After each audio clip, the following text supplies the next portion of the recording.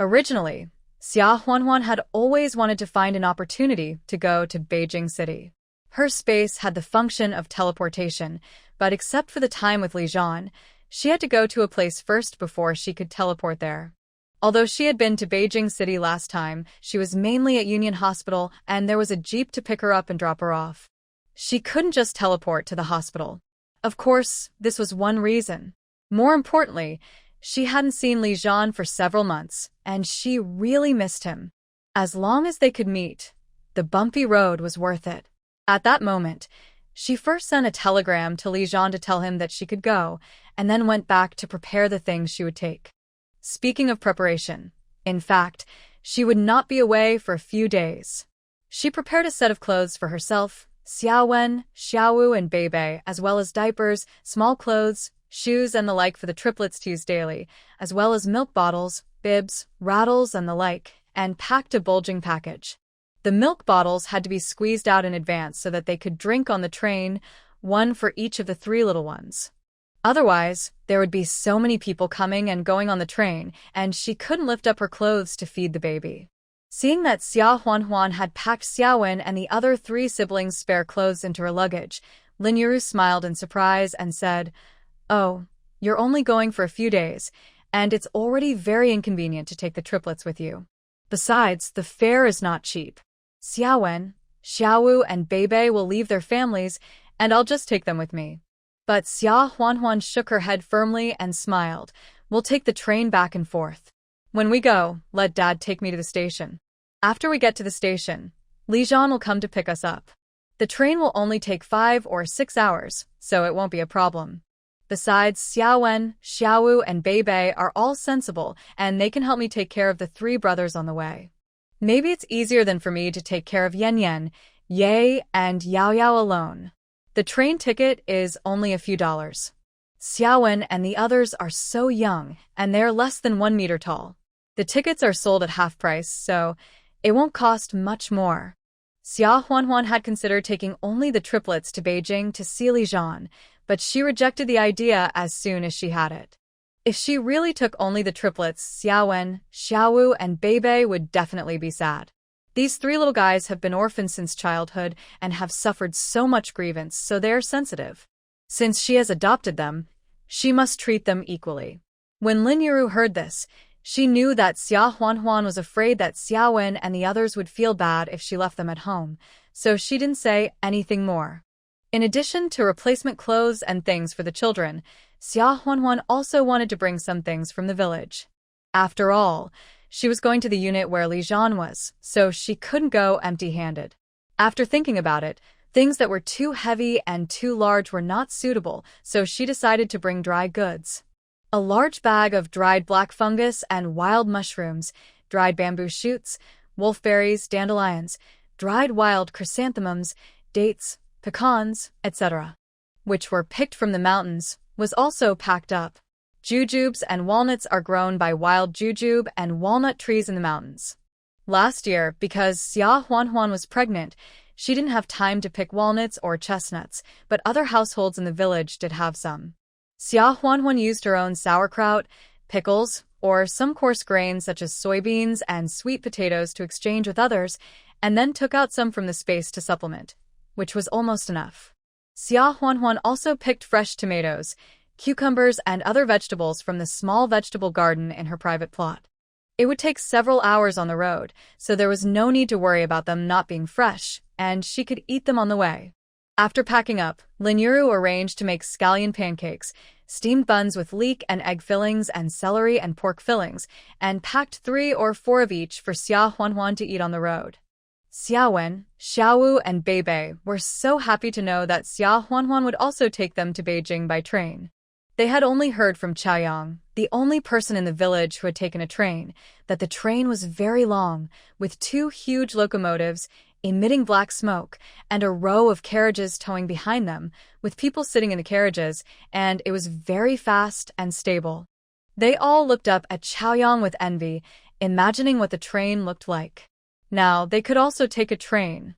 Because of this, Xiaowen and the others did not fall asleep until late at night. Early the next morning, Xia Shuangshan borrowed an ox cart to send Xia Huanhuan and the 6 children to the railway station. The countryside was far from the county town, and it was impossible to go to the county town specifically to buy tickets in advance. Basically, they went there on the same day to buy tickets for the same day. In this way, if you can buy a ticket if it is still a hard seat, it is already very good. But want to buy a sleeper or soft sleeper? That's difficult. However, Xia Huanhuan didn't have to worry about this time. Yan Haotian had helped buy 4 soft sleeper tickets a few days in advance.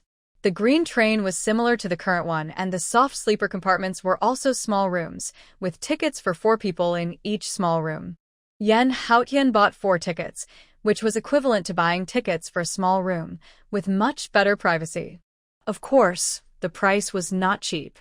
An ordinary hard seat ticket from Mo County to Jing City was 1.5 yuan, and a hard sleeper was almost half the price, 5 yuan, and a soft sleeper was 5 yuan. 4 soft sleeper tickets cost 20 yuan. It was almost enough for a farmer's income and expenses for almost a year. Moreover, this was not something that could be bought with money. If you didn't have a letter of introduction, the ticket seller wouldn't even bother you. Xia Huanhuan naturally knew that Yan Haotian must have taken great pains to buy this, and she felt warm in her heart. Yan Haotian was still a little unhappy. How can a brother-in-law be such a person? He knew you were bringing 6 little ones with you, but he still let you go by yourself? Why didn't he come to pick you up? Xia Huanhuan smiled and said, "You can't blame him. He wanted to ask for leave to come back so that I wouldn't have to run around here, but he couldn't get leave, so he asked me to go to visit my family." Yan Haotian felt complicated when he heard his sister defend Li Zhan like this. On the one hand, seeing that his sister and brother-in-law love each other so much and understand each other, they have found a good home, but on the other hand, he couldn't help but be jealous of Li Zhan. Humph. If he had recognized his relatives earlier, he would not have let his sister marry so wronged and let Li Zhan, that kid, get away with it. Although he was worried, Yan Haotian naturally didn't want to send Xia Huanhuan over. In fact, he and Li Zhan were similar. The army had already taken good care of him. As long as he asked for leave to take care of his family, the higher-ups would approve it. Otherwise, he wouldn't have been able to personally arrange to buy a train sleeper ticket for Xia Huanhuan. But the troops took care of him, so he couldn't push his luck too far. Xia Shuangshan and Yan Haotian ran back and forth to help Xia Huanhuan get the kids and the things they needed to take on the train, and then they got off. After waiting for about 10 minutes, there was a long whistle, followed by a loud clang clang clang, and the train started. Xiaowen, Xiaowu, and Beibei were all very excited, and the 3 little heads rushed to the window and stuck their heads out to look. At that time, there were no air-conditioned trains, and the windows of the green trains could be opened. Xia Huanhuan was afraid that they would fall out of the window accidentally because of their small size, so she quickly pulled Beibei's collar from behind and told Xiaowen to keep an eye on Xiaowu and not stick his head out too much, and then she freed her hands to wave goodbye to Yan Haotian and Xia Shuangshan, who were standing on the platform.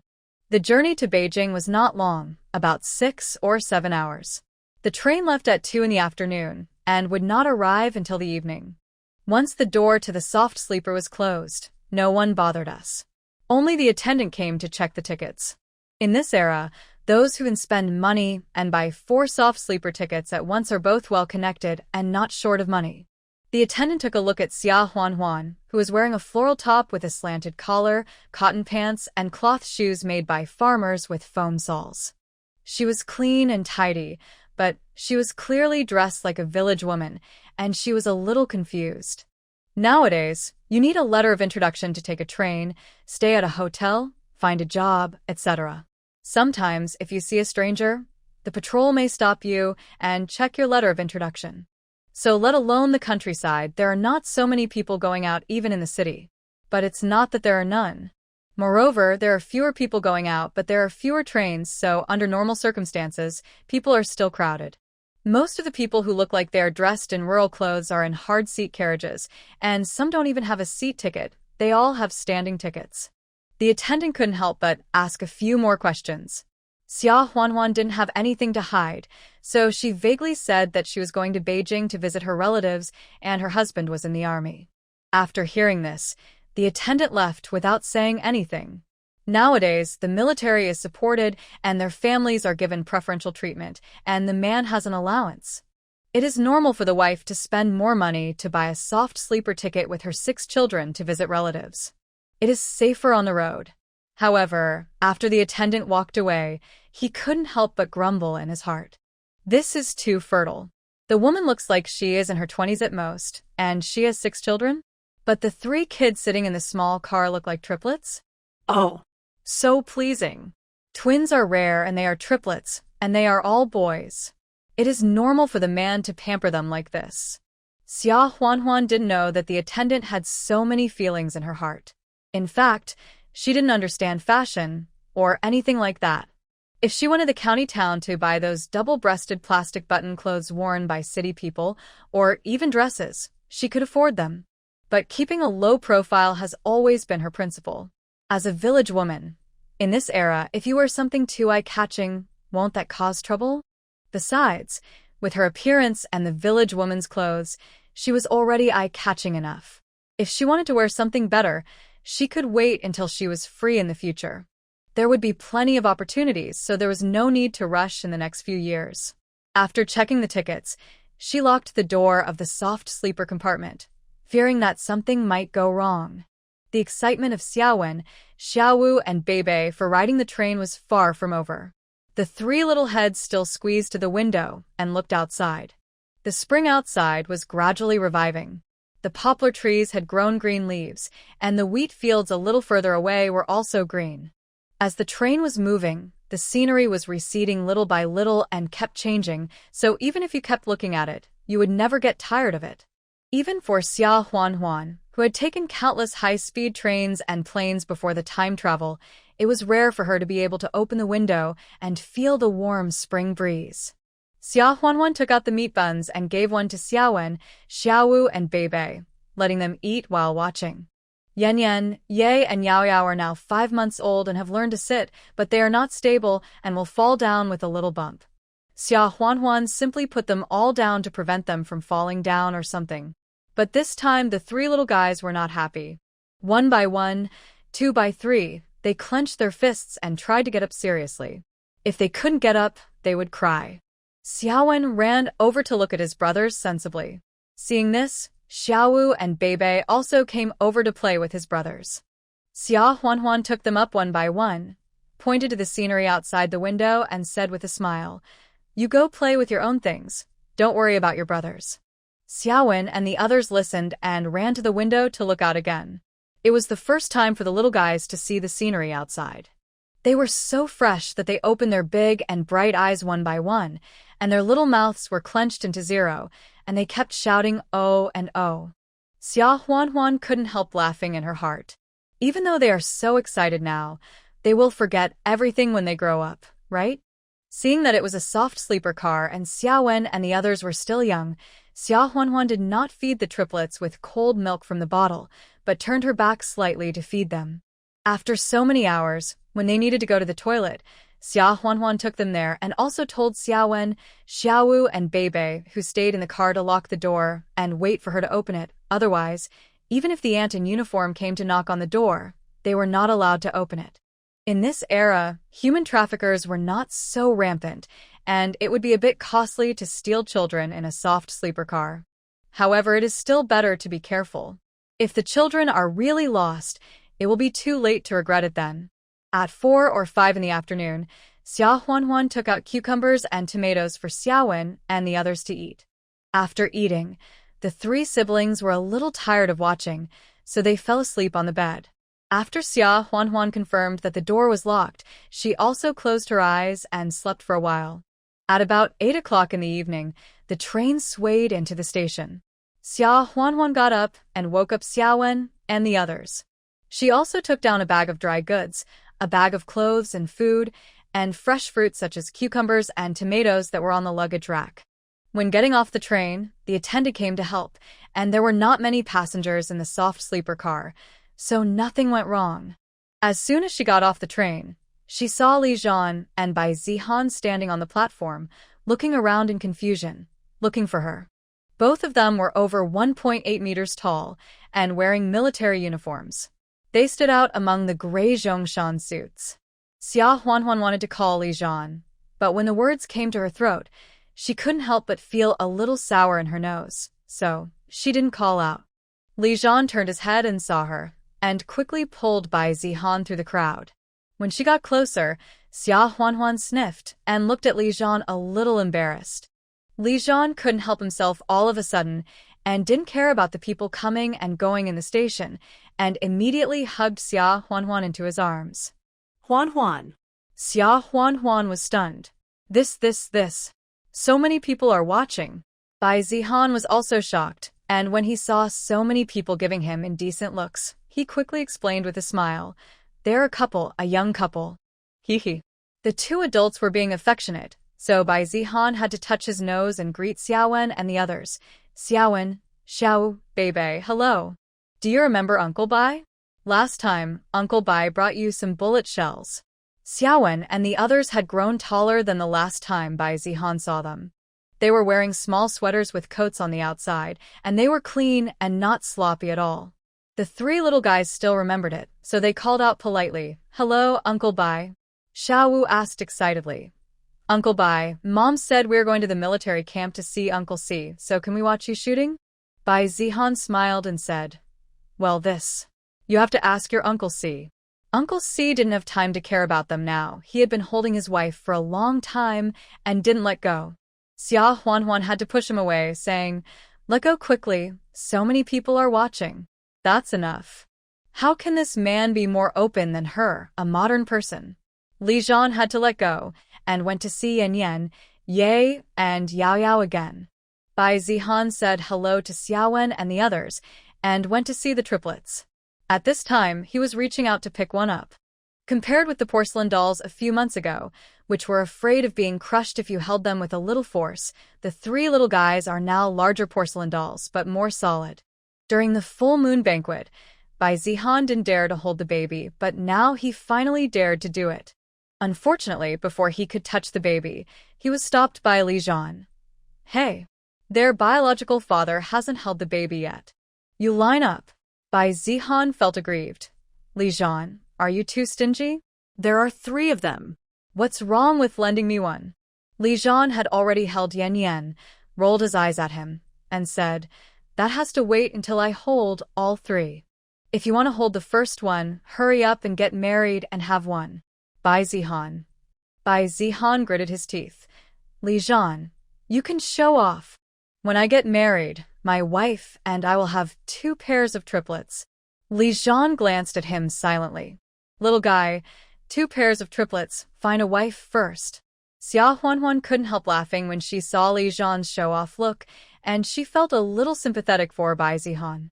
However, Li Zhan didn't show off for long because Yan Yan didn't recognize him when he just picked her up, so she held Li Zhan's chest with her little hands and started crying, refusing to let Li Zhan hold her. Li Zhan was very embarrassed. Bai Zihan was bullied by his wife 1 second and gloated the next. Xia Huanhuan reached out to take Yan Yan and said with a smile, "It's probably because we haven't seen each other for too long and don't recognize each other. These 3 guys are very sensible and don't make trouble. They will be fine after a few days of getting familiar with each other." Li Zhan was helpless and had to hold Yi again, but he also cried and refused to be held. It was not until Yao Yao that he was a little better. The little guy is quite Buddhist. When he was born more than 20 minutes later than his 2 brothers. Now he is the one with the best temper among the 3 brothers. He lets anyone hold him and doesn't cry. Xia Huanhuan could not help but frown and said, "Why is this kid not crying? What if he is held by a human trafficker? How can he not cry or make a fuss?" Li Zhan. Li Zhan gritted his teeth. "Huanhuan, I am their father." It was already quite embarrassing for him to see the 2 of them crying like that. It was so hard for one of them not to cry, but he was ruined by his wife. Xia Huanhuan laughed and said, "Oh, sorry, I didn't think of that." Yao Yao was still quite considerate. When Bai Zihan held him, he cried twice, as a way to distinguish his father from other strangers. But it was only 2 times, and then he carefully studied Bai Zihan's buttons and poked them with his little fleshy hands. After a while of making a fuss, Xia Huanhuan put the triplets back in the stroller and pushed it away. Li Zhan and Bai Zihan were both hard laborers. Not only did they carry a bag of things each, but they also had to free up their hands to pull Xiaowen and the others to prevent them from getting lost. Bai Zihan couldn't help laughing. "Sister-in-law, we are in Jingshi, and the army still has food. Look, you brought so much." Xia Huanhuan smiled and said, "I know you will not lack it. These are all grown by ourselves or picked and dried in the mountains. They are not worth much, but just a little thought. It would be ugly if you come empty-handed." Li Zhan kicked him and said, "If you don't speak, no one will think you are dumb. What my wife brought here, how can it be the same? I think you don't want to eat it?" Bai Zihan immediately said in a flattering way, "Of course you have to eat it. What my sister-in-law planted and picked herself must be better than the canteen." After talking, the few of them left the station. Li Zhan borrowed the army's jeep to pick them up. 3 people, 6 kids, and so many things, a big car, and it was packed full, driving towards the army's guest house. Originally, Fu Weixin suggested that there was a vacant room in the Fu family so they could stay at the Fu family, but Li Zhan refused. Now that Fu Qingye has returned to the city, if he lives in the Fu family, they will inevitably meet. He doesn't want his wife to come to visit and get angry. Fu Weixin is a grown man, and he doesn't have so many twists and turns in his mind. He always thought that Fu Qingye treated Li Zhan as a brother and got close to him. As for taking the initiative to go to the countryside, it was also a sign of progress. Going to Li Zhan's hometown was just because it was not far from Beijing, and Li Zhan's family could take care of it a little bit, so he didn't doubt Fu Qingye's thoughts. It was just that he went there for a year and came back in disgrace, which made Fu Weixin a little angry. Seeing Li Zhan's refusal, Fu Weixin didn't insist. After all, Li Zhan's wife had only seen them once last time, so she would probably feel awkward if she was asked to go back home to live directly. Li Zhan specially booked 2 rooms in the guest house, both of which were equipped with independent toilets. However, there was no need to think about showering, as large bathhouses were still popular in the north at that time. The guest house was not far from the military camp, but he did not plan to go back to the army at night. Bai Zihan was also left behind as a temporary babysitter, sleeping in the next room with Xiaowen, Xiaowu, and Beibei. The triplets were in their room, but they were only a few months old, so there was no need to worry about seeing them. After not seeing each other for a few months, a short separation is better than a new marriage. When Xia Huanhuan asked the guest house for hot water to wash up, Li Zhan had already touched her. Xia Huanhuan was angry and shy, but after all, it had been a few months, so she didn't want to.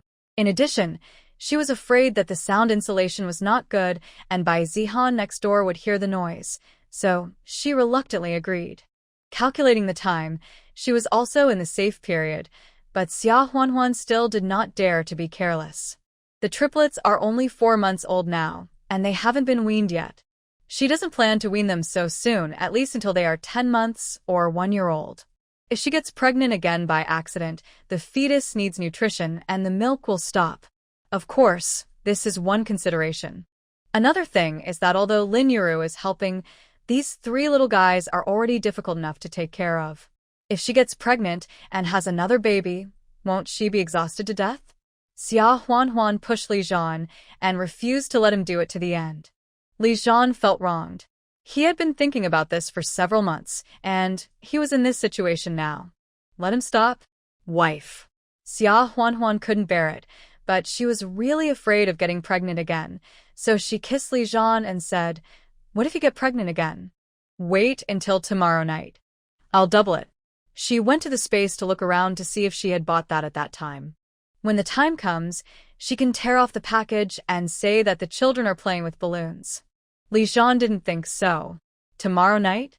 There's still tomorrow night. Suddenly, he remembered something, jumped up, and searched his pockets. Then he took out several paper bags and opened them. Xia Huanhuan was dumbfounded, pointing at the thing, and unable to speak. This. In this era, there are really people who produce this. Li Zhan laughed and said, "I forgot, Brother Fu-san gave it to me, saying that it was produced by the Guangxi Latex Factory. He is a doctor, and it is easy to get it. It is not easy to get pregnant with this. Xia Huanhuan. Brother Fu-san, do you think he is helping? Or is he making things worse? What else can Xia Huanhuan say? She can only let her man torture her to death. The next day, Xia Huanhuan was too lazy to get up. In one night, she used that thing 3 or 4 times. Is it going to let people live? Li Zhan was refreshed. He got up early in the morning to supervise the morning exercises in the army. After breakfast, he rushed over and went to the canteen of the guest house to get breakfast. Xia Huanhuan was so tired that she didn't even want to get up to eat. Li Zhan went straight up, ignoring Xia Huanhuan's struggle, hugged her and made her sit half on the bed, and said with a smile, "How can you not eat breakfast? Your stomach will be hungry. How about I feed you?" Xia Huanhuan. She was already embarrassed enough, and if she asked Li Zhan to feed her again, she could just find it in the ground to crawl into. She had no choice but to get up, wash up, and have breakfast. Breakfast was just homely, with salty tofu pudding, fried dough sticks and fried dough rings, a dish of shredded pickles, a dish of tofu with scallions, a dish of rose fermented tofu, a plate of braised beef, and 5 or 6 boiled eggs. Fried dough rings are similar to fried dough sticks, but they are different in shape. They are usually served with soybean juice, but those who like soybean juice like it very much, and those who don't like it can't get used to it. Xia Huanhuan is the latter, so Li Zhan asked for tofu pudding. Bai Zihan went back to the army early in the morning, so Xiaowen, Xiaowu, and Beibei came to this room to eat together. Xia Huanhuan was really hungry.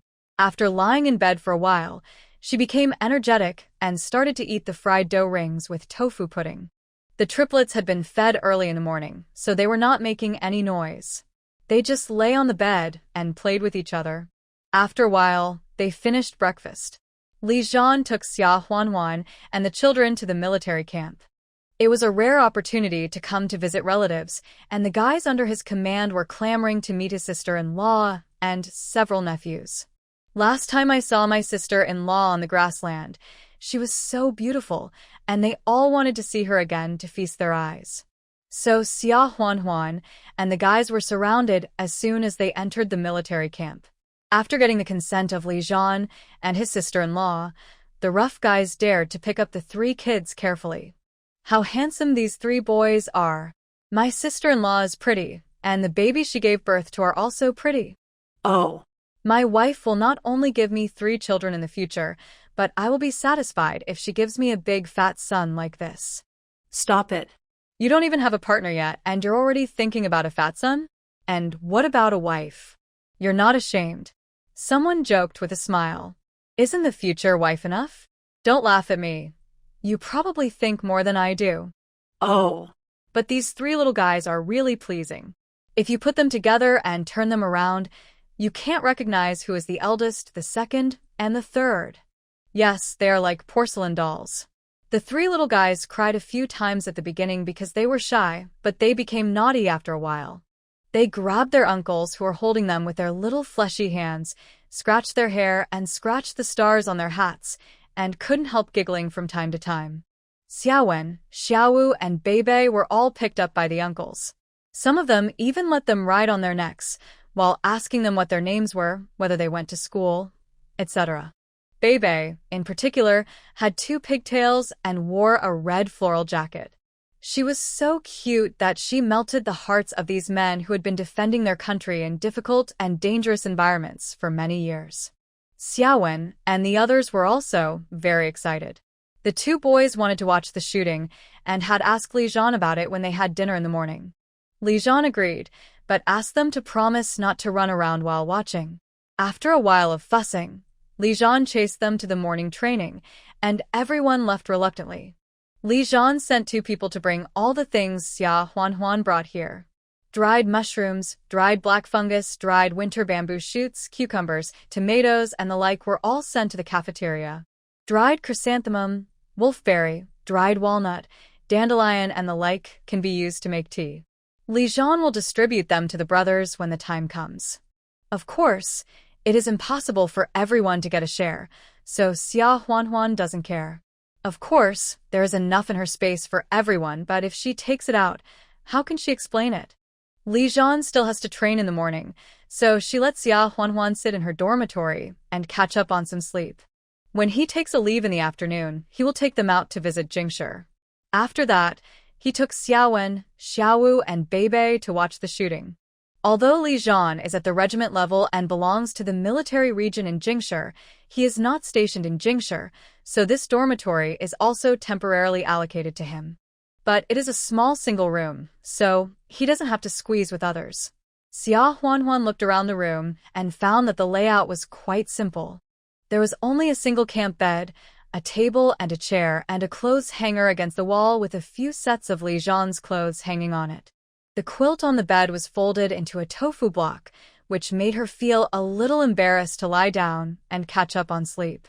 However, she was tossed around all night last night, and she was not allowed to sleep until dawn. She was really sleepy.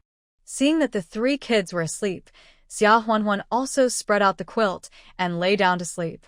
I don't know if it's an illusion, but I feel that the bed is full of the unique smell of Li Zhan, which makes people feel inexplicably at ease. I don't know how long she slept, but Xia Huanhuan was woken up by the 3 kids. She saw that they had peed, so she was busy changing their diapers. Then she looked back at the quilt on the bed and started to fold it back into a tofu block. Before she traveled through time, she did learn a little bit in military training, but the finished product was not satisfactory.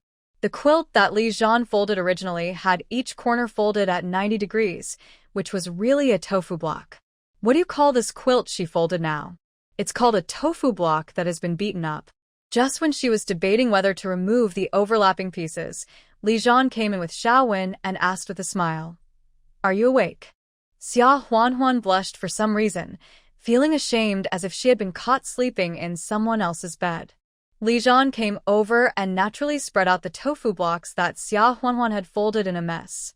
In a few seconds, he reshaped them into tofu blocks with a standard 90-degree angle, saying, "Brother Fu-san said he wants to treat us to a meal and will come to pick us up in a while." Xia Huanhuan. He disliked the tofu block she folded. He removed the overlapping pieces in front of her. Didn't she have any face? Seeing that she didn't answer, Li Zhan looked up at her and saw that she was frowning and looking at her quilt seriously. He couldn't help but ask, "You haven't slept enough?" Xia Huanhuan. "No, it's just this tofu block. It's quite difficult to fold it." Li Zhan didn't hear his wife's little mood and smiled. "It's okay. Practice makes perfect. You will be able to do it after practicing for a day or 2. Xia Huanhuan, I folded it so ugly. No wonder you dislike it so much." Li Zhan came to his senses at this time. Is his wife feeling wronged? He scratched his head and said somewhat unwillingly, "What you folded is okay. It's just not standard. Look at the folded corner, it should be 90 degrees, and what you just folded is all obtuse angles." As he spoke, he realized something was wrong, and Li Zhan immediately changed the focus with a strong desire to survive. "No, what I mean is, my wife, you are already so tired of taking care of the children. I will do all the work of folding the quilts from now on." Xia Huanhuan couldn't help laughing, glanced at him, and said, "This is almost right." Li Zhan let out a long sigh, then led Xia Huanhuan and the kids to the door. In this era, except for the company that has a car, almost no one has one. Fu Nanjing naturally didn't have one either, and it wasn't like last night when he was going to pick someone up with luggage, so he didn't borrow a car from the company. They walked for a while, then went to the bus stop to take the bus. Xia Huanhuan had only met Fu Nanjing once, and was still quite unfamiliar with him, so she pretended to be well-behaved, nodded slightly, and followed Li Zhan and called out, "Third brother Fu." Fu Nanjing looked at Xia Huanhuan with interest and said with a smile, "No need to call me third brother Fu. It's too unfamiliar. Just call me third brother from now on." Xia Huanhuan smiled at him, looked at Li Zhan again, and didn't respond. In her heart, she still felt that this man was quite familiar. She only called him third brother Fu politely through Li Zhan, and she still felt that it was too unfamiliar. They were strangers to begin with. Besides, this man is Fu Qingye's third brother. Fu Nanjing went to tease the triplets again and asked about Xiaowen, Xiaowu, and the others. Then he and Li Zhan picked up Xiaowu and Beibei respectively. Xiaowen followed, and the group went to take the bus. When they arrived in Jingshi, they naturally had to eat roast duck or shabu-shabu. Quanzhid's roast duck and Donglishun's copper pot shabu-shabu were both open, and they finally chose Quanzhid. At that time, a roast duck cost 7 yuan, which was already a high price. Fu Nanjing's monthly salary was about the same as Li Zhan's allowance, about 60 or 70 yuan, and this roast duck cost almost 1/10 of his monthly salary. But since it was a treat, Fu Nanjing would naturally not be stingy with this little money. Several people sat down in the store, and soon a master chef came in with a fruitwood roasted duck and sliced off the charred duck skin and duck meat one by one. The remaining duck bones can be used to make soup, which is duck bone soup. Roast duck meat is served with sesame cakes, green onions, sauce, and thin dough. In addition, a few side dishes are ordered, such as mustard duck feet and roasted duck hearts. After meal, it costs about 12 or 13 yuan. Xia Huanhuan has eaten roast duck before, and she is not shy. Of course, she did not show off deliberately. She still listened to Fu Nanjing's introduction and demonstration of how to eat roast duck very humbly, and then everyone picked up chopsticks to start eating. Xia Huanhuan skillfully picked up the duck meat and green onion shreds, dipped them in sauce, wrapped them with thin skin, and first wrapped a piece for Xiaowen, Xiaowu, and Beibei.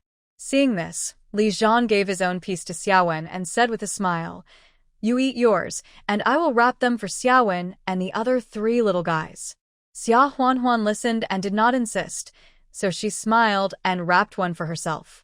It is fat but not greasy, and it is indeed a delicacy in the world. Since crossing here, although there are a lot of supplies in the space most of the time, I still cook and eat more. Xia Huanhuan is still very satisfied with her cooking skills, but it has been a long time since she could eat delicious food without doing it herself. Fu Nanjing observed Xia Huanhuan while eating and felt that although she was dressed like a country woman, her words and deeds were generous and she knew when to advance and retreat. She really didn't look like a country girl. Apart from anything else, there are only a few people in the Quanzhid store on Qianmen Street who can come in without being nervous or feel pain when seeing the menu, let alone country people. But Xia Huanhuan didn't look nervous or scared at all. Moreover, her action of rolling duck meat seemed to be more skillful than his. Well, anyway, it seems that Li Zhan's arranged marriage has really found a treasure.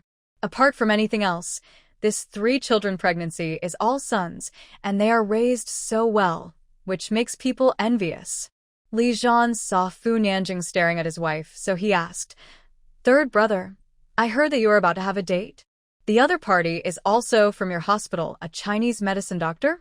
Fu Nanjing laughed. "Where did you hear that? They haven't even started dating yet." Li Zhan didn't ask any deeper questions and just laughed. "The leader mentioned this last time. If you keep dragging it out, the leader will probably arrange a blind date for you." Fu Nanjing rolled his eyes at him and said, "Didn't we both get urged 2 years ago? You kid got married and started to ridicule me? Are you looking for a fight?" Then Fu Nanjing said, "By the way, the old man said that he would let you bring your wife and children to my house for dinner. Is it tomorrow or the day after tomorrow?" Xia Huanhuan was stunned when she heard this. Going to Fu's house for dinner?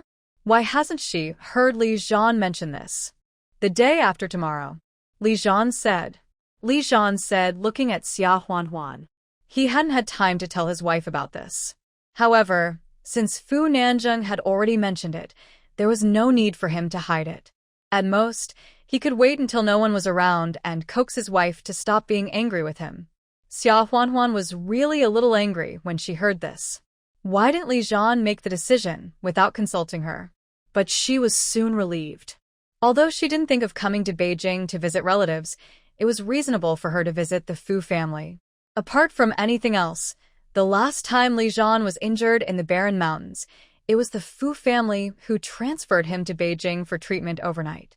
This alone was enough for her to prepare gifts and take the initiative to go to the door to thank them. Moreover, what was Li Zhan's background? In this era, although the more difficult one's background is, the better, who can join the army doesn't have such a background. There are naturally many people with strength, so why should they rely on you? the Fu family has a solid foundation. Let's not talk about how much support they can give to Li Zhan.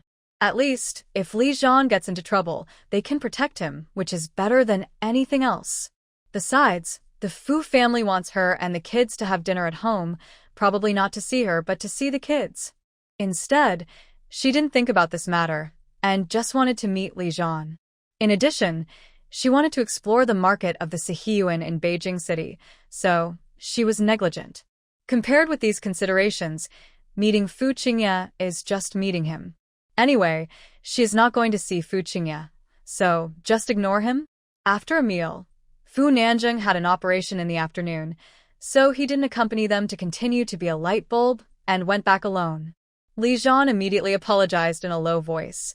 Huan, I'm sorry. I haven't had time to tell you about going to the Fu family for dinner. He also knew that Fu Qingye was too much. If he went to the Fu family and it was a family dinner, he would have to meet Fu Qingye. Xia Huan smiled and interrupted him, saying, "Even if you don't say it, I would have mentioned it too. Last time you were injured, they helped so much, but we haven't thanked them yet. This time I came here, I also brought a ginseng, which I dug when I was in the mountains before. Do you think this gift is presentable?" Li Zhan was stunned for a moment. He really didn't expect his wife to be so understanding. However, when did his wife prepare the ginseng? He and Bai Zihan brought all the luggage along the way, and they didn't see it? Of course, Xia Huan didn't prepare it in advance, but it was ready in the space, so just take it out. Although this lie made him feel guilty and blush if he didn't say that, how to explain the origin of the ginseng? Change it to another gift. The ones he brought have been distributed. Can he buy it now in Beijing? It's better not to give this gift. Although Li Zhan was confused, he didn't ask, and smiled and said, "The ginseng must be presentable. But why did you go into the mountains alone again? How dangerous is it?" Xia Huan stuck out her tongue, forgetting about it, and smiled. The women in the village also go into the mountains to pick wild mushrooms and vegetables. I'm not the only one, so you don't have to worry. As they talked, they took the kids to the bus stop to wait for the bus to visit the summer palace. On the way, they passed a food store and saw a soda store, so they bought a bottle of Arctic Ocean soda for Xiaowen, Xiaowu, and Beibei. A bottle cost 1.5 yuan, but when Li Zhan came back, he took 4 bottles, spending a total of 60 yuan. The last bottle was given to Xia Huan. Xia Huan didn't refuse. She was a 10,000 yuan household. Soda, at 1.5 cents a bottle, is still affordable. After taking a few sips with a straw, it was surprisingly delicious, so she handed the bottle to Li Zhan's mouth, motioning him to have a few sips as well. Li Zhan smiled and took a few sips with the straw that Xia Huan had used. Yan, Ye, and Yao saw what everyone was drinking, and they also wanted to drink. Xia Huan gave them the bottle she brought and asked them to have a few sips. Children who are a few months old are easier to fool, and they think that what they are drinking is the same as their parents, brothers, and sisters, and they are so happy that they dance with joy. Soon the bus arrived, and the family took the bus to the gate of the summer palace. The ticket price for the summer palace is also very low, only 1.1 cents per ticket for adults. Children are half price, and as for babies a few months old, it is definitely free. Beibei didn't ask for a ticket either. Li Zhan, Xia Huan, Xiaowen, and Xiaowu had 4 tickets in total, which was only 30 cents. It was too tiring to climb Wanshou Mountain, and a cruise ticket on Kunming Lake was 30 cents, which was not expensive. However, considering that it was not safe to bring so many children, they didn't take the cruise. Therefore, they just took a walk in the garden and looked at the scenery. Even so, Xiaowen, Xiaowu, and Beibei went crazy, laughing from ear to ear, chasing each other and running happily on the grass. For them, taking a train, eating roast duck, drinking soda, and buying tickets to visit the park were all just dreams. Something I could never dream of. It is spring now, the grass is green, and the birds are singing. Many Beijing citizens are flying kites with their children. Li Zhan asked Xia Huan to wait with the children, and he went to the state-owned store in the park to buy a butterfly-shaped kite, and took Xiaowen, Xiaowu, and the others to play with it. When the kite was flying high, Li Zhan came back, looked at the triplets, and asked Xia Huan to fly a kite as well. Xia Huanhuan was too lazy to lead at first, but in the end she couldn't resist and went over to fly a kite for a while. Looking back, flying a kite is something I have only done when I was a child. I really flew it with my own hands and watched the kite get higher and higher and smaller and smaller. The kite string was thin and translucent. The kite in the sky could not be seen. It was like a kite floating alone in the sky. Anyway, it was quite interesting. An afternoon passed quickly. In the evening, the family went to eat the famous noodles with soybean paste in Beijing. Li Zhan still stayed in the guest house with Xia Huanhuan. Although he felt sorry for his wife who was exhausted after running all day, he was not as anxious and rough in his actions, but the number of times he asked was no less than last night. Xia Huanhuan didn't even have the strength to beg for mercy in the end. The next morning, Li Zhan had half a day off, so he took Xia Huanhuan to the square and the Forbidden City to have a look. In the afternoon, Li Zhan could not accompany them. Xia Huanhuan smiled and said, "You go and do your own thing. I just want to go visit someone. I have the address. I can buy a map to find out how to get there. At the very least, I still have a mouth to speak, right?" Li Zhan frowned slightly. Who do you want to see? How could his wife know someone in Jingshi? Xia Huanhuan did not hide it. She would know sooner or later, so she said, "Do you remember when I was pregnant for a few months? Didn't I rent a house in the county? I have met the owner of that house, Grandma Luo, a few times, so she rented the house to us at a low price. She had a miserable life. All 4 of her children died, and their remains were not found until more than a year or 2 ago. They were buried together in Jingshi. There was no one in her family, so the government took her in to take care of her in her old age. I was thinking of going to see her." Li Zhan nodded after hearing this and said, "In that case, we should go and see. However, it is not convenient for you to take the kids with you, so I will ask the army to help watch them for the afternoon. But I really can't get away, so I can't accompany you." Xia Huanhuan was very happy after hearing this. She was just worried that it would be difficult to move with the children, and now it was just right. She was so happy that Li Zhan was not with her, and she smiled and said, "I'm such a grown-up, and I have a letter of introduction with me. How can I lose it? You don't have to accompany her." Li Zhen. I always feel that his wife seems to be very happy when he is not with her. Xia Huanhuan specially asked for Grandma Luo's address before Grandma Luo went to Beijing. Grandma Luo had not intended to give it to her, but Xia Huanhuan said that if the Luo family wanted to get the front and back houses back, she would send her a telegram and let her know, and Grandma Luo gave it to her. Xia Huanhuan kept it in her space. Xia Huanhuan felt that she was taking too much advantage. For such a good courtyard, 6 main rooms and 2 side rooms, she only gave 500 yuan. Apart from anything else, when she later bought back the front and back courtyards of the Luo residence, she had to give 120 yuan for 2 side rooms or ear rooms, and those families wanted to bargain for it. Although asking for 500 yuan was also Grandma Luo's own will, Xia Huanhuan still wanted to compensate her, if there was a chance. However, the old lady who didn't even care about 500 yuan must not care about her compensation. "Anyway, since you're in Beijing, you might as well go and take a look." The old lady was lonely and pitiful. Grandma Luo lived in a nursing home for the families of martyrs, not far from the martyrs' cemetery. She went to the cemetery to sit early in the morning every day, sometimes talking to herself in front of the tombstones. She came back for lunch and dinner at noon, and went there again in the afternoon. She was a solitary person and didn't talk. She had lived in Beijing for more than a year, but she hadn't become cheerful. The leaders of the hospital had also asked someone to enlighten her, but it was of no use, so they could only let her be. She had indeed aged a lot, and her hair was almost completely white. That day, when Grandma Luo was about to go to the cemetery, she was stopped by the nursing staff of the hospital, who told her that it was her Mo County. The niece next door came to see her.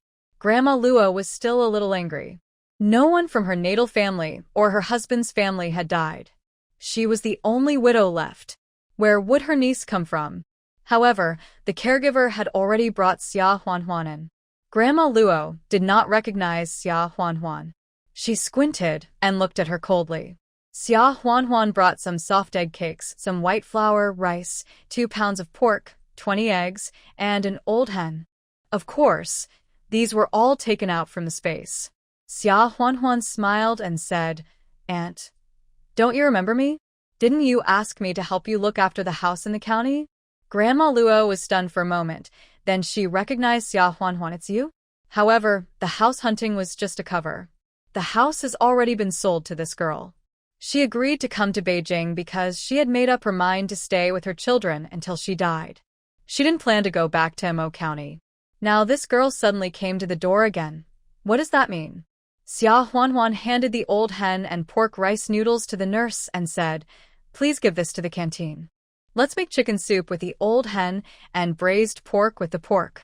Let's eat together. Please keep these 20 eggs and make an egg cake for my aunt every morning." The sanatorium here also eats from a big pot in the canteen, and it is impossible for Grandma Luo, who is in her 60s or 70s, to have her own special meal.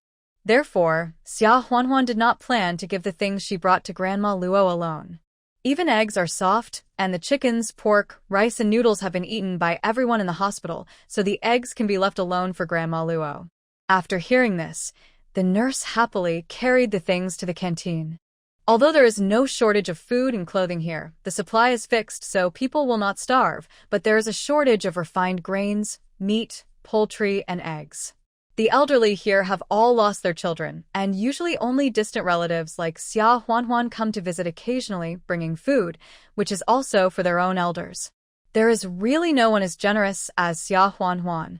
Grandma Luo frowned and asked coldly, "What are you doing? Who asked you to come?" Xia Huanhuan didn't care about Grandma Luo's coldness and smiled. "Aunt, didn't I say at that time that if there was a chance, I would come to see you? Isn't this an opportunity?" Grandma Luo was speechless for a moment. She had sold the house to her at a low price at that time, so it was normal for her to say a few polite words. Who would really take it seriously? Seeing her holding a small broom, Xia Huanhuan asked, "Aunt, are you going to the cemetery? I'll go with you."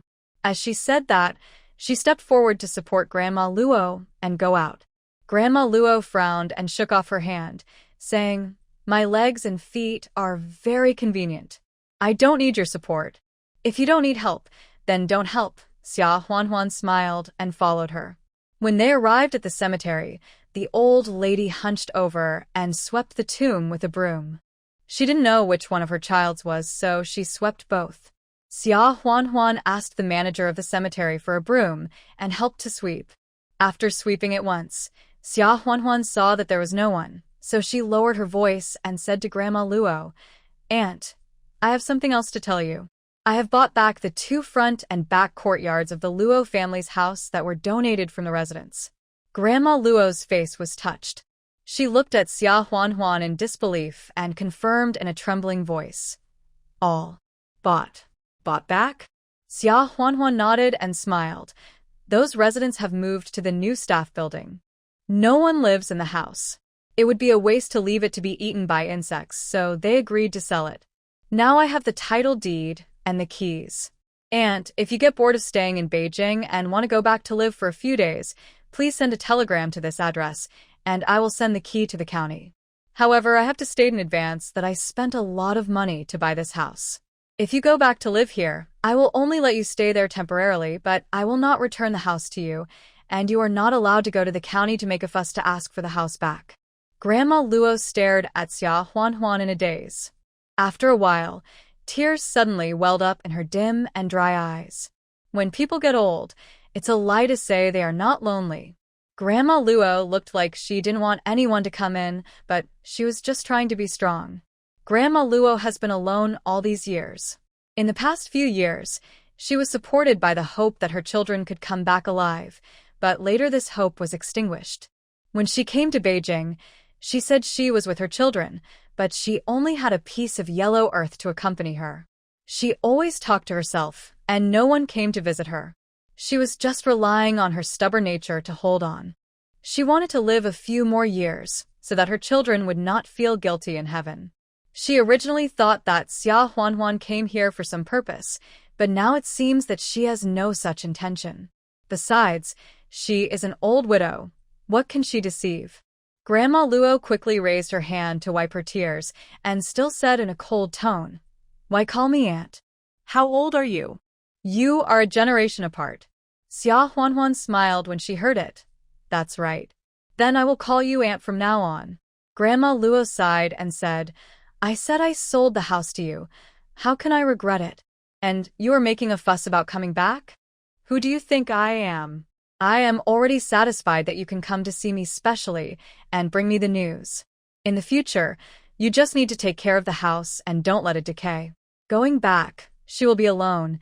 It's better to stay in Beijing, with the children's tombs to accompany her, right?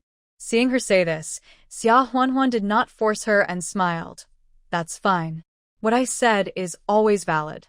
And if you change your mind, just tell me at any time. The house is fine. I'm waiting for the birth of my child here this year. The peach tree in the yard has produced many fruits, which are big and sweet. Grandma Luo was obviously very happy to hear this, and said with some pride, the peach tree has been there for many years. Doesn't it produce peaches every year? Oh, You're also lucky. She couldn't help asking, did you give birth? A son or a daughter? Xia Huanhuan smiled and said, yes, sons, 3 big fat boys. Grandma Luo was stunned when she heard this, and a look of surprise appeared on her face. Triplets? Xia Huanhuan nodded. Grandma Luo couldn't help but smile, and said, this is a rare blessing. My son is good, but he is tough. He becomes naughty when he grows up. I'm afraid 3 of them will be very annoying.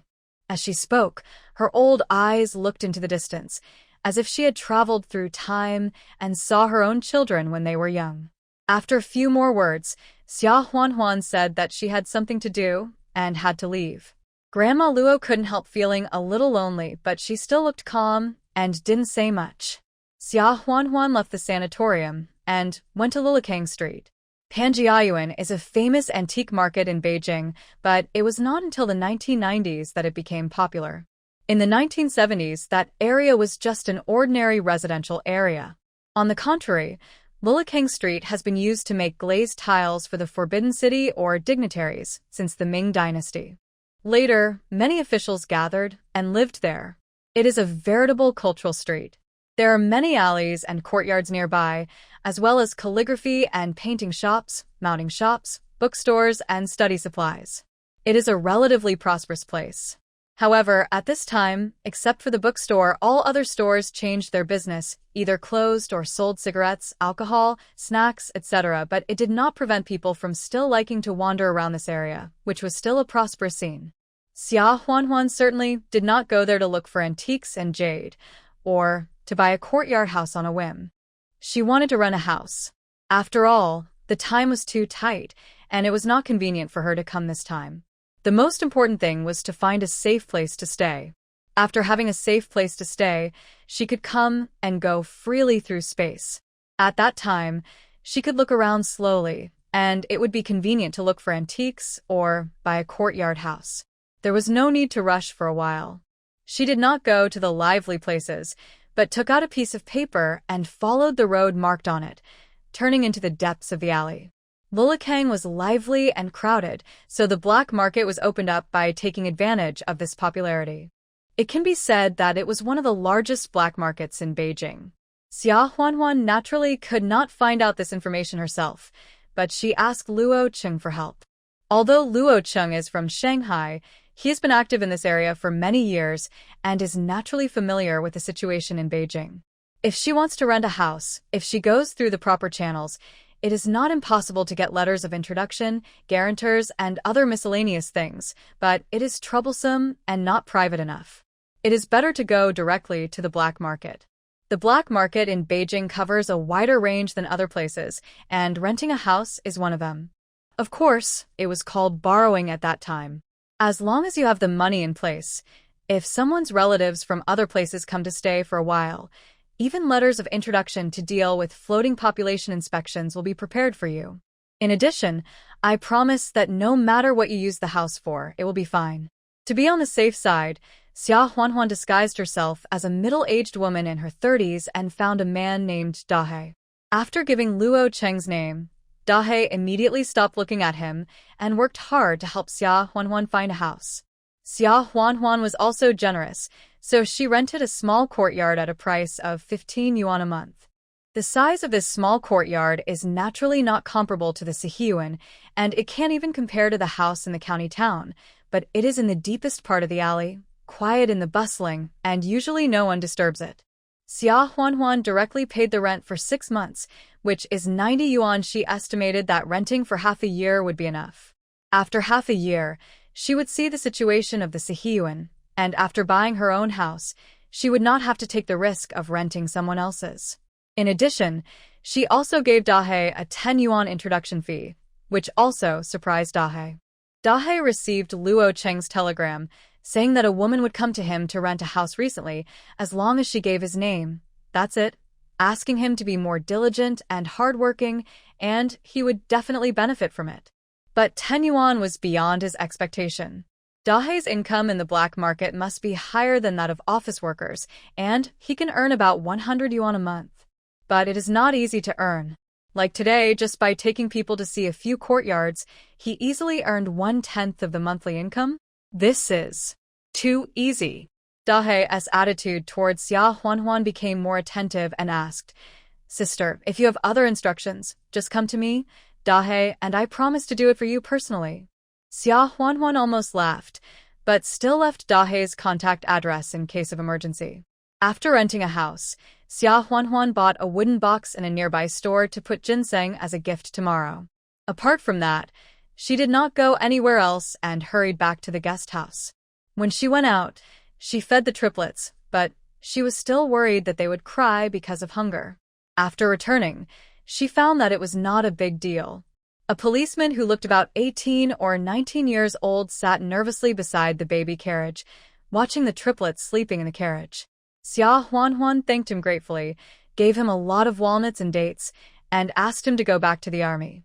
At night, Li Zhan came again after the lights were turned off in the army, and gave her hot and tender stewed, non-greasy braised pork and sweet and sour spare ribs, as well as stir-fried cauliflower and fried tofu, big meat buns and rice porridge. After dinner and washing up, Li Zhan suddenly took out a paper bag and handed it to Xia Huanhuan, smiling. "Open it and take a look." Xia Huanhuan was stunned for a moment, took the paper bag, and asked with a smile, "What is it?" Li Zhan was a little embarrassed, scratched his hair, and smiled. "You will know when you open it." When she opened it, it turned out to be a floral dress. Xia Huanhuan looked up at Li Zhan in surprise, not expecting that this rough man would even think of giving her a gift. Li Zhan blushed a little, coughed twice, and said, "Isn't your birthday on July 7th?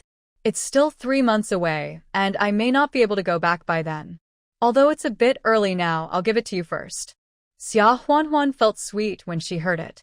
Li Zhan's birthday is in winter, on the 11th day of the 12th lunar month, which is close to the Chinese New Year. She had never asked before, but when Shen Wanxue came to her house for dinner and asked about Li Zhan's birthday, Li Zhan answered that it was the first month of the lunar calendar. She asked in the evening which day of the first month it was, and Li Zhan said that it was actually December 11th in 1948. When he was in the army that year, he was not old enough, so he reported that he was almost 1 year older. He didn't tell Shen Wanxue the truth because he was afraid that this matter would be related to his military service, so he followed the official records. In that era, rural children were generally born at home by experienced midwives in the village, so there was no rigorous birth certificate or anything like that. Generally, when registering their household registration, they would tell the person who registered the date of birth, and that was it. Later, they said they made a mistake and changed a lot of things. There was no internet connection, so they just changed the original registration, so this happened. Xia Huanhuan was also quite surprised to hear this. After all, birthdays are a very memorable day, and there is such a thing. However, no matter how wrong it is, the family usually celebrates according to the real birthday. In December, Xia Huanhuan sent Li Zhan a sweater and wrote a letter, jokingly saying that it was a birthday gift. In that era, birthday gifts, at least in the countryside, were still very rare. Moreover, at most, it was a child's birthday, and they would give him a boiled egg or something. Gifts were not popular. How could adults celebrate birthdays? Unexpectedly, Li Zhan remembered it. Xia Huanhuan unfolded the dress and looked at it. From a modern perspective, the small round collar and slightly modified waist are actually quite old-fashioned in design. But this is already a fashion that girls in Beijing are pursuing. In recent years, girls have also weakened their gender, and more of them wear green military uniforms like men, but wearing dresses to go for a walk in the park on holidays is not completely extinct. It looks pretty. Xia Huanhuan smiled sweetly. She really likes it. Even if the style is a bit rustic, who said it was given by her man. I don't know how a grown man like him could go to the mall to buy it so awkwardly. Wait, did Li Zhan buy it by himself? It's not that she is narrow-minded, but this is Beijing after all. After Fu Qingye returned to the city, why didn't he shamelessly stick to him? Did you buy it by yourself in a mall? Xia Huanhuan couldn't help asking. Li Zhan smiled and shook his head. I went with second brother Fu and his wife chose it for me. Xia Huanhuan was stunned for a moment. Then she remembered that it was Sister Jiang whom she had met on the grassland before. She felt relieved immediately, looked at Li Zhan with some affection, and said with a smile, "It's just that it's not the season yet. You have to wait another month or two before you can wear it. It's April now and it's much warmer, but it's still a little cold to wear a dress." Li Zhan breathed a sigh of relief at first. It seemed that the gift was not a waste. Then, he couldn't help but reveal a regretful expression. He really wanted to see how his wife looked in a dress. She must look better than anyone else. Xia Huanhuan saw what Li Zhan was thinking and said with a smile, "Close your eyes and turn away. You are not allowed to look back unless I call you." Li Zhan couldn't help but his eyes lit up, and he turned around obediently. Xia Huanhuan quickly changed into the dress, which made Li Zhan turn around. Not long after giving birth, Xia Huanhuan's figure had returned to being slim, without any extra fat. This dress didn't make her look fat at all, but rather showed off her slim waist, which further highlighted her charming charm as a new wife. Wife. Li Zhan's eyes were burning, and his voice became low and hoarse. As he spoke, he walked forward and hugged Xia Huanhuan in his arms. As a result, the clothes were only put on for a while before being taken off again. Xia Huanhuan was helpless. This had been going on for 3 consecutive nights. Even if there were products from the latex factory, it was too unrestrained, wasn't it? The key point was that every morning the next day, she was the one who was exhausted to death, while Li Zhan was always full of energy. I don't know where he got the energy from.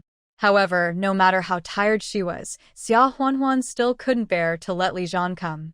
Li Zhan was about to go on a mission again, and she had to go back on the train tomorrow night. I don't know when we will meet again. We had an appointment to visit the Fu family, and we would have lunch there. Xia Huanhuan didn't make much preparation. She just changed into the clean clothes she brought, and then braided her hair. The 3 little guys, as well as Xiaowen, Xiaowu, and Beibei, also changed into clean clothes, and that was it. The Fu family lived in a large courtyard, with a separate 2-story building, but now, the eldest and second brothers of the Fu family were both out of town, and there were only Grandpa Fu, Fu Weixin, and Fu Nanjing and Fu Qingye who stayed in Beijing. In addition, there were guards at home all year round, and Sun Chunhua helped with housework and cooking. Early in the morning, Fu Weixin had told Sun Chunhua to cook a few more dishes to entertain guests at noon. Fu Qingye didn't agree with this in his heart. In a sense, Li Zhan was already half a member of the Fu family, but his wife, Xia Huanhuan, was just a country woman and a shrew with no manners. What kind of guest was she? However, at home, Fu Qingye did not dare to act rashly, especially after she returned to the city in disgrace after a year in the countryside, and was severely criticized by Fu Weixin. Recently, she has tried to reduce her presence as much as possible to avoid being scolded again. But this did not prevent her from waiting to see Xia Huanhuan make a fool of herself with gloating in her heart. This is a large courtyard. A country woman, who is noisy in the village, will not be afraid of the stage in such a place.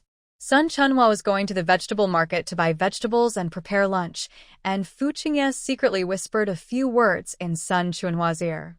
Sun Chunhua raised Fu Qingye and doted on him since he was a child. How could he not listen?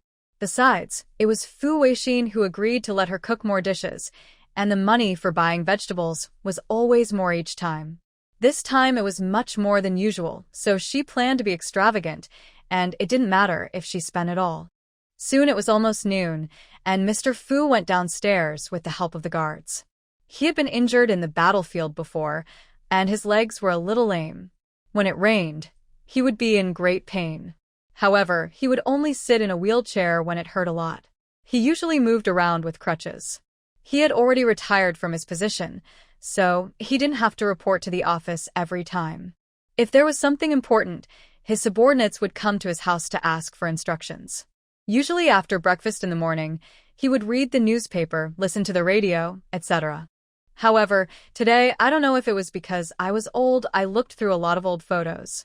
Although Xiao Wenhui was his daughter-in-law, she was also the orphan of his comrade in arms. She was adopted by the Fu family when she was young, and she and Fu Weixin grew up together.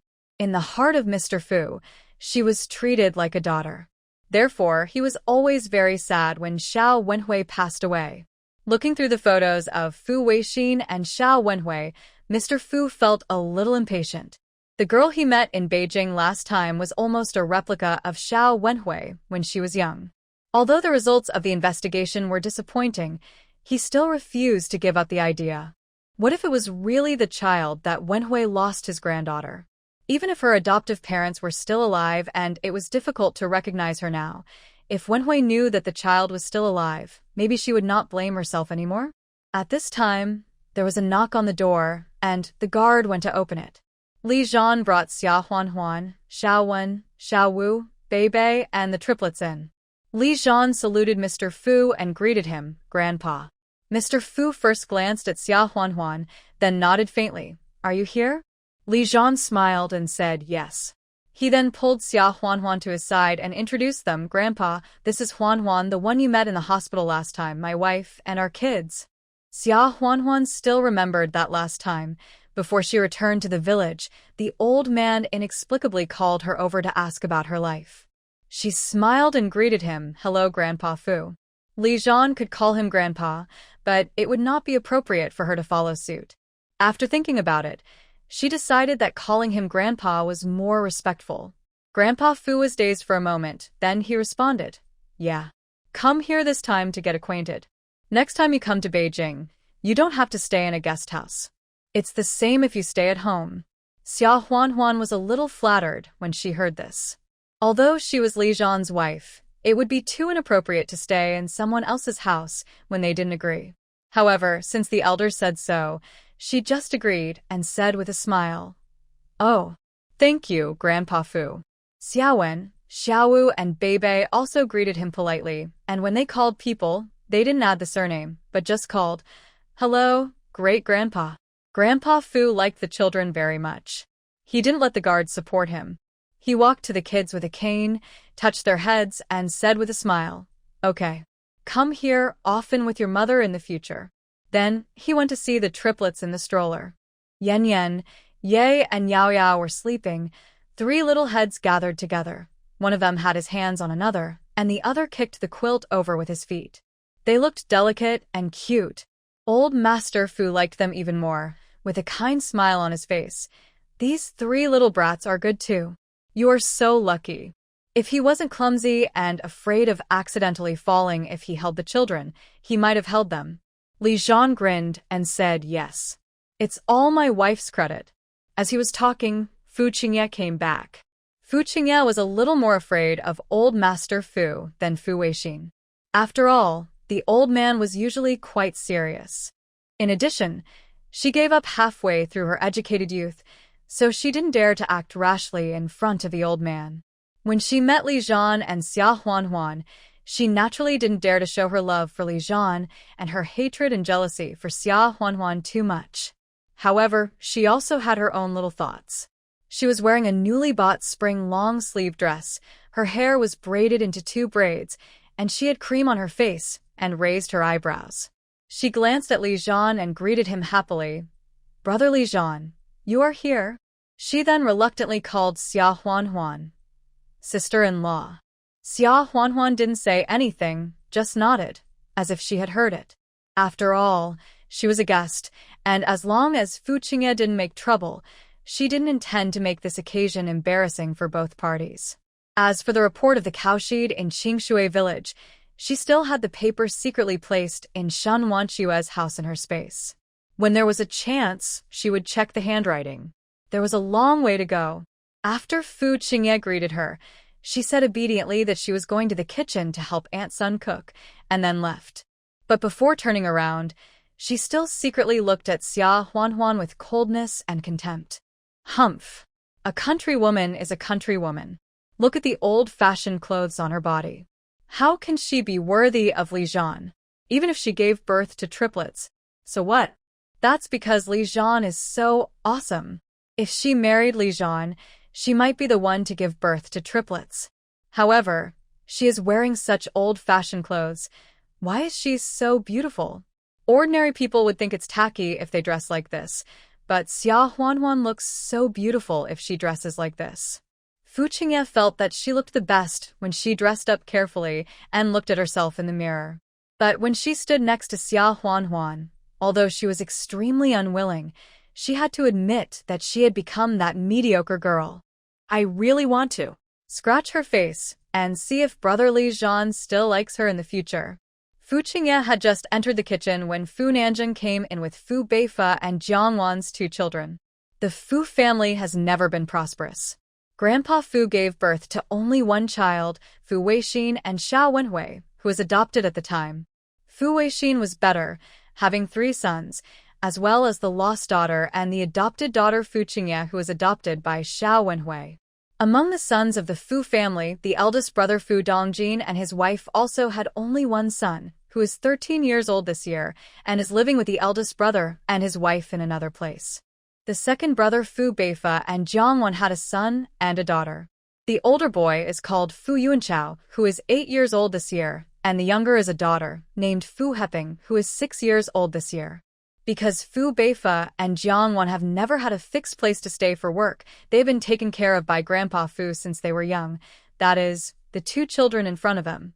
As for Fu Nanjing and Fu Qingye, they are not married yet. Now, Fu Yuanchao and Fu Heping are both in elementary school, and they just came back from school at noon. Fu Nanjing said with a smile, "Are you here already?" Yuanchao, Heping, Uncle Li Zhan, you know her. This is Uncle Li Zhan's wife, Xia Huanhuan. You should call her Aunt Huanhuan from now on. Li Zhan was stunned for a moment and said with a smile, "Third brother, your theory of addressing generations is wrong, right? Shouldn't my wife be called Aunt?" Fu Nanjing said with a smile, "Is it wrong? Alas, we call each other randomly in our family. Calling Aunt is closer than calling Aunt, isn't it? Just don't mind it." Li Zhan thought about it and thought it didn't seem right to not mind it, right? But forget it, it's just a matter of address. At most, he will be an uncle in the future, and it will be the same, so he just laughed it off. Fu Yuanchao and Fu Heping bowed politely to Xia Huanhuan and shouted, "Hello, Aunt Huanhuan." Xia Huanhuan didn't hesitate to hear that and said with a smile, "Hello to you too. Here, I'll give you some candy." As he said that, he took out a handful of candy from the bag he brought and stuffed it into the hands of the 2. The candy was the white rabbit milk candy she bought at the state-owned department store. She had already heard Li Zhan introduce the general members and situation of the Fu family. She knew that there were 2 children with Fu Weixin, so she naturally couldn't go empty-handed. Of course, it was also fortunate that Li Zhan had food coupons, otherwise white rabbit milk candy was a luxury among candies in that era. Without the coupons, she was afraid that she couldn't buy it even if she had money. Before coming, she had already distributed a lot to Xiaowen, Xiaowu, and Beibei, and her pockets were full. In addition, Xia Huanhuan would buy them candy and egg cakes from time to time. Although the 3 siblings were rural children and not very old, they had been educated to behave themselves. When they saw someone with delicious food, for example, when Xia Huanhuan was distributing candy to other children, they all looked at them politely, without peeking their heads out and looking greedy. After distributing the candies, Xia Huanhuan handed another bag tied with a string and a label with the words "White Rabbit Milk Candy" written in brush calligraphy to Fu Nanjing and said with a smile, "Third brother, this is for the children at home, it's not a rare thing." Both Mr. Fu and Fu Nanjing couldn't help but be surprised, and then they secretly applauded. Apart from other things, White Rabbit Milk Candy costs 1.5 yuan per caddy. Even working-class families in Beijing usually don't want to buy it. At most, they will make up their minds and buy half a caddy or a caddy during the new year. But seeing that Xia Huanhuan just stuffed so much into Yuan Chao and Heping's pockets, plus the paper bag alone weighed a caddy, I'm afraid she bought at least 2 caddies. Although the war allowance is already 60 or 70, life in the countryside is much harder than in the city. After paying the public grain, there is not enough food to eat. The situation is more serious and silent than the distribution of food in the city. But Xia Huanhuan was still willing to spend money and bought 3 yuan worth of candy, which showed that she attached great importance to this visit. Moreover, Xiaowen, Xiaowu, and Beibei were all well educated. Even if they were children in the city, who would be so arrogant and not cry and ask for candy. Grandpa Fu and Fu Nanjing admired in their hearts, but at the same time, they felt sorry for Xia Huanhuan. Spending so much money on candy, her life would be even more tight. It's really, he's not an outsider, why buy candy? However, these words naturally couldn't be said. Most of the people in the Fu family are men, and they are not good at the kind of courtesy that women use to give way to each other. Fu Qingye deliberately hid in the kitchen and didn't come out, so Fu Nanjing gave way dryly. He couldn't let the old man start to be polite, right? They're not strangers. Why spend this money? Give the candies to Xiaowen and the others. Xia Huanhuan said with a smile, I bought some for them. After all, they're not strangers. This is my first visit. How can I come with a gift without any gifts?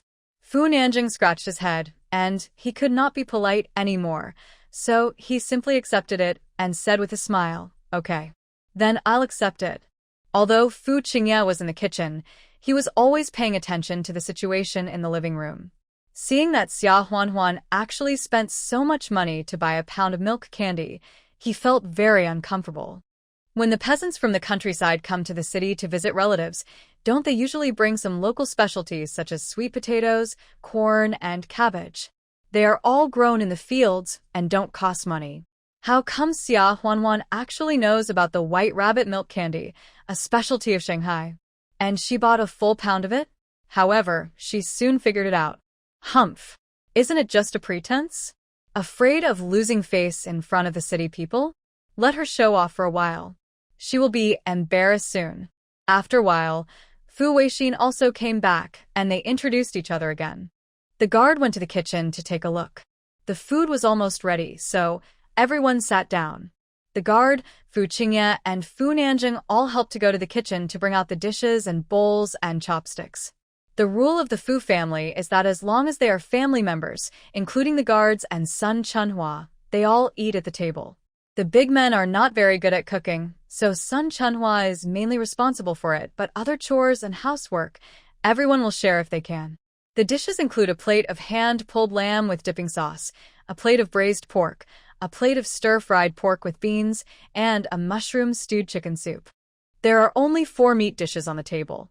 There are also semi-meat dishes of scrambled eggs with tomatoes and scrambled eggs with green onions.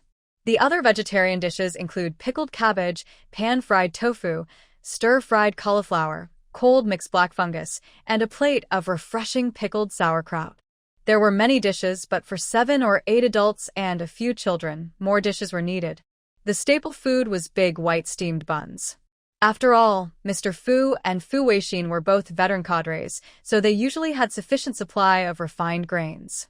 They often gave their own portions to others, and usually ate more whole grains. But today there were guests, so they used all white flour. In addition, there was a pot of rice porridge. Sun Chunhua came out of the kitchen last, holding the last cold dish, a smacked cucumber.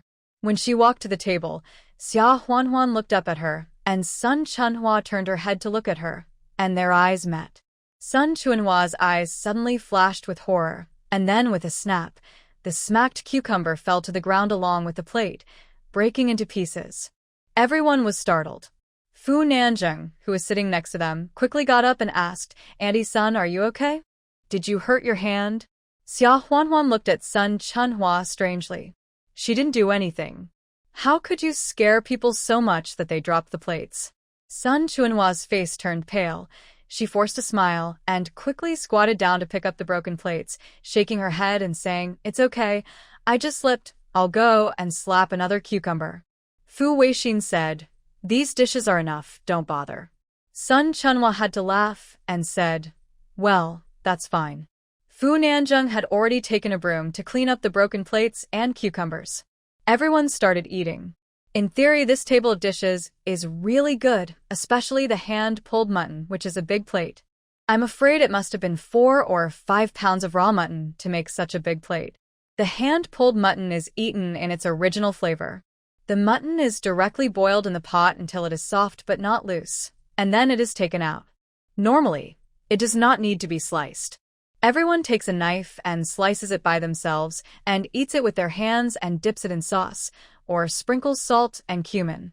But today, after all, we were not eating out, so we cut it into small pieces. The other dishes were also good.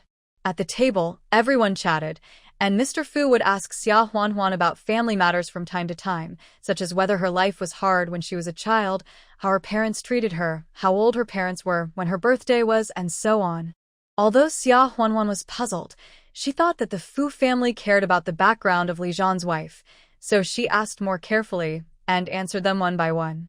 The Fu family were all grown men and they didn't chat much, so after a while, there was a bit of silence. Fu Qingye saw that both Mr. Fu and Fu Weixin were very concerned about Xia Huanhuan, and she became even more jealous. Why did a country shrew get so much attention just because she married Li Zhan? Even better than her, a legitimate adopted daughter? She seized the opportunity and looked at Sun Chunhua. Sun Chunhua was still a little uneasy and didn't notice it for a while. After a while, she noticed it, stood up and said with a smile, "There's chicken soup stewing on the fire. I'll go get it." Fu Nanjung was afraid that Sun Chunhua would fall again, so he also stood up and said with a smile, "I'll go." Soon, the chicken soup was served on the table. Fu Qingye first served a bowl to Grandpa Fu and Fu Weixin, and then served another bowl to Xia Huanhuan, saying with a smile, "Sister-in-law, try this chicken soup. It's from an old hen, very fresh and very nutritious." Xia Huanhuan was stunned for a moment. If someone is too attentive to you for no reason, he must be a traitor or a thief. What the Hades is this Fu Qingye doing? However, in front of the Fu family, she couldn't say anything, so she took it. Fu Qingye continued, "Aunt Sun put a lot of tonic Chinese medicinal materials in the soup today.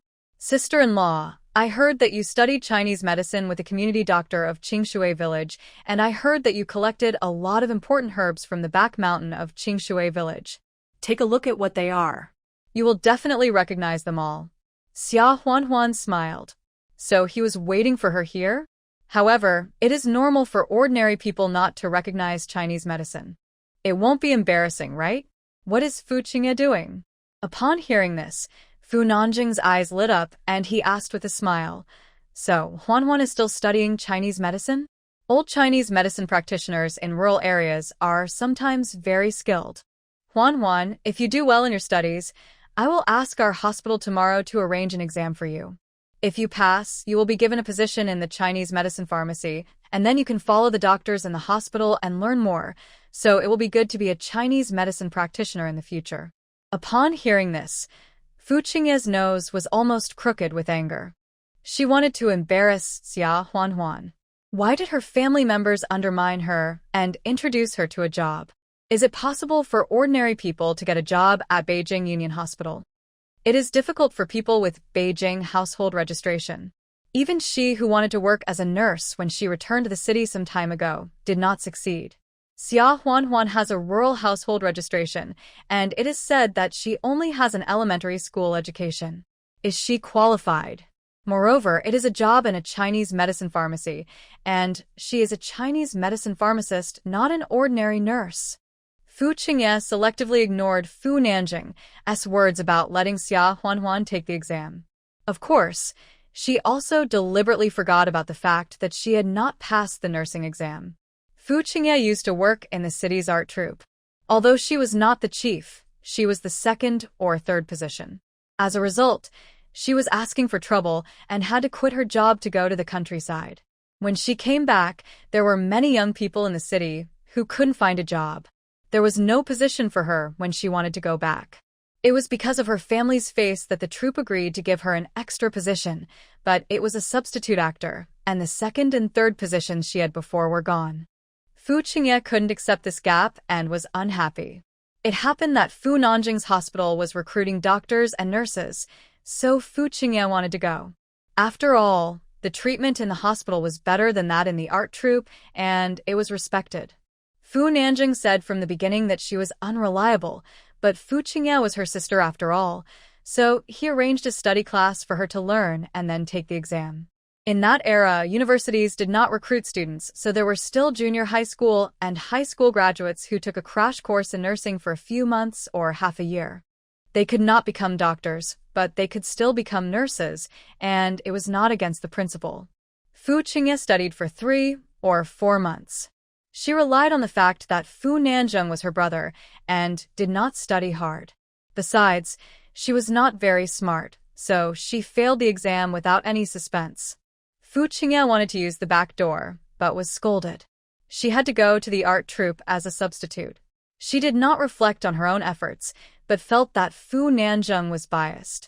He ignored her, a sister who grew up in the same family, and enthusiastically introduced a job to a countrywoman. Third brother, didn't you say that we can't use the back door?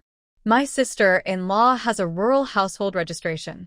How can she be qualified to work in your hospital? Fu Qingye said sourly.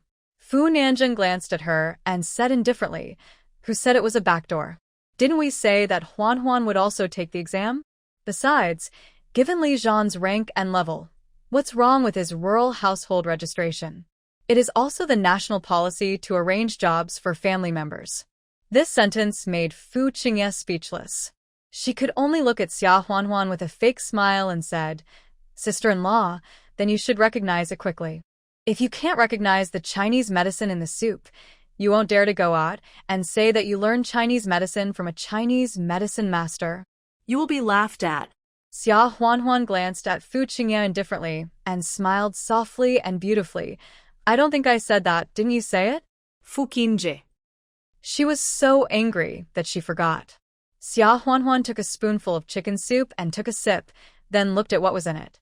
Wolfberry, red dates, and were the most common, and the others were astragalus, angelica, and licorice slices that looked like ginseng slices. Licorice originally has a dark red outer skin. If you know Chinese medicine, it is easy to distinguish it from ginseng. However, the outer skin of licorice in the soup today is lighter, so it is indeed easy to confuse it with ginseng.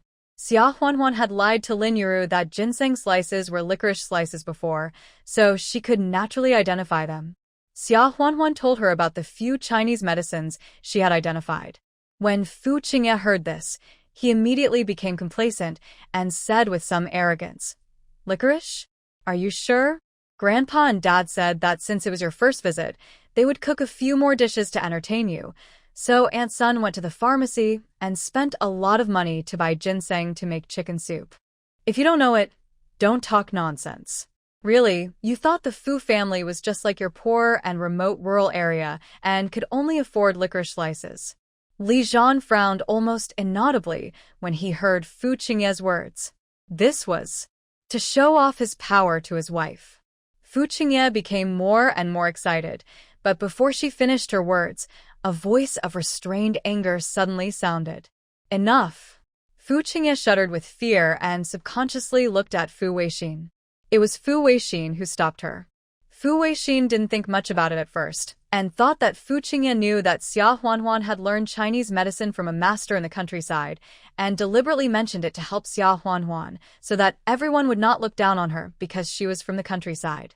Who knew that as he listened, it became more and more wrong, and in the end, it was completely sarcastic and looked down on the performance of country people.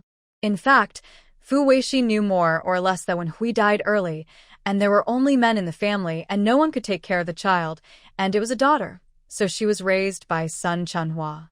Sun Chunhua had been in the Fu family for more than 10 or 20 years, but she could not change the fact that she was an illiterate rural woman. Fu Qingye was raised and taught in a wrong way, and from time to time, she would show some arrogance and scorn for the poor and love of the rich.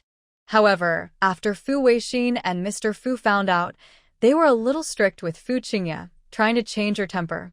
Fu Qingye was not good at anything else, but she was very good at pretending to be a good girl. Fu Weixin thought that she had been corrected, so he didn't care too much about it. Moreover, when Fu Qingye took the initiative to propose to go to the countryside to join the production team, Fu Weixin was really happy, thinking that this child had a high level of awareness. It was a pity that Fu Qingye ran back in disgrace in less than a year. Fu Weixin saw that Fu Qingye was so scared that his face turned pale, and he didn't say anything more.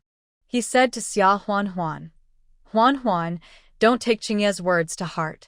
Rural people have sacrificed much more for the country and the people than us city people who don't work. You should be proud of being a rural person. Xia Huan nodded and smiled.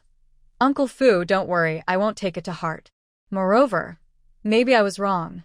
The chicken soup is made of ginseng slices. She didn't care about Fu Qingye at all. But the Fu family's face still had to be taken into consideration. She didn't expect that Fu Qingye's trap was dug here. She shouldn't have said that it was licorice tablets. Now think about it, the Fu family used licorice tablets to stew chicken soup and lied that it was ginseng tablets. If this spread out, the Fu family would definitely be laughed at by outsiders. So, for Li Zhan, she had to take the blame for misidentifying the medicinal materials. Of course, if she had just said it was ginseng, Fu Qingye would definitely laugh at her for pretending to know and not being able to tell the difference between licorice and ginseng. However, it didn't matter if she took the blame. She didn't think it was shameful to have a rural household registration, nor did she intend to establish a persona of being able to identify medicinal materials with Chinese medicine, so her attitude was particularly sincere and frank, neither humble nor arrogant. Li Zhan was stunned. He didn't expect that his wife would be so calm in the face of Fu Qingye's provocation and trap. You know, he had seen his wife beat people directly a few times, fierce, sassy, and beautiful. However, he soon understood that Xia Huan could tolerate Fu Qingye at this moment, not for him, in order to avoid further embarrassment with the Fu family. Li Zhan reached out and held Xia Huan's hand under the table. Xia Huan was stunned for a moment and wanted to break free, but after thinking about it, she was reluctant and let him hold it. Old Master Fu knocked his crutches and said, "Don't mention it. Ginseng or licorice, they are all good Chinese medicines for the body, and it's not a big deal. Eat." After the old man spoke, naturally no one mentioned it anymore, and they all buried their heads in eating. Fu Qingye was very aggrieved. Obviously, she had made Xia Huan look ridiculous. Only Fu Nanjing looked at Xia Huan deeply. After dinner, Yan, Ye, and Yao woke up. Fu Weixin also liked to pick up the children and play with them clumsily, while scolding Fu Nanjing with a stern face, not allowing him to come and grab these fat grandchildren with him. If you want to hold a child, you can give birth to a son and hold him as you like. Fu Nanjing rubbed his nose and had to give in to his father. It's not that he doesn't want to get married, it's just that he hasn't met the right person yet. Yuan Chao and Heping, the two siblings, also took Xiaowen, Xiaowu, and Beibei to play with their building blocks. Heping also gave Beibei one of his little rabbit dolls. Yuan Chao did the same, giving Xiaowen and Xiaowu several of the glass he had collected, asking them to take them back to the village to play. Fu Qingye failed to slap Xia Huan in the face and went back to his room to sulk. Aunt Sun seemed to be afraid of Xia Huan, and she didn't even have the courage to look Xia Huan in the face again. After dinner, she quickly cleaned up the dishes and went to the kitchen. After playing for a while, Li Zhan and Xia Huan got up to say goodbye. Xia Huan took out the wooden box at this time. Li Zhan said with a smile, "Grandpa, Uncle Fu, this is what my wife picked from the mountain. It is not worth much. You can keep it to replenish your body." Although Fu Qingye was in his room upstairs, he was still very concerned about the downstairs. When he heard that Xia Huan had other gifts and they were picked from the mountain, he secretly opened the door to listen. Fu Nanjing took it first and smiled. Huan picked it herself in the mountain? That is much more precious than buying it with money. Let me see what it is. It's okay to take a look, but Fu Nanjing was shocked. This is not worth money. Although Fu Nanjing studied Western medicine, he is not ignorant of Chinese medicine and Chinese herbal medicine. There is a saying that there are 9 immortal herbs in Chinese herbal medicine. Among these 9 herbs, one of them is 3 tails of wild ginseng. Wild ginseng grows in a harsh environment. It takes at least 10 years to grow to 3 tails. And what is placed in the wooden box is a wild ginseng. The roots of this wild ginseng are very intact, with almost no broken roots. Although it does not weigh 3 taels, 2 taels is definitely enough. If you buy this quality and weight in a pharmacy, you may not be able to buy it for even 100 yuan. How could Xia Huanhuan, who was able to dig up a complete wild ginseng, mistake ginseng slices and licorice slices? Grandpa Fu and Fu Weixin also knew that ginseng was precious, and they couldn't help but look at each other. Then, Fu Weixin took the wooden box, closed it, and gave it back to Li Zhan. Didn't I tell you not to spend money recklessly? This ginseng, you can return it to the pharmacy where you bought it. Look at what you can do. You also learned how to give gifts from others? Where did you learn this bad habit? Fu Weixin's expression was quite serious. Old Master Fu also glanced at Li Zhan and Xia Huanhuan, sighed and said, Li Zhan and Huanhuan, Grandpa knows how filial you are. But if you really want to, just come to my house more often to see an old man like me. This kind of false courtesy is not acceptable in my family. Xia Huanhuan. Li Zhan. Fu Nanseng. Fu Qingya upstairs was quite gloating. Humph. You picked it from the mountain yourself? Do you think wild ginseng is something that is everywhere? You can pick it just like that? Most likely you bought it from the pharmacy, just to please the Fu family. Does Li Zhan need to be pleased? Of course not. So, this is all Xia Huanhuan's bad idea. Now, in the hearts of Mr. Fu and Fu Weixin, Xia Huanhuan must have fallen from grace, becoming a worldly villain who loves to flatter and corrupt them with sugar-coated bullets. Serves her right. Xia Huanhuan didn't know whether to laugh or cry. Although this was not really picked from the deep mountains, it was also grown and prepared by herself in her space. How could it be bought from a pharmacy? However, she was not familiar with the Fu family, so she hesitated and didn't know whether she should explain. Even if she explained, would they believe her? Li Zhan grabbed her hand and said with a smile, Grandpa, Uncle Fu, you really misunderstood. If this was bought at the pharmacy, we would definitely not dare to take it out, otherwise it would dirty the old man and Uncle Fu's door lintel. I have been a good person for so many years. Don't you still believe it? This is really picked up by my wife from the deep mountains. Fu Nanjing also laughed. Yes, Grandpa, Dad, you probably got it wrong. Apart from anything else, what is not fixed and rationed now? Wild ginseng is indeed delivered regularly from Changbai Mountain, but there are only 4 or 5 each time, ranging from 2 or 3, and they are all small ginsengs of 3 to 5 years old. How can they compare to this one like Huanhuan? There are also records of which pharmacy the wild ginseng was distributed to. If you don't believe it, I will go to the pharmacy in 2 days to check, and I will know. After hearing this, Grandpa Fu and Fu Weixin thought about Li Zhan's character and thought that he should not do such a mistake, so they dispelled their doubts. Is it really picked from the mountain? Xia Huanhuan smiled at this time. Yes. The resources in the deep mountains over there are not very abundant, and I was lucky enough to pick them. It was indeed free of charge. Grandpa Fu nodded, still very happy in his heart, and said with a smile, If so, then leave it. It's rare for Huanhuan to be so kind. Although no evidence has been found yet, it is very likely that this is his granddaughter's filial piety to him as a grandfather. There is no reason not to accept it. Fu Weixin had a similar idea, and his usually serious face also had a rare smile, and said, Even if it was picked in the mountains, it is too dangerous for a girl like you, Huanhuan, to go into the mountains to dig ginseng. Don't go there again in the future. If you are short of money, just tell your family. It is common in rural areas that people are not able to eat enough and wear warm clothes with the little food they have. What can they do? They can only find ways to get money to buy food and feed their families. Li Zhan also adopted his eldest brother's children.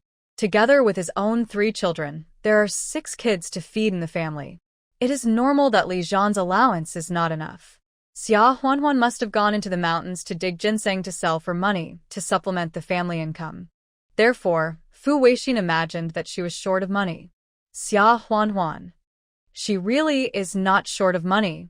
However, there is no need to argue about this, so he agreed vaguely and left. Fu Qingye was so angry that he saw that Mr. Fu and Fu Weixin did not dislike Xia Huanhuan in the end, but cared about her. He turned around and slammed the door and went back to his room. Fu Nanjing looked up at her door, then went to the kitchen and asked Sun Chunhua with a smile, "Aunt Sun, I have a question. Which pharmacy did you buy the ginseng in the chicken soup today? This stuff is not cheap. I'm afraid the money my dad gave you for buying groceries is not enough." Sun Chunhua's face looked a little ugly, and she stammered, It's a drugstore not far from the street of the vegetable market. I bought slices which are cheaper than the whole ginseng, and the money is enough." Fu Nanjing knew that Sun Chunhua was lying after hearing this. Even if it was ginseng slices, they were only sold in a few large drugstores designated by the city. There was definitely no such thing near the vegetable market. But he didn't ask any more questions and left. Sun Chunhua breathed a sigh of relief. She also wanted to buy real ginseng as Fu Qingye suggested, but when she went to the drugstore to ask, it was too expensive and she couldn't bear to buy it. Her good friend, who also came from the countryside and helped a family in the compound, told her that she could buy some licorice tablets to make up for the number, and she listened. Anyway, what could a country girl know? Could she tell the difference? Unexpectedly, Xia Huanhuan actually studied Chinese medicine. But she also admitted that she was wrong. Fu Nanjing didn't say anything just now, so it shouldn't be a secret. Sun Chunhua didn't dwell on this matter anymore, mainly because her mind was full of other things now. Even if the matter of using licorice slices as ginseng slices was exposed, it was just a trivial matter. How could the country daughter-in-law, who came today, look so much like Fu Wenhui? Could it be? Impossible. Didn't I hear that the child was dead? Sun Chunhua couldn't sit still anymore. She took off her apron and wanted to find Fu Weixin. She wanted to ask for a few days off to go back to her hometown in the countryside. But after thinking about it, she held back. It was too coincidental that she said she wanted to go back so suddenly. Let's talk about it in a few days. Fu Nanjing went to Fu Weixin's room, knocked on the door, and shouted, "Dad."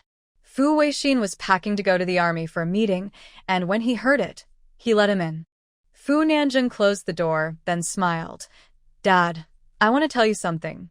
It's about the ginseng slices in the chicken soup at noon. Li Zhan's wife was not wrong. It was indeed licorice slices."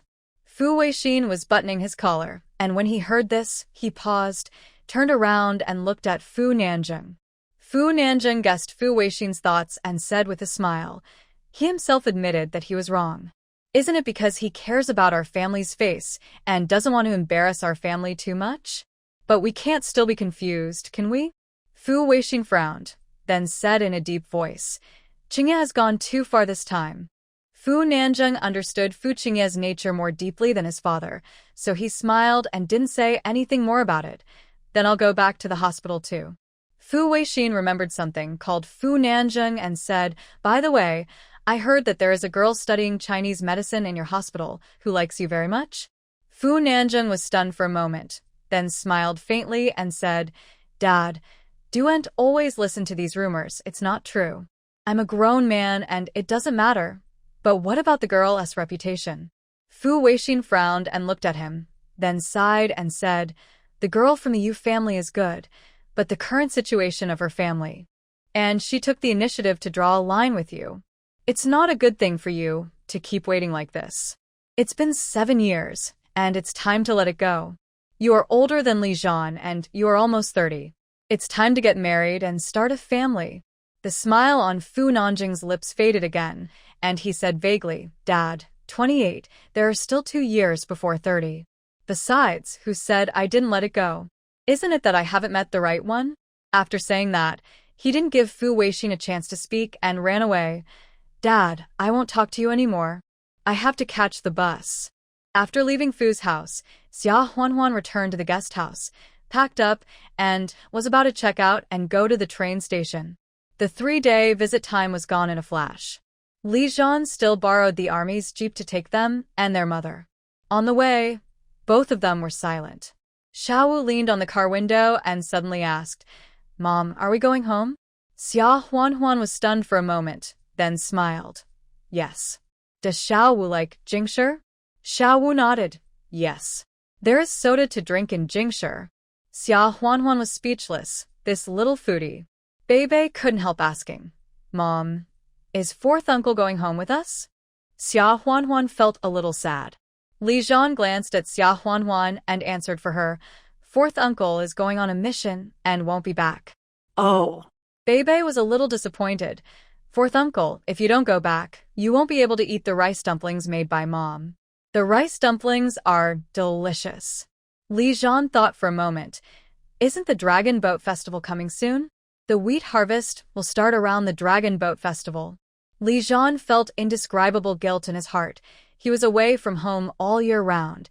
His wife had to take care of 6 children and do farm work, but he could not help at all. During the wheat harvest, "I'd better let those comrades from last year go over to help." After hearing this, Xia Huanhuan quickly shook her head and laughed. "Don't. Last year I was pregnant, and it was inconvenient for me to do farm work. What's the point of asking them to help this year? If this gets out, won't I become a famous, lazy woman in the village?" But "You have to take care of the children. It's too hard." Xia Huanhuan smiled. "Don't worry. I still have my parents to help, right? Besides, I won't do much. I will stop working after I earn the minimum work points required by the commune." Li Jian listened and said nothing more. He just thought about Fu Nanjing's proposal. If Huanhuan could really come to Beijing to work, it would definitely be easier than working in the fields to earn work points in the village. His allowance should be enough to rent 2 houses in Beijing and bring Lin Yuru over to help take care of the children.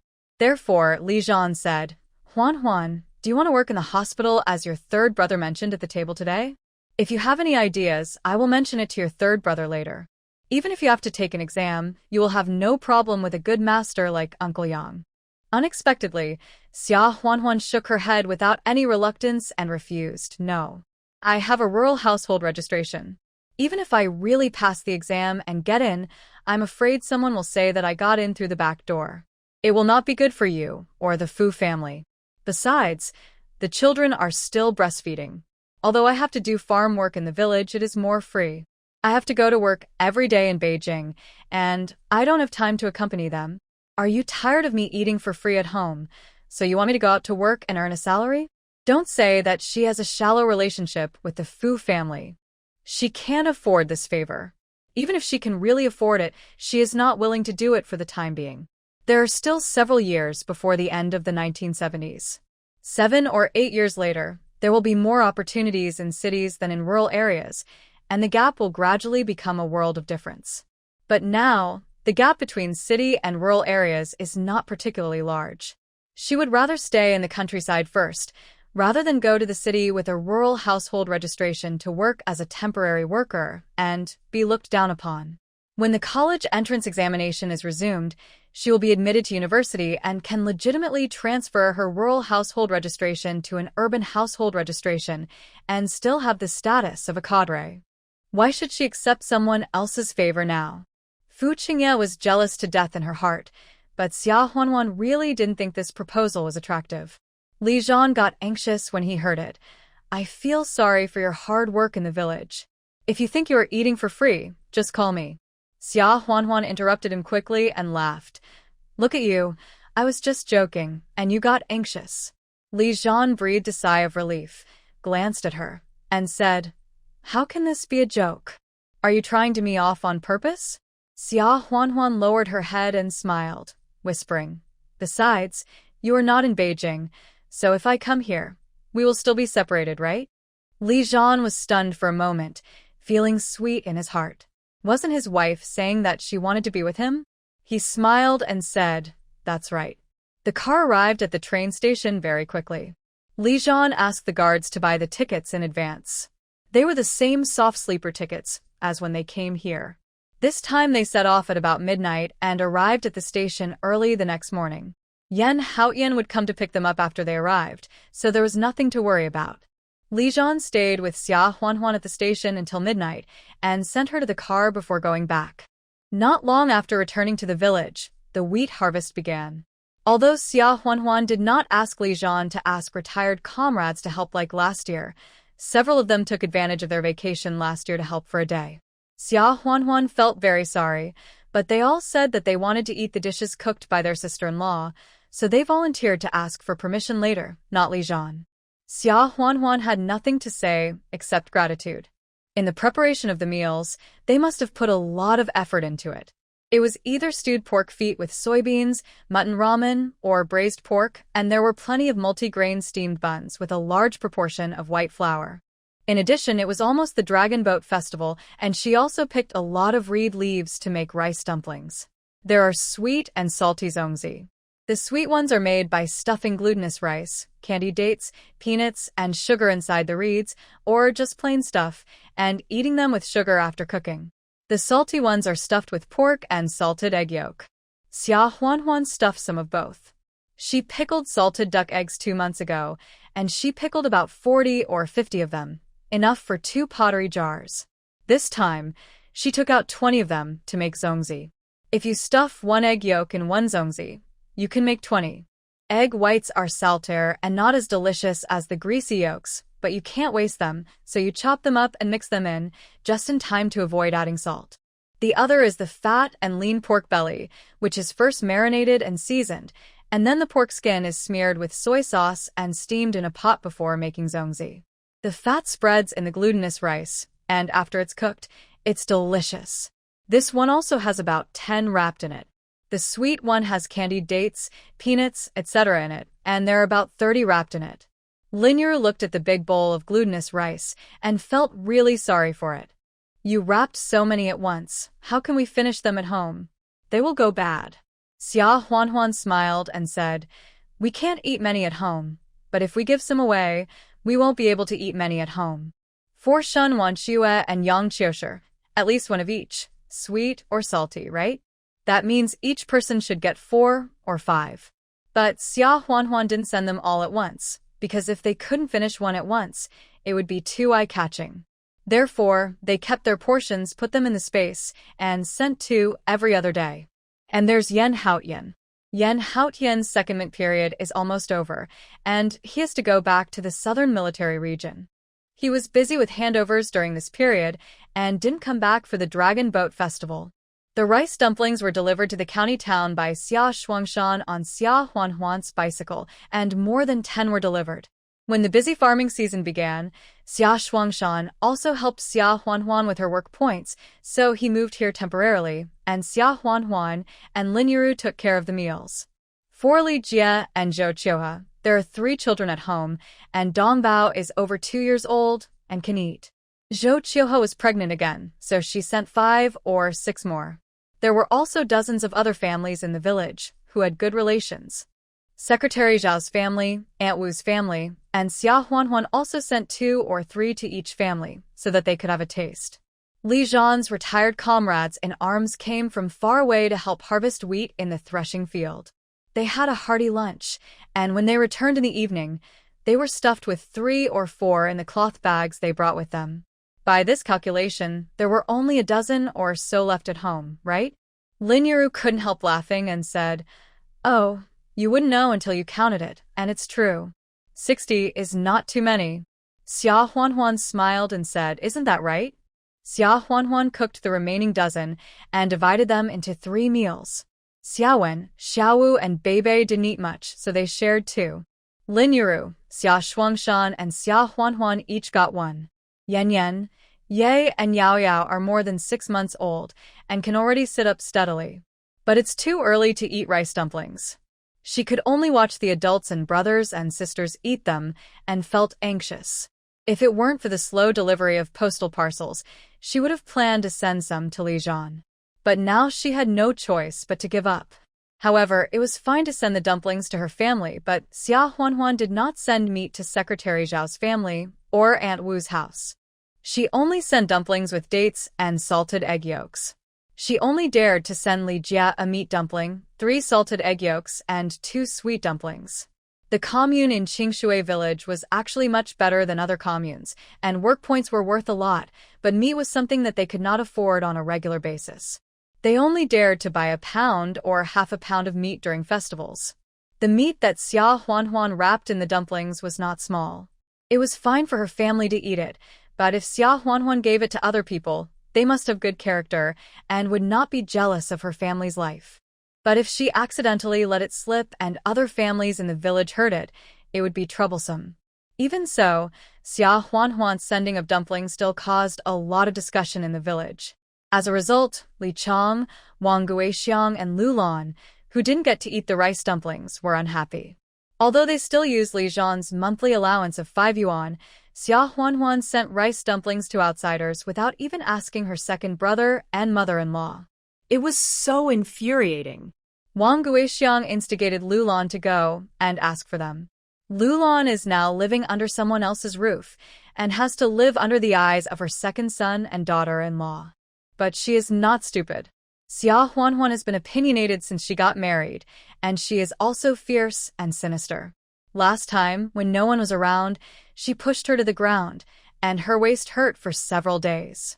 Now, Li Zhan is not at home, and she is asked to go to Xia Huanhuan to make trouble for a rice dumpling? Not to mention that Xia Huanhuan may directly throw swill on her. Even if she really gets it, how can she eat it? Whoever does this kind of thankless task is a fool.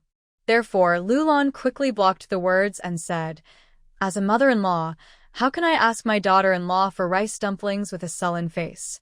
If things get out of hand, you all know that your fourth brother is a man who forgets his mother after getting married.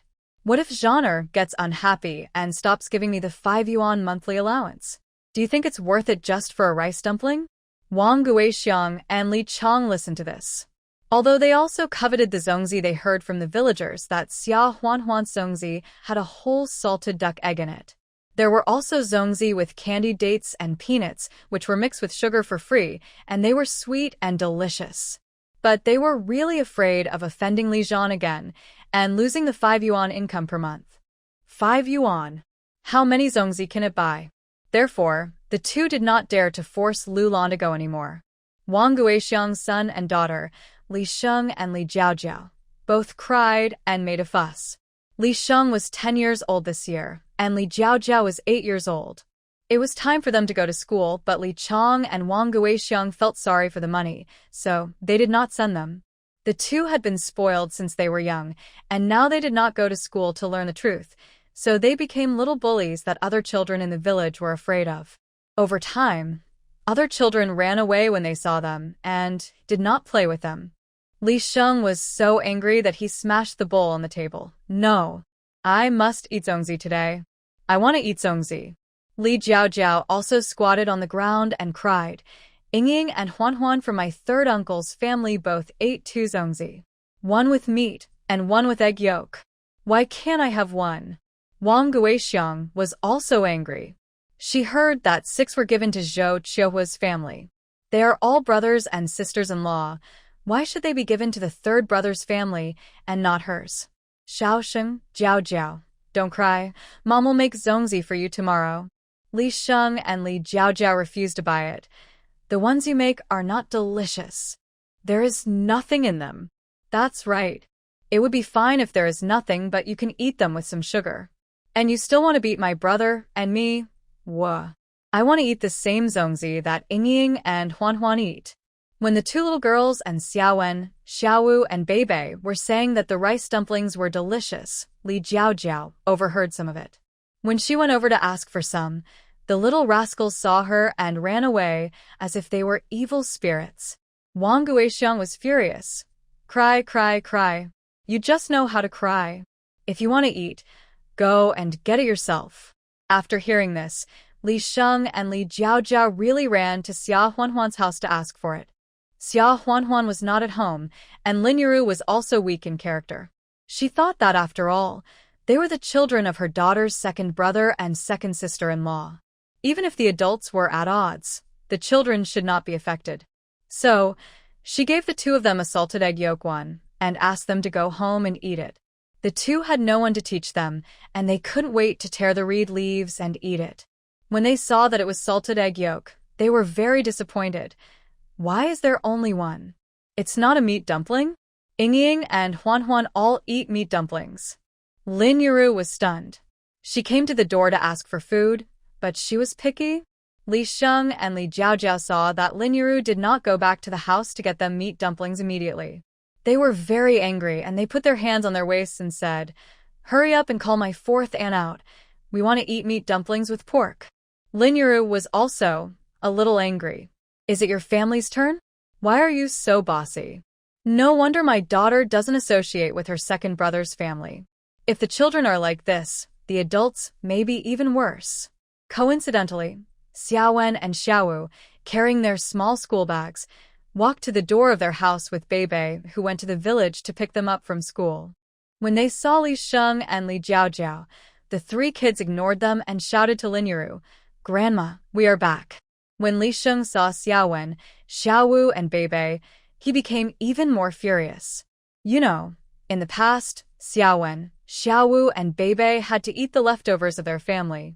As a result, they got lucky and were adopted by their fourth uncle and aunt. They lived a life of luxury, and not only did they not have to do farm work to earn work points, but they also went to school. Li Sheng pushed Beibei, who was walking at the end, to the ground. Beibei was stunned for a moment. She listened to her mother and brothers and didn't talk to Li Sheng. Why did Li Sheng push her? Then she cried out wow and felt wronged. How could Xiaowen and Xiaowu bear it when they saw their sister being pushed down for no reason? Without saying a word, they rushed up to beat Li Sheng. Xiaowen was already 7 years old, and Xiaowu was almost 6 years old. They were definitely not as big as Li Sheng, but the two of them scratched and tugged and punched and kicked. With the two brothers fighting together, Li Sheng really didn't get any advantage. He was also a bully who only feared the strong and bullied the weak. After a while, Xiaowen and Xiaowu threw him to the ground and rode on him and beat him with their fists. Li Sheng's face and arms were all blood marks or teeth marks from his fingernails, and he screamed in pain. When Li Jiaojiao saw this, she didn't run home to get help. After a while, Wang Guixiang and Li Chong also ran over. Lin Yuru went forward to pull the three apart and mainly pulled Xiaowen and Xiaowu, who had the upper hand, but ended up getting hit several times by Li Sheng. When Wang Guixiang saw this, she went up and pushed Lin Yuru, cursing, "Who are you? You live in my fourth brother's house, and you dare to beat his nephew. If I don't beat you, I'm not Wang." As she said this, she raised her arm to slap Lin Yuru. However, before the slap could land, Wang Guixiang was kicked in the ace. She screamed, "Oh my God," and fell on her face. Looking back, it was none other than Xia Huanhuan who kicked her. Xia Huanhuan sneered, "You come to my doorstep to beat my mother? Who gave you the courage? Get out of here. Otherwise, don't blame me for slapping you. Didn't she just lie that she went into the mountains, but actually went to the county town?" The top guys came to her door. Wang Guixiang was angry and scared. Speaking of this, it seemed that they were a little bit in the wrong. But her son was ridden and beaten by Xiaowen and Xiaowu, and Lin Yuru went up to help beat him. It was reasonable for her to beat Lin Yuru. Humph. A mother-in-law is so arrogant. Fourth brother is not at home. As the second sister-in-law, it's not too much for her to take action to take care of it. Fourth brother's wife, why are you hitting people? Is this the door of your house? This is the doorstep of my fourth brother's house. What's more, Xiaowen and Xiaowu, those two rascals, beat up my son. Papa. Xia Huanhuan didn't tolerate her and stepped forward. Without saying a word, she slapped her twice. Then she said coldly, "I just reminded you. Who are you scolding with such dirty words?" Since she adopted Xiaowen and the others, and they also called her mother, why did she scold them for being rascals? She was just asking for a beating. Li Chong saw that his wife and son were beaten, and his eyes widened. He was so angry that he wanted to step forward and slap Xia Huanhuan in the face. "Xia Huanhuan, you shrew. You eat and drink well in the village. Aren't you supported by my fourth brother's allowance? What can you do? You have even turned your elbow to your mother's family. I beat you first, and then I will send a telegram tomorrow to let my fourth brother divorce you." Li Chang was also rash for a moment, and he didn't think that if he asked Li Jian to divorce, would Li Jian listen to him? Li Jie and Xia Shuangshan had just returned from harvesting wheat, and seeing this, they stood in front of Xia Huanhuan without saying a word. Li Jie had a dark face and scolded, "Second brother, what do you want? You come to fourth brother's house to make trouble." Xia Shuangshan also had a cold look on his face, and he clenched his fists and said coldly, "What? You still want to beat my daughter? Do you believe that I will beat you so hard that you will never be able to get out of bed for the rest of your life?" Li Chang also got scared when he saw two grown men protecting Xia Huanhuan. Li Jie and Xia Shuangshan were both dull and easy to bully good guys, but somehow, ever since Xia Huanhuan married Li Jian, even the people around her seemed to have taken the wrong medicine, and they all changed and were not easy to bully. I was teaching my fourth brother a lesson for the treacherous daughter-in-law. Before he could finish his words, Xia Shuangshan kicked Li Chang and made him take several steps back. Fortunately, he did not fall. "Get out!" For members of Li Chang's family came, and three of them, the old and the young, were beaten. They dared not to be arrogant anymore. Li Chang was so angry that he slapped his troublemaker son Li Xing twice in the face, then took his wife and his crying son home with their tails between their legs. Xia Huanhuan then hurried to check on Xiaowen and Xiaowu. Xiaowen and Xiaowu also had a lot of bruises on their faces and bodies. At this moment, they lowered their heads and glanced at Xia Huanhuan from time to time in fear. In the past, Xia Huanhuan told them not to fight casually. But today Li Chang went too far and Beibei didn't provoke him, so why did he push Beibei? Beibei ran over to protect his two brothers, with tears still on his little face, and his little shoulders twitching as he said, "Mom, don't hit my brother, it's Beibei's fault." Xia Huanhuan was helpless. In their eyes, is she so fierce? Except for the last time when Xiaowen secretly went to the river to touch the wild duck eggs, she got angry once, but usually she should be considered gentle, right? However, she soon remembered that these three siblings were adopted by her after they could remember things, so it was normal for them to be afraid of making her angry. Xia Huanhuan sighed, wiped Beibei's tears, pulled them into the house, and said, "Let's go in first." Seeing that there was nothing to do, Li Jie said hello and went back to his own home. Lin Yuru was also afraid that Xia Huanhuan would scold the children, so she explained the whole story as she walked. "That Li Sheng deserves a beating, too. You said I gave him rice dumplings, but he pushed our Beibei down. He's so mean." When Xia Huanhuan came back, Wang Guixiang had already come on stage. She didn't know the cause, but guessed that it was probably not Xiaowen and Xiao's fault. Now that it was confirmed, she nodded, took out the medicine box from the inner room, took out Yunnan Baiyao and applied it to the broken skin on Xiaowen and Xiao's arms and faces, saying, "Who said I was going to beat you? You did nothing wrong. Why should I beat you?" Xiaowen and Xiao looked up at Xia Huanhuan in surprise. "But we fought." Xia Huanhuan said, "Your sister has been bullied, and you, as brothers, of course, have to be the first to stand up and support her. Otherwise, what are you two brothers for? There is no other principle in our family, just one, to protect the shortcomings. Family is the most important. If you are bullied, you must bully back twice as much." When Xiaowen and Xiao heard this, they couldn't help but look at each other, and then some pride rose in their eyes. It seemed that their mother was praising them. It was a pity that this pride did not last for a second. The next second, their little faces were wrinkled like bitter gourds. "Ouch. It hurts. It hurts. Doesn't it hurt to apply the medicine?" Xia Huanhuan smiled. "Bear it. Who told you to fight and hurt the enemy by 1,000 and your own 800? Xiaowen looked up and said, "Mom, then I will wait for fourth uncle to come back next time and let fourth uncle teach me boxing and kicking. Next time I fight, I promise not to get hurt." When Xiao heard this, he immediately said, "I want to learn too. I want to be as powerful as fourth uncle when I grow up." Although he has never seen how powerful fourth uncle is, fourth uncle has many subordinates in the army. If he is not powerful, it will definitely not work. Xia Huanhuan smiled. "Okay. When fourth uncle comes back next time, you will worship him as your teacher. Then he looked up and said to Linuru, Mom, let's make dumplings today. We just caught a little rabbit in the trap we set last time, so we can make rabbit meat stuffing. We can also get a few eggs and make leek and egg stuffing as a reward for these two kids for protecting their sister. Linuru said immediately after hearing this, Oh, it's my duty. I'll go and knead the dough now. Wanner's dad, go to the vegetable garden and cut some leeks and pick some cowpeas. Xia Shuangshan agreed and went out after hearing this. Cowpeas are naturally used as stuffing together with rabbit meat, and some sour beans pickled some time ago are also mixed in. It is the best food to eat with rice in summer. Xia Huanhuan went into the house to tease the triplets, and then fed them separately.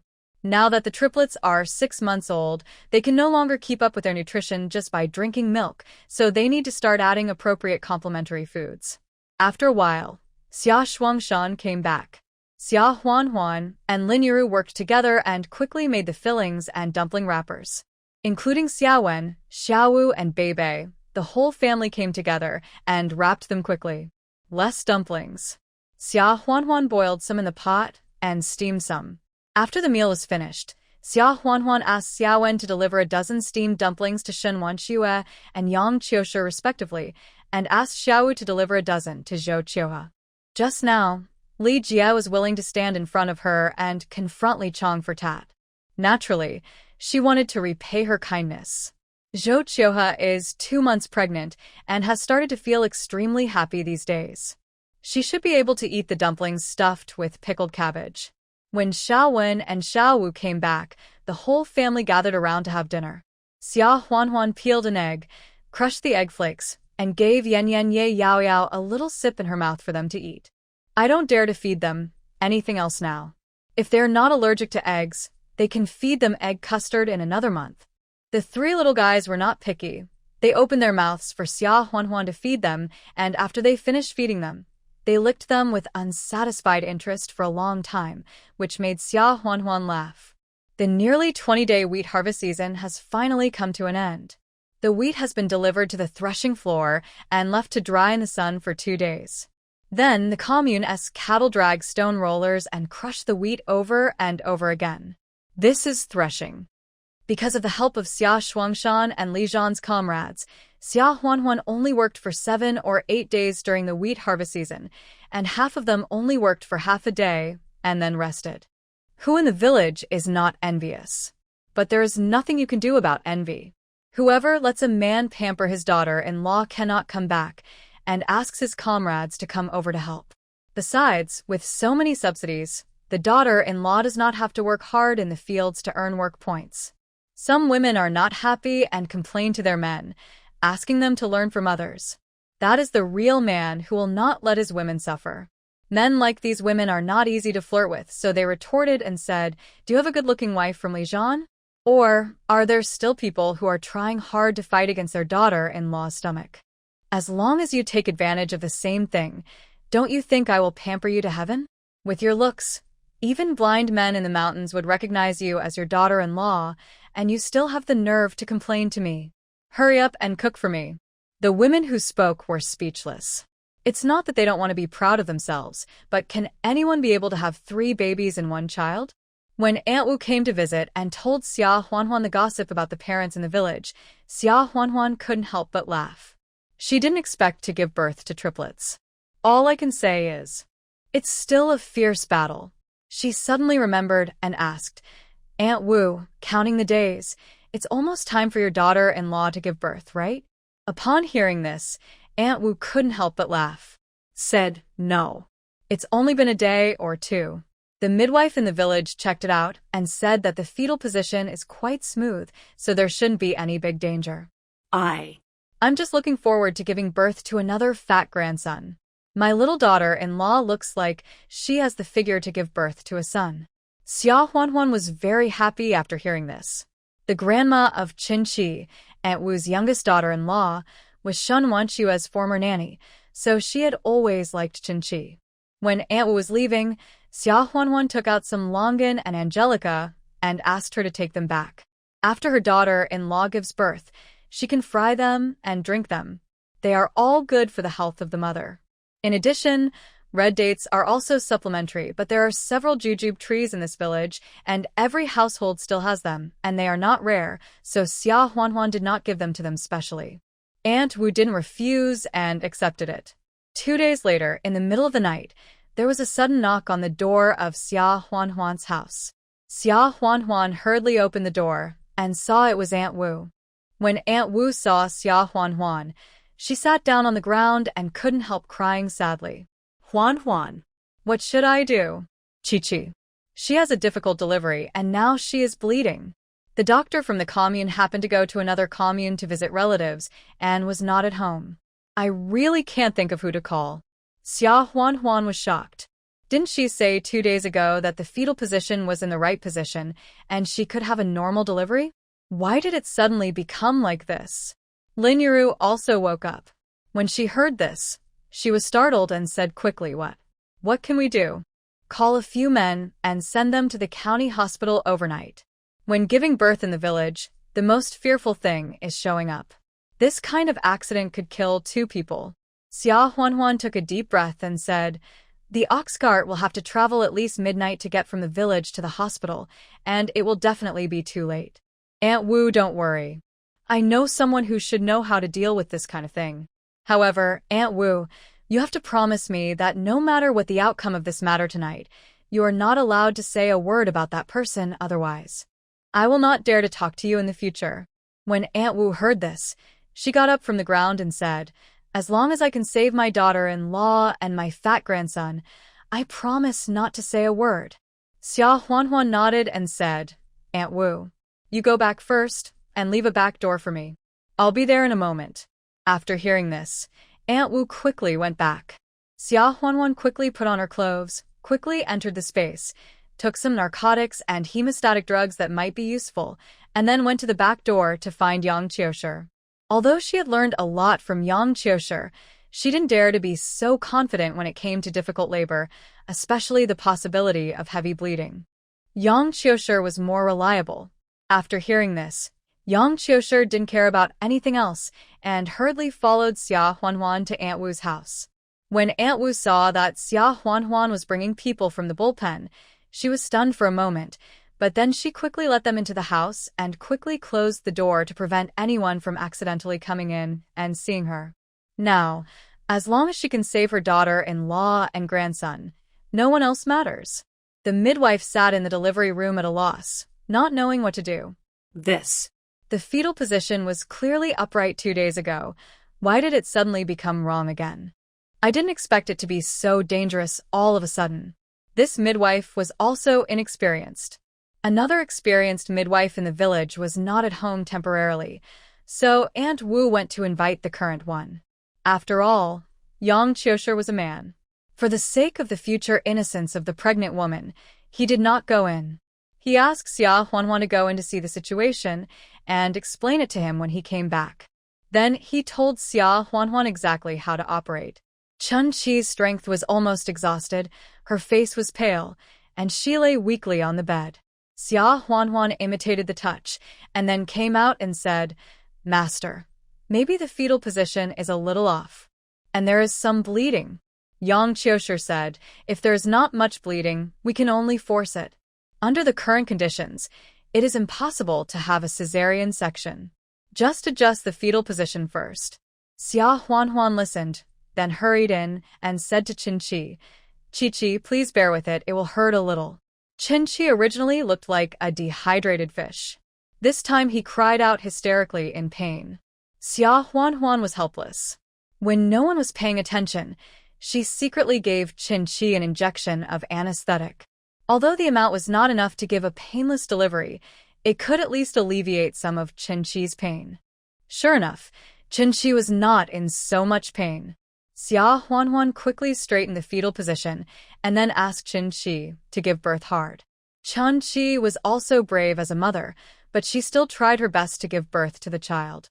When she heard loud cries outside, Aunt Wu collapsed to the ground in fear. Aunt Wu's youngest son, Qin-Chi's husband, was quite conscientious and quickly asked through the window, Sister-in-law Wana, is my wife okay?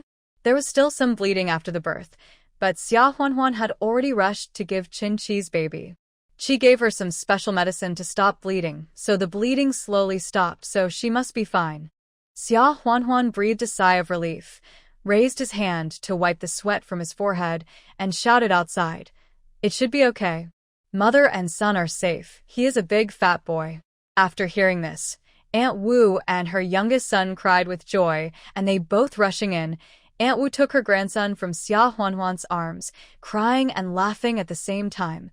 "Huanhuan, thank you so much. If it weren't for you, I don't know what would have happened." The son was not in a hurry to hug the child.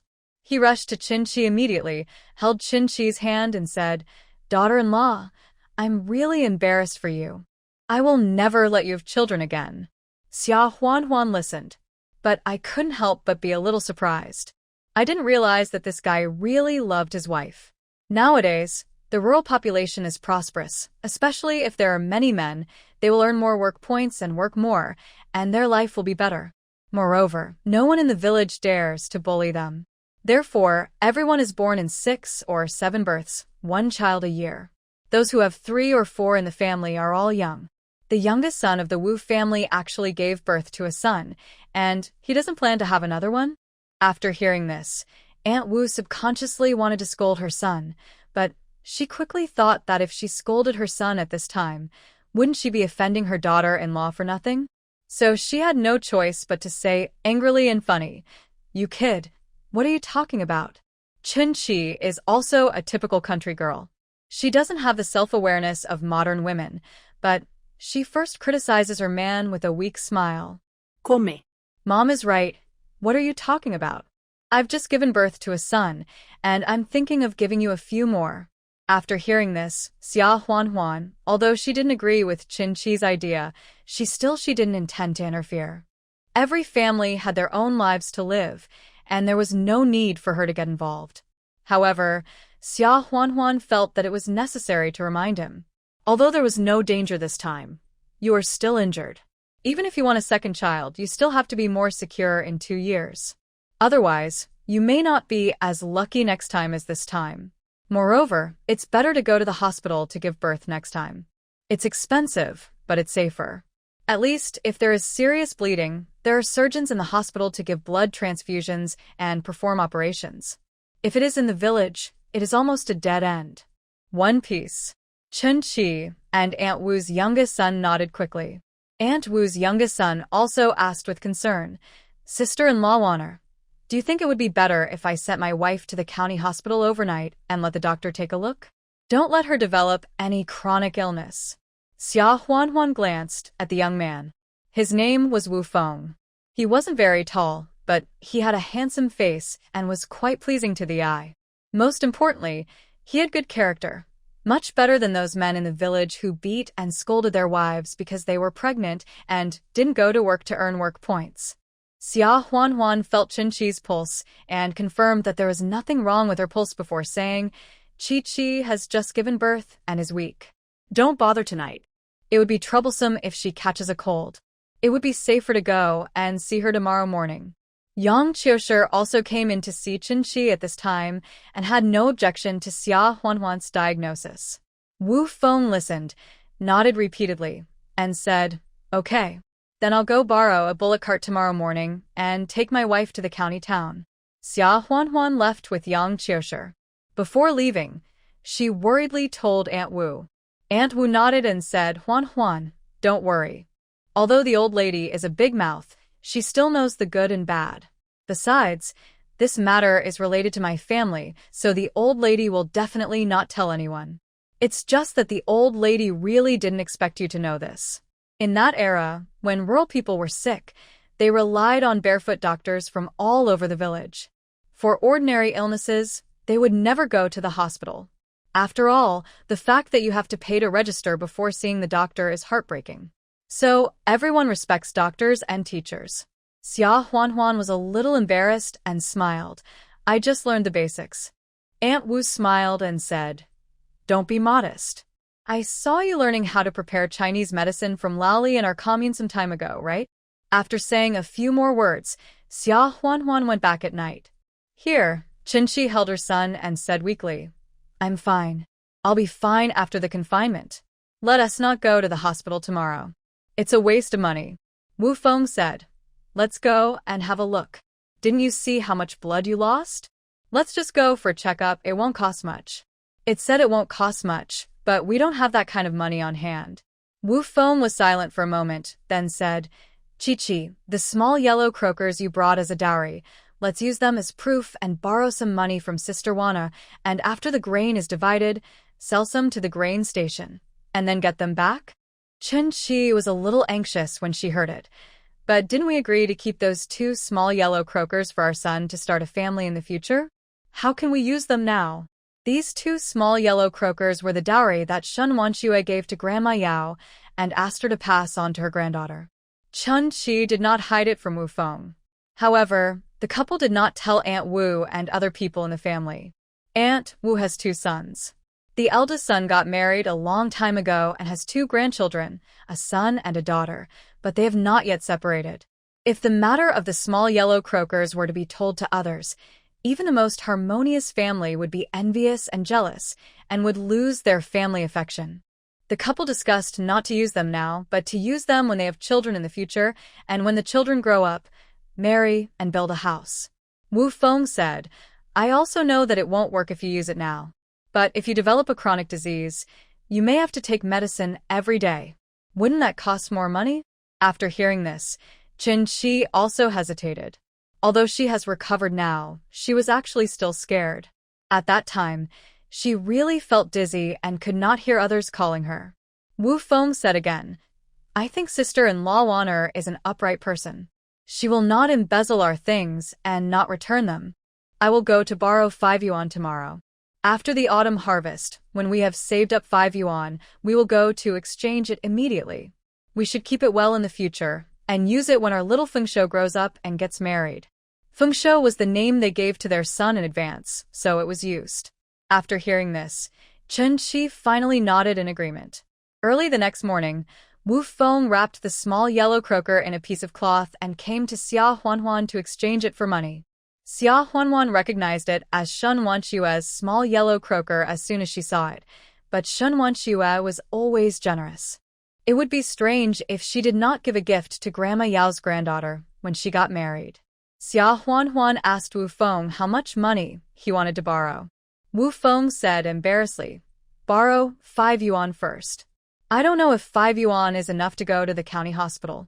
Sister-in-law Wanner, don't worry. After we sell some grain to the grain station after the autumn harvest, I will go out to do some odd jobs, and I will definitely pay it back in the winter.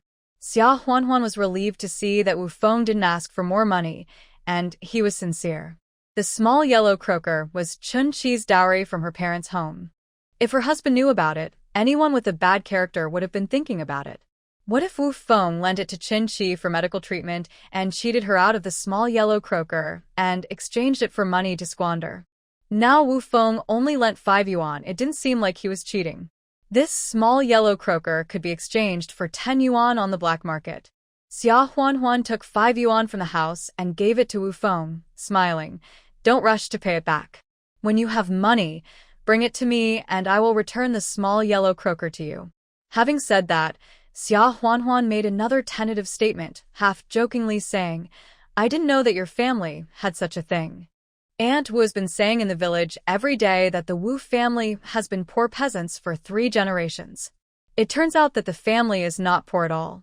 After hearing this, Wu Feng quickly put his index finger to his lips and whispered, Sister-in-law Wana, you must not tell my mother about this. I tell you the truth, this is the treasure my wife brought when she got married. We didn't dare to tell our family. We originally planned to save it and wait for the kid in the family to grow up to build a house and get married. But it's not because Chi-Chi is in danger this time or because of the urgent need to see a doctor that we have no choice but to use it first. Xia Huanhuan nodded and smiled after hearing this, saying, So that's the case. Then I get it. Be careful on the road.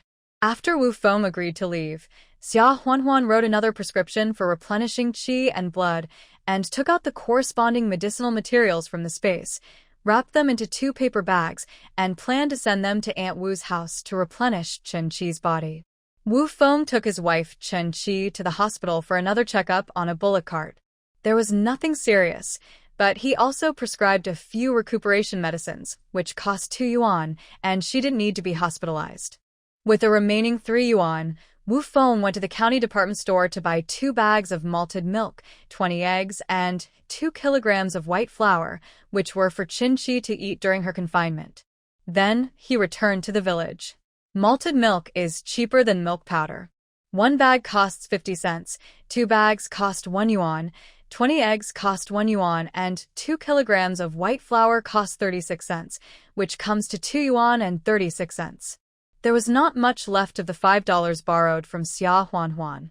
Seeing that the ox cart was returned, Xia Huanhuan took the medicine she had prepared in the morning and went to visit Aunt Wu's house. In fact, she was more concerned about the use of the $5 borrowed by Wu Feng. You can still tell a person's character from how he spends his money, especially since this money was borrowed by mortgaging his wife's dowry. Unexpectedly, the eldest daughter-in-law of the Wu family was making a scene in the Wu family yard. Aunt Wu's eldest daughter-in-law is called Qinyue, and she is also a powerful person. However, she has a mother-in-law who is the most powerful person in the gossip world, so her power is not enough to be seen. Aunt Wu has a sharp tongue, but she is really good to her family. Which of the eldest and 2 children was not raised by her? On the contrary, Qinyue, the mother, has become a hands-off boss. A few years ago, which daughter-in-law in the village did not envy Qinyue? Even Zhou Qiuhe has mentioned several times with envy that Qinyue is a happy daughter-in-law. Originally, the family was harmonious, but since the youngest son Wu Feng got married last year, Qinyue began to gradually feel unbalanced. Now Qin first child is a son, which is more meritorious than her first child, which was a daughter. This is one thing. Although she had a difficult birth last night, didn't she give birth naturally in the end? This early in the morning, she ran to the county hospital for a checkup. She is not a lady from the city. What's so precious about it? This is the second thing. As a result, when she came back in the afternoon, she saw Wu Feng buying malted milk and egg white flour. When she asked, she found out that the money was borrowed. Qinyue, who had been accumulating anger and jealousy, exploded directly. Isn't it just a son for the first child? Is it so precious? Going to the hospital and buying malted milk and egg white flour again. It would be fine if you had money, but you borrowed $5 from outsiders. I have to say this in advance. Don't expect me and your elder brother to pay a penny for this $5. Qi was thin-skinned and was too embarrassed to quarrel with Qinyue, his elder sister-in-law, so he was so angry that he cried. Wu Feng's forehead was also throbbing with veins, but as a man, he was just angry because he was not good at talking. Sister-in-law, we asked you to pay back the money we borrowed. What are you arguing about? Qinyue sneered. Didn't we ask you to pay it back? Our family has not split up, and the work points you earn are also collective. As long as you don't split up and live alone, your elder brother, me, and your parents' family will help you pay back the money. Aunt Wu went out to the river to wash clothes, and she was not at home. No one in the family could say anything to Qinyue. Wu Feng was so angry that he couldn't speak for a long time, and then he said, Okay, sister-in-law, if you say so, then when Mom comes back, I will tell her immediately that Chi and I have separated from the family, and we will not take advantage of you. Qinyue was quite satisfied when she heard this. She had wanted to separate the family for a long time, but not for her own family, but for her brother-in-law's family. After Qin became pregnant, she had been thinking about this. Both parents-in-law are now in their 50s and can still do farm work and earn a lot of work points. But if Qin becomes pregnant, then mother-in-law will definitely have to take care of Qin's child. My brother-in-law's family will take advantage, but their eldest house will suffer. If my brother-in-law's family separates and lives alone, my parents-in-law will still follow them and don't have to take care of their children. All the work points they earn will belong to their eldest house. This is of course the best. It's a pity that Qinyue's wishful thinking was too good. As soon as Wu Feng finished speaking, he heard the lion's roar of Aunt Wu. Want to separate the family? Okay. I also know that since you and the eldest brother built a new house, you have not come to this yard except for eating time, which means you are almost done with separation. It just so happens that you can separate from today. Chen Yue, Wu Feng, and Qin Shi looked towards the door at the same time and saw Aunt Wu and Xia Huanhuan appear at the door. After hearing what Aunt Wu said, the expression on Chen Yue's face turned from smugness to ashenness, but she did not dare to confront Aunt Wu head-on and quickly said, "Mom, you heard it wrong. It's not me who wants to divide the family, it's my brother-in-law's family who wants to divide it." Aunt Wu sneered and glanced at her, saying, "Humph. I have eaten more salt than you have eaten rice, and you still dare to brandish a sword in front of Guangong. I also know what's wrong with you. Are you jealous of Chi-Chi because she had white flour and eggs to eat during her confinement? What's the matter? Did I treat you badly when you were in confinement? Every meal was served with white flour, lumps, and egg soup. Now it's your sister-in-law's turn, and you feel unbalanced? And you still say that the second brother's family benefited from it? All the work points that the second brother has worked hard for these years, and the money he earned from odd jobs outside, have they all been used to support the wicked people? Now they have borrowed $5, and I haven't even said a word to your father. Do you give me face? You are acting as a family member here." These words made Chen Yue blush. Wu Zhen, the eldest son of the Wu family, was also called back from the fields by his two children. Seeing that his wife was confused and quarreled with his younger brother, sister-in-law, and mother, he raised his fist to hit Chen Yue. Chen Yue was also afraid of her man, so she ran away crying. Aunt Wu was still not satisfied, and said to Wu Zhen with a cold face, "Brother, your father, and I know what your wife means. It's better for you to separate and live abroad so that your wife doesn't think we are also benefiting from you.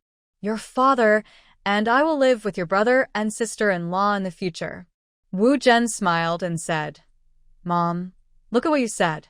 Aren't you just talking about something else?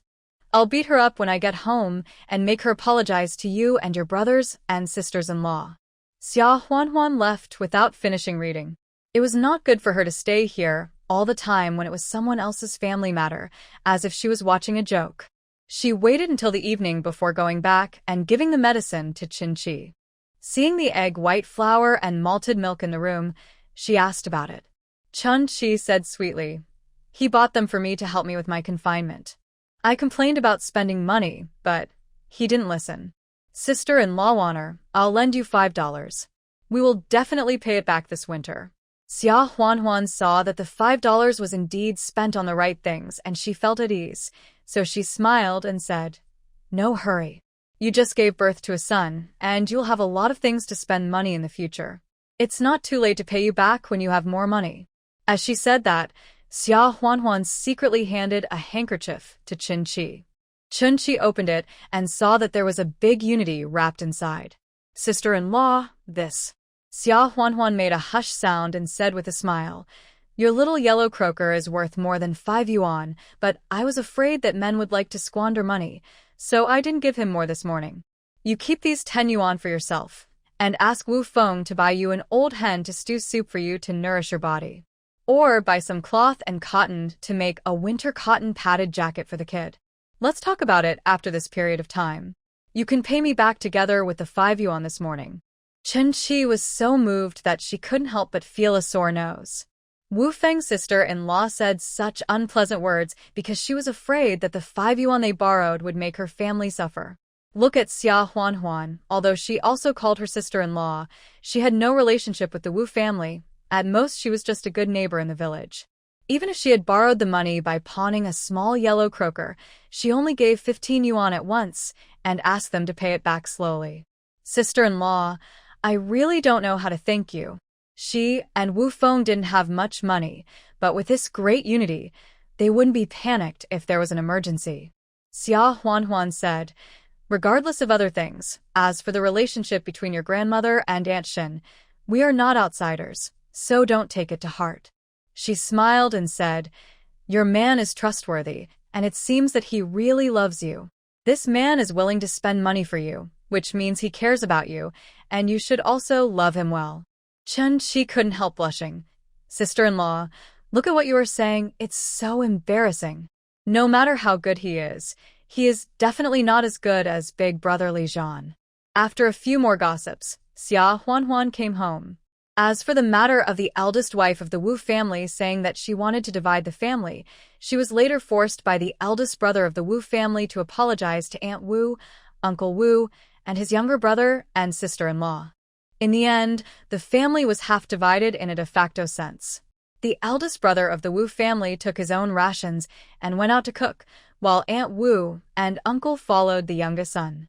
However, the work points they earned, except for the rations for eating at the youngest son's house, they still gave some to the eldest family. Chen Yue didn't dare to say anything else. She didn't benefit from it, but she didn't suffer any loss either.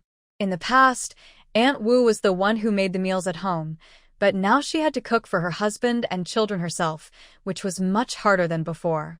Xia Huanhuan didn't pay much attention to the Wu family's housework. The days soon came to the 6th month of the lunar calendar. The days were getting hotter day by day. The pond dug in the spring, and the lotus roots planted now, had a pond of lotus leaves standing tall and graceful, mixed with many light pink lotus flowers, which became a scene in Qingshui village. Who among the villagers who passed by this lotus pond didn't praise the beautiful lotus flowers in this pond? The lotus pond was right in front of Xia Huanhuan's house. Every time she looked up, she felt that it was full of green, and even the heat didn't seem so unbearable. In addition, the fish raised in the lotus pond had grown a lot bigger when they splashed in the water. I'm afraid they were all very plump. Digging lotus roots would be around September and October, when only the remaining lotus leaves were left. The fish would also be harvested at that time. However, this did not prevent Xia Huanhuan from asking Xia Shuangshan to go into the water to dig some crisp lotus roots first and stew them in pork rib soup. This was also agreed upon in advance. The lotus root seeds and fish fry were all bought by Xia Huanhuan. When they were harvested in the fall, they would be distributed to everyone, but her family could enjoy a larger portion. Xia Shuangshan dug out a few sections of crisp lotus roots, and Lin Yuru used the well water from the yard to press them out and wash them clean. In addition, a fish weighing 2 kilograms was caught. Xia Huanhuan put in fish fry such as crucian carp, sea bass, and mandarin fish. Xia Huanhuan had already gone to the town to buy 3 kilograms of ribs. It happened that Yan Haotian was also going back to the south these days, so he also came to the house for dinner. Chop the ribs into small pieces, put them in a pot with cold water first, boil the blood water, then take them out, add slices, green onion segments, etc., and simmer them slowly with water. After stewing for a while, add the lotus root cubes cut into large pieces and continue stewing. After it is cooked, add salt flowers, and it will be delicious enough. The fish is made into a steamed sea bass, which tastes light and delicious. In addition, there is a plate of cold lotus root and a cold cucumber. There are also several other dishes such as braised pork and stir-fried vegetables. Even Yan Haotian couldn't help but sigh that his sister's family life is really not wronged. Sometimes it is better than what he eats in the army. However, he does not object to his sister's extravagant life. First, his brother-in-law gets more allowances than him, and second, doesn't he still have his big brother? Although he didn't give the allowance directly to his sister, since they recognized each other as relatives, in addition to the 200 yuan he gave to Xia Shuangshan last time, he also gave them 10 yuan a month for their old age. It's obvious that mom and dad will not suffer with her sister. Naturally, she is eligible to use the allowances he gave. Why does Xia Huanhuan have to live so frugally with so many allowances in her hands? Yan Haotian reminded her with concern. Huanhuan, don't save money. If you are short of money, send me a telegram and I will send it to you immediately. Also, don't be embarrassed to use the 10 yuan a month I give to mom and dad. Do you hear me? Xia Huanhuan felt that although she had misunderstood Yan Haotian as a suspicious person in the past, now it seems that being his sister is quite comfortable. She feels like being pampered. However, although she verbally agreed, she would naturally not really use the money in Xia Shuangshan and Lin Yuru's hands. The old man has some money in his hands, which is his confidence, and it is not something that can be given by filial piety alone. Lin Yuru felt bad because she had eggs for every meal and meat every other day at Xia Huanhuan's place, so she wanted to force money on Xia Huanhuan. But Xia Huanhuan frowned and said that if that was the case, she would have to pay Lin Yuru for taking care of the kids for her. Lin Yuru gave up. Xia Shuangshan felt very uncomfortable. His son was found, and sometimes he couldn't close his mouth at night and would wake up with a smile. But in fact, they only spent a few days together. What's more, the new house in Xia village had not been built yet. Every time his son came back, he didn't live in the new house at home. Oh. This house has been delayed for several months due to the busy farming season. Now it is almost completed. You should talk to your superiors and ask them to stay in Mo County for another half a month, at least to live in the new house before leaving. Yan Haoyan felt uncomfortable when he heard what Xia Shuangshan said, but he could not change the order at will. Dad, it's not like my brother won't come back. The house is built, so my brother can live in it next time he comes back for visit, right? Don't be like this, it makes my brother feel bad. Xia Shuangshan and Lin Yuru had to change the subject and stop talking about it. 2 days later, Yan Haoyan returned to the south. Xia Shuangshan and Lin Yuru went to the train station to see them off, and their eyes were red again. Xia Huanhuan had to stay at home to take care of the children, so she didn't go to see them off. The 3 little ones were still as quiet as ever. They were more than 7 months old and almost 8 months old. They were curious about everything and kept asking Xia Huanhuan to take them to the chicken coop to see the chicks. Xia Huanhuan also stuffed chopped vegetable leaves into their little hands. The 3 little guys imitated adults and slammed their hands violently to throw the vegetable leaves out. As a result, because their hands were tightly clenched and they didn't know how to loosen them, they still had the vegetable leaves in their hands after shaking for a long time. Xia Huanhuan was both amused and speechless. Logically speaking, her and Li Zhan's IQs were not low, so why were the 3 little ones so stupid? Why didn't any of those genius babies in novels who were amazing at the age of 5 have such a stupid birth? The chickens at home are now grown up. A special area in the yard is netted out with a net for the chickens to flutter in, and they are not afraid of chicken shoot everywhere in the yard. The 6 hens they raised can now lay eggs, 6 eggs a day. Bebe gets up early every morning and runs to the chicken coop to collect eggs. 3 of the eggs are kept for their own consumption, and the remaining 3 are handed over to the commune. The commune accountant keeps a record of the number and converts it into work points at the end of the year. Xia Huanhuan thought about it and discussed with Lin Yuru that she wanted to apply for another U from the commune. This was not for earning work points. The main reason was that Xiaowen and Xiaowu were about to grow and develop, so she wanted to let them drink a glass of milk every day to supplement calcium, which was good for the body and promoted development. There was some in the space, but it was not easy to take out. If you raise a ewe, even if you don't squeeze enough goat milk, you can take it out from the space to make up for it, which is much more convenient. Xia Huanhuan went to the commune to report to Secretary Zhao, and when the work points were calculated at the end of the year, she could only be counted half, but the goat milk every day would belong to her family. Secretary Zhao discussed with the villagers and agreed to Xia Huanhuan's proposal. The next day, he took a lamb from the commune and brought it back to Xia Huanhuan. However, it takes 8 to 10 months to raise a lamb from a young lamb to breeding, and it takes another 4 to 5 months for the lamb to conceive and give birth to a lamb. If she raises it now, she won't be able to drink goat milk until next year. Xia Huanhuan almost backed out. She had to raise it for more than a year just to drink goat milk? But she didn't back out in the end, mainly because the kids at home, big and small, liked this new member very much. The lamb's wool is white, and it bleats when it calls. It's so cute that it's unfair. Okay, let's take it slow, just treat it as a pet. When it comes to cutting grass for the sheep or going out to herd sheep, it's better for Xiaowen and Xiaowu to go when they are not in school, or for Bebe to go. Of course, what the 3 little guys cut was definitely not enough, so Xia Huanhuan had to go out with a basket to cut the bulk of the grass.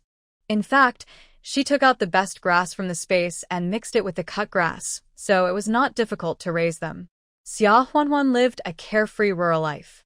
At the Fu family, Sun Chunhua saw that it had been a month or 2 since Xia Huanhuan came home, so she asked Fu Weixin for half a month's leave, saying that she wanted to go back to her hometown to visit. When Sun Chunhua found Jingshi, she said that there were no relatives at home. So this time, she only said that she was old and wanted to go back to see her former neighbors. Fu Weixin didn't think much about it and let her go back. When Sun Chunhua returned to her hometown, she went straight to a family with a yellow adobe house. The hostess of the house was covered in dust and didn't recognize Sun Chunhua at first. When Sun Chunhua gave her name, the woman was stunned. Sister Chunhua. How come you don't look old at all these years? The woman in front of her was the younger sister of Sun Chunhua's husband, Li Ernie, who was 3 or 4 years younger than Sun Chunhua. But now, when the two stood together, anyone who saw them would think that Sun Chunhua was 5 years younger. This was no wonder. After all, Sun Chunhua's husband died just after she got married, and her mother-in-law said that she was a jinx and that her hard life killed her man. Sun Chunhua packed her luggage and went to her sister Sun Kaiwa, who had married far away, but she didn't expect that her sister had also died of dystocia. However, she heard from the village that her niece was adopted by a very rich woman in Beijing, so she had the idea of trying to go to Beijing. Even if people were unwilling to take her in, since they adopted her niece, it would be good for her to ask for some nutrition fees. Unexpectedly, the Fu family was kind and kept her. Sun Chunhua had no intention of paying attention to her sister-in-law's old age. She entered the house, took out a bag of flour weighing 1 pound from her bag, put it on the table, and said, "I also work as a nanny in Beijing, and my life is hard. You keep this flour and make dumplings with it." Li Ernie was naturally very happy and became attentive to Sun Chunhua. However, Sun Chunhua had no intention of making more friends, so she asked directly, "Let me ask you, the child I asked you to secretly take away that year, didn't you say that he died later? Is the news accurate?" Li Ernie was stunned at first, then her face turned pale, and she asked with a forced smile, "Sister Chunhua, why are you suddenly asking about something that happened so long ago? Is it?" The truth was revealed. Thinking of this possibility, Li Ernie was anxious. "Sister Chunhua, didn't you tell me that this matter would not be dangerous? Why do you still mention it after so many years? Don't scare me." Seeing her panic, Sun Chunhua became even more irritated and said, "Why are you panicking? Nothing happened. I just saw someone who looked like her recently, and I felt uneasy, so I asked again." Li Ernie was still very scared and stammered, "My husband handled this matter. He said that he did what you said and threw the child on the barren mountain. How could a newborn child still be alive?" Sun Chunhua also felt that it was unlikely, but she still asked in detail about where the child was thrown. Li Ernie said that the place where the child was thrown was on the barren mountain 10 kilometers ahead. There was a wolf den in that mountain, and even adults in the village were killed by wolves. Sun Chunhua also felt that if it was in that mountain, it would definitely not go wrong. It seems that Xia Huanhuan just looks like her, and she shouldn't be Xiao Wenhui's daughter. Sun Chunhua's heart, which had been hanging in the air, was a little relieved. She didn't talk much with Li Ernie and was about to go back. Li Ernie saw this and suddenly stopped her. That year, Sun Chunhua, who had run away from home, suddenly returned to the village at night and knocked on the door of Li Ernie, who was married to the same village. When she whispered to Li Ernie to do this evil thing, she brought 20 yuan with her. At that time, their village was also destroyed by floods, and half of the houses were washed away. The remaining half was barely a place to live. 20 yuan could build 2 less houses. Li Ernie and her husband agreed. After the matter was done, she really got 20 yuan from Sun Chunhua. After that, Sun Chunhua never returned to the village again. Now, after more than 20 years, she suddenly asked about this matter again, and Li Ernie suddenly became greedy. "Sister Chunhua, you see, although you are also a nanny in the city, you are better off than us, right? My eldest son is already 25 years old, and he hasn't married yet. Can you give us another 20 yuan? Sister Chunhua, my husband and I did that thing without conscience. If you hadn't mentioned it, we would have almost forgotten it. But now that you mention it, my husband and I are afraid that we will have nightmares again at night. Sister-in-law, you see, You don't want us to be so worried that we have to go to the city to find you. Sun Chunhua heard this and felt sick, as if she had swallowed a fly. She could naturally hear the threat in Li Ernie's words. If she didn't give the money today, Li Ernie might really go to Beijing to find her. Although her affairs in the Fu family had not been leaked, there is no wall that can't be penetrated, and she didn't dare to take the risk. Sun Chunhua had to hold back her anger and said, "Ernie, I really don't have much money. You want 20 yuan at once, but you can't even sell me. How about this?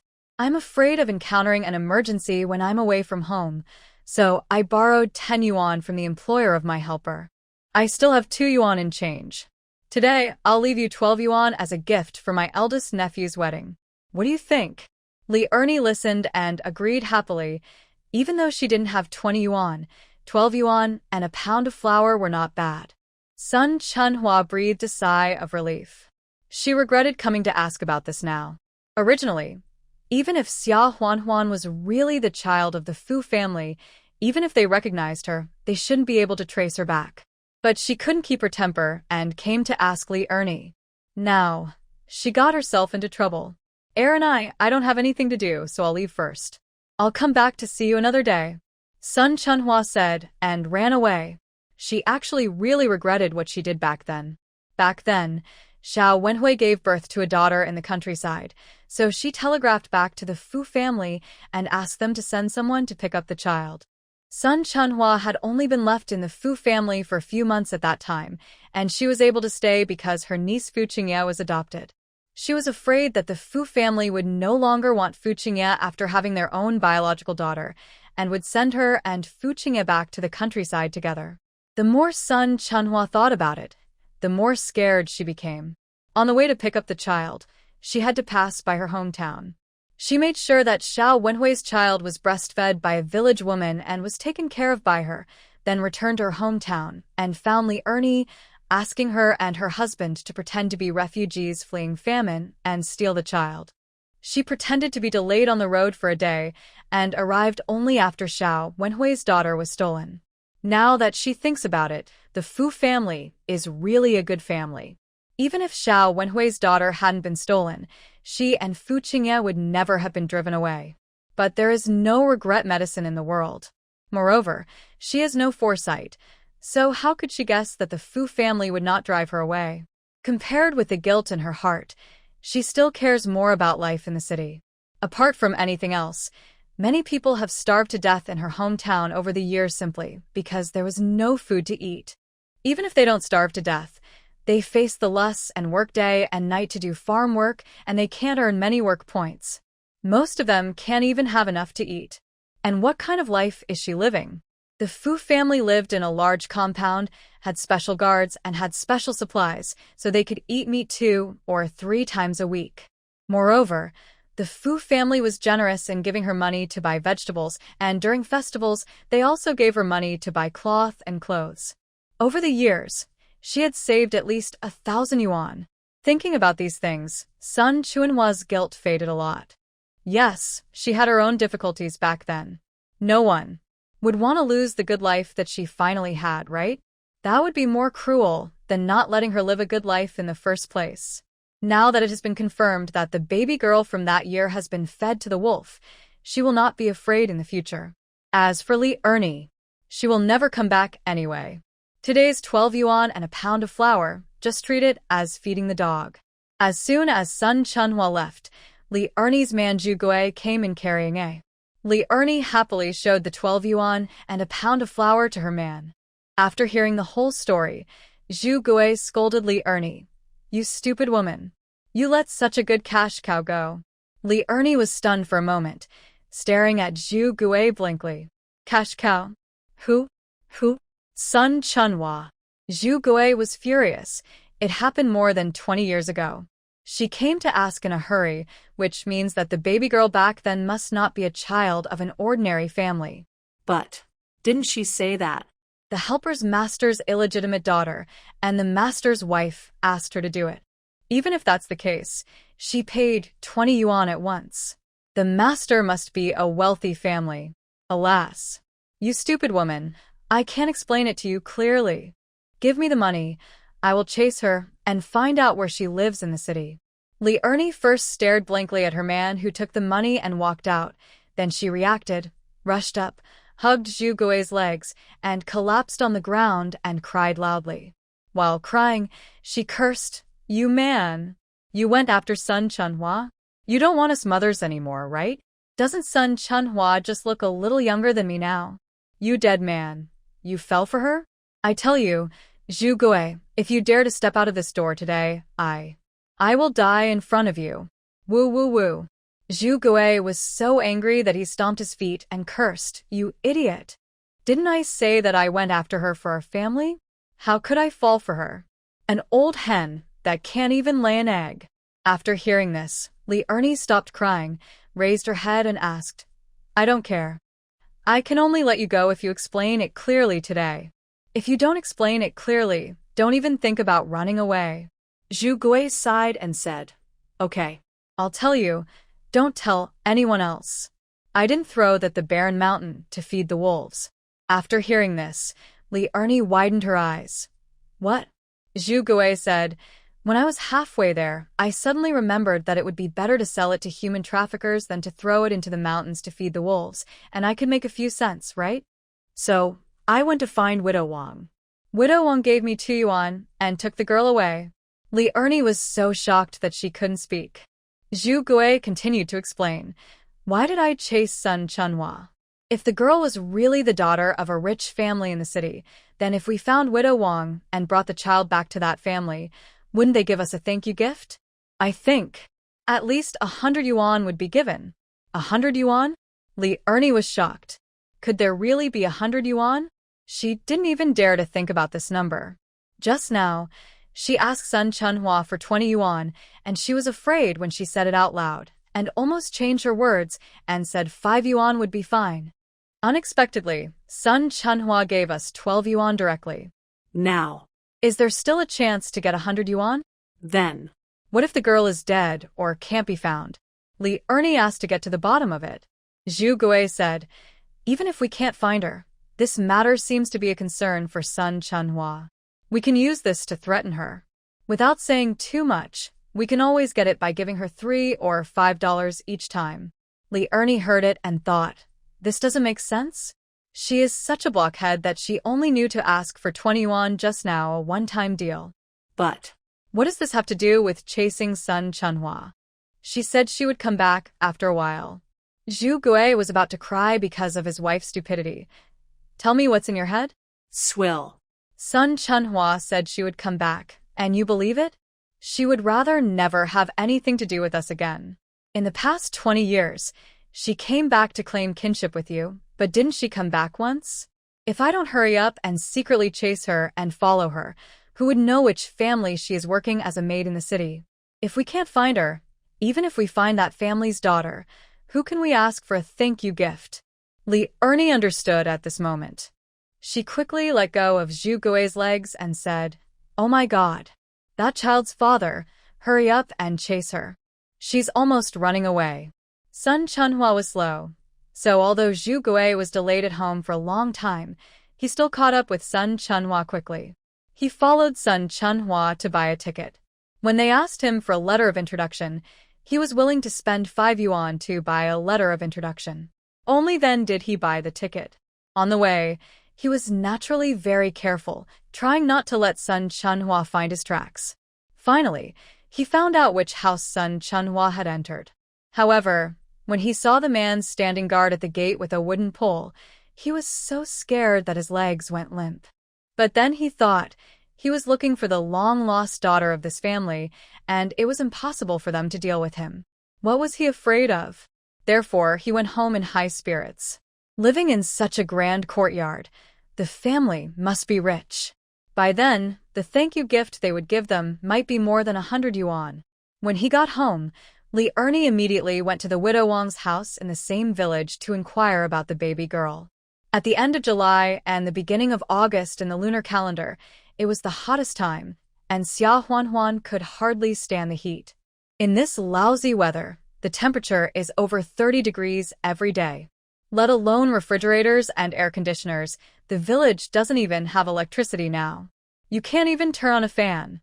The villagers rely on hand-cranked cattail fans to cool off, and they also chat under the shade of the trees at the village entrance. Xia Huanhuan's space does have solar panels that can collect solar energy to generate electricity. They can be placed on the roof of the tiled house, so at least the fan can be driven. However, after thinking about it, she still didn't take it out. Such a large solar panel placed on the roof is too eye-catching. People of this generation may not have seen it, let alone heard of it. If someone reports it as something suspicious, such as a radio wave signal board that transmits signals, it will be troublesome. Thinking about it, it's helpless. There are so many good things in her space, but it's hard to take them out for use.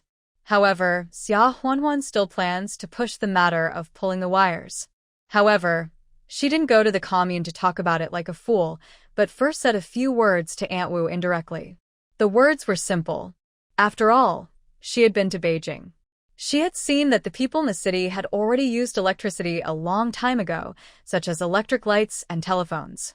In the summer, people also used electricity to fans. Aunt Wu widened her eyes. Li Zhan's wife was well informed. There was also an automatic palm leaf fan. I had never heard of it. Why not? The last time I went to visit my relatives, I saw one for sale in a department store. It seemed to be a Hengsheng brand. I heard it was produced in Hangzhou. It's very famous. Xia Huanhuan didn't often get in front of the women who were chatting in the village. She always stayed at home doing this or that, or went into the mountains with a bamboo basket on her back, or went to cut grass, or went to the vegetable gardens to tend to vegetables. When she saw the villagers, she would at most smile and say hello. The only people who were close to her were Aunt Wu's family, Zhou Qiuhe's family, and Secretary Zhao's daughter-in-law's family. Therefore, what Aunt Wu heard from Xia Huanhuan could be regarded as first-hand news about the lives of city dwellers. These exclusive news made her sit more firmly in the top position in the gossip world, and no one could shake her. After hearing Aunt Wu's description of the electric fan, the women in the village were all yearning, but at the same time they felt unbelieving.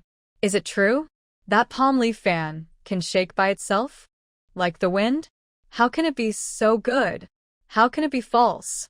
Li Zhan's wife said that she saw it with her own eyes in Jingshi. She said that the thing needs to be carried by. What was it?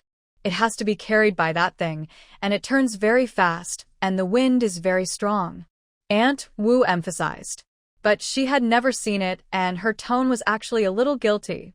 However, another person who came to chat Aunt Xu, the mother of Zhu Xiaoping, whose son got the place given up by Xia Huanhuan and went to Beijing to attend university, said with some pride, "Could Sister Wu talk nonsense?" Our Xiaoping wrote back and also said that there is such a thing. It is powered by electricity. It turns woo woo woo. It is so cool. Our Xiaoping also said that every household in the city has electricity and they turn on the lights at night. It's nothing like here, where we have to light a kerosene lamp and it's dim and we can't see anything. Aunt Zhu, whose son was going to college in Beijing, made a promise and everyone believed it. Someone asked in confusion, "Sister Zhu, what are you talking about? Electricity? What is that?" Oh, you don't understand this? I heard that the workers in our county also have it in their staff buildings. I heard that it is the same thing as the lightning that flashes in the sky during thunderstorms. Oh my God, that lightning can kill people. Who dares to touch such a dangerous thing?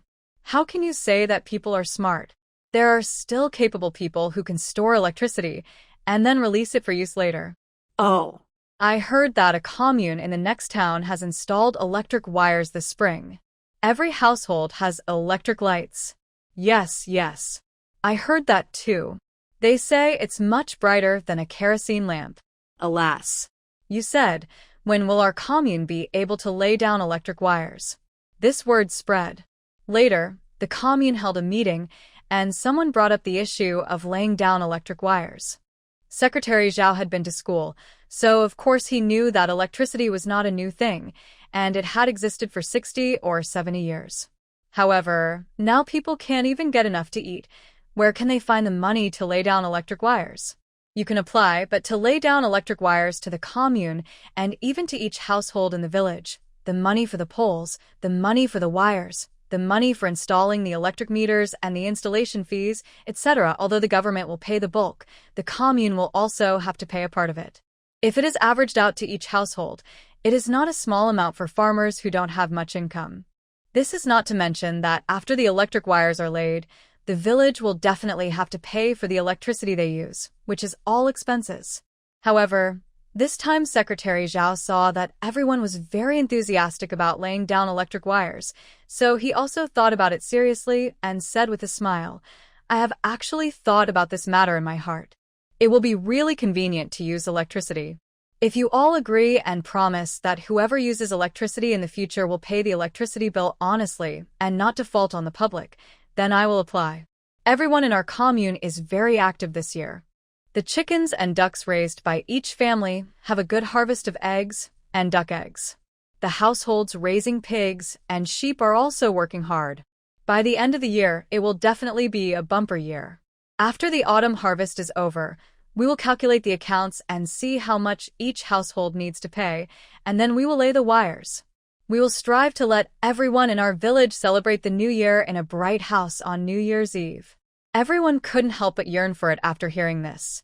Although it would be a considerable expense to pay monthly electricity bills after the electricity was connected, it was heard that the electricity was connected to a meter, and if you connected it but didn't use it, the meter wouldn't work and people wouldn't care about you charging for the electricity.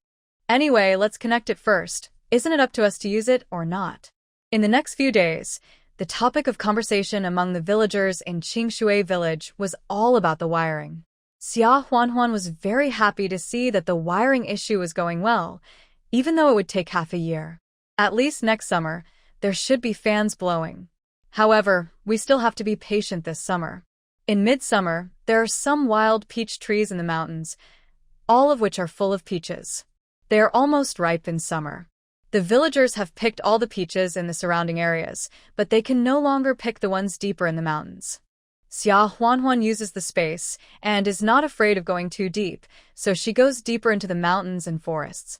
Every time she comes back from the mountains, she can pick some wild peaches. She takes some peaches out of the space and mixes them in, takes them home, and freezes them in the well in the yard. When she gets too hot, she takes them out and eats them. In addition to peaches, there are also large watermelons grown at home, which are also frozen in water in a bucket. There is also mung bean paste. After the mung beans are boiled until they are soft and sandy, they are scooped out and cooled. Then white sugar is added and eaten to reduce internal heat and relieve summer heat. Another way to cool down is to take a bath. Xiaowen and Xiaowu are fine because they are boys.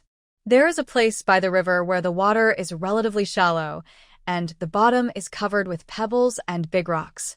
It was renovated by the commune in the past so that the women in the village can wash clothes and so on in that area. Because the water is shallow and there are basically adults nearby, the children in the village like to go there to play in the water in summer. Xia Huanhuan knew that it was safe there, so she didn't stop Xiaowen, Xiaowu, and Beibei.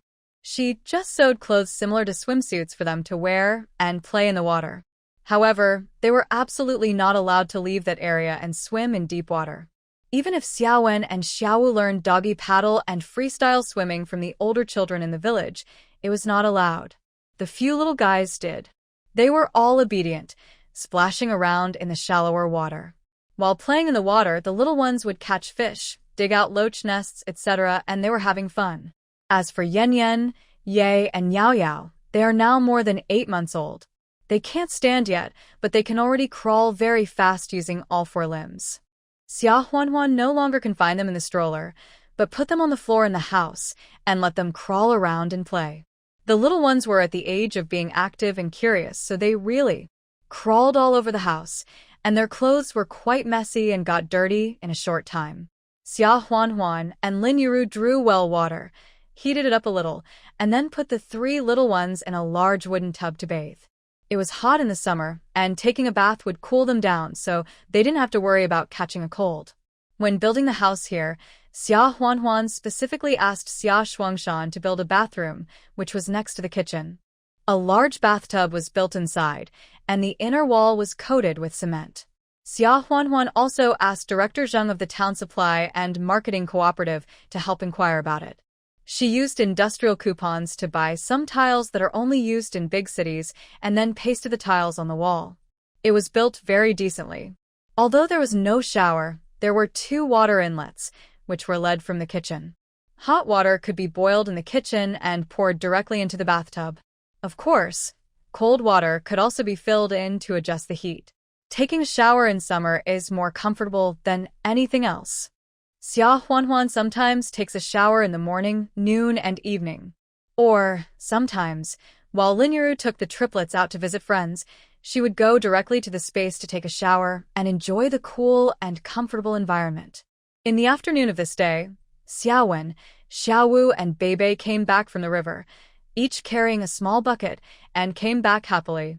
When they saw Xia Huanhuan, they said proudly, "Mom, look!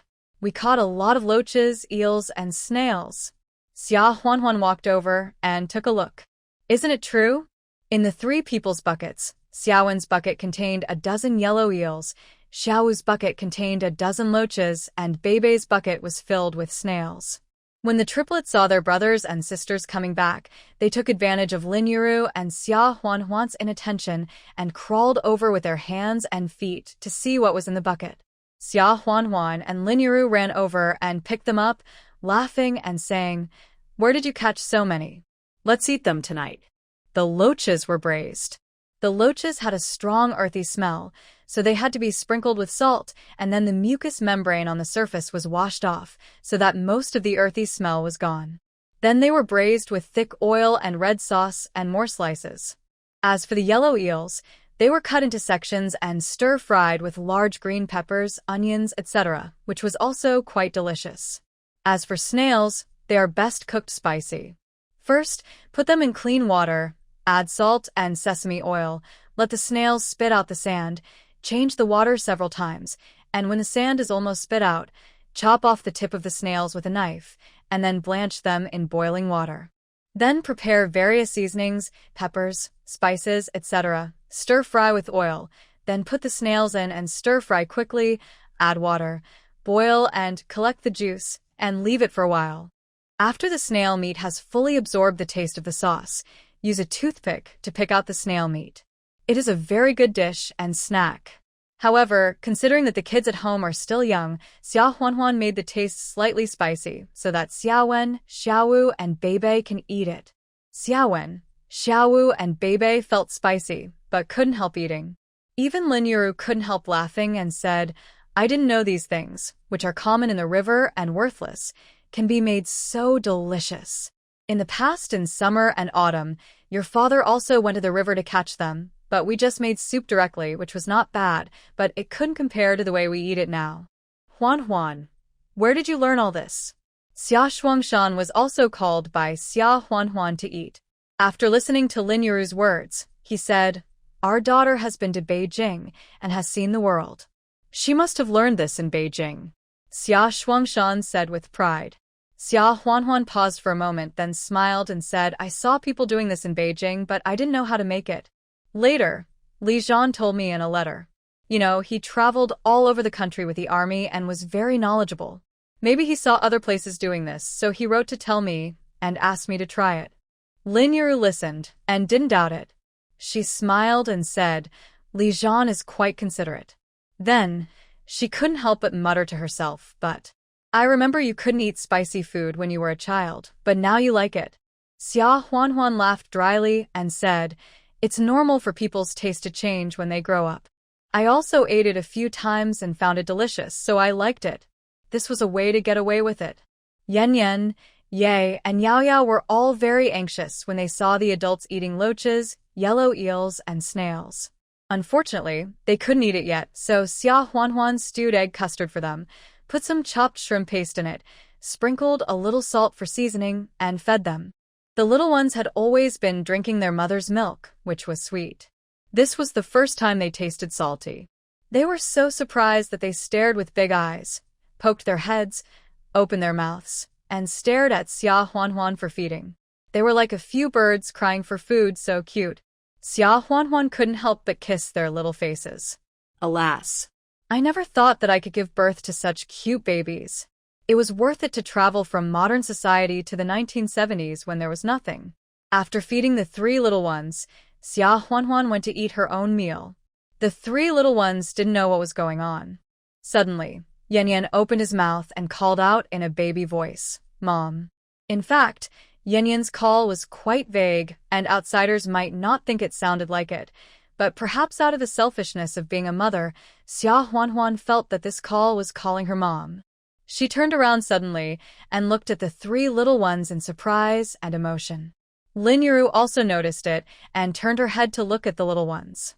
"Mom, did you hear it just now?"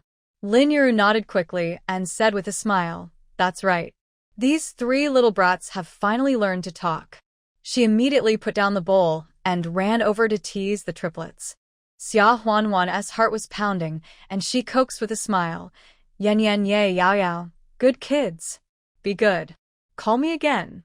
Xiaowen, Xiaowu, and Beibei also ran over excitedly and surrounded their brothers. Xiaowen and Xiaowu said excitedly, "Be good. Little brothers call me brother. I'm the eldest brother. I'm the second brother.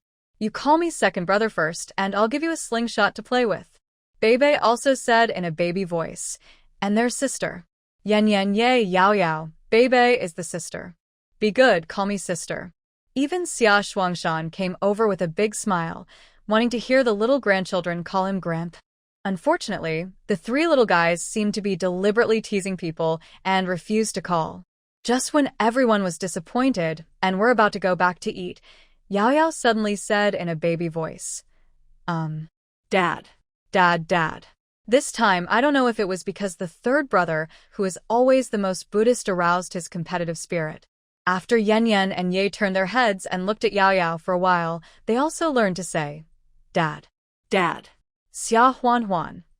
Although it was Li Zhan who called, she was so jealous. What should she do? How can you call Dad first and not Mom? Xia Shuangshan and Lin Yuru were very happy. They were about to praise the three little guys for being smart and learning to call Dad, but when they saw Xia Huanhuan's look, they held back. Xia Huanhuan sighed quietly and coaxed with a smile, "Yan Yan, Ye Yao Yao, my darlings, come and learn from me. Con me mua ma, not bua ba." Do you understand? You should call me Muama first. Lin Yuru. Unfortunately, no matter how Xia Huanhuan taught them, these three little fools could only shout Dad, and they kept repeating it one after another, like three little orioles singing a trio. Xia Huanhuan. Lin Yuru laughed dryly twice. "Wana, it's right to call Dad. These three little guys haven't gotten along with their dad since they were born. It's normal for them to miss Dad, isn't it? Children have small brains. They need to remember what to call little by little. Maybe they will be able to call Mom skillfully tomorrow." Xia Huanhuan sighed quietly, alas. These three little ungrateful ones. Forget it. Considering their young age and ignorance, I will record this account in the little notebook first, and then settle it when they grow up. Besides, it's no wonder that they miss Dad. Doesn't she miss Li Zhan too? Miss him so much? That night, Xia Huanhuan excitedly wrote a letter to tell Li Zhan that his sons could call Mom and Dad. Of course, in the letter, the triplets naturally learned to call Mom first, and then learned to call Dad. Otherwise, wouldn't Li Zhan be proud? Early the next morning, Xia Huanhuan went to the village to get a letter of introduction, and went to the county to mail the letter in person. Of course, the main reason was to be able to send a telegram to Li Zhan, which was much faster than a letter. Of course, she had to inform Li Zhan of such an important matter as soon as possible. If she did, it might take 10 days or half a month to get there, which would be too time-consuming. After leaving the telegraph station, Xia Huanhuan did not waste time and walked back. On the way, she was stopped by a strange old woman. "Girl, do you know that there is a Qingshui village nearby? How do you get there?" Xia Huanhuan was stunned for a moment, but did not think much about it. She thought that she was going to visit relatives somewhere, so she pointed out the way to her in detail. The old woman thanked Xia Huanhuan and started chatting again. "Girl, are you from Zishan town? If so, why don't we go together? We can have a companion on the road." Xia Huanhuan did not have the idea of going with her. After all, she was too lazy to walk. She planned to walk for a while, find a secluded place, and teleport back directly into the space. If it were not for the fact that she was going to send a telegram, the telegraph station would have asked for a letter of introduction, so she would have gone directly to the county town from the space. If she went with this old woman, wouldn't she have to walk for several hours to get back? Grandma, I'm sorry, I'm not from there. The old lady was somewhat disappointed after hearing this, but she still left by herself. Xia Huanhuan was afraid of meeting him again on the road, so she didn't set off to go back immediately. Just when she arrived in the county town, she went to Tunghua Lane by the way, cleaned the house and the yard, and watered the flowers and plants in the yard. It is the season for roses to bloom again, and the flowers as big as bowls are gorgeous. The osmanthus trees planted in spring are also growing vigorously. By September, the golden osmanthus will surely be fragrant. At that time, you can pick some to make fermented rice, osmanthus cakes, and also make tea or osmanthus wine. Thinking of this, Xia Huanhuan looked at the roses in the garden and suddenly had an idea. She picked some of the best flowers that were about to bloom, cut them with small scissors, and put them in the space first. In addition, the seasonal fruit in the yard now is peaches. The old peach tree in the courtyard of Luo's house was lush with leaves and branches, and large pale pink peaches dotted it. Xia Huanhuan looked up for a long time, and suddenly she felt like playing, so she rolled up her sleeves, moved a chair out of the house, stepped on it, and climbed up the tree along the trunk. After picking and choosing, she picked more than 20 big red peaches and put them all in the space, and then she climbed down from the tree.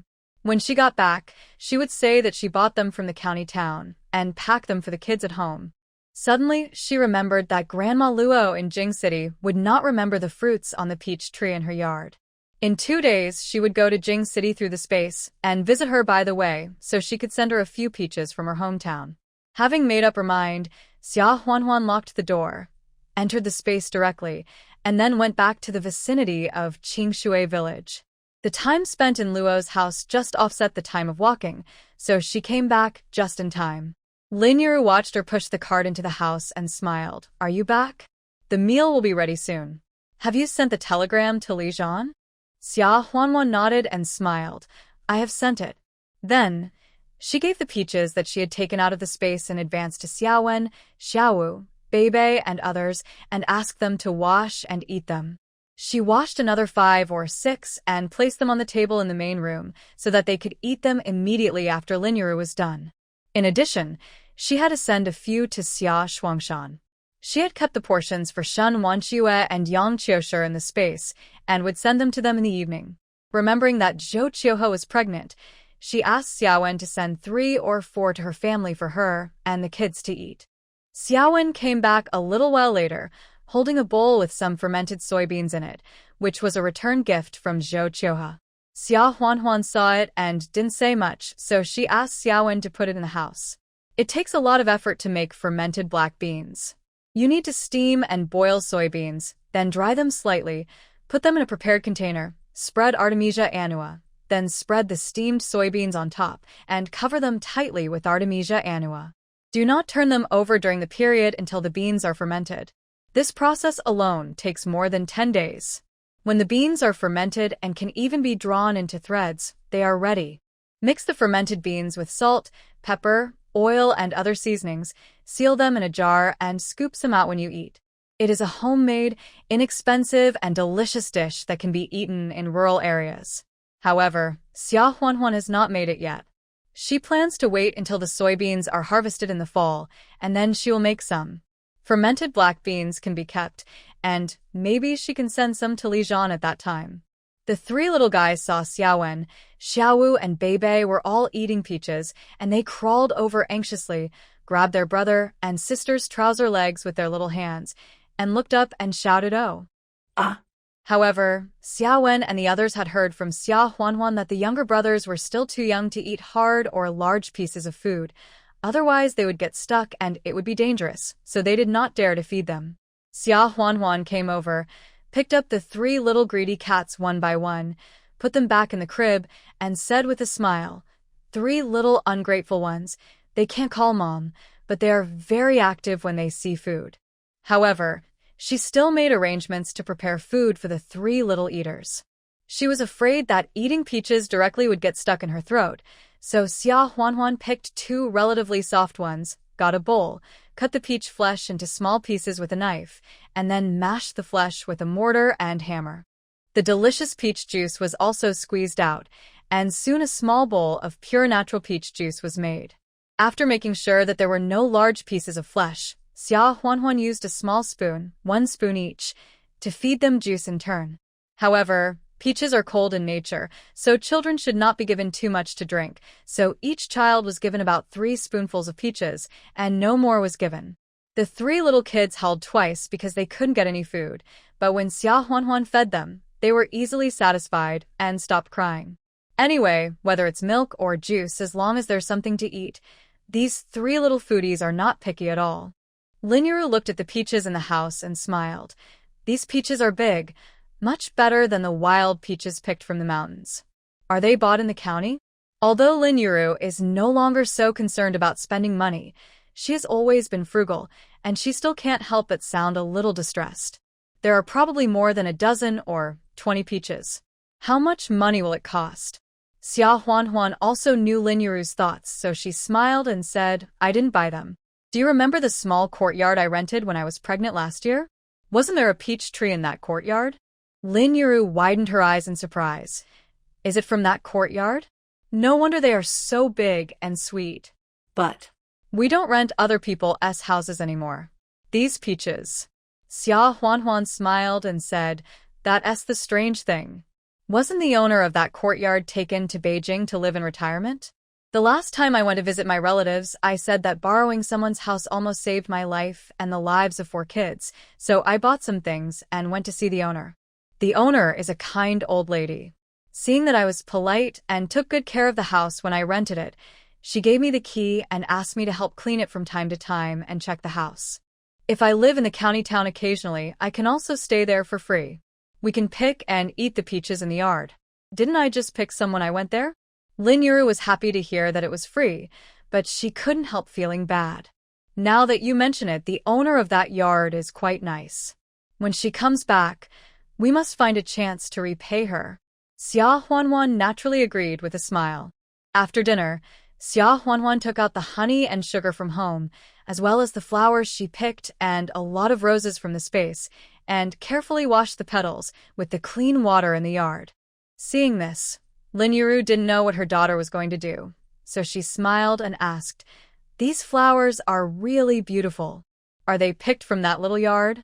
But why are you picking flowers? And it's so clean after being washed with water. Xia Huanhuan blinked and said with a smile, Well, you'll know in a few days. Xia Huanhuan plans to make some flower cakes. The soul of flower cakes are candied flowers. The flowers she picks are all taken out from the space, so they are naturally fresh. After cleaning, she adds sugar and honey. Gently knead it, then seal it in a can. Keep it away from light for 2 or 3 days, and the petals will be soaked in sugar. The next step is to make the meringue, and then mix the soaked flowers with some glutinous rice flour. It can be made with red bean paste and other fillings, and then baked in the oven. Of course, the oven is secretly used. Xia Huanhuan also made more than 20 and gave some to Shen Wanxue and Yang Qiushi.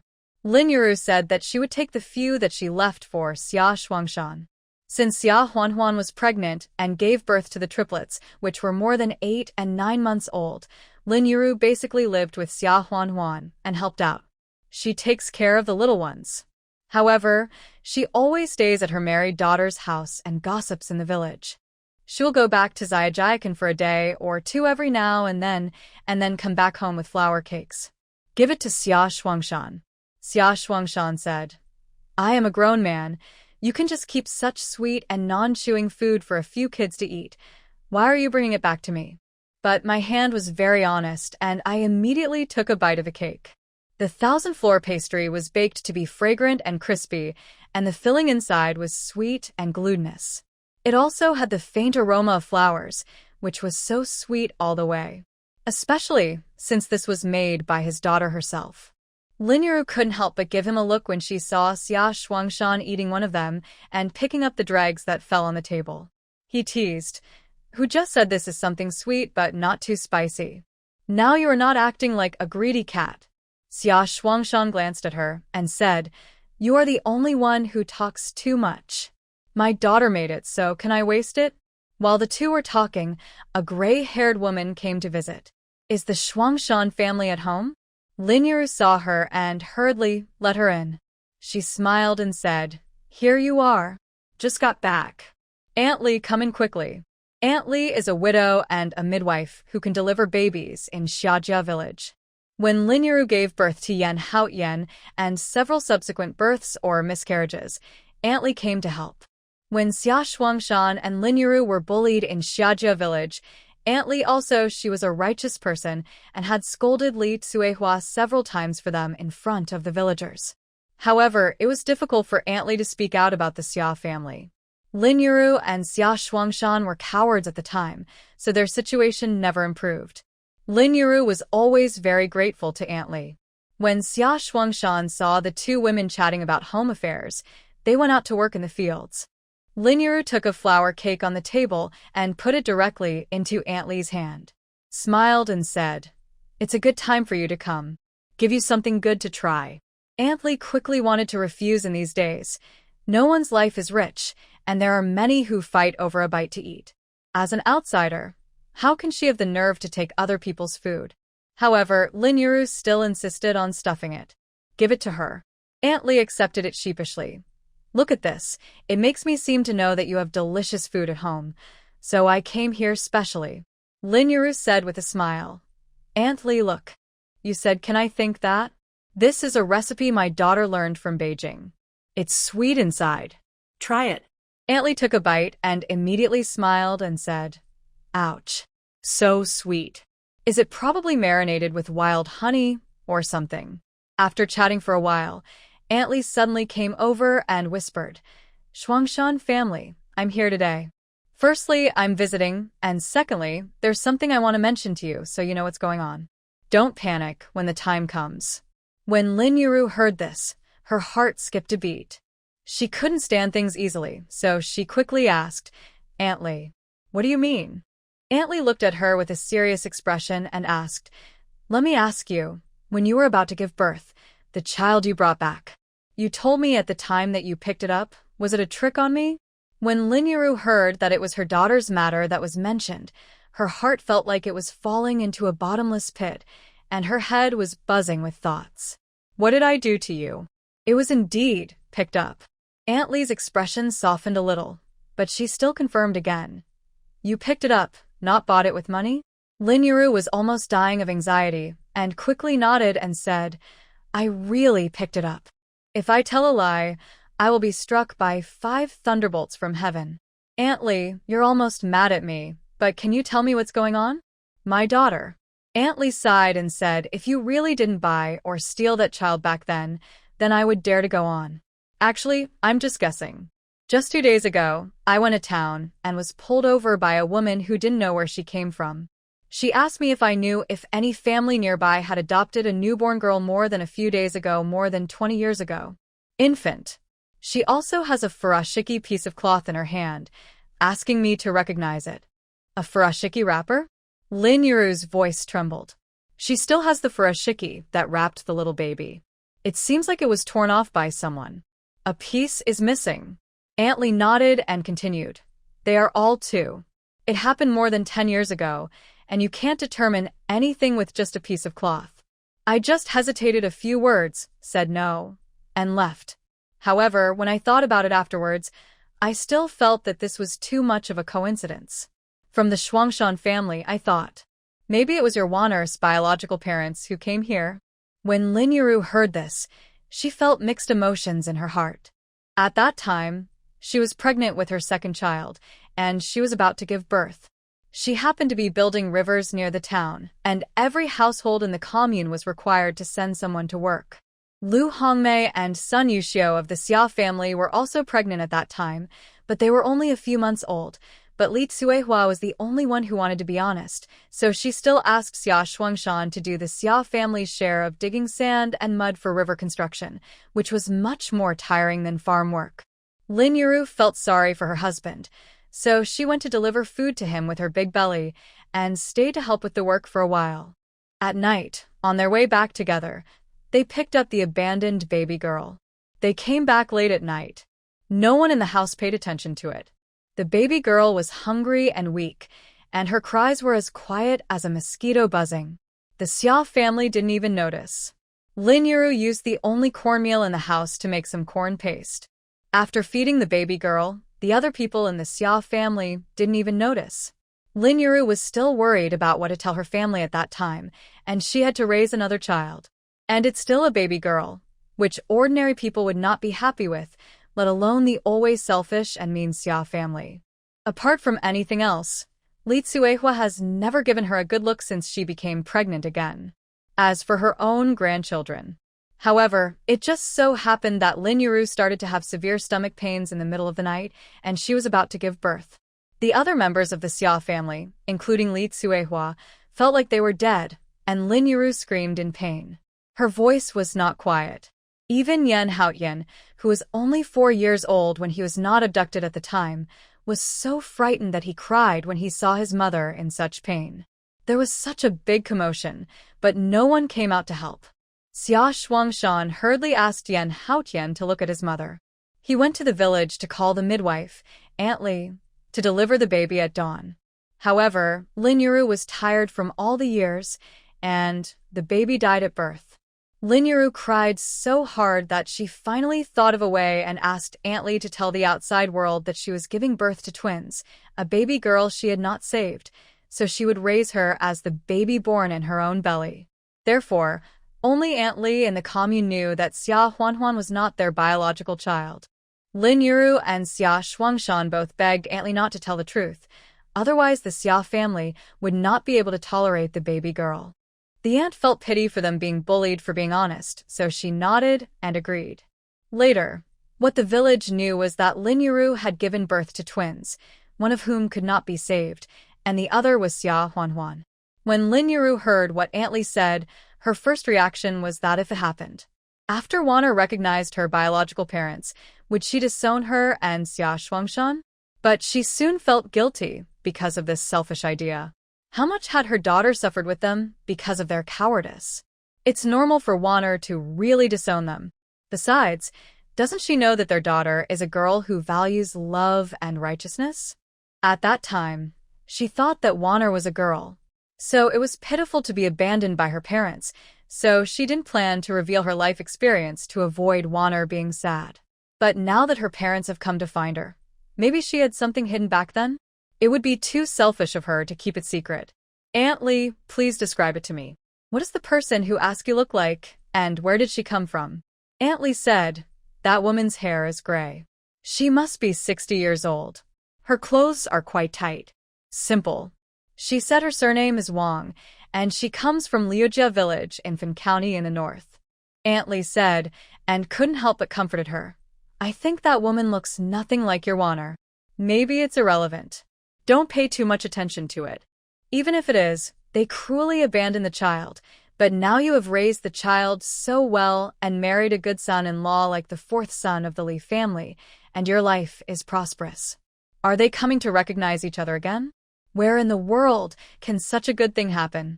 I think that woman seems to be hanging around here for a few more days, so I came here to tell you something to make you feel a little bit worried. What do you mean? After hearing this, Lin Yuru forced a smile and said, Aunt Li, we have been neighbors for many years. How can I not know that you have good intentions? Auntie Li said a few more words and left. Lin Yuru hesitated again. Auntie Li was right. If she wanted to look for her, it has been 20 years. She could have come to look for her in any year. Why did she come now? If Wanner's biological parents were well off and there was indeed some hidden story back then, she would definitely not stop her daughter from recognizing her relatives. But if they can't live anymore and think of an abandoned daughter and want to look for her and then take advantage of her, then it is better not to recognize her relatives. Lin Yuru couldn't make a decision for a while, so she didn't go back to Xia Huanhuan, but waited for Xia Shuangshan at home, wanting to discuss it with him first. When Xia Shuangshan came back from weeding, he was stunned when he saw Lin Yuru was still at home. Why are you still at home? She is alone at Wanner's place. How can she handle it? Lin Yuru came back to her senses at this point, and seeing that it was almost dark, She got up and went to the kitchen to make Xia Shuangshan a bowl of noodles, sprinkled a handful of green vegetables, and put 2 poached eggs in it. While the two were eating, Lin Yuru whispered to Xia Shuangshan what Aunt Li had said. Wanner's father. What do you think? Should we tell Wanner about this? If her biological parents are good people, and they had a secret story back then, and they won't burden Wanner and her son-in-law after they recognized each other as relatives, then that would be better. If they are useless and can't live anymore, and they want to ask the girl they abandoned for money, then if we tell Wanner, wouldn't it be harming her? Xia Shuangshan was also a little undecided. Selfishly speaking, even if Xia Huanhuan was not their biological daughter, she was not stolen or bought by them, but picked up. They had raised her for 20 years with great difficulty. Now her biological parents suddenly showed up and wanted to take their daughter back? Even a saint would be reluctant to do so. However, it was also a fact that Huanhuan had suffered so much with them over the years. They were more or less insecure if they tried to stop her from recognizing their relatives. After pondering for a while, Xia Shuangshan said, How about this? You keep it a secret for a few days. Didn't Aunt Li tell me the name of that woman's village? I'll write a letter of introduction before the autumn harvest begins, saying that she's working as a bricklayer there, and I'll go over to ask around. If the family is good character, then I'll tell Huanhuan and see if she's willing to recognize her as a relative. When Lin Yuru heard this, she also felt that she should find out the other party's background first, so she nodded and said, That's fine. Then I'll keep it a secret and tell you when I find out. Xia Shuangshan nodded and said, I will go to get a letter of introduction tomorrow. If you don't have anything to do, just go back to Wanner. I don't know if their mothers have time to cook. Lin Yuru hesitated for a moment and said, Xiaowen and Xiaowu are grown up now, and I can help to coax their younger brothers. There shouldn't be any problem.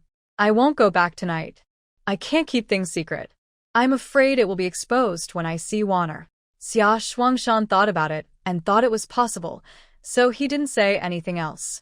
Seeing that it was getting dark and Lin Yuru hadn't come back yet, Xia Huanhuan knew that she should stay at home at night. She locked the door. Dinner was similar to what Lin Yuru guessed. Xia Huanhuan asked Xiaowen, Xiaowu, and Beibei to coax the triplets so she had time to cook. But it was simple.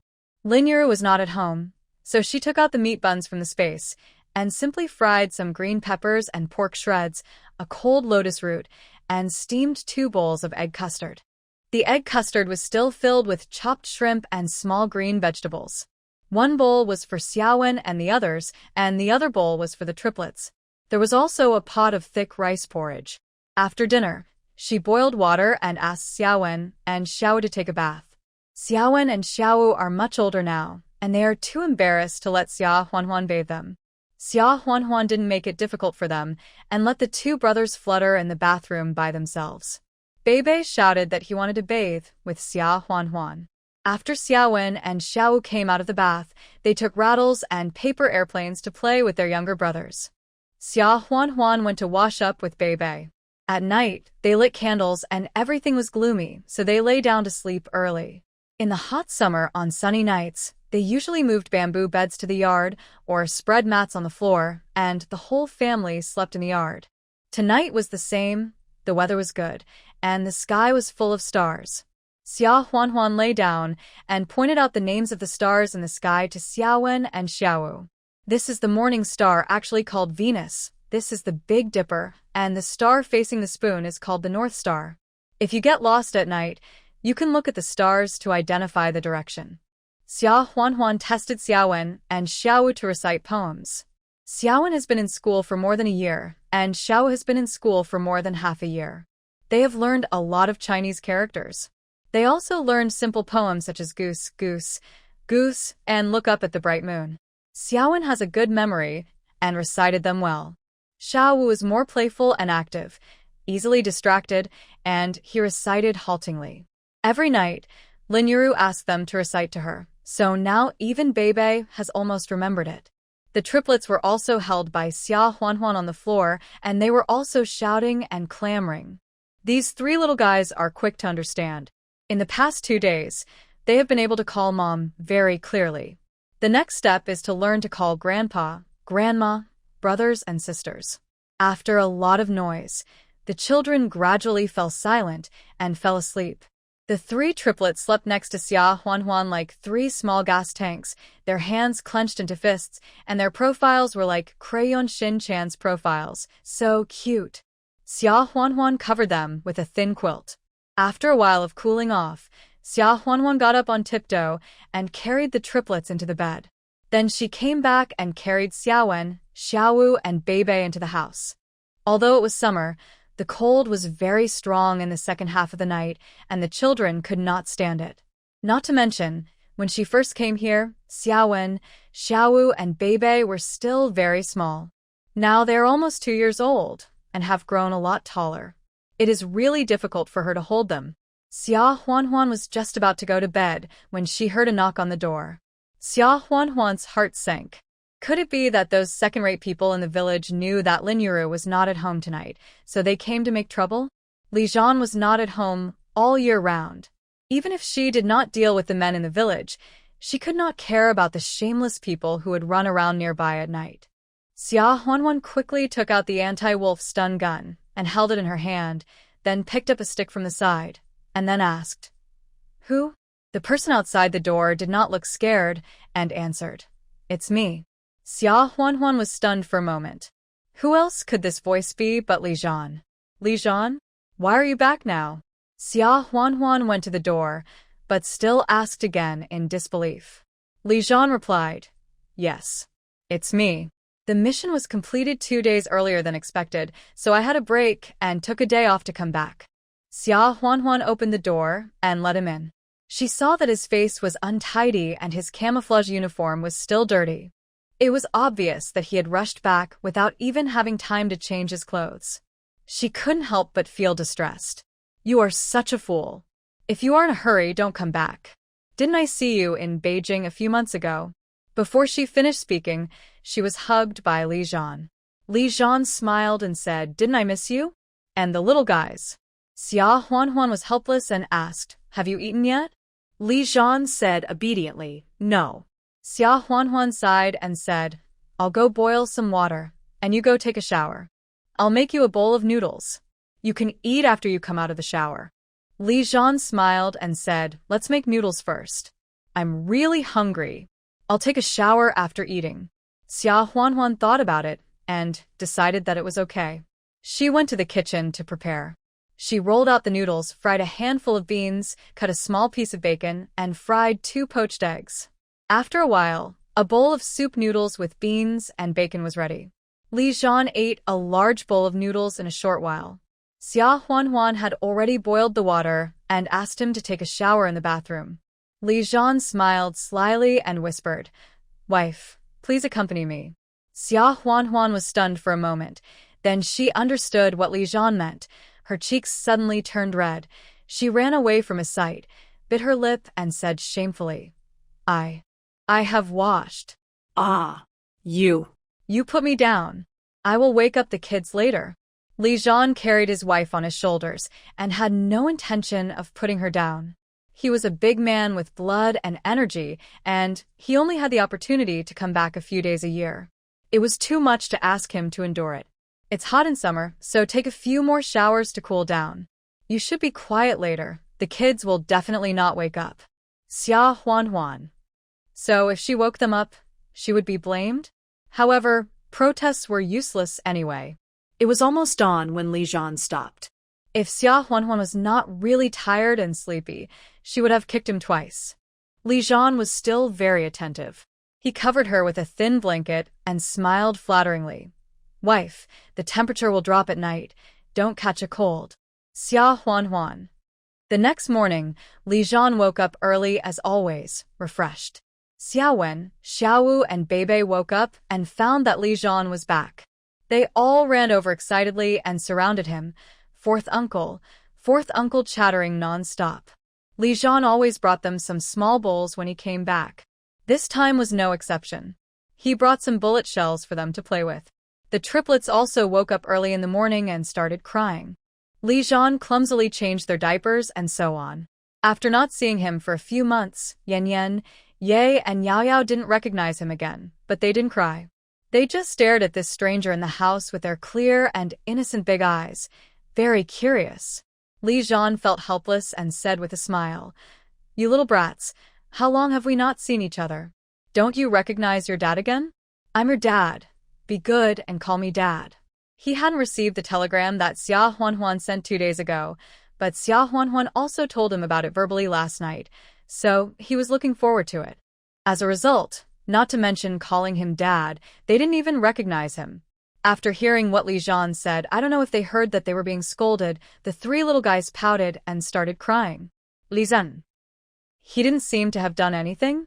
Is it that serious? A trio early in the morning? Sure. Your mom is still asleep, don't cry. Xia Huanhuan was exhausted, but she got up after hearing the noise and said with a smile, "Maybe they are hungry. Give me the children, I will feed them." The three little ones naturally opened their arms and wanted Xia Huanhuan, while still crying aggrievedly. "Mom, Mom." Xia Huanhuan smiled and hugged them and said with a smile, "Look at you crying. Did your dad scold you? Be good. Don't cry. Mom will scold him for you later." Don't say it. Seeing Li Zhan being humiliated, Xia Huanhuan was in a good mood.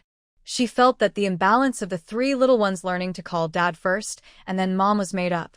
Li Zhan didn't know these little prides in Xia Huanhuan's heart, so he went to make breakfast. Although Lin Yuru was afraid that she would let the cat out of the bag, she was still worried that Xia Huanhuan could not handle it alone. She came back early in the morning and saw Li Zhan at home. She was very happy, so she drove Li Zhan out of the kitchen and continued to make breakfast. Li Zhan went back to the house and picked up the three little ones, threw them into the air, caught them and played with them, or let them sit on his neck and ride on his big horse, making the three little guys giggle non-stop. The three little ones started to grow teeth when they were 5 or 6 months old. Now when they smile, the 4 upper and lower front teeth are exposed, which is so cute. Li Zhan couldn't help but sigh. Since the birth of the children, his days at home are really few and far between. In the blink of an eye, the three little guys have grown so big. Even so, it was because he was in a relatively mobile unit, which was responsible for some dangerous tasks that required elites with outstanding abilities in all aspects to complete. Therefore, he was relatively freer than other units. Otherwise, he would not be able to guarantee the frequency of his leave. It would be good if he could come back to visit his family once a year. However, he had recently applied to the commander and planned to transfer to a regular garrison position. In this way, with his current position, he could bring his wife and children to the garrison and let them accompany the army. Although they would still not be able to see each other because of the mission, it would definitely be much better than the current separation.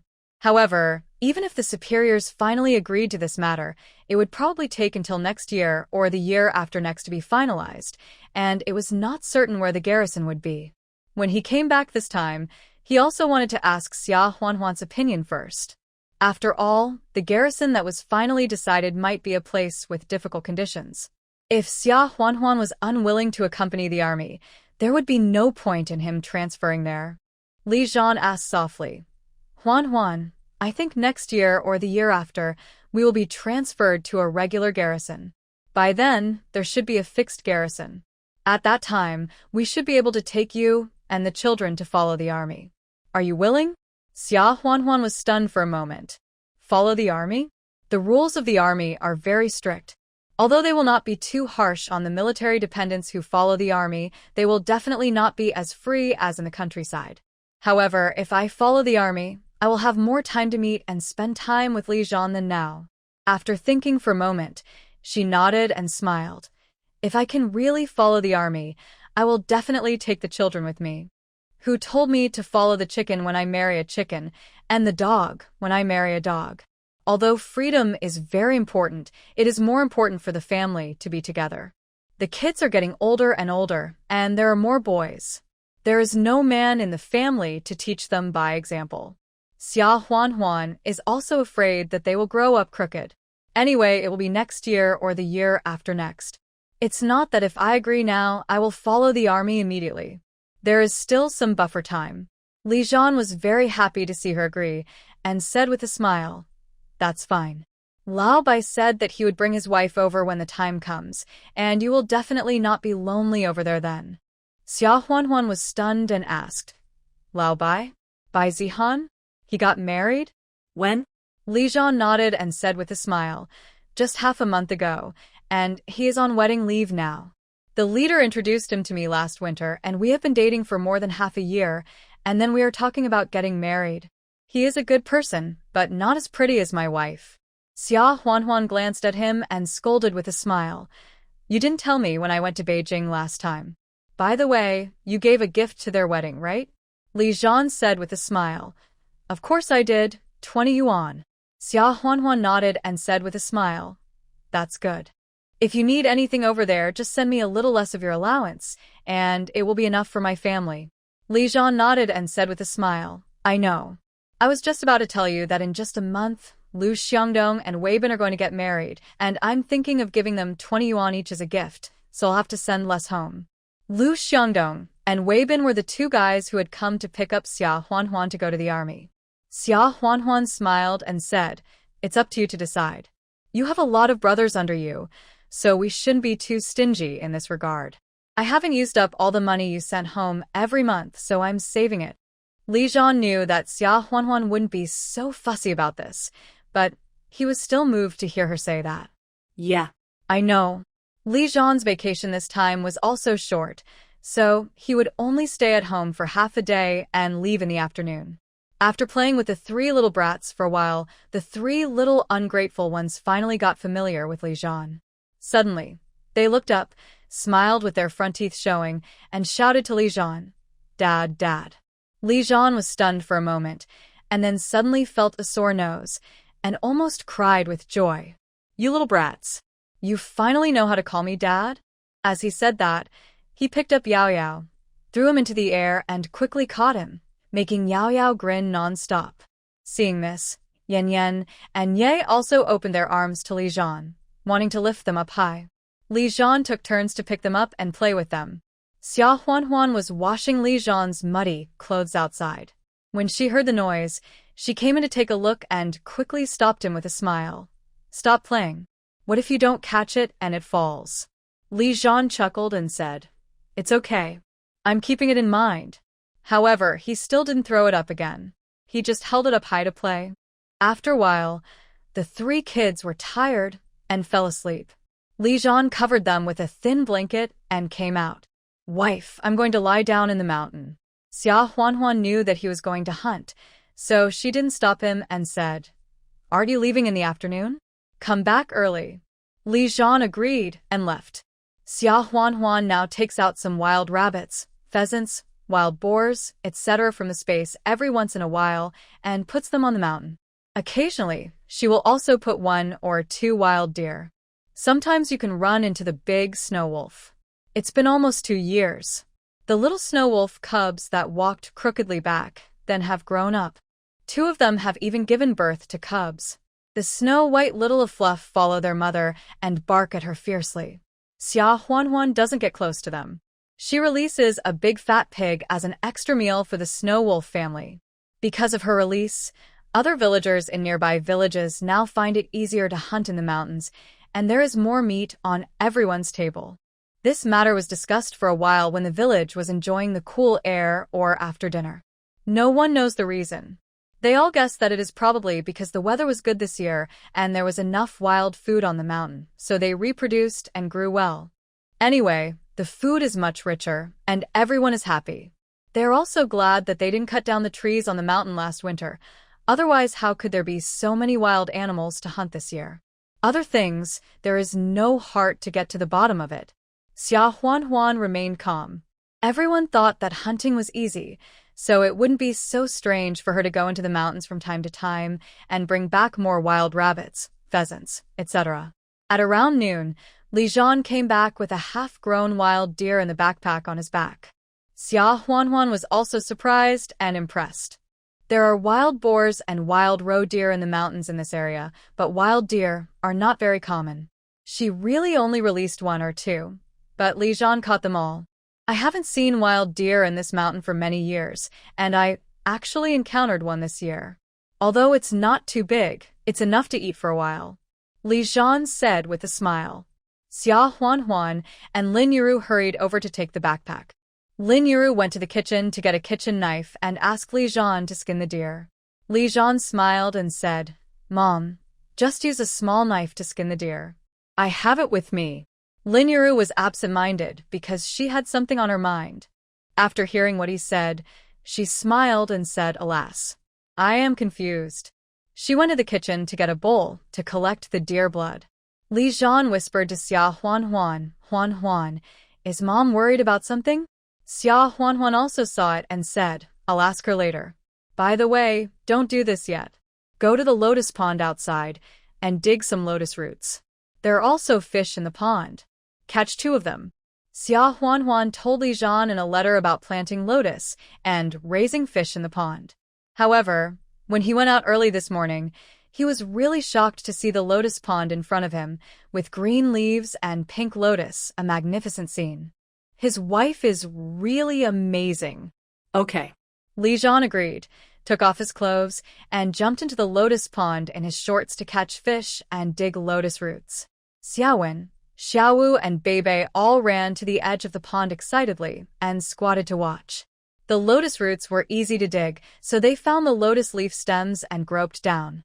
It took some effort to catch the fish, but after a while they caught 2 big fish weighing 3 pounds. Xiaowen and Xiaowu each took one, while Beibei took the lotus root wrapped in lotus leaves and ran home happily. When Xia Huan saw this, she was amused and angry. Don't you know to take the bamboo basket with you? You just put on your clothes and you have to wash them again. When she saw that Li Zhan's legs were covered with mud that had not been washed clean, the muscles on his upper body were tangled and covered with water droplets, which was so masculine, and thinking of how she had been tortured last night, Xia Huan's cheeks suddenly flushed. She turned away embarrassedly and said, You go to the bathroom and wash yourself. I'll run the water for you. Li Zhan smiled and agreed, and went. Xiaowen came over and asked secretly, Mom, my 4th uncle's back is covered with scratches. Was he injured by a bad guy? But why would a bad guy scratch my 4th uncle's back? Xia Huan. Could she say that she caught all those last night? You little kid. Why are you asking this? Go wash the lotus roots. Xiaowen felt aggrieved. Wasn't it enough for him to care about his 4th uncle? Li Zhan came out soon. Xia Huan gave him a set of summer clothes, which were made by her in her free time. However, Li Zhan could hardly wear casual clothes, so she didn't send them to him. Now he was at home, and it was just right for him to change. After thinking about it, she pulled Li Zhan into the house, took out the Yunnan Baiyao ointment, and applied it to the wounds on his back. Li Zhan grinned warmly and handsomely, and said, Wife, you are so good to me. Xia Huan rolled her eyes at him and smiled. Don't think you are sweet-mouthed. I won't catch you next time. If you torment me like that again, I will suffer next time. Li Zhan, After applying the medicine, Xia Huan went to kill the fish and remove the scales, while Li Zhan continued to peel off the wild deer skin and cut the deer meat into small pieces. The wild deer skin will be tanned later and used to make beds in winter or to make close-fitting vests for the cubs, which are both very warm. Lin Yuru was responsible for washing the meat, applying salt on it, and hanging it on the eaves to dry. Xia Huan also prepared the fish, so she asked Li Zhan to chop it into large pieces, then start the wok, heat the oil, add the scallion and slices, fry the fish first, then pour in boiling water, pour in the chopped lotus root pieces, and slowly boil the soup. Lunch was lotus root stewed with fish soup. In addition, 2 pieces of venison were picked, one of which was stir-fried with green and red peppers and onions.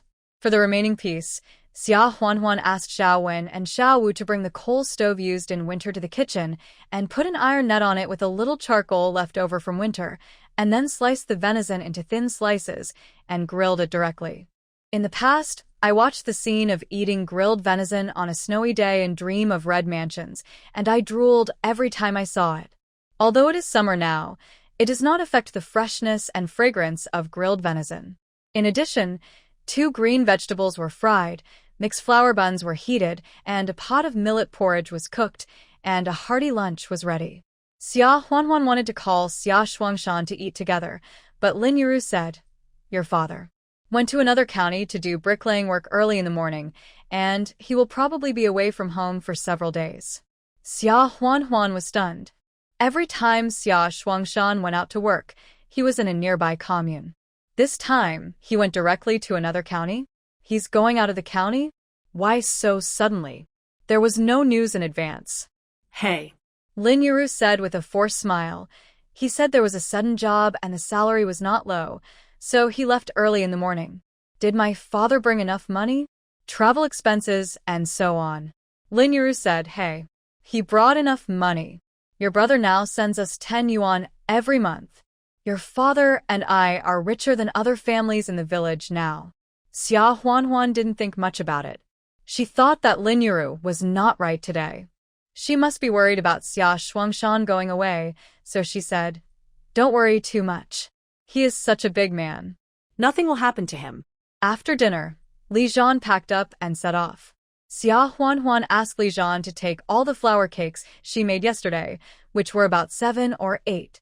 Li Zhan wanted to push it away, and Xia Huanhuan said, you take it. I will make some fresh ones for them in 2 days. There is no shortage of these at home. Li Zhan had no choice but to keep it. He took one and tasted it, then said in surprise, is this flour cake? Xia Huanhuan was stunned for a moment. Do you know it? Li Zhan smiled and said, I have eaten it in Yunnan province before. There are many flours there, so they use flours as fillings. But wife, how do you know how to make this thing? Xia Huanhuan was stunned for a moment and quickly evaded the question. This. I went shopping in Beijing last time and saw someone selling it in a department store, so I bought a piece to try myself. I thought it should be easy to make, so I tried it myself. Li Zhan did not ask any further questions and smiled. My wife is smart. In addition to flour cakes, she also brought some freshly baked scallion pancakes and a few peaches. Xia Huanhuan rode her bicycle to send Li Zhan to the town, and then returned reluctantly. She didn't feel anything when she came back, but she felt empty after the other person left. But life went on. Li Zhan's plan to join the army would be next year or the year after, so she had to hurry up to buy a courtyard house in Beijing. Otherwise, when she really joined the army, it's not that she couldn't use space teleportation to go to Beijing, but she had to pay more attention to the station. The next day, Xia Huanhuan told Lin Yuru that she was going to the county town and would probably be back at night. Then, she first went to Luo's house in the county town to pick a lot of peaches, and then she just teleported through space to the small courtyard in Beijing that she had rented before. This courtyard was not far from Lilikang Street, so Xia Huanhuan changed into the clothes she had bought in Beijing before. She was wearing a dress with floral patterns and slanted collars that was common in rural areas. As soon as she went out, people would be able to tell that she was from another place, and she might even be stopped to check her letter of introduction. Therefore, the last time she came to Beijing, she had already observed what people in the city wore and bought a set of clothes in a department store. Now, after changing her clothes and braiding her hair and putting it up, as soon as she went out, no matter who it was, no one could tell that she was from the country. Xia Huanhuan did not delay and went directly to the black market near Lilikang Street. In this black market, she was mainly looking around, but she didn't plan to sell supplies. The house deeds of courtyard houses and the like were all priced at several thousand yuan, and it was impossible for a stranger to give them to her casually, so she still had to find a way to get in. The only thing Xia Huanhuan could think of was the black market. However, if she really wanted to discuss the deal, she would definitely need an introducer from Jingshi. The man introduced by Luo Cheng last time, she would probably have to ask him for help. However, if she could do it herself, she didn't want to go through others. The black market in Jingshi was bigger than the one in the town, or Mo County, and there were many more types of things sold. What other places couldn't compare to was that there were many old items being sold. Jingshi was different from other places. Someone you passed by on the street might be a big shot if you counted 1 or 2 generations up. Even though they were living a tight life now, they had to think for several days before buying a pound of meat. But there are still good things in the house. Especially in recent years, these things are sometimes not good to keep at home. So many people take them to the black market to sell, to see if they can be exchanged for some money and food. It is not in vain, right? The last time Xia Huanhuan came to the black market, she was mainly for renting a house, and she didn't look around carefully. Today, she looked around with interest and found a few good things. After paying the money, Xia Huanhuan put the things into the cloth bag she brought and was about to continue shopping. At this time, a middle-aged woman came over and whispered, "Sister, I see that you are good at business. I have some good things at home. The objects are relatively large. Would you like to come and have a look?" Xia Huanhuan listened and whispered, "What object is it?" The woman looked around and said, "It is a rosewood couch that beside the old Buddha used to put in the house outside the palace. It is well preserved." Xia Huanhuan was somewhat tempted. Rosewood is a good thing, and the key is that this belongs to old furniture from the Ming and Qing dynasties, and it will be worth a lot of money in the future. Xia Huanhuan decided to take a risk, so she nodded and said with a smile, "Okay, big sister, take me to have a look." Anyway, she was on guard, and she would not touch the food and drinks given to her by the woman, so ordinary people should not be able to touch her. The woman took Xia Huanhuan through twists and turns to the back door of a courtyard house. This is a 3-entry courtyard house, and it looks like several families live in it. Because they don't live carefully and have no money to repair it, it is already a bit dilapidated. The flower beds in the yard are planted with vegetables, and weeds are growing in the cracks of the square bricks on the ground and in the corners of the walls, and no one cares. The woman was obviously a resident of one of the families in the yard. As she walked, she said, "This yard was passed down from our ancestors. Don't look at me now that I am wearing tattered clothes and have to sell things for a living, but our ancestors used to be high officials. It's a pity that we, the younger generations, can't keep the inheritance left behind." Alas. Xia Huanhuan smiled and asked, "I see there are several families living in the front yard. Are they also yours?" The woman said, "How is it possible? They rent my house. But they don't pay the rent. It's all rented by the government and distributed to them.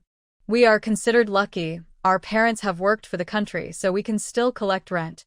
Some courtyard houses without owners, or those with some problems at home, can't even keep the yard." As she said, the woman let Xia Huanhuan in. "Isn't there a carved rosewood couch in the inner room? It is well preserved. This rosewood is afraid of water. We usually use silk towels to wipe the dust and so on, and we don't sleep on it. We just hide it in the warehouse. Now we have no other choice, so we sell it. But it's difficult to find a buyer for such a large object. Big sister, I just saw you buying those small things for 5 or 10 yuan without blinking an eye. Can you take this thing?" Xia Huanhuan took a look and didn't comment. She asked first, "Big sister, your thing is big. The price may not be cheap. Give me a price first so I can have an idea." The woman looked at her, opened her hands, compared them, and said, "This number. This means 100. To be honest, 100 is definitely worth it. The rosewood wood alone is worth it. After 20 years, it would not be too much to increase it by 1,000 times. However, if you don't bargain, you will be easily taken advantage of in the future." Xia Huanhuan glanced at the woman and smiled. "Big sister, I can't afford this number. You should find someone else to take a look." After saying that, she was about to leave without any reluctance. When the woman heard it, she immediately became anxious. "Hey, don't be anxious. I made an offer, but I didn't say you can't bargain. If you bargain, maybe I will agree." Xia Huanhuan was also very ruthless after hearing this. She raised one hand, meaning 50, and directly gave half of it.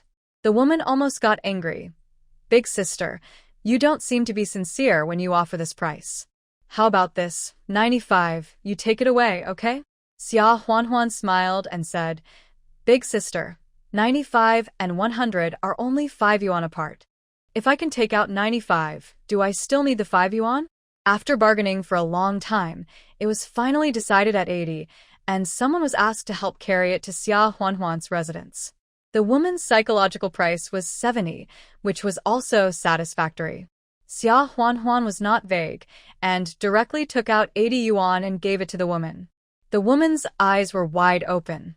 My God, the money in people's pockets now is only a few yuan, and there are also a few cents in bills. I have never met anyone who goes out with hundreds of dollars in his pocket.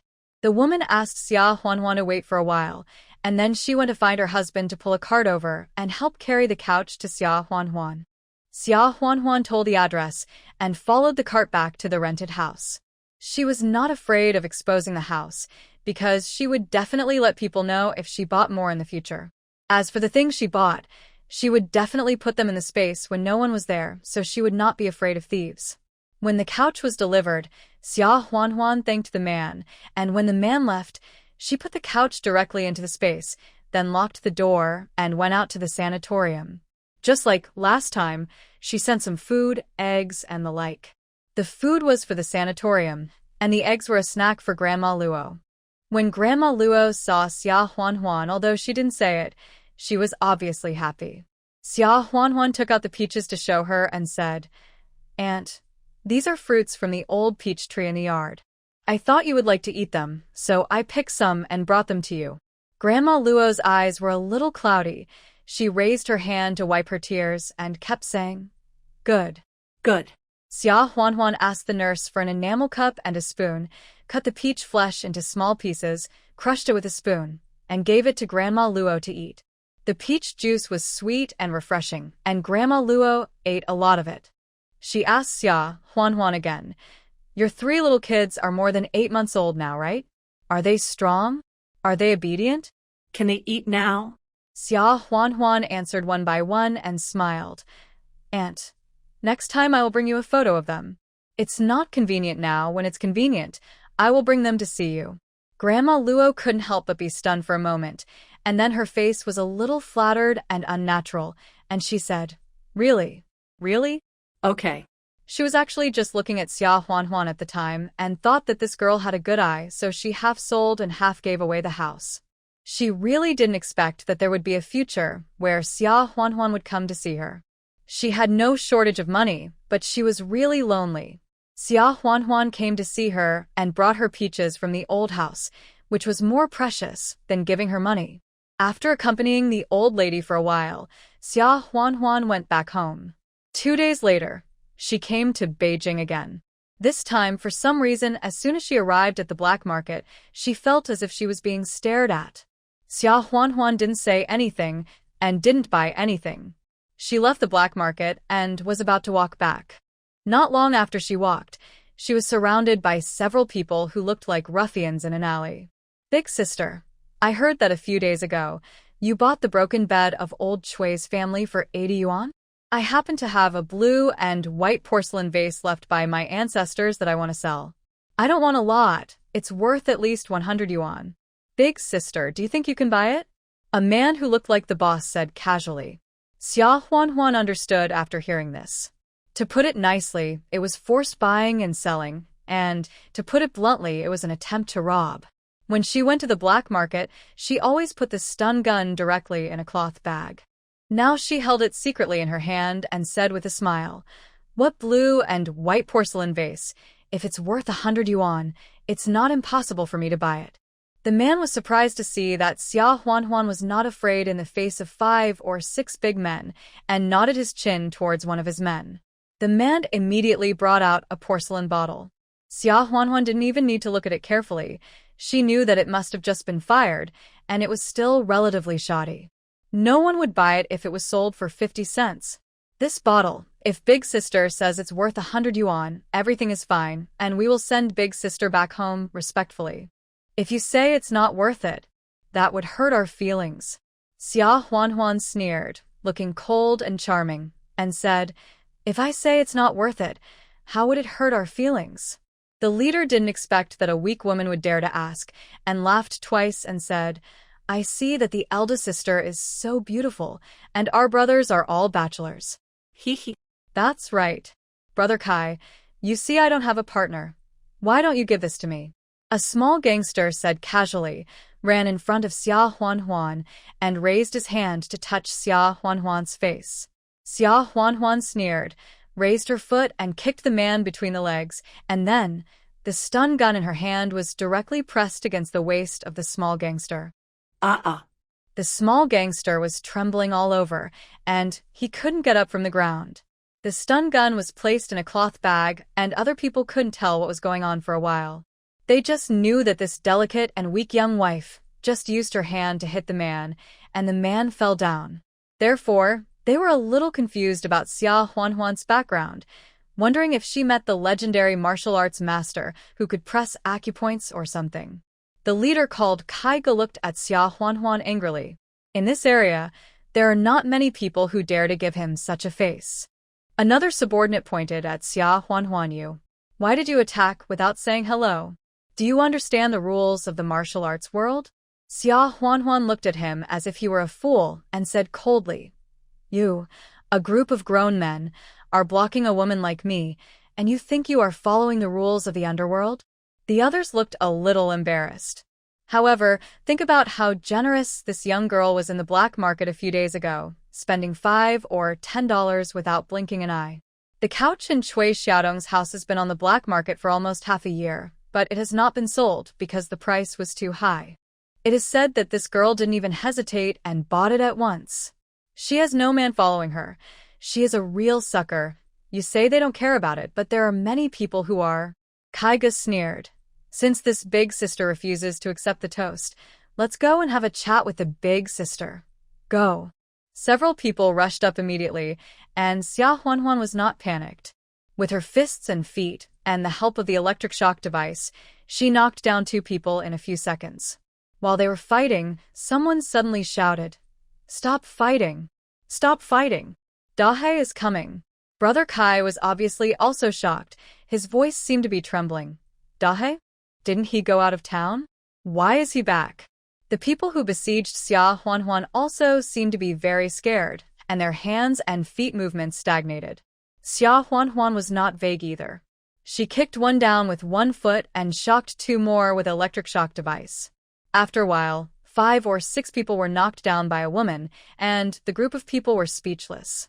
In addition, Dahe was coming, and Brother Kai cursed with a dark face, saying, Retreat first. Don't fall into my hands in the future. The last sentence was obviously said to Xia Huanhuan.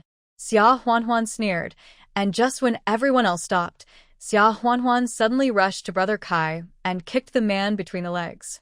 Ah! Brother Kai groaned immediately, covered his body, and fell to the ground. The others obviously didn't expect this woman to be so fierce. They all stopped, but she came up and kicked her again. When has their boss ever suffered such humiliation? It hurts just looking at it. These ruffians are obviously targeting her, and even if they don't kick her, there will be no peace later, so it would be a waste if they don't kick her. At least let them know that if they mess with her, even if they have more people and a chance of winning, they will still have to pay a price. However, she paid attention to the strength of the kick just now, so it only hurt for a while, and nothing serious happened. The electric shock device for follow-up service was useless, and she didn't slap her in the face. Men like to save face, and although she knew that she would have a feud, she didn't intend to make a feud that could not be resolved. It would be too embarrassing for these people, and that would be troublesome for herself. Even so, Brother Kai was very angry and cursed. Stinky woman, dare to kick me? I will beat her to death. Ah! Before he finished speaking, he, who had already climbed up, fell forward again and fell on his face. A deep voice came from the back. Little Kai, you rascal, you took advantage of my Dahe's absence in Jingshi to come to my territory and make trouble?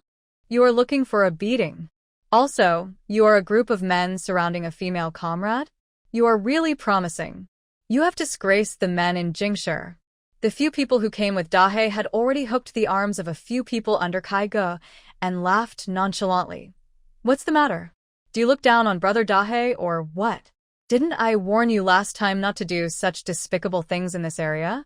You haven't learned your lesson, huh? Brother Kai was kicked, but like a mouse seeing a cat, he smiled and bent towards Dahe and said, Oh, Brother Dahe, I didn't know you came back today, brother. Wasn't I also bewitched for a while? Who made that woman? That girl show off her wealth? And she came alone, so even if we don't care about it, there will be others who do. Dahe glanced at the wimps who had just gotten up after being beaten, and said with a smile, See that you guys, a bunch of grown men, didn't get any advantage? It's really embarrassing. After saying that, he glanced at Xia Huanhuan. It didn't matter at first sight. Dahe immediately recognized that this was the sister who he had helped to rent a house before and gave $5 at once. The key point was that this was the one Luo Chung specifically asked him to take care of. Sister, why are you here? You said you were coming to Beijing. Why didn't you tell me first? I will definitely accompany you the whole time. Dahe immediately asked with a diligent smile. Everyone was stunned. Dahe's prestige in this area is not low. Otherwise, Kai Ge, who was so arrogant just now, would not have wilted immediately after seeing Dahe. But now Dahe is calling this delicate little woman in front of him who is stupid enough to show off her wealth in the black market sister.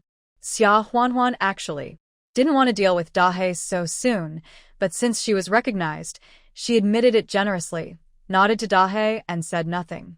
Kai Ge was stunned for a moment, then asked, Brother Dahe, this woman. No, I mean this big sister. This female comrade, is she your lover? Little Kaizi, from now on, you and your brothers, of course, you also have to spread the word to me. Whoever dares to hit on Sister Wanner in the future will be against me, Dahe, and Brother Luo. Get lost. When Kai Ge heard this, he didn't dare to say anything else. He bowed to Xia Huanhuan and apologized, then ran away with his tail between his legs. Xia Huanhuan was in a complicated mood. It seemed that she owed Dahe and Luo Chung a big favor. Dahe's words just now not only helped her solve Kai Ji's problem, but also caused other gangsters nearby to not dare to bother her again. Xia Huanhuan is not an ungrateful person. Although she initially wanted to keep her distance from Luo Chung and Dahe, since she owed them a favor, she had to repay it. Xia Huanhuan smiled and said, Thank you for what happened today. How about I treat you to a meal? Dahe smiled generously and said, Oh, I just said a few words to scare you. Don't take it to heart. Besides, this is our territory. If you want to treat me to a meal, we have to treat you, right? Seeing this, Xia Huanhuan didn't force it and smiled and said, Okay, I'll thank you another day. Dahe scratched his head and smiled and said, Sister, do you have anything to do in Beijing? Just tell me and I'll find someone to run errands for you. Xia Huanhuan was a little flattered and smiled and said, No. I just came here to visit my relatives and went to the black market to see if there were any good things. There's nothing else to do. I have to go back now. Dahe said, Then I'll take you back. As he said that, without waiting for Xia Huanhuan to answer, he called on the other people who followed him to disperse, and he followed Xia Huanhuan back. Dahe also knew the location of Xia Huanhuan's house, so she didn't stop him. She also wanted to ask something about Luo Chung. Luo Chung, I remember he has a Shanghai hooker, right? Why do you all seem to respect him so much? Dahe laughed. Hey, Brother Luo grew up in this alley since he was a child. He was transferred to Shanghai with his parents when he was a teenager. He used to be the king of the kids in our alley, and no one disobeyed him. Dahe smiled at Xia Huanhuan and asked, Sister Wanner, I heard that our brother Luo wanted to date you, but you beat him up? I didn't believe it at first, but I believe it today. You said. Should I call you sister-in-law in the future? Xia Huanhuan was a little helpless and said, That's true. But I also said that I have a man and have 3 children. Your brother Luo is several steps late. It's impossible. Dahe widened his eyes and asked, Is it true? You don't look very old. I thought they were joking. Alas. Our brother Luo is so pitiful. As they said this, they had already reached the gate of the rented courtyard. Xia Huanhuan thanked Dahe again, and after thinking about it, she asked, By the way, Dahe, please keep an eye out. If anyone wants to sell a house or something, let me know when I come next time, and I'll thank you again later. Dahe was stunned for a moment. Buy a house? A courtyard house? That will cost a lot of money. Xia Huanhuan smiled and said, Just ask for me. I'll figure out the money myself. After saying goodbye to Dahe, Xia Huanhuan returned to Qingshui village through space.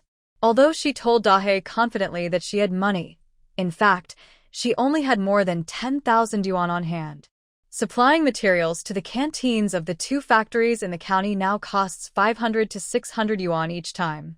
Apart from this, there is no other income at present. Now that she wants to buy a courtyard house, it is naturally better to prepare more money. Xia Huanhuan was thinking about making another deal with Luo Chung.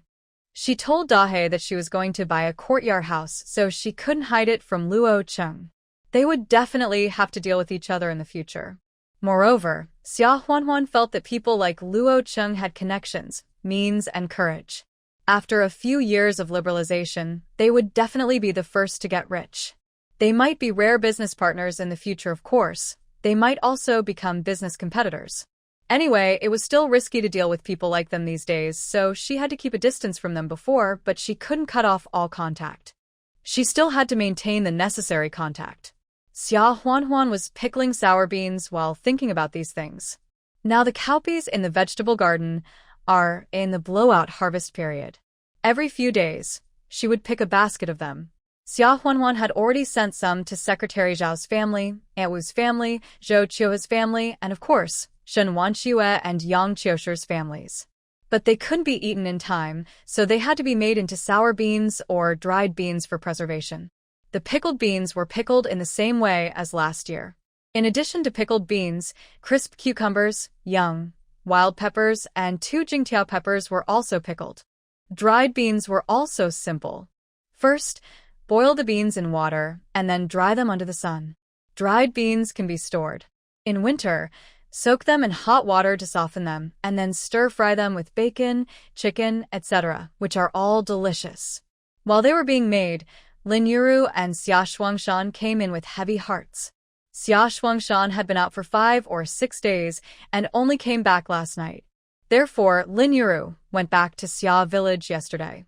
When she saw Xia Huanhuan, Lin Yuru said, "Waner, your father and I have something to tell you." Xia Huanhuan was stunned for a moment and smiled. "Dad, Mom, what's so serious?" Xia Shuangshan glanced at Xia Huanhuan, coughed twice, opened his mouth, but didn't say anything. Seeing Xiaowen, Xiaowu, and Beibei doing their homework in the house, Lin Yuru said, "Xiaowen, Xiaowu, and Beibei, take your brothers out to play for a while, just outside the gate. Look at the lotus and fish, don't run too far." Xiaowen and his 2 siblings obediently pushed the cart and took Yan Yan and the others to the gate to play. Xia Huanhuan couldn't help but shudder. What on earth was going on? Did they send all the children out? There were only 3 people in the house, and after a long silence, Xia Shuangshan took a deep breath and said, "Waner, there is something that your mother and I have been hiding from you. Today we plan to tell you, so you should be mentally prepared." Before Lin Yuru could speak, she began to wipe her tears. Xia Shuangshan felt a little uncomfortable, but he continued, "Waner, actually you are not our biological child. We picked you up 22 years ago." He went to Liujia village in Fen County to inquire about it. He came back last night and discussed with Lin Yuru for a whole night. He decided to tell Xia Huanhuan the truth and let their daughter decide for herself whether to recognize her biological parents. If they kept it a secret for a lifetime because they were afraid that their daughter would no longer recognize them as adoptive parents after recognizing her biological parents, they would have a guilty conscience for the rest of their lives. They have been unfair to their daughter for the past 20 years. Now, they can't be so selfish anymore. Xia Huanhuan was stunned. This. How come her biological parents suddenly appeared?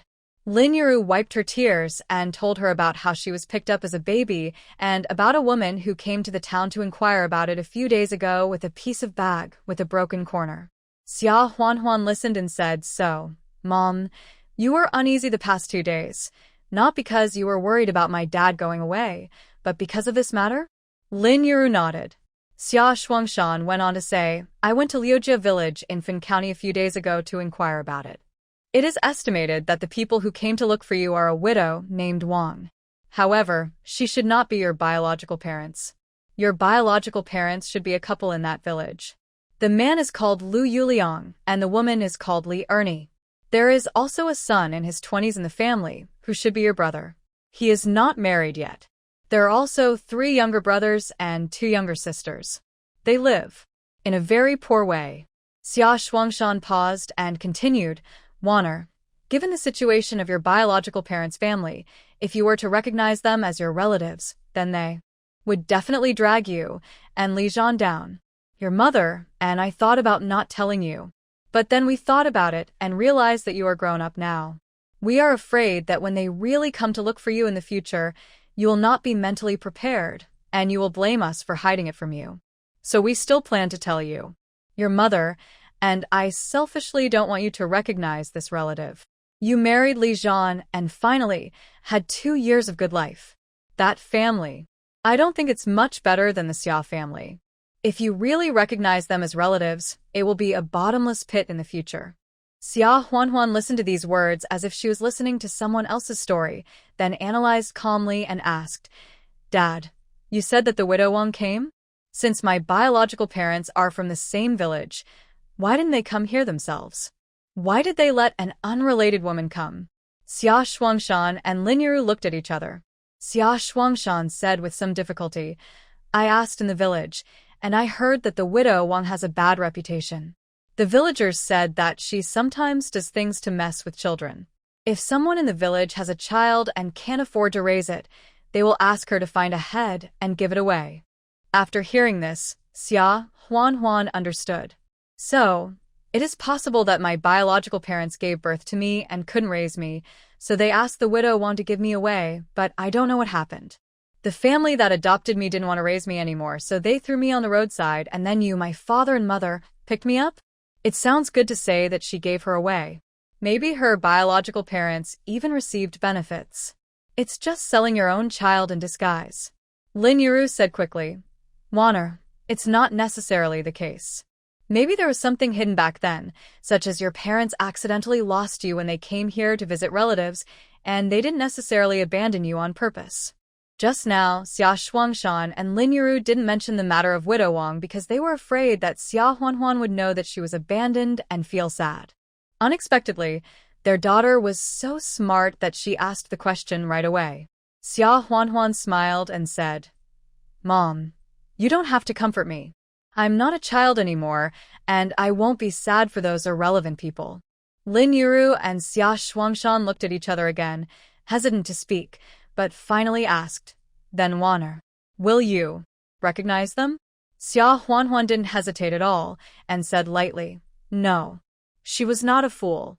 Even if Lu Yuliang and Li Ernie from Liujia village were really her biological parents and gave her away when she was born, now that she was so old, they came to find her and wanted to recognize her, giving birth without raising them, and then when the child grows up, they will show up to pretend to be parents and let the child take care of them in their old age? Where in the world can such a good thing happen? Xia Huanhuan looked at Xia Shuangshan and Lin Yiru solemnly and said, Dad, Mom, don't worry. For me, the grace of raising a child is much more important than the grace of giving birth. You will always be my parents, and others, even if they really gave birth to me, can never replace you. Xia Shuangshan and Lin Yiru were stunned for a moment.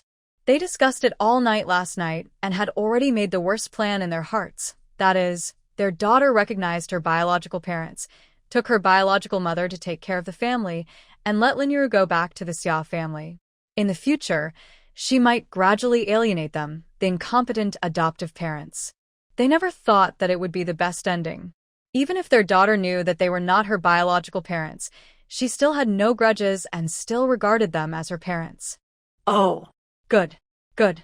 The two of them said good, repeatedly, while raising their sleeves to wipe their tears, and there was nothing else they could say. Xia Huanhuan was helpless. Lin Yiru was fine anyway, she would cry when something happened. Xia Shuangshan, a dull man, was crying now, which made her nose sore. Look at you. What's there to cry about? We are a family, and I didn't say anything. The kids will be scared when they come back. As they were talking, Xiaowen, Xiaowu, and Beibei really pushed the 3 little ones back, shouting, Mom, the brothers are hungry. Seeing the adults coaxing the children in front of them, Xiaowen, Xiaowu, and Beibei were dumbfounded, staring at them blankly. Xia Huanhuan quickly smiled, went over to push the cart into the house, and said with a smile, I'll go feed them. Lin Yiru and Xia Shuangshan were also embarrassed and quickly wiped their tears and went to work. This matter caused a lot of trouble. At such an old age, she cried and was seen by her grandchildren. Xia Shuangshan did not lie. He found out from Liujia village that Lu Yuliang and Li Ernie were the biological parents of the baby girl. It turned out that Lu Yuliang and Li Ernie were afraid that if the news of asking Widow Wang to look for the baby girl spread in the village, they would not be able to explain the origin of the baby girl, so they simply said that Li Ernie gave birth to her. When the baby girl was found, they took her to Beijing to recognize her relatives and then came back to say that it was a mistake and it would be over. To Beijing, they could also explain that when they were looking for their biological daughter, they happened to find the daughter of the Fu family. Otherwise, rumors would spread in the village first. If the Fu family found out that they had stolen the child, then let alone the reward, both of them would have to be sent to labor reform. This is why there was a misunderstanding. However, the news that Xia Shuangshan secretly came to inquire about was also heard by Lu Yuliang and Li Ernie not long after. Originally, Widow Wang went there and extorted a lot of money for their travel expenses, food and lodging, but she didn't get any information. Now, because Xia Shuangshan came to inquire, they suddenly got some clues, and they couldn't help but be overjoyed. Lu Yuliang and Li Ernie went to the village to get a letter of introduction, intending to come here to look for her in person. However, the village did not give them a letter of introduction. It was about to harvest autumn, and they were afraid that they were lazy because they were going out to look for their daughter. Although every household now earns work points, it is still a big pot of rice after all, and some second-rate scoundrels who take advantage of loopholes still have food to eat. The couple did this a lot, so the village was on guard against them and let them go out to look for her during the winter. Entering the 8th month of the lunar calendar, the osmanthus began to bloom, and the lotus flowers and leaves in the pond also reached the season of withering. Xia Huanhuan called the villagers and said that they could pick lotus seeds, dig lotus roots, and fish. There were not many people in the village who ate lotus seeds, and there were not many in quantity. Even if they were picked, there would not be enough to share. So the village decided to let Xia Huanhuan pick them herself and keep them. When the lotus pods were all picked, they would arrange for people to come and catch fish and dig lotus roots. Xia Huanhuan was quite happy. Lotus seeds are originally a kind of medicine. They can be used to cook 8 treasure porridge and lotus seed paste mooncakes. They have many uses. However, at this time, the popular mooncakes are 5-nut mooncakes, which contain green and red silk, large pieces of rock sugar, peanut kernels, etc. Lotus paste, jujube paste, bean paste, and salted egg yolk fillings are not popular yet. There was no boat in the village, so Xia Huanhuan found a large wooden basin and sat in it to pick lotus seeds. She could swim, so she was not afraid if she fell into the water. She cut the lotus pods one by one with a knife and put them in the wooden basin. Then, while they were fresh, she peeled the lotus seeds, removed the outer layer of green coat, and dried them directly so that they could be preserved. After the lotus pods were harvested, the village called up a dozen strong laborers. They first moved the water in the pond to the river. When there was only shallow water left in the pond, it was easy to catch fish and dig lotus roots. A dozen strong laborers went into the water, and in 2 days, the fish and lotus roots were harvested. After weighing, this pond actually harvested 300 kilograms of fish and 500 kilograms of lotus roots. There were more than 30 households in the entire Qingshui village, and each family received 10 kilograms of fish and 15 kilograms of lotus roots. Everyone's face was beaming with joy. After all, they didn't do anything, but they could still get a big fish and a bag of lotus roots. Who wouldn't be happy about such a good thing? When everyone saw Xia Huanhuan, they couldn't help but greeted her with a smile. Xia Huanhuan didn't care, just nodded and smiled. She got more, 2 big fish and 20 kilograms of lotus roots. She sent some to Shun Wanxue and Yang Qiushi so that they could also make fish soup. The remaining large fish was also boiled into fish soup. Xia Shuangshan was called over and the family ate it. The Mid-Autumn Festival was coming soon, and she began to make mooncakes. Lotus seeds were harvested this year, so lotus paste filling must be made. There are also salted egg yolk, red bean paste, and jujube paste fillings. Xia Huanhuan declined the 5-nut filling because it was really not delicious. Xia Huanhuan asked Lin Yuru if anyone in the village had a mooncake mold. Lin Yuru smiled and said, "We have one at home, but we haven't made it for many years. I'll find it later." Xia Huanhuan started to make the filling and skin. Lotus paste is easy to make. Soak the dried lotus seeds for a few hours, then boil them in water until they are soft when you pinch them. Use a spoon to mash them into paste, then add sugar and mix. The red bean paste and jujube paste are similar. The mooncake skin is made by mixing flour, cooking oil, sugar, honey, and soda water. Salted egg yolk and red bean paste are paired together. The cooked salted egg yolk is wrapped with red bean paste, then wrapped with dough, and then put into a mold to press into shape, and then baked. In addition, there are sweet osmanthus flowers planted in Luo's house. Xia Huanhuan also picked a lot of them, made osmanthus cakes, and soaked some osmanthus wine. She also went to Beijing City and gave Grandma Luo a few mooncakes and osmanthus cakes. Soon it was Mid-Autumn Festival, and the family enjoyed the cool in the yard and ate mooncakes. Shen Wanxue and Yang Qiushi also came secretly at night. It's a pity that Li Zhan was not at home.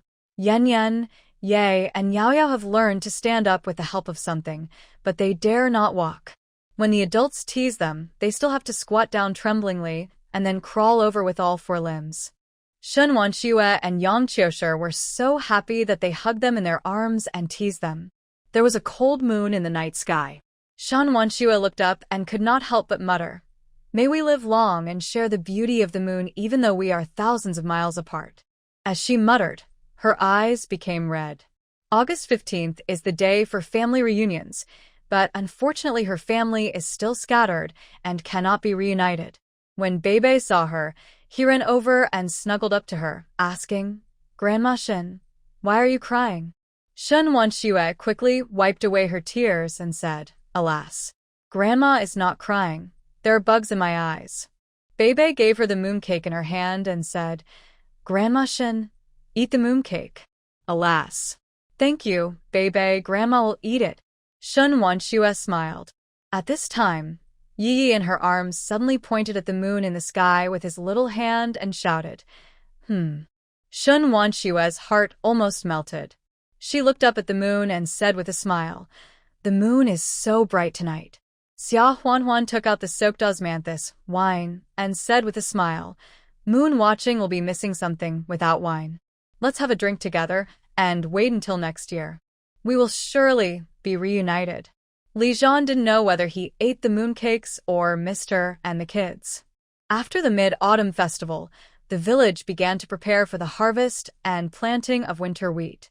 Xia Huanhuan contacted Luo Cheng and agreed with him to do another business. This time, she was selling ginseng. The ginseng in the space has been growing for more than a year, which is actually equivalent to the wild ginseng in the mountains and forests outside for 6 or 7 years. One ginseng can be sold for at least 100 yuan.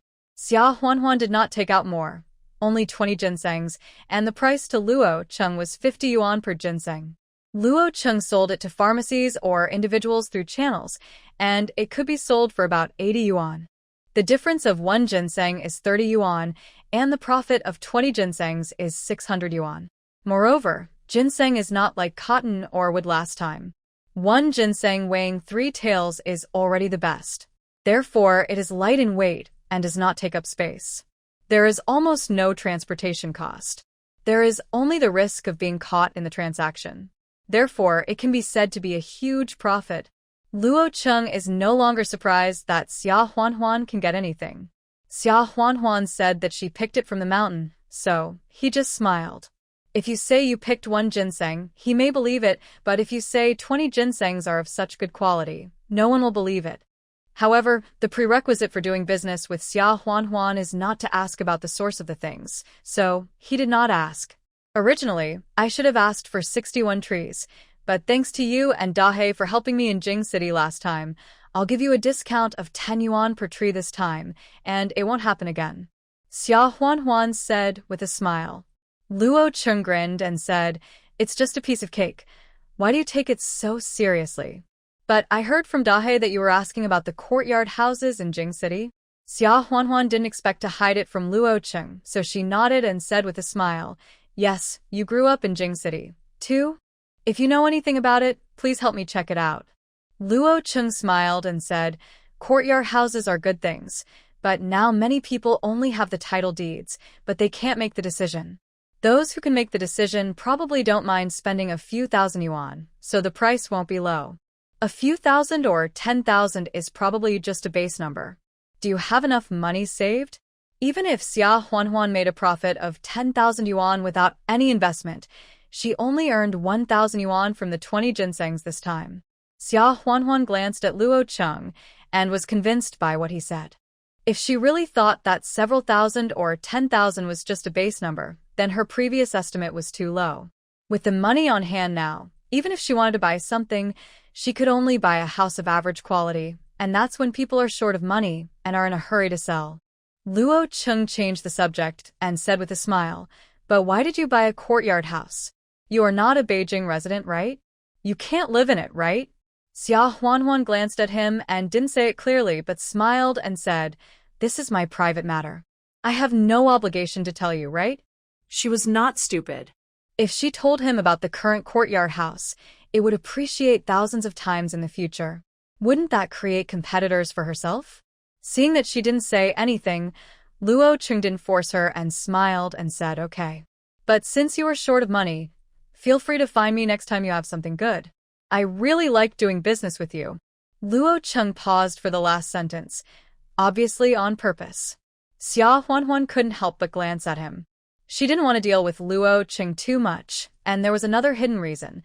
That is, Luo Cheng planned to date her when they first did business.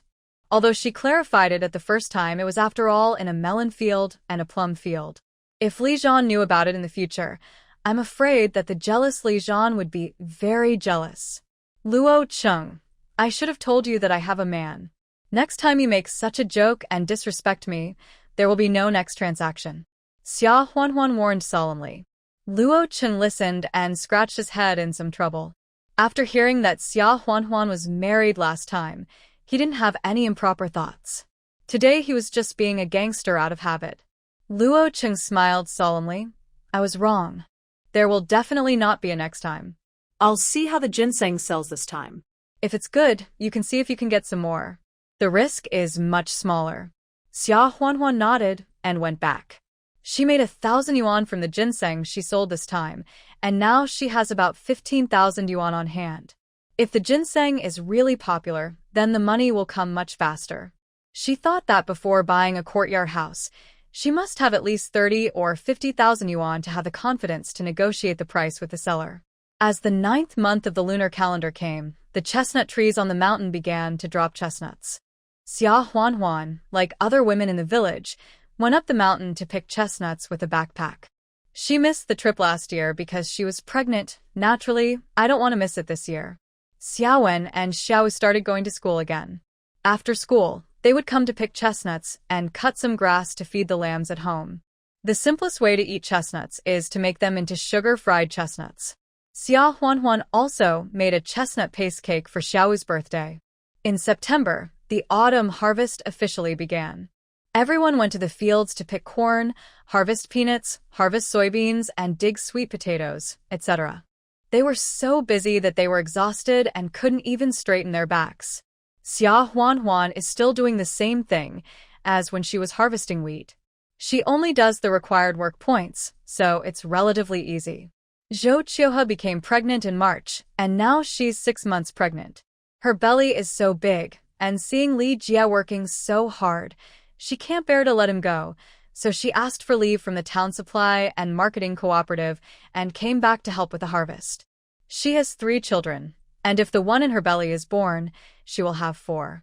She has to give Lulan a few hundred work points every month. Although her burden has been reduced a lot after getting a job at the supply and marketing cooperative, it's really hard for Li Jia to live a rich life alone. Seeing this, Xia Huanhuan could only sigh. She would avoid the farm work in the fields if she could. It was really tiring. Before traveling through time, she saw various videos of rural life, which looked beautiful, but if you really had to experience it for a week, I'm afraid you wouldn't want to do it anymore. So, she couldn't help with the work in the fields. They brought Yingying and Dongbao home to play with Beibei and the triplets. When Xiaowen, Xiaowu, and Huanhuan came back at noon, they ate with them. This was to lighten their burdens. Lulan and Li Chong's family had another fight over the autumn harvest. Lulan lived with her second son because she didn't want to work in the fields. She was already old, and she really couldn't stand the hardship. Unexpectedly, Li Chang and Wang Guixiang were not filial either. They took most of the 5 yuan sent by Li Zhan from Lu Lan when they left. Seeing that there was no other profit, they were not so polite to Lu Lan. This autumn, they urged Lu Lan to work and divided out her work points. They also said that Lu Lan would be given food rations according to her work points. If she worked less, she would have no food to eat. Lu Lan was so angry that she didn't want to live with Li Chang anymore and decided to live on her own. In order to go to work, she went to Secretary Zhao and made a scene for a while, saying that she really couldn't do it. Secretary Zhao had no choice. Seeing that she was now abandoned by everyone and looked pitiful, he tried to assign her less work points. Lu Lan looked at the cold pots and stoves in her room, and then looked at the fireworks in Xia Huanhuan's yard, and her heart was jealous and twisted. Didn't all her misfortunes start with marrying Xia Huanhuan a jinx? Now, she is deserted by her friends and relatives, but she is doing well, taking her own mother to eat delicious food and drink spicy drinks. The key is that her son is also devoted to this. Lu Lan became more and more angry as she thought about it, and suddenly an idea came to her mind. The next day, she packed her bags and said that she went back to her mother's house. She was delayed outside for a few days before returning, and there was no other explanation. Li Chang and Wang Guixiang saw that Lu Lan had separated, and the 5 yuan sent by Li Zhan would naturally not fall into their hands, so they began to blame each other. I told you to treat Mom better, but you are so stubborn that you forced her to work in the fields. Now you see what's going on. Mom doesn't want to live with us anymore, and who knows who will get the 5 yuan sent back by the 4th child every month in the future. Li Qian skulda Wang Guixian angrily. Wang Guixiang also regretted it very much, but one person to cook at home was enough. If Lu Lan didn't go to work in the fields, wouldn't she have to go to the fields to work under the scorching sun? You don't have to be afraid. With your mother's attitude, no matter who she lives with, she will definitely save up the $5. No one can get a bargain. Besides, I'm not saying that your mother wants to live with the 3rd and 4th wives. She has shamelessly made trouble before, but do you think your 3rd and 4th brothers care about her? Just wait and see. In 2 days, she will come back and beg to live with us. Wang Guixiang said, unconvinced. Li Chang pointed at her and scolded angrily. You are a spendthrift woman with long hair and short knowledge. Our family's fortune has been ruined by you. Alas. I was thinking that while Mom can still use the money of the 4th child, we should save it. When Xiaoshen grows up, we should build a house and marry a wife for him. You just do it every day. In rural areas, unless the family is poor and can't afford the bride price, otherwise, they usually marry early. Their son Li Sheng is already 10 years old. In another 4 or 5 years, they will look for girls of similar age and get engaged first. In another 2 or 3 years, they will get married. The legal age for marriage was implemented in 1980.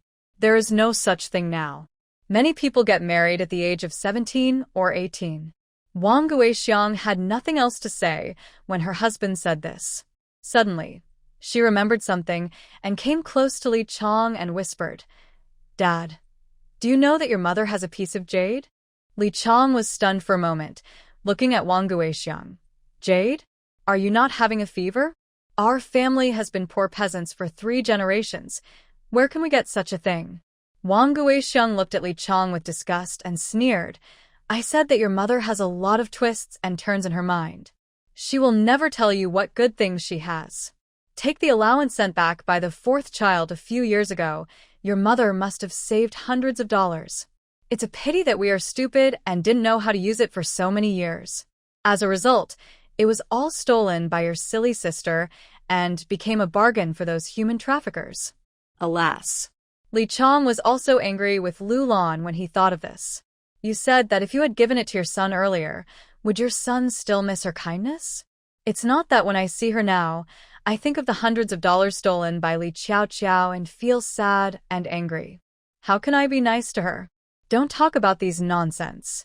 What's the matter with the jade you just mentioned? Wang Guixiang went outside to look again, and seeing that there was no one, she said, Oh. It was a coincidence that I went to her room to find needle and thread a few days ago. I saw that her door was ajar, so I pushed the door open and went in. Who would have thought that when she saw me, she quickly hid something in the quilt and scolded me. I didn't look closely, but the thing is emerald green. It must be a big piece of jadeite. I heard from my father that jadeite is very valuable. In the old days, a small piece of good quality could be exchanged for dozens or even hundreds of kilograms of grain. Li Chan couldn't help swallowing his saliva excitedly after hearing this and asked, "Did you see it for real?" Wang Guixiang sighed and said, "I didn't see it for real. How can I tell you nonsense? My father, you have so many brothers, and now we have a quarrel with your mother. What if she wants to give the jadeite to the third and fourth brothers? Wouldn't we lose a lot? Why not?" "You mean steal that piece of jade?" Li Chang looked at his wife and thought the same thing. Wang Guixiang nodded. "He who strikes first will gain the upper hand, and he who strikes later will suffer. If we get it first and sell it for a good price, our son will have money for his marriage in the future, and then we can provide for her in her old age. Isn't it the same? But where is the jade?" "Well, I have been secretly following her and found the place." Li Chang lowered his head and pondered for a moment, then raised his head and said with a firm look, "Isn't she going back to her parents' home these days? I will take advantage of this time to dig out the things." After a few days, Li Chang dug something up secretly. When they opened it, it turned out to be a piece of jadeite that was exquisitely carved and obviously valuable. Moreover, there was a dragon carved on the jadeite, which symbolized good luck. Li Chang and Wang Guixiang were so excited that they didn't sleep all night. The next day, they quickly found a place to secretly dig a hole and bury it. Now everyone is busy with the autumn harvest. Even if they take it to the black market to sell, they will definitely not find a good buyer.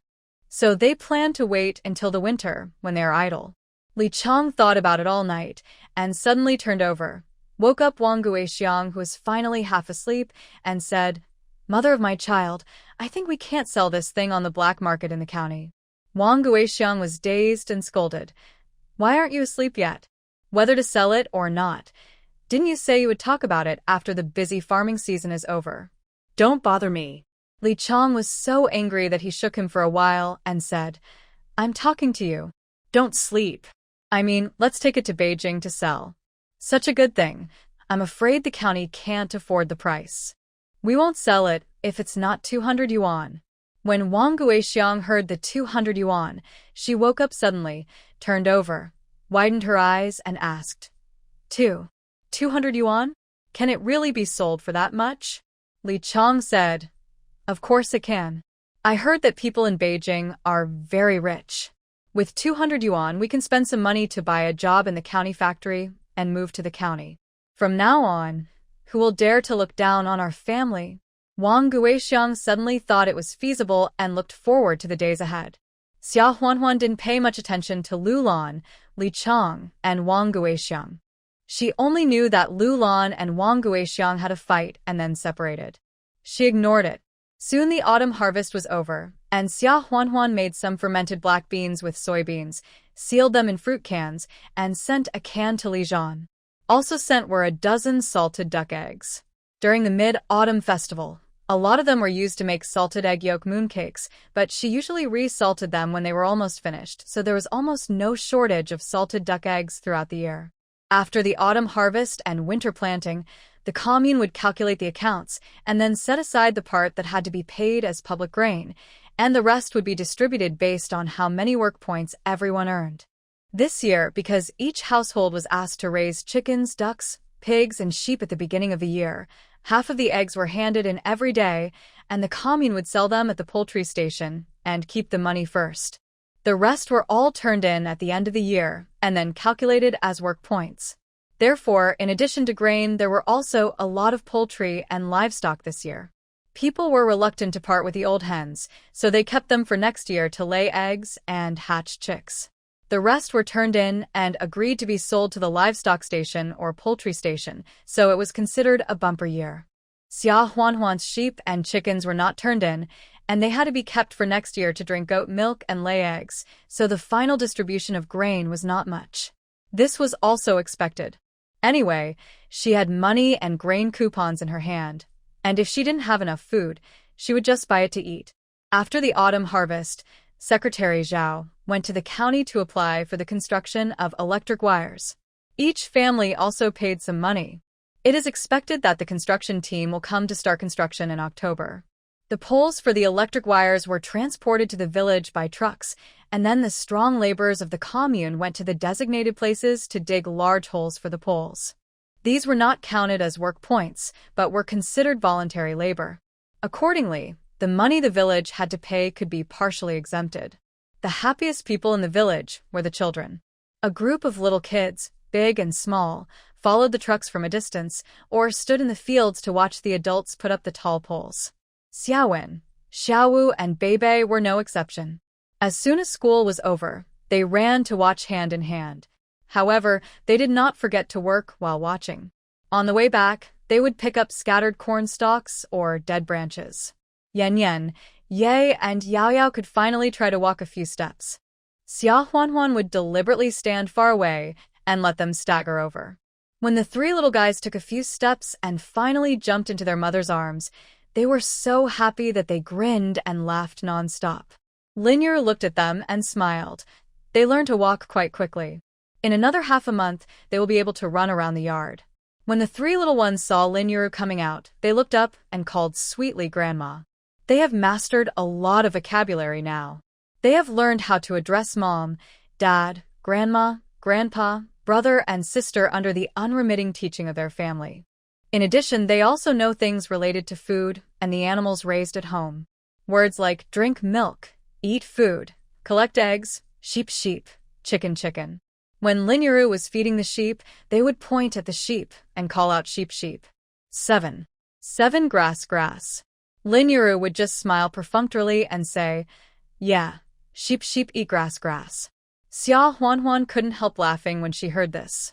Although they were really naughty when they were naughty, they were also really cute when they were well-behaved and cute.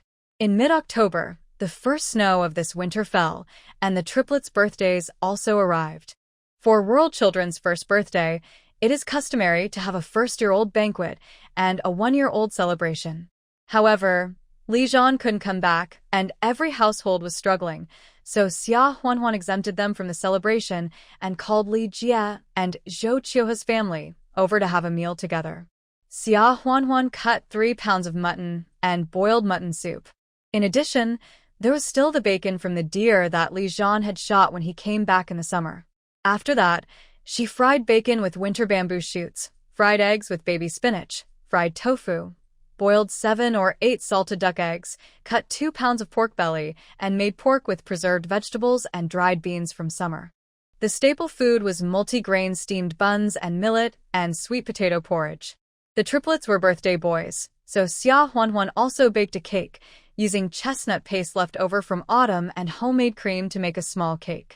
On the cake, she wrote the names of the triplets and the words Happy Birthday with homemade plum jam from summer. She didn't out the candles, but just cut them with a knife and let her own and Zhou Qiuhe's kids eat. The triplets were too young, so she gave each of them a sip of cream, which made the 3 little guys dance with joy. It was also the first time Zhou Qiuhe had seen a cake made, and she and Li Jie also tasted a piece. The sponge cake base was soft and fluffy, with the aroma of milk and eggs, and the cream was sweet and melted in the mouth. Li Jie couldn't help asking, "Is this what the children in the city eat on their birthdays?" Zhou Qiuhe rolled her eyes at her man and smiled. "It's called birthday cake, and you can't even remember this." Li Jie laughed twice. Xia Huanhuan smiled. "That's right. I also saw it at the door of a state-owned pastry shop in Beijing, and shamelessly asked them how to make it, and then I figured it out myself." Zhou Qiuhe was envious and smiled. "Huanhuan, you've seen the world and know a lot. When our kids have their birthdays next time, I will try to make it. Huanhuan, you teach me later." Xia Huanhuan smiled and said, "Why not? Come to my house and bake them when the time comes. Whether it's making cakes or bread, including flour cakes, moon cakes, and the like, an oven is needed." Xia Huanhuan thought that the frequency of use was quite frequent, and it was not right to always use the one in the space, so she asked Xia Shuangshan to build another earthen brick oven in the kitchen. Except that the temperature was not easy to control, it was okay to use. After everyone had eaten, it was time for the triplets to have their first birthday. Xia Huanhuan and Lin Yuru prepared a lot of things, including an abacus borrowed from the accountant of the public society, a scale, Xiaowen and Xiao's books and pens, 10 yuan of great unity, Xiaowen and Xiao's a toy wooden gun, some colorful candies, and a Chinese medicinal seedling that Xia Huanhuan had just brought back from the mountain, etc. The triplets were placed in the middle of these things and asked to pick the ones they were interested in. Everyone used this method to predict what the children would do in the future and what they would be successful in. Yan Yan and Ye have been lively and active since they were young. As soon as the two brothers sat down, they began to touch and look at this and that, and then they both fell in love with the toy wooden gun. This time, Yan Yan climbed a little faster and got it first, and Ye reached out to grab it without giving in. The two who were fine just now started to cry after a while. Xia Huanhuan was helpless. Seeing this, the adults hurriedly separated them, but Yan Yan didn't let go in the end. Ye looked at it for a long time and finally shifted his attention. He became interested in the abacus and the scale, and finally held the scale to play. Yao Yao has been simple and obedient since he was a child, and he didn't fight or grab. He looked at it for a long time and finally grabbed the fresh herb in his hand. When the adults saw it, they regarded it as the final result. But the three little guys didn't care about the adults' wishes and played with the things they chose. After a while, they turned their attention to the fruit candies and the 10 yuan unity notes. They dropped their own things and ran to grab them. This time, even Yao Yao started crying. The three little kids were acting out a scene, crying so loudly. Xia Huanhuan, Lin Yuru, and Xia Shuangshan quickly hugged them apart and coaxed them well. They also hurried to take the candies in their hands. They didn't dare to let them eat them for fear of getting stuck in their throats. After finally coaxing them, everyone collected their things. Xia Shuangshan and Li Jia went to dig a hole for the electric pole. Zhou Qiuhe sat for a while with her big belly and chatted. By the way, I saw the couple of the second brother's family go to the commune to get a letter of introduction 2 days ago, saying that they were going to visit relatives in Beijing. How could the old Li family and their old Wang family have relatives in Beijing? Have you heard about this? Xia Huanhuan shook her head. What are they going to Beijing for? Who said it wasn't? The travel expenses alone cost several yuan. I don't know what they were thinking. Zhou Qiuhe said and then whispered, didn't our mother-in-law have a fight with the second brother's family and live separately? She came to my house again a few days ago. I thought she was clamoring to live with us again, so I quickly told Li Jia and told her not to agree. Guess what happened? It turned out that she wanted Li Jia to talk to Li Zhan and wanted to live with you. Xia Huanhuan frowned slightly. Is this Lu Lan mentally normal? She is still thinking about this now. Oh. Anyway, you should remind my fourth brother about this. Don't let her secretly write a letter to him, pretending to be pitiful and complaining, and he will be soft-hearted and agree. You will suffer in the future. Xia Huanhuan nodded and smiled. Thank you, third sister-in-law. I understand.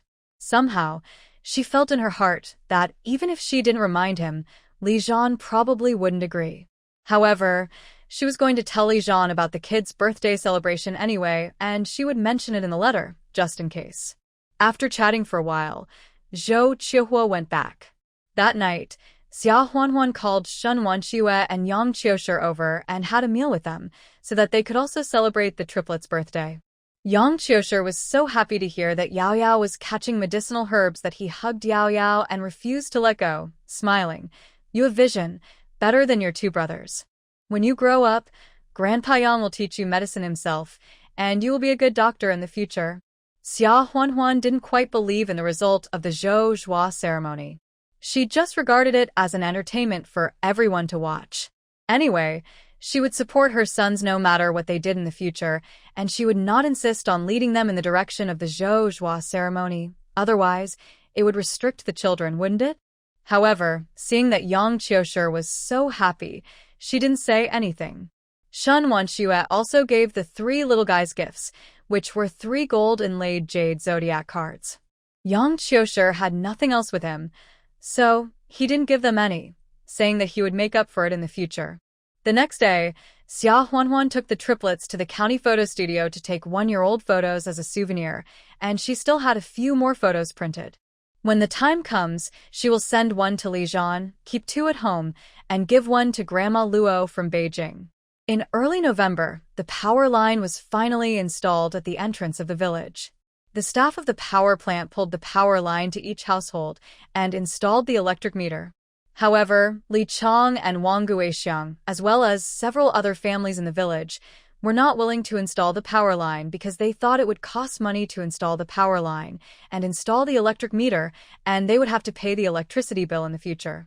Li Chong and Wang Guixiang were thinking that after selling the jade, they would move to the county town, which would be the latest in the spring of next year, so they did not want to spend money on the house in the village. The village cadres came to persuade them for a long time, saying that it would be cheaper to join the installation now, and if they did not do it now, it would be more expensive to ask the power plant to come to their house alone. But none of the families were willing to listen. The village cadres had no choice but to give up. After all the families who were willing to install the lights had done so, the electricity was turned on uniformly.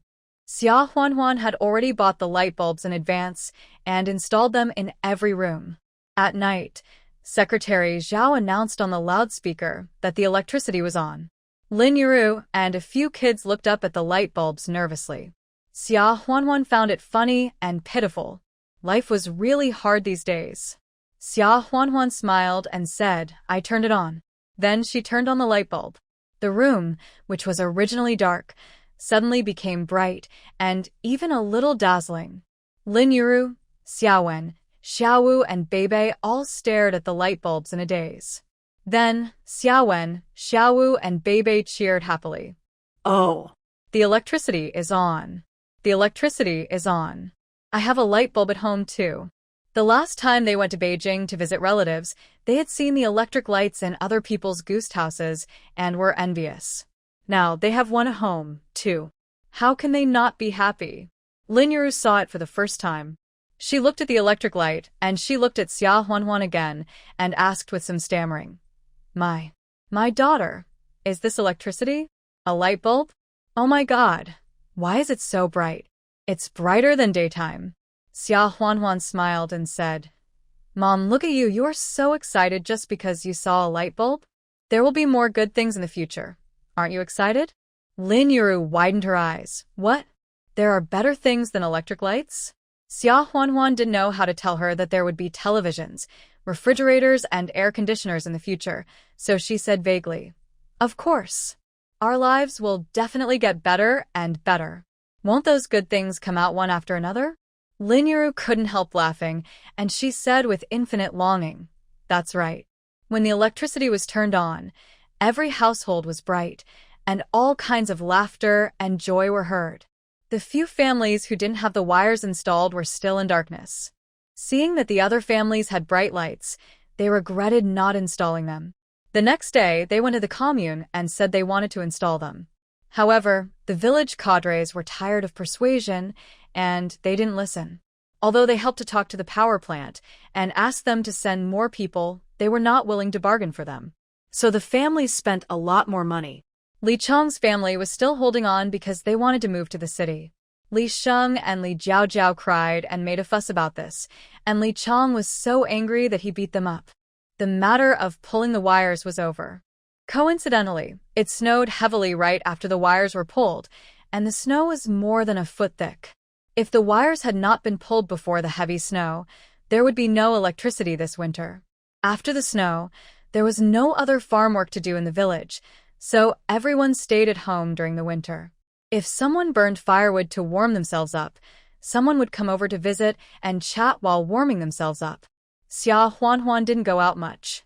In October, she went to the town to buy coal briquettes. When the weather got cold, the stoves in her room, Lin Yuru's room, and Xia Shuangshan's room were all lit. There was a teapot or iron net on the stove, and they baked rice cakes or wild rabbit meat. It was much more comfortable than going out to visit other people. However, the triplets didn't admit it. It was finally snowing, and the triplets walked more steadily. It was so fun to have such thick snow outside. No matter how warm the house was, they didn't want to stay inside. Xia Huanhuan didn't have a temper either. As they grew older, they started to make trouble. So she had to carry them with Lin Yuru to go out to visit other people. The children were the happiest, and they didn't mind the cold. They rolled in the snow, had snowball fights, and built snowmen. The river was also covered with thick ice, and adults and children were playing on the ice. Xia Huanhuan could no longer restrain them, so she made a small stool, tied it with a rope, and put the triplets on it to play. The 3 little cubs' faces were red from the cold, but they were still giggling with joy. One day, when they were playing, someone suddenly shouted, "Everyone come and see, Dashi and Sanshun have caught 3 little wolf cubs." Xia Huanhuan was startled when she heard this. Could they be the cubs of the snow wolf family? At that moment, Xia Huanhuan and Lin Yuru held the triplets and went to see with other villagers. They saw that it was several strong laborers in the village who came down the mountain with backpacks on their backs. Seeing the children and other villagers gathered around, several people proudly put down the backpacks and showed them the wolf cubs inside. There were 3 in total. The little cubs were terrified and bared their teeth, making threatening sounds at the villagers who were watching. Xia Huanhuan often went deep in the mountains, so she would occasionally encounter snow wolves. She couldn't recognize them, but wolves are a tribe with a strong sense of territory, and it is unlikely that they are wolf cubs from other tribes. The 3 wolf cubs recognized Xia Huanhuan by smell. When they saw her coming, they looked at her with their big eyes full of tears, like puppies, and made a wronged sound. Xia Huanhuan felt reluctant, but in front of so many people, she couldn't just save them without caring. Yen Yen and Ye, who were originally being held by Xia Huanhuan, struggled anxiously for Xia Huanhuan's hand, pointing at the wolf cubs with their little fingers, wanting to go over and take a look, and said in a baby voice, "Little puppies, little puppies." Xia Huanhuan had no choice but to move forward and let them get closer to see. The villagers all laughed and started discussing. "Dashi, these 3 wolf cubs are quite fat. Shall we make wolf meat for dinner tonight? Will you bring a bowl to your uncle?" "Uncle, you are taking advantage of me. You are 5 generations apart, and you still want your uncle?" "Sanshun, I am your uncle. I have to give this broth to your uncle, right?" Alas, these 3 little creatures look pitiful. They must have run outside to find food, and that's why you caught them. "Dashi, Sanshun, Auntie, you should let them go. There are wolves in our mountain, as everyone knows. Wolves are not like other wild animals. They are all intelligent. For so many years, these wolves have never come down the mountain to harm the poultry and livestock raised by our farmers, let alone people. You have brought the wolf cubs back to the village for no reason. The old wolf will follow the scent of the wolf cubs and harm our village." These words made everyone feel a little scared. "Or, tell Aunt Lee that Dashi and Sanshun should release the wolf cubs. Otherwise, what will we do if the old wolf comes?" Dashi, Sanshun, and the others were full of vigor and said with a smile, "Aunt Lee, Sister Wang, you are too timid. What is the old wolf afraid of? We injured the old wolf and it ran away, so we caught these little wolf cubs. We were afraid that the big wolf would not come. Just wait and see. We plan to use these wolf cubs as bait to lure the big wolf over. When the time comes, third uncle, dear uncle, we will definitely treat you to wolf meat soup." Xia Huanhuan couldn't help frowning after hearing these words. She agreed with what Aunt Lee said just now. Apart from anything else, when she rescued those wolf cubs 2 years ago, the big snow wolf might really be just a lone wolf. But now 2 years have passed, and those wolf cubs have grown up. The 3 little wolf cubs now are probably the children of one of them. They want to set a trap to catch wolves, thinking that they may attract only one wolf, but it is very likely that they will attract a pack of wolves. Thinking of this, Xia Huanhuan couldn't help but say, "Brother Dashi, Brother Sanshun, my little cub likes these wolf cubs. Can you sell them to me?" I'll give you 5 yuan each." After hearing this, several people were tempted.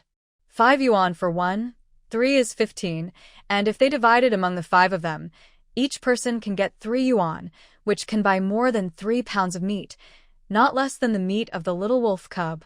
But after looking at each other for a few times, they still couldn't bear to part with the wolf that they had injured, which had at least dozens of pounds of meat. In the end, they shook their heads and refused. Xia Huanhuan had no choice for a while. If she raised the price again, even if she saved these 3 little wolf cubs today, other villagers would take the risk to catch them and sell them tomorrow. She never underestimated people's greed, so they could only think of other ways. The little snow wolves seemed to see that Xia Huanhuan could not save them, and they all whimpered sadly. At that moment, Dashi and Sanshun began to set up traps. They tied the 3 little wolf cubs to a tree stump and dug deep pits around them. Inside were dry, thorny branches of acacia trees, covered with wild grass and snow. If they stepped on empty holes, they would be unable to escape.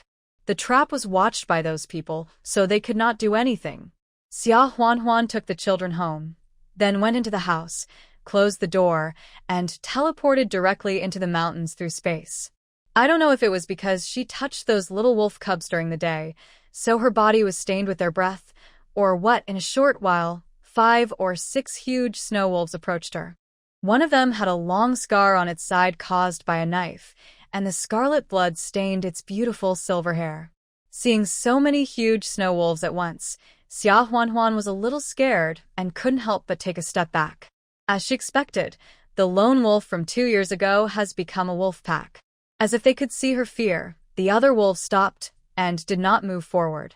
Only the injured snow wolf limped over and leaned towards Xia Huanhuan docilely. Xia Huanhuan then raised her hand and tentatively stroked its hair. The snow wolf was docile and did not resist. Xia Huanhuan knew that they still remembered her and would not hurt her.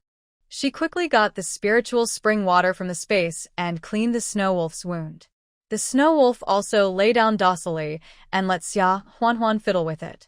The healing effect of the spiritual spring water was immediate, and the wound that was still bleeding stopped bleeding immediately. Xia Huanhuan applied Yunnan Bai Yao on the wound again. However, she knew that the wolf would definitely go down the mountain to save its children, so she did not bandage it separately, otherwise, other villagers would definitely be suspicious.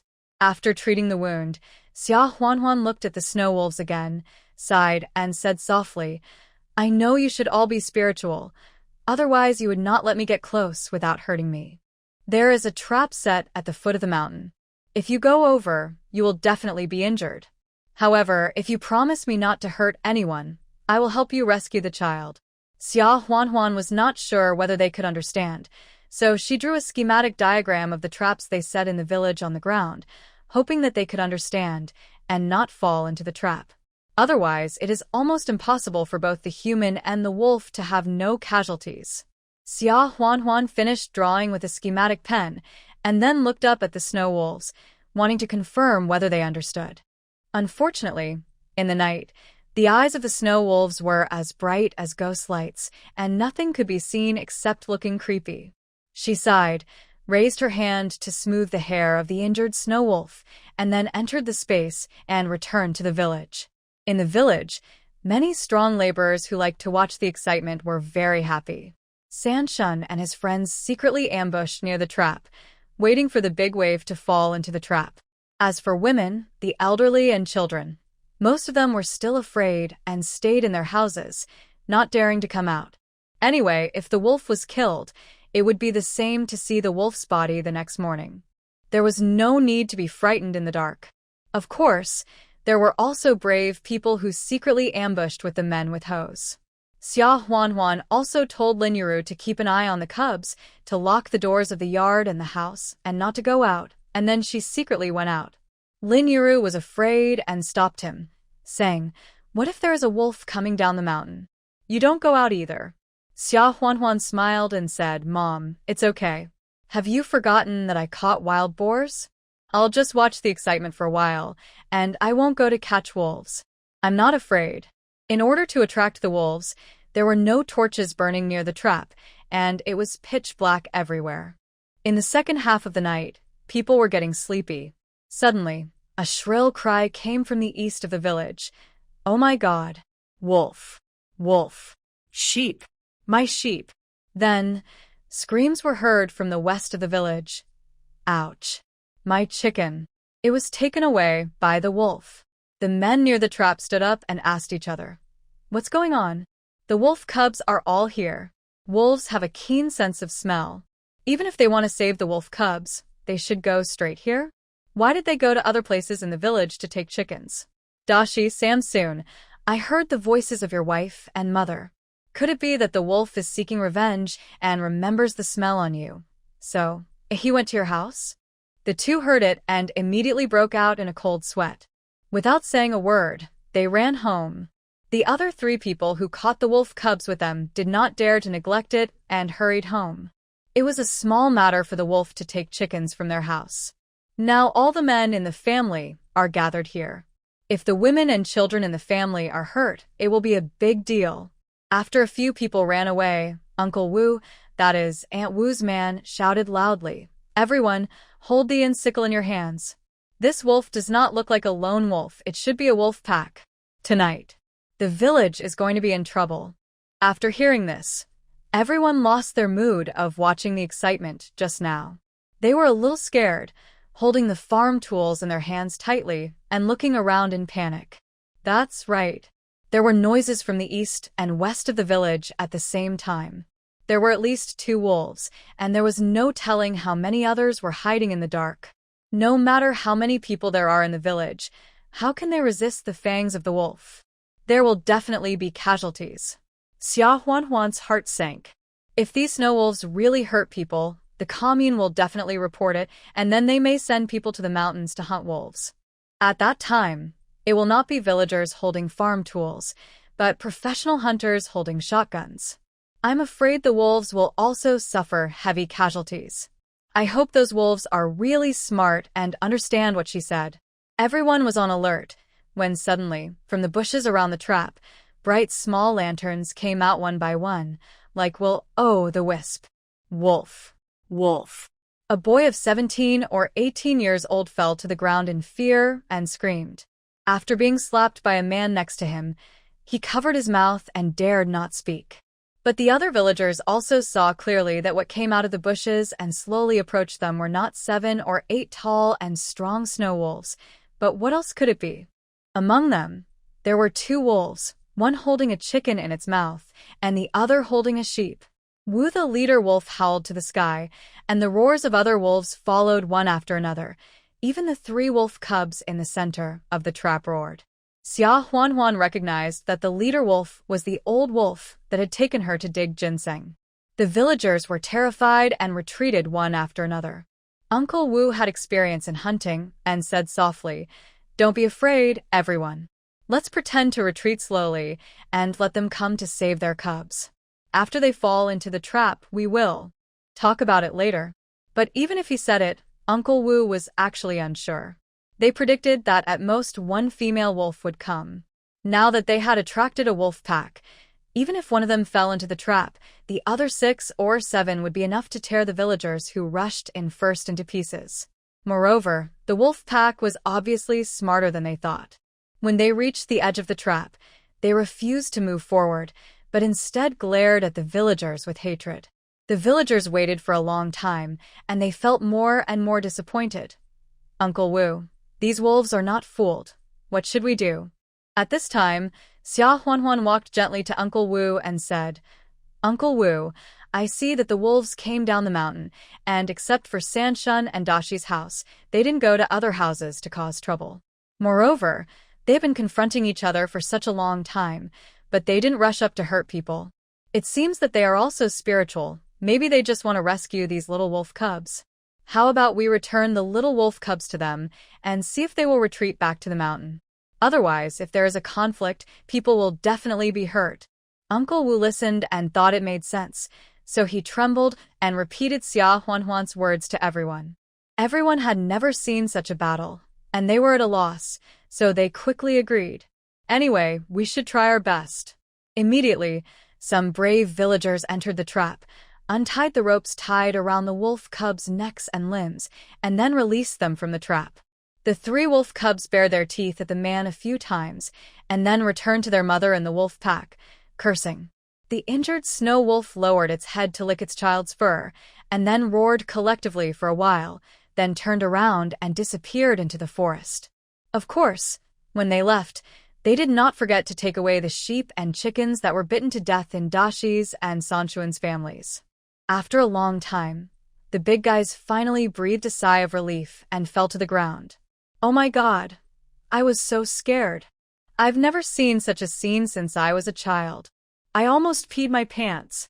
Dashi and Sanshun stole the chicken but lost the rice. Not only did they not get the wolf meat, but the chickens and sheep in their home were also taken away for nothing. In the future, I will hide from wolf cubs. This is too scary.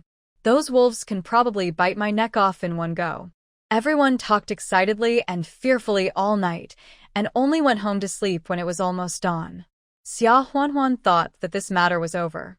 Unexpectedly, a few days later, the county militia camp sent more than a dozen people, all holding hunting rifles and hunting knives, intending to go into the mountains to hunt wolves. It turned out that the sheep and chickens in Dashi and Sanshun's home were taken away, and they also lost face in the village. Feeling indignant, they went to the county to file a complaint, saying that there were wolves in the mountains that were harming the village, and asked the county to send people to hunt wolves. Xia Huanhuan was very angry when she heard the letter. Originally, humans entered the forest and occupied the habitat of the wolf pack.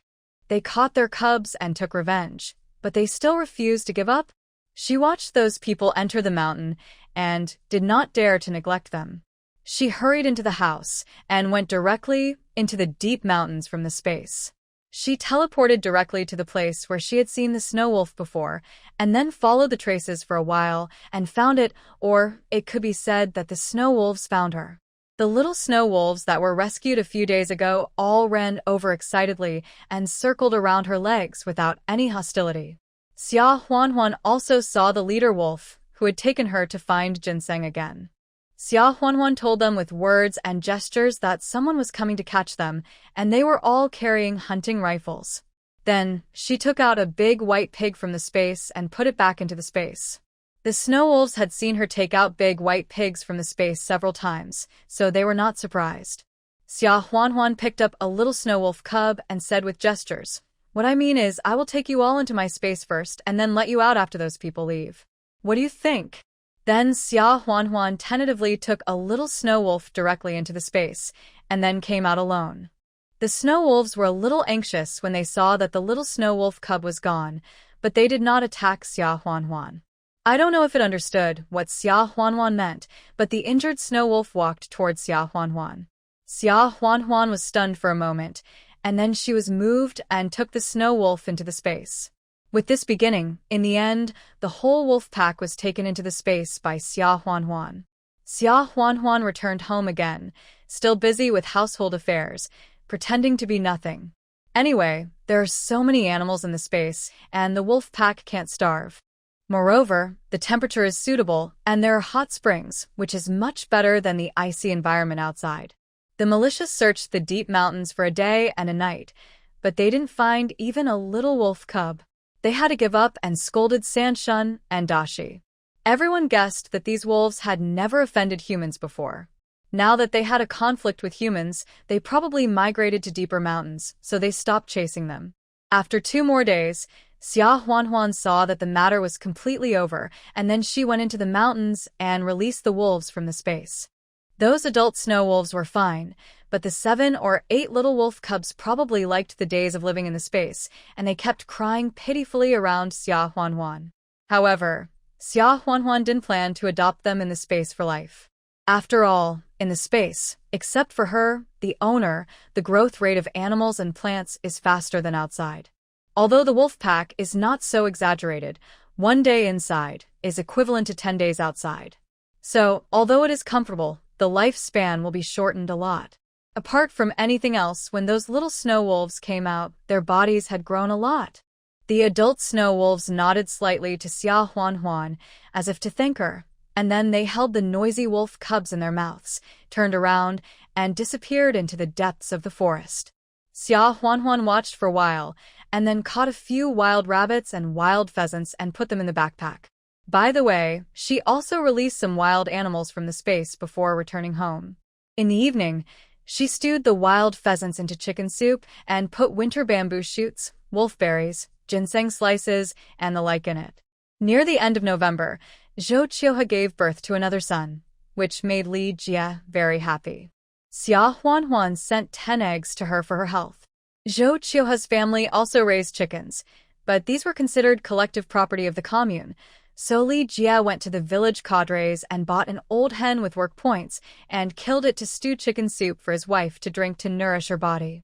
I don't know how Lu Lan found out about this, so Lu Lan ran to Li Jia's house to ask for chicken soup.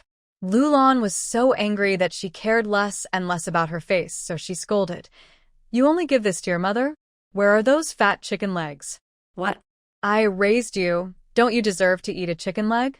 Li Jia was so angry that he snatched the bowl from her hand with a dark face and said in a cold voice, "Mom, I only serve you chicken soup because you raised me. My wife has just given birth to a child. Shouldn't I give her some chicken legs to nourish her body? And there are 3 little guys at home. Who doesn't want to eat meat all year round? Isn't it too much to share the chicken legs with the siblings? I won't serve you this chicken soup. Why don't you go to your second brother's house and see if he cares about you?" Lu Lan didn't dare to make trouble anymore after hearing these words, and sat by the door drinking chicken soup dejectedly. Zhou Qiuhe heard Li Jia and Lu Lan quarreling in the house, and she couldn't help but feel relieved. In the past, Li Jia was dull and honest, and she suffered a lot.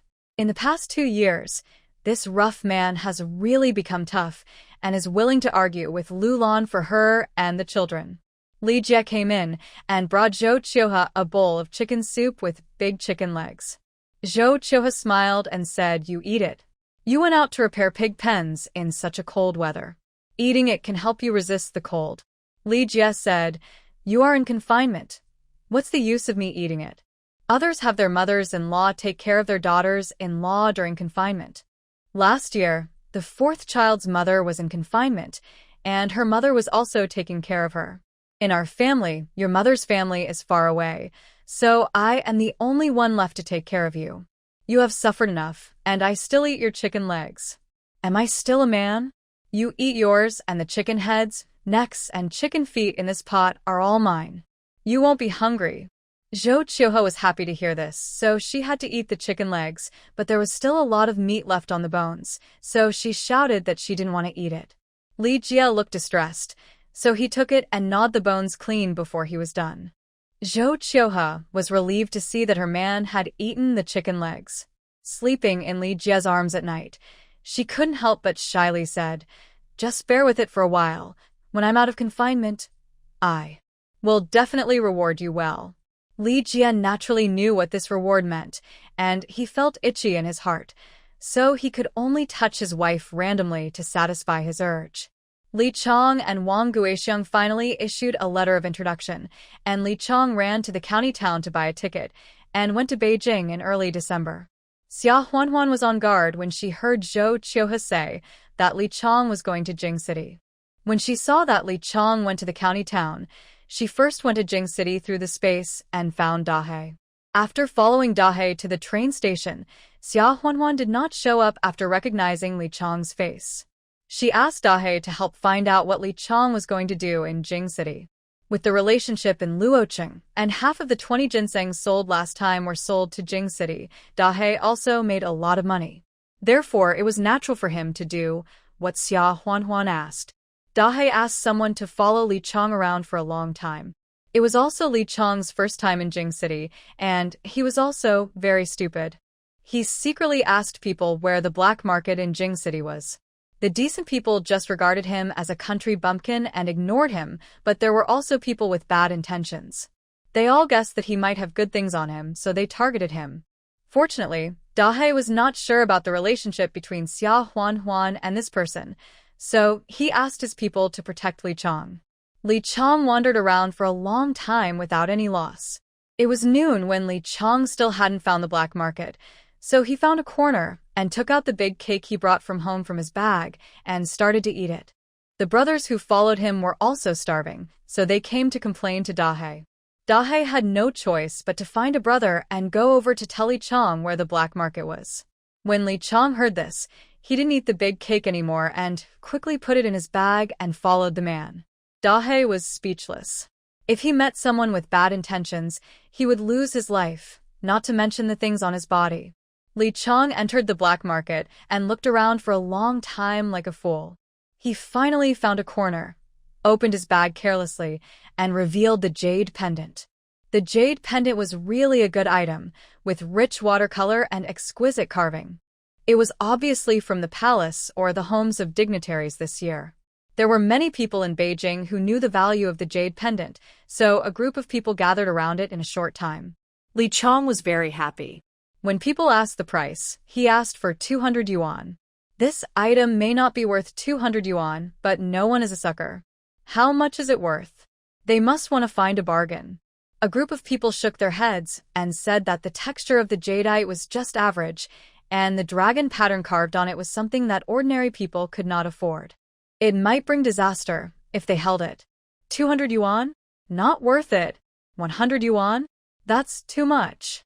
Brother, I see that it's not easy for you to come to the city. It's only 10 yuan. You can decide whether you can sell it or not. When Li Chong heard this, his face fell immediately. He didn't know the value of the jade pendant, but he thought it was just a big piece of jade. Besides, aren't the jade pendants mentioned in the opera price lists? How come it's not worth 200 yuan, but only 10 yuan? His round-trip ticket to Beijing costs more than 5 yuan. If he wants to sell it for 10 yuan, how can he move to the county town? Seeing that he refused, the people around him said, "Let's do this, 15 yuan. If you give me 1 more cent, I can't get it." Dahe asked his brothers to keep an eye on this side, while Xia Huanhuan was sitting and waiting in a nearby tea house, so the news from there was transmitted in a timely manner. Dahe described the appearance of the jade to Xia Huanhuan and asked the painter to draw a simple picture for her. Xia Huanhuan looked at the picture, and her heart moved. This jade. How come it looks so much like the phoenix pendant that Shen Wanxue gave her last year?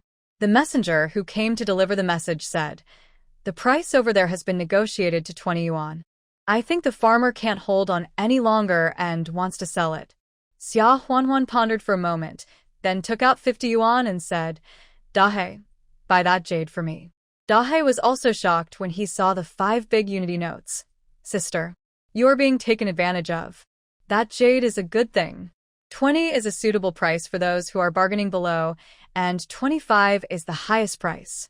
You directly offer 50 to buy it.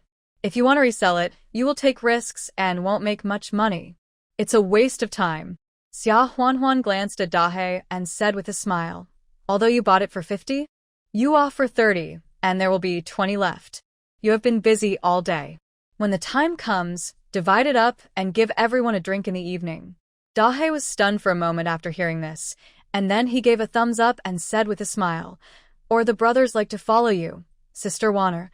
You are open-minded." "Okay, sister, just wait. The price is 30. None of those people down there can afford it."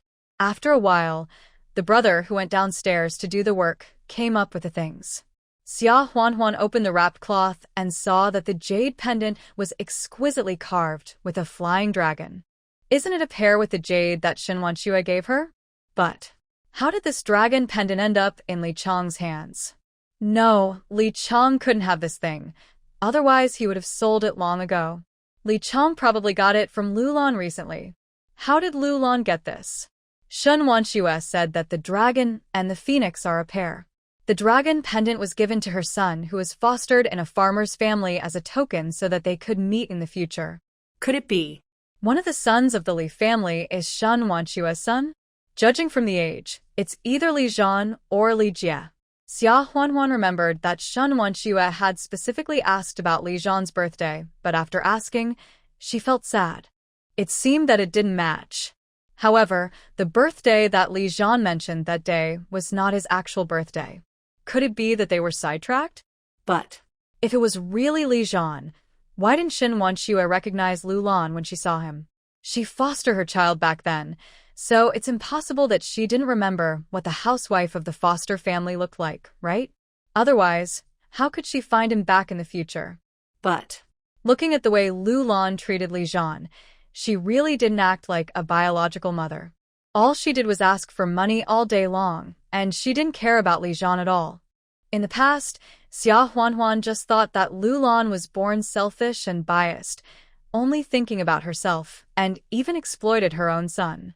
Now that she thinks about it, if Li Zhan is not her biological son, then doesn't her selfish and biased attitude make sense?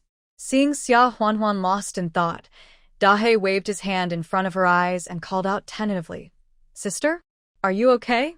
He knew that some old objects were a bit weird, and whoever touched them might have their soul away. Xia Huanhuan came back to her senses and asked blankly, "Huh?" Dahe smiled and said, "No, sister. It's just a piece of jade. Why are you so obsessed with it?" Xia Huanhuan smiled and said, "Nothing. I suddenly remembered something. Thank you for today. I'll leave if there's nothing else. I'll treat you to dinner another day."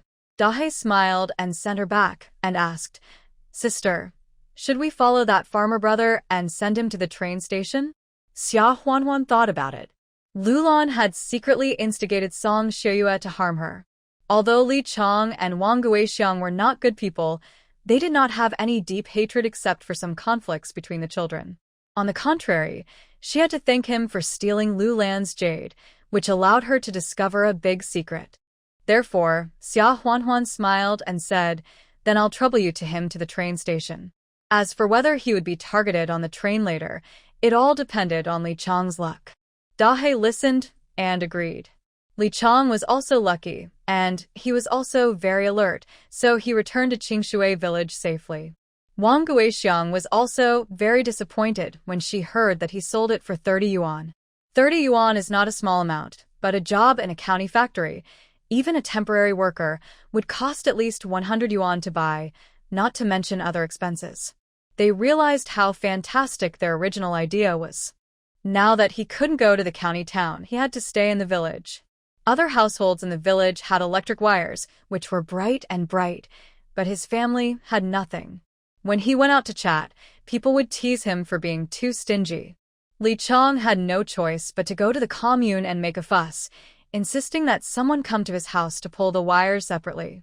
It took 2 more yuan to settle the matter. After Xia Huanhuan came back, she began to think about where to start to investigate this matter. If she asked Lulan directly, she might not say it. She might look back and find that the jade she had secretly hidden was lost, and she would suspect that she had stolen it, which would cause another fuss. But if she asked Shen Wanxue directly, what if the jade was obtained by Lulan from someone else in her early years, and Shen Wanxue's child was not fostered in the Li family, then she would be disappointed and hopeful, which was unbearable.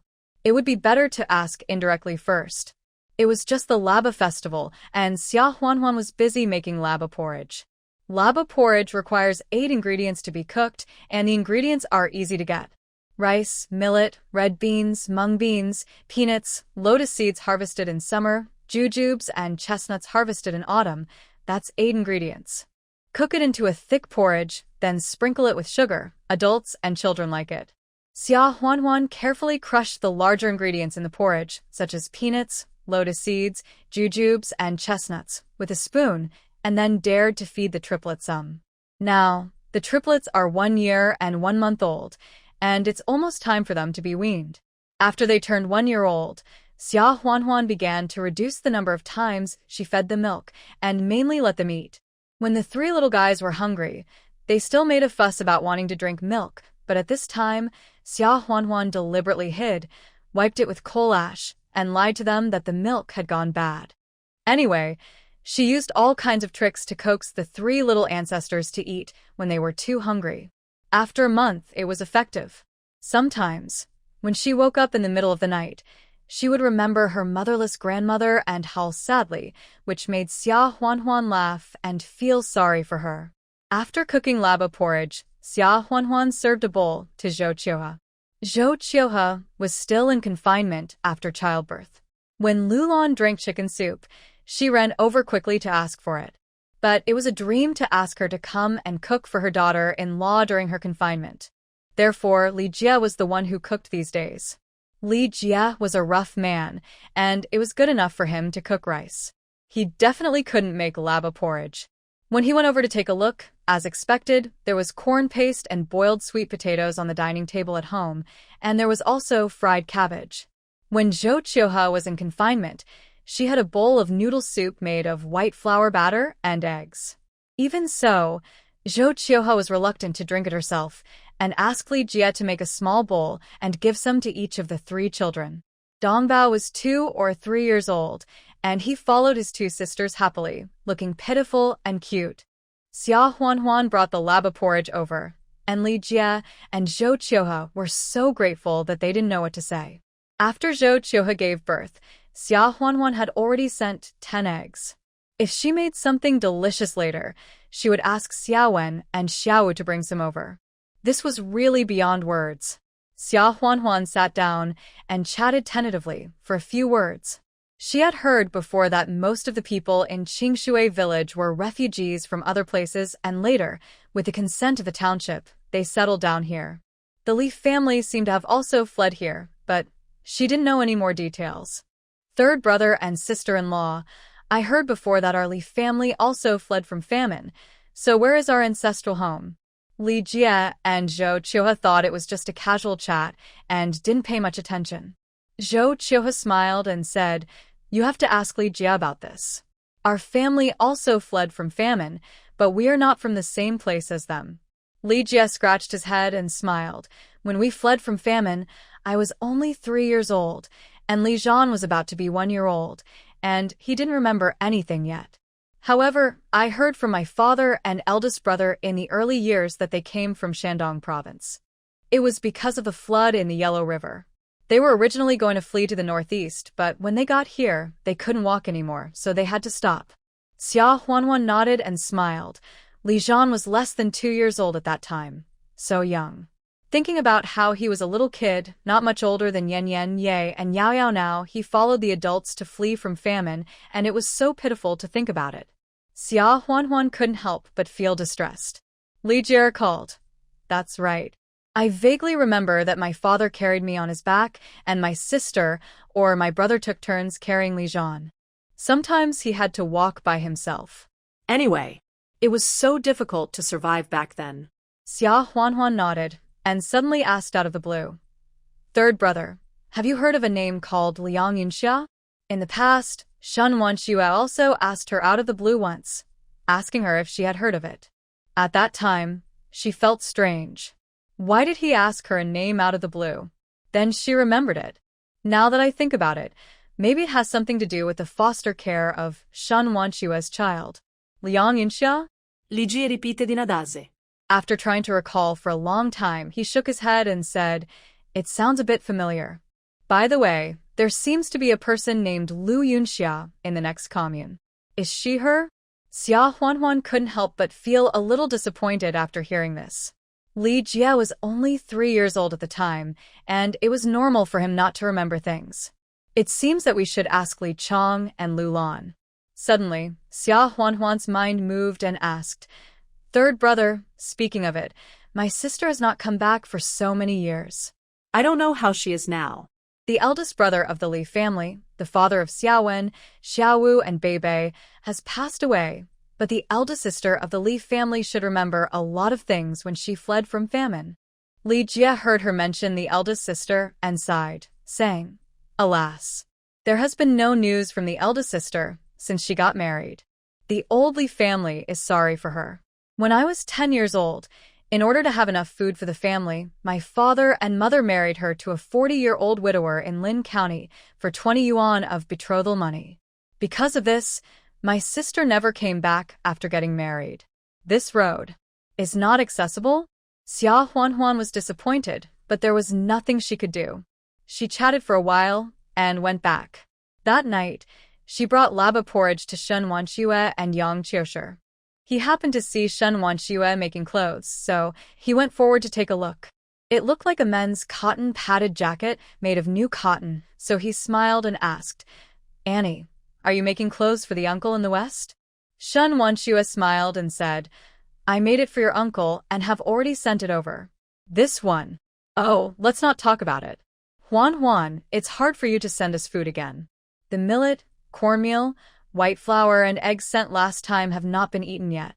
Seeing that she changed the subject, Xia Huanhuan roughly guessed that judging from the size of the clothes, it was probably made for her son.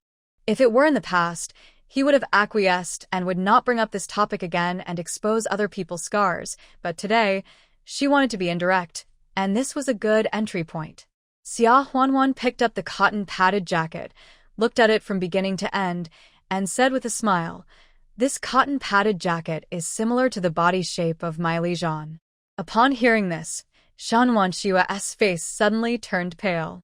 In her mind, this coat was made according to Li Zhan's body shape. After a moment of silence, Shan Wanshua sighed and said with a smile, "What you said is that your figure is similar to Li Zhan's. But If you don't mind, I will make one for Li Zhan tomorrow." Xia Huanhuan heard it and said quickly, "Annie, that's not what I meant." Shan Wanshua smiled. "It's okay. You and Li Zhan have been secretly taking care of me for the past year or two. Not to mention one cotton padded jacket. Even 10 are worth it." Xia Huanhuan said, "Annie, it's really not necessary. I made a cotton padded jacket for Li Zhan a month ago and sent it to him. Besides, they have uniform military coats in winter, so he won't be cold." Shen Wanshua heard it and said with a smile, "Alas, you are so formal with me." this one has some special meaning, otherwise I am not a stingy person." Xia Huanhuan gritted her teeth and asked directly, "Auntie, let me ask, this one is made by you for your lost son, right?" When Shan Wanshua heard this, she was stunned for a moment. Then her eyes suddenly turned red, and she turned her face away quickly, saying, "Oh, these 2 days are his birthday, so I make one every year thinking, even if the child can't wear it, it's also for the mother." Oh. When she said this, she couldn't continue and could only sigh. Xia Huanhuan was excited.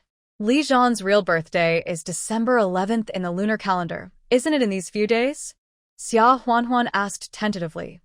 "Auntie, I shouldn't ask this, but some sad things may make you feel better after you say them out. Annie, can you tell me about what happened back then?" Shan Wanshua listened, looked at Xia Huanhuan for a while, then sighed quietly, patted Xia Huanhuan's hand, and said with a smile, "These old things are all my own sufferings. I shouldn't tell them out to make others upset or add to the conversation, but since you asked, I will be hypocritical for once and tell you about my sufferings. Maybe I can feel better in my heart." That was 26 years ago. At that time, the whole country had not been liberated. Your uncle and I followed the army to Shandong province. It was winter, and it snowed heavily. I was almost due to give birth. It was too dangerous to camp outside with the army. Besides, there might be a battle to fight that night. The superior sent me to a farmer's house in a village in the rear to give birth. After your uncle and the soldiers sent me here, they went back to fight. In the second half of the night, there was a roar of artillery fire. Didn't they start a war with that small group of resistance? I was extremely worried, fearing that your uncle was injured and something went wrong. Maybe this worry caused me to have a miscarriage. In the second half of the night, I started to have severe stomach pains. I was about to give birth. Fortunately, the housewife of that family was experienced. She told her husband to call the midwife immediately and ordered her son and daughter to boil hot water. In order to replenish my energy, she took out the only brown sugar in the house, soaked it in hot water, and fed me the brown sugar water. It can be said that if it weren't for that family, I and the baby in my belly would have died long ago. It was not until dawn that the child was born. It was a son. I heard the artillery fire over there, so I thought the fighting must have stopped. I heard from the farmers in the village who were delivering supplies to the front line that the battle was won. I breathed a sigh of relief, but I was still worried, not knowing whether your uncle was dead or alive. I waited anxiously until noon, when your uncle came back to the farmer's house to pick me and the children up. He was shot in the shoulder, but fortunately the bullet passed through the muscle and did not stay in the body, so I simply stopped the bleeding and bandaged it. I was completely relieved.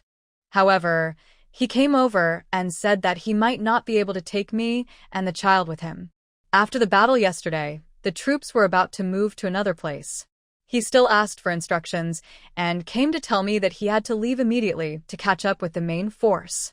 At that time, I was also worried that I would never see him again after the separation. I was also worried that his injuries would be infected and no one would take care of him. So, I thought of fostering the child in this farmer's home first, and I would go with him to catch up with the main force. After a while, if we are lucky enough to survive, we will come to take the child back to our side. If something really happens, the child will have a chance to survive. Your uncle didn't agree at first and insisted that I stay with him. He would definitely come to pick us up when the time comes. It was because I insisted that he had no choice but to agree. The family was also very kind. Without saying anything, they agreed to take care of the child for us first. We left all the money we had with us at that time, a total of only 10 silver dollars, to them and asked them to help take care of the child. I thought about it and asked your uncle to take off the dragon pendant from the dragon and phoenix and give it to the farmer's family, asking them to keep it for the child as a token. In case anything happens, they can recognize each other when they see the phoenix pendant in the future. Xia Huanhuan couldn't help but said when she heard this, "Annie, the phoenix pendant is so important. Why did you give it to me? Isn't it?" Shun Wanshue said, "Alas. Maybe it's because I've been looking for him for so many years, and I feel that the chance of finding him again is getting slimmer and slimmer. Your uncle has been persuading me that this child may not be destined to be with us, so I shouldn't blame myself anymore. So I made up my mind and gave the phoenix pendant to you, Huan Huan. Maybe I can. I can really let go and stop being obsessed." I couldn't say the rest of the words.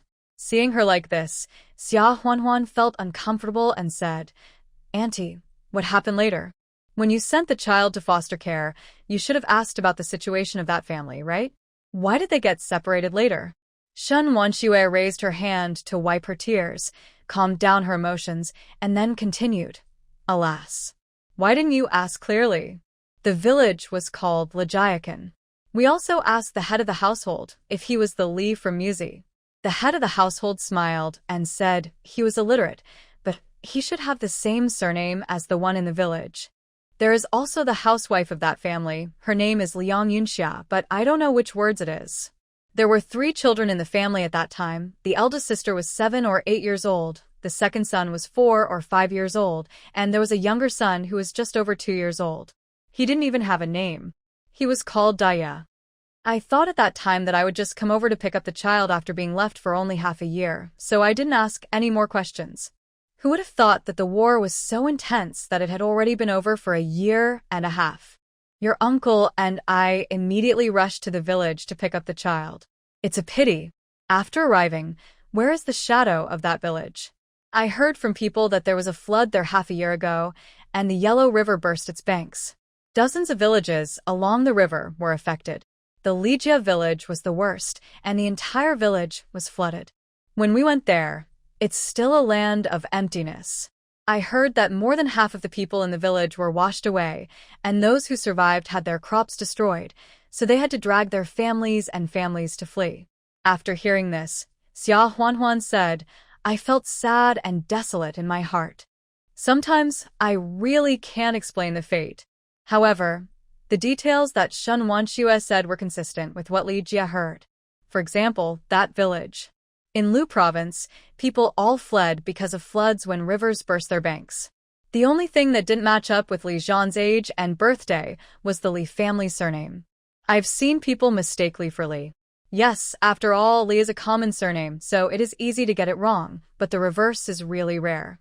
Also, the name of the housewife in the farmhouse did not match, but her mother-in-law was named Liang Yunxia. She was clearly named Lu Lan. In addition to the number of children, Shun Wanshue said that there were 3 children in the family at that time, 1 daughter and 2 sons. Judging by their age, they should be Li Zhan's eldest sister, whom he had lost contact with for many years, and it's the dead eldest brother or Li Chang. The youngest should be Li Jia. Li Xiao can also explain that it was born later, but how can Li Chang explain it? Xia Huanhuan can think of the possibility now, or Lu Lan is. She married later. Judging from her preference for Li Chang, she must have brought Li Chang here, and it turned out that Long Pei was not a child of the Li family. Or that Long Pei was a coincidence between Lu Lan or the Li family, for example, someone who escaped from famine. On the way, I got it from the real Li family. Xia Huanhuan is not afraid of the first possibility, but what if it turns out to be the second possibility? If she told Shun Wanshue now that she had found Long Pei and Li Zhan might be her son, How sad would Xinwanxue be if she found out later that he was not her son? Thinking of this, Xia Huanhuan still suppressed her inner excitement and decided to hide the incident for the time being. After Xinwanxue finished telling what happened back then, she was stunned for a while and couldn't help crying silently. She was only in her early 20s, when she and Jinbong had just been married for more than a year, and she still had the purest and most unhesitating determination for love. What she was thinking about was that if Jinbong died, she would never want to live alone, even though it would hurt her for half her life. She gave birth to a child, but in the face of the child who was waiting to be fed, maternal love still lost to her love for her husband. If she had listened to her husband and stayed behind with her son, waiting for him to come back to pick them up, maybe she and her children would also die in the flood, but at least her children would not be afraid, because they would have her as their mother on the road to the underworld, right? So, she has been refusing to forgive herself and has been regretting it. She had spent more than 20 years in love. She even refused to have another child, fearing that she would have other children, so she easily forgiven her sin of abandoning her first child. Jinbong is also rare in his magnanimity. If it were another man, and his wife was unwilling to carry on the family line for him, he would have divorced and married another man long ago. However, her husband still silently supported all her decisions for many years. He kept comforting her and telling her to let it go. In fact, why didn't he feel regretful and guilty in his heart? They will feel pain in their hearts for the rest of their lives for the child they left behind just after he was born. Huan, I'm sorry for letting you listen to me, an old woman, talk so much. I have been holding these things in my heart for many years. Now that I tell you about them today, I feel a little bit more at ease. Xia Huanhuan held Xinwanxue's hand tightly and said softly, Auntie, don't be too sad. Isn't there a saying that when the clouds bloom, the moon shines brightly? Yes, God must have noticed your persistence for so many years, and your child will definitely be found. Xinwanxue couldn't help but be stunned when she heard her last words. She said them so firmly, and then he smiled and said, Oh, I have been looking for him for most of my life. I am not afraid of finding him again and dying. If I can't find him in this life, I will go to the Lord of Hades and stay there. In the next life, I will be mother and son with that child. Xia Huanhuan said a few more words and then went back. Now, the old man of the Li family and the eldest brother of the Li family are both dead. Liang Yunxia didn't know what happened, but she was probably dead. Asking Lu Lan and Li Chang would definitely be unreliable. Therefore, the only key is the eldest daughter of the Li family. The eldest sister of the Li family is named Li Zhaodi. She has not been heard from for many years. Xia Huanhuan can only ask Luo Cheng to help her go to Linxian to look for her. If she finds him, he will tell her the address without having to meet her or anything. That's it. Since he was going to find Luo Cheng anyway, Xia Huanhuan did business with Luo Cheng again. It happened to be winter, so this time there were still 20 ginseng trees and an additional 500 pounds of cotton. Ginseng is still 50 yuan apiece, but cotton is 2 cents cheaper than the first transaction. It is sold at 1 yuan and 2 pounds, which adds up to 1,600 yuan. When it came to asking Li to recruit his younger brother, Luo Cheng also agreed. This matter couldn't be found in half a day, so Xia Huanhuan just calmed down and stayed at home to prepare for the Chinese New Year. In the middle of the 12th lunar month, Wu Feng, Aunt Wu's youngest son, took back the 5 yuan that Xia Huanhuan had borrowed from his wife when she gave birth and the 10 yuan that Xia Huanhuan later left behind, a total of 15 yuan. Seeing that the young man was true to his word, Xia Huanhuan smiled and returned the little yellow croaker to them. After Wu Feng finished harvesting in autumn, he went to find Xia Shuangshan and said that he wanted to learn bricklaying from him. He would start by making soil embryos for others, moving bricks, and mixing clay. He could earn 80 cents a day. I heard from Xia Shuangshan that Wu Feng has a good understanding and is hardworking and willing to work. When there is work next spring, and he is still with him, he will be able to do big work such as building walls and ceiling roofs. A big job can earn you 1 yuan, $2 or $3 a day, which is a considerable income for rural people. However, when Wu Feng went back with the small yellow croaker, for some reason his sister-in-law Chen Yue found out about the small yellow croaker in his family. Chen Yue thought that the little yellow croaker was secretly given by Aunt Wu to her younger son, so she ran to the door of Aunt Wu's yard, sat down and started crying and making a fuss, saying that Aunt Wu and Uncle Wu were partial to their younger son, so they just gave it to her. The little yellow croaker is given to the younger son, but not to the eldest son. Does this mean that they don't expect the eldest son to provide for them in the future, or what? The whole village came to watch the fun. Aunt Wu was so angry that she almost lost her temper. As a legend in the commune gossip world, she has always laughed at others. How could anyone laugh at her? Now having such a daughter-in-law in the stall is really bad luck. The key is, even she doesn't know about the little yellow croaker. If the old Wu family had such a thing, they wouldn't be able to marry such a sharp-tongued shrew to their eldest son. Wu Feng had no choice but to come over with Chen Qi and told her mother that it was Chen Qi's grandmother who secretly gave her granddaughter the dowry at the bottom of the box. After hearing this, Chen Yue was speechless for a moment, and then she sneered, "Did my sister-in-law's grandma give it to me? The Chen family over there is somewhat related to my family. The first two sons in the family still live in the countryside.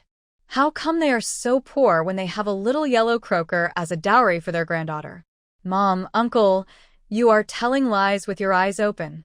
Your eldest son and daughter-in-law are so easy to bully." Come on.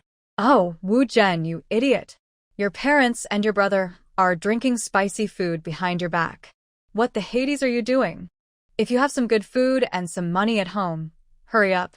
Send it to your parents' house. In the end, who cares about you? Aunt Wu was really angry. Unexpectedly, she had been a leader in the village all her life, and when she was getting old, she would have such a daughter-in-law, and the backyard would be on fire. Immediately, she pinched her waist and pointed at Chen Yue and cursed, "You heartless shrew.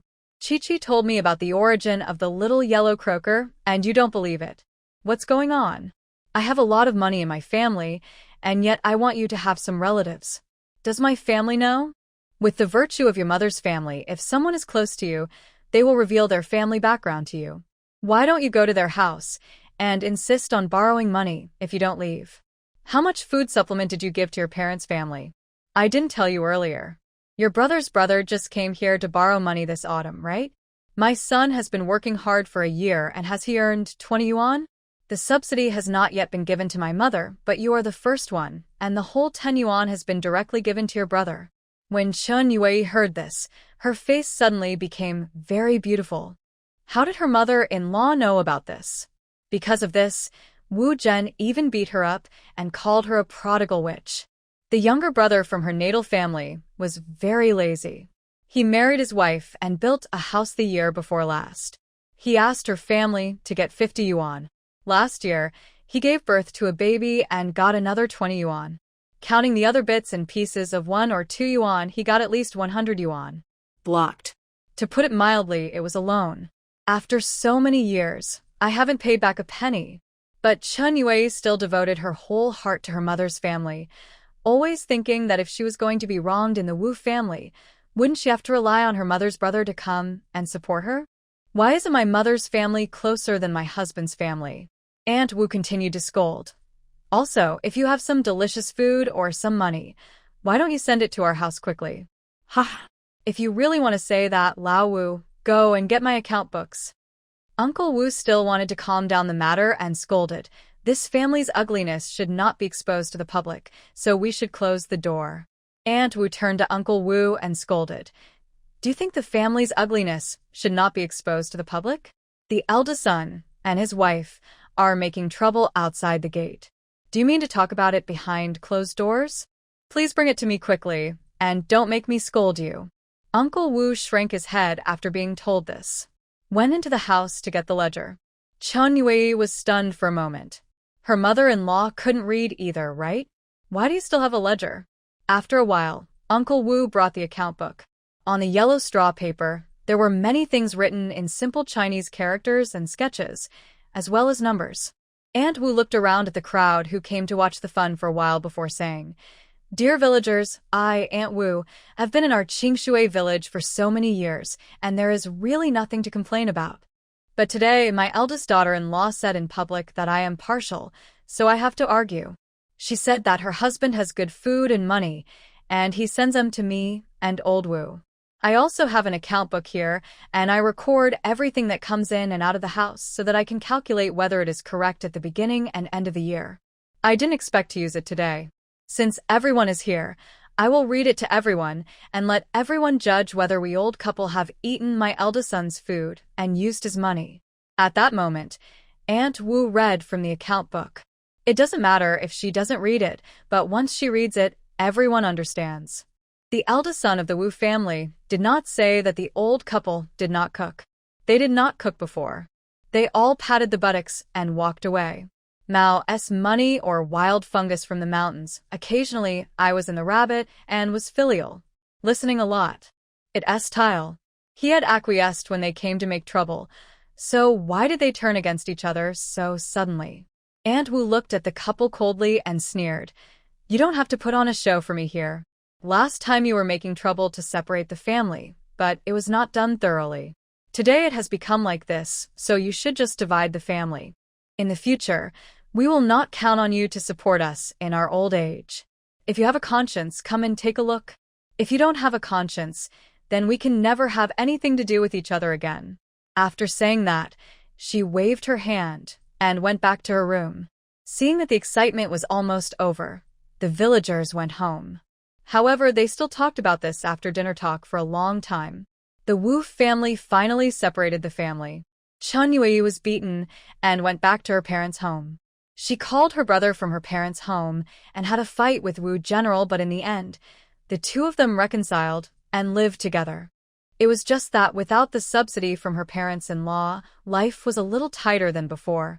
Chen Yue and Wu Zhen both regretted it, but there was nothing they could do. As for the matter of the small yellow croaker, because it spread, everyone knew that it was brought by Qin Chi from her mother's home. Later, the news spread back to the old Qin family. The two sons in the family didn't know that Grandma Yao gave Qin Chi a small yellow croaker as a dowry. The main reason was that when Shen Wanshua lived in the commune where Grandma Yao's family lived, Qin Chi helped Grandma Yao take care of Shen Wanshua a lot, so Shen Wanshua especially gave 2 small yellow croakers. When other grandsons of Grandma Yao got married, Shen Wanshua also gave 5 or 10 yuan, but of course it was not as precious as the small yellow croaker. This matter spread back to the old Qin family, so Grandma Yao's son and grandson began to make trouble with Grandma Yao. Xia Huanhuan didn't go to watch the fun of the Wu family, but Lin Yuru went, so she knew the ins and outs of it, and she was also sighing in her heart. When faced with interests, especially when it comes to the huge profits of yellow croaker, which can be exchanged for at least 50 yuan in the black market, it is really. Fortunately, the children at home are still young. Except for occasional fights and quarrels, they are relatively harmonious, and she doesn't have to worry about that. She is still busy at home growing bean sprouts, making tofu, drying winter bamboo shoots, etc. About 6 or 7 days after the incident at the Wu family, when she was busy, there was a sudden knock on the door. When she opened it, it turned out to be Qin Chi. Qin Chi cried so hard that her eyes turned red. She choked and said, "Sister-in-law Wanner, can you go to my mother's house with me? My grandma is sick." "Sister Wanner, didn't you help me deliver a baby before? I heard from my mother-in-law that you have learned some Chinese medicine. Can you help to take a look?" My grandma also secretly asked someone to send me a message, saying that she wanted to see you. Xia Huanhuan was stunned for a moment. Why did Grandma Yao want to see her? Thinking of her relationship with Shen Wanshua and Grandma Yao's care for Shen Wanshua, Xia Huanhuan did not hesitate and said, "Wait a minute. I will tell my family and then go with you. I have a bicycle and it will be faster to take you there." Chen Chi has been close to her grandmother since she was a child. Now she is so anxious that she is at a loss. After hearing this, she nodded gratefully. Xia Huanhuan went back to the house and told Lin Yuru a few words, then rode away on her bicycle. Wu Feng was worried about his wife, so he borrowed a bicycle and followed with his wife. When they arrived at Chen's house, they saw the whole family gathered in the 2 yellow adobe houses where Grandma Yao lived. Xia Huanhuan thought at first that they were worried about Grandma Yao's illness, but when she went in, she saw that Grandma Yao's eldest son, youngest son, and daughter-in-law were looking at each other with cross eyes. Seeing Chen Qi coming back, Chen Qi's father, Chen Laoda, came up immediately and raised his hand to hit Chen Qi. "You're a traitor. After getting married, you only think about your husband's family's things. You still have the face to come back." Xia Huanhuan's face sank, and she pulled Chen Qi away, and the slap was in vain. Seeing that his wife was almost beaten, Wu Feng rushed over, stood in front of Chen Qi and Xia Huanhuan, and said, "Don't hit my wife." Chen Laoda glanced at Xia Huanhuan, and then looked at Wu Feng, who looked like he was ready to fight to the death. He didn't dare to do anything else, so he scolded in dissatisfaction. "What are you doing here? This is our Qin family's family affair." At this time, Chen Qi's uncle Chen Laoer spoke first in a sarcastic tone. "Brother, you don't have to act here with your daughter and son-in-law. Anyway, the little yellow croaker was given to your family by Mom. Brother, don't think that you won't admit it just because I said I gave it to your daughter. I'm making it clear today, if Mom still has other things, I'll give you more of the little yellow croaker, and we can still be brothers in harmony. If Mom doesn't have any, humph, then don't blame me for looking for brother and asking for half of the money for the big yellow croaker." Old Chin was furious. "How would I know that Mom gave this girl her most precious dowry? I only knew about it from the rumor from the commune over there. Stinky girl, didn't I send you a message asking you to bring the little yellow croaker? Did you bring it?" Chen Qi had been crying since she entered the door. After hearing what her father said, she hurried to take the little yellow croaker out of her arms. "Dad, I..." But Xia Huanhuan stopped her at the right time, signaling her not to speak or take things out. Xia Huanhuan originally thought that it was just that Grandma Yao was seriously ill, so she asked her to come and see. Unexpectedly, it was this posture as soon as she came, and it was another lawsuit caused by those two small yellow croakers. Grandma Yao's eldest son and youngest son were in Grandma Yao's room, not caring about their mother's health, but trying to force Grandma Yao to take out her personal belongings and share them with them. If it was Grandma Yao's own things, it would be the Qin family's family affairs, and she actually didn't intend to intervene. However, Xia Huanhuan knew that Shen Wanshua's belongings were all stored with Grandma Yao. So, what they wanted to share were Shen Wanshua's things. Then she couldn't ignore it. Xia Huanhuan said, "I didn't know, so you all acted like sons like this? Your mother was lying on the Kong, and you didn't say to go find a doctor quickly, but ran to your mother's room and clamored to divide the family property? You are really filial." After saying this, Chen Laoda and Chen Laoer were a little embarrassed. Chen Laoer stood up suddenly and said, "Where did you come from, young daughter-in-law? What does our Qin family's affairs have to do with you? Don't meddle in other people's business." Xia Huanhuan glanced at him and said, "I was asked by Qin Qi to treat her grandmother. You sons are not filial, so why don't you let your granddaughter be filial?" Chen Laoer was so angry that he was about to hit Xia Huanhuan impulsively, but was stopped by Wu Feng. Xia Huanhuan sneered, "I have just registered with your commune with a letter of introduction. Your commune secretary also knows that I am here to treat your mother. If you dare to fight with me today, I will definitely report it to your commune. If you are not afraid of your reputation of being unfilial, just do it." She would beat them to a pulp. Of course, it should be done secretly, so that these people accidentally bump into the wall or trip over their feet. After hearing this, the Qin family members did not dare to be impulsive anymore. Reputation is very important in the countryside. If a reputation for being unfilial spreads, then in the future, no one in the family will be willing to marry their children, and they will have to pay a lot more for the bride price. After hearing Xia Huanhuan's hint, Qin Shi did not take out the small yellow croaker and cried, "Dad, second uncle, I was afraid that it would fall on the road, so I didn't bring it here today.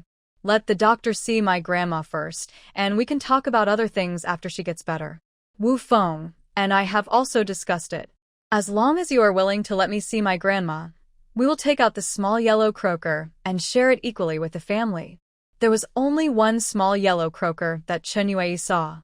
On the other hand, neither Wu Feng nor Qin Qi revealed the truth. So even if they had to divide it, only one would be divided. These words were said on the way. After Qin Shi and Wu Feng talked to Xia Huan came up with the idea. After all, with such a top-notch family, the small yellow croaker has been exposed. Qin Shi and Wu Feng are not the type to sever ties with their natal family, so it is impossible for them to keep it all, and there is no better way. Fortunately, there is still one left. When the Qin family heard that Qin Shi was willing to take out the small yellow croaker and divide it equally, their faces softened a little. After thinking about it, their mother was so sick now, and they had been asking about it for a day and a night, but their mother still didn't give in and tell them where the other small yellow croakers were hidden. Therefore, they agreed to let Xia Huan treat Grandma Yao. Xia Huan felt her pulse and checked her again, and knew that Grandma Yao was almost at the end of her life, and she was afraid that she would not last for a few more days. Grandma Yao has been in a trance. Ever since her own son found out about the little yellow croaker, he has been running to her room to force her, and even didn't give her much food to eat. She held on for a few days. After all, she was almost 70 years old, and she was also desolate and desperate, so she fell ill. She has been lying in bed for the past 2 days, without a drop of water, and her consciousness has become more and more trance, and she is on her deathbed. But she is still hanging on just because those things of Shen Wanxue are still with her. If she doesn't explain clearly, how can she return those things to her young lady? However, if she tells her sons and grandchildren, I'm afraid they will just divide them up like wolves, and none of them will be returned to Shen Wanxue. Granddaughter Qin Shi can be entrusted, but the child is soft-hearted, and she is afraid that her parents and second uncle will force her. After thinking about it, she can only think of Xia Huan. She has also seen how Xia Huan has taken care of Shen Wanxue in the past 2 years. Moreover, she always feels that Xia Huan doesn't lack the money. Apart from other things, the food, clothing, and other things she had given to Shen Wanxue in the past 2 years were worth a lot of money. Shen Wanxue also trusted her. So when a neighbor came to see her, Grandma Yao secretly asked her to send a message to Qin Shi, asking Qin Shi to find Xia Huan. After taking the pulse, Xia Huan looked up and said to Qin Shi, Chi, go to the kitchen and cook a bowl of noodle dumpling soup for your grandma. I think your father and your second uncle are planning to starve your grandma to death. The old man's physical function was getting weaker and weaker. If he was hungry, it would be easy to drag down his whole body. After hearing what Xia Huan said, the Qin family felt a little embarrassed. After hearing this, Qin Shi's tears flowed down again, and she quickly agreed to go to the kitchen. Chen Lao said unhappily, What happened to my mother? Xia Huan glanced at him, and then said, I will write a prescription later. If you can get the medicine, maybe she can be saved. Chen Lao and Chen Lao heard this and immediately became anxious. Is it so serious? Can she speak? At this time, Grandma Yao suddenly grabbed Xia Huan's hand, and then said with all her strength, You rascals all. Cough, cough, cough. Get out. Otherwise, I will take the things at home over there, and I won't say a word. Chen Lao and Chen Lao saw that Grandma Yao had not said a word for several days, and suddenly spoke, finally mentioned the main topic, and immediately surrounded her and asked a lot of questions. But Grandma Yao just glared at them fiercely and refused to speak. Seeing this, Chen Lao and Chen Lao also knew their mother's temper. If they didn't go out, she might really take the whereabouts of the little yellow croaker and never tell it even if she died. Therefore, they had to go out. Grandma Yao looked at Xia Huan with tears in her eyes, motioned her to put her ear close to her, and said, Huan, my sister Wanner's things are all here with me. After I die, can you keep them for me and pass them on to Sister Wano later? Xia Huan heard this and quickly grabbed Grandma Yao's hand and said, Grandma Yao, please stop talking. Your illness will get better. Grandma Yao shook her head and smiled. I know my body. It's just. Can you promise not to embezzle them and pass them on to Sister Wanner when the time comes? Otherwise, I will not rest in peace after my death. Xia Huan listened to her words and made a bold decision to comfort her. She whispered, Grandma Yao, I will show you something, but don't be afraid or scream. As she said this, She went directly into her own space, took out a treasure box from it, and then came out. Grandma Yao was also shocked to see Xia Huanhuan suddenly disappear out of thin air, but she still resisted and didn't scream. When Xia Huanhuan appeared again, she stared at Xia Huanhuan in surprise. Xia Huanhuan opened the treasure box and saw that it was full of gold that she had hoarded before crossing over. It was enough to fill a whole box. Xia Huanhuan whispered, "Grandma Yao, don't worry. I will not keep a penny of the things you entrusted to me, and I will pass them on to Aunt Shin." Although Grandma Yao was old, she was still a little scared and asked tremblingly, "Girl, are you a fox fairy?" She had heard from the storyteller that there were foxes that cultivated into spirits, transformed into humans, and married humans in the world. The good ones would repay the favors, and the evil ones would absorb the essence and harm people. Xia Huanhuan suddenly disappeared out of thin air and appeared again with a box of gold. Is she good or evil? However, she married Li Zhan and gave birth to 3 cubs. She had seen and held those cubs before, but they didn't look like little foxes at all. Xia Huanhuan didn't know whether to laugh or cry and said, "Grandma Yao, I am a human. It's just that I may be different from other people." She thought about it and decided to give it a try, so she said again, "Grandma Yao, I will try to take you to a place. If you can go there, you will understand." As she said that, she tightly grasped Grandma Yao's hand, closed her eyes, and tried hard to think about bringing her into the space. Before, on the barren mountain, she had tried to bring the injured Li Zhan in, but failed. But the teleportation function of the space can be practiced and used at will, and last time, she also brought the snow wolf pack in. It is impossible that animals can be brought in but people can't. Later, she thought of the possibility that the space has the ability to defend and protect the host. Human greed and desire have always been terrible. Bringing animals in will not be too risky. But if she brings humans in casually, it will expose the existence of the portable space, which will bring her unknown dangers. Now, Grandma Yao is almost exhausted, so she decided to take a risk. Xia Huanhuan opened her eyes again and found that she had entered the space, and Grandma Yao was standing next to her. She actually entered her space. Grandma Yao widened her eyes, then raised her hand to wipe her eyes in disbelief. She saw thousands of acres of fertile fields in front of her, all planted with various crops such as grains, cotton, and medicinal herbs, as well as livestock farms. Horses, cattle, and sheep were leisurely eating grass. Large white pigs, chickens, ducks, and geese were everywhere. There were also wild pheasants, wild boars, and wild rabbits that are common in the mountains. girl, Is this heaven? am I Dead? If there are such pleasing crops and livestock and poultry, would you still worry about not having enough to eat? Xia Huanhuan took a big meat bun and gave it to Grandma Yao, saying, "Grandma Yao, eat it."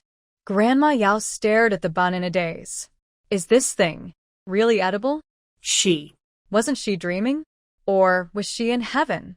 However, the white and soft meat buns that had just come out of the oven were so tempting that they were worth it even if they were in the heaven of dreams. Grandma Yao took it and took a bite. The meaty aroma filled the air, and her mouth was full of oil. Grandma Yao quickly finished the meat buns. Her empty stomach was comforted, and she felt much better all over. Xia Huanhuan took out another plate of fried dumplings with meat and shrimp fillings and said, "Try these fried dumplings too." Grandma Yao didn't hesitate to eat a few more. She felt that she had never eaten anything as delicious as this in her life, except when she was young and worked as a maid and a wet nurse in the Shin family. Xia Huanhuan watched her eat and said, "Grandma Yao, this is not a dream. You are still alive. Although you may not believe it, this is my personal space. The food, livestock, and poultry in it can all be taken out and used. Also, the gold I just showed you can also be stored in it. No one can steal it. So, don't worry. I will never steal Aunt Shin's things." Grandma Yao nodded and said, "Although I don't understand what space is, my daughter, you told me such a big secret, and I have seen how you took care of Wanjia in the past 2 years. I believe you." Xia Huanhuan took Grandma Yao out of the space, and before coming out, she didn't forget to scoop out a bowl of spiritual spring water. Grandma Yao then spoke and told Xia Huanhuan where Shen Wanchua's things were hidden.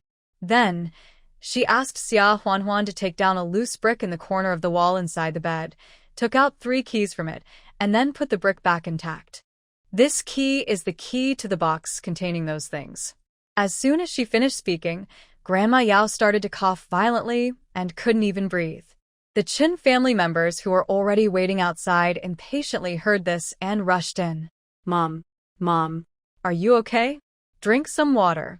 Mom. We'll go get you some medicine right now. You must hold on. The 2 eldest sons of the Qin family said. Listening to the meaning of what their mother just said, it was clear that there was something else. Therefore, they have to act more filial now. Xia Huanhuan quickly fed Grandma Yao some spiritual spring water that she scooped out from the space.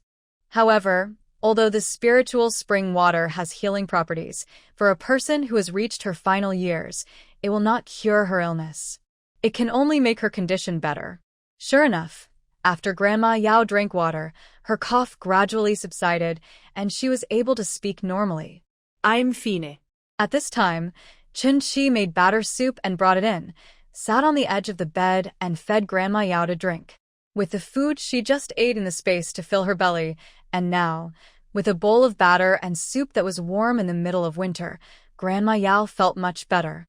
She looked at a room full of anxious or worried children and grandchildren, couldn't help but sigh, and then said, "Go dig under the jujube tree in our yard. There is an iron box with 2 gold bars in it. Give them to the boss and the second family respectively. When I die, you can dig them out and divide them." This was given to Shen Wanchua when she secretly transported things to the countryside and asked her to guard them. Something as a thank you. However, Grandma Yao knew the nature of her 2 sons very well and knew that if they had taken them out for family use at that time, the eldest and second family would definitely be quarreling. They may even suspect that she is hiding something secret and force her to take out everything else and divide it. If that is the case, she won't be able to keep the things she asked her to keep that night. That's why she kept it secret for so many years. Who would have thought that Shen Wanchua's dowry for her granddaughter out of kindness would lead to such a mess? Grandma Yao continued, "If you know how to live, 1 gold bar per family will be enough for your grandchildren to live richly. If you spend money on gold bars, then this thing will be a disaster. But I am also old. I can't control you anymore, so you can do it on your own. The only thing is this gold bar was given to you, and the little yellow croaker was given to Chi-Chi. If you dare to make trouble and ask her for it, then your mother, cough, cough, cough. Even if I die, I will still ask you to beat you." After hearing this, Chen Lao Air immediately beamed and agreed excitedly. "Mom, don't worry. Our family is just too poor. We always quarrel over trivial matters, right? With gold bars, we brothers will definitely not be at odds with each other anymore. Mom, let's go and dig out the gold first, so it's not safe for outsiders to hear about it." The 2 brothers, as well as their wives, sons and daughters, all rushed to dig under the jujube tree in the yard. The door almost fell apart due to the squeeze. Only Grandma Yao, Qinqi, Wu Feng, and Xia Huanhuan were left in the room. After Grandma Yao finished speaking, as if she had exhausted all her strength, she lay back on the bed and began to stare. "Grandma, you can drink some more," Qinqi cried, wanting to feed Grandma Yao some more noodle soup. Grandma Yao shook her head and said, "Grandma is full. Give the rest to your eldest brother and the second brother's little boy to drink later." The 2 boys were so eager just now.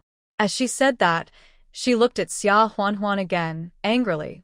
Yusi said, "Daughter, my sister Wanner, I just leave it to you." As he spoke, a tear slowly flowed down from the corner of his wrinkled eye. Xia Huanhuan couldn't help feeling sad, nodded heavily and said, "Grandma Yao, don't worry. I'm here."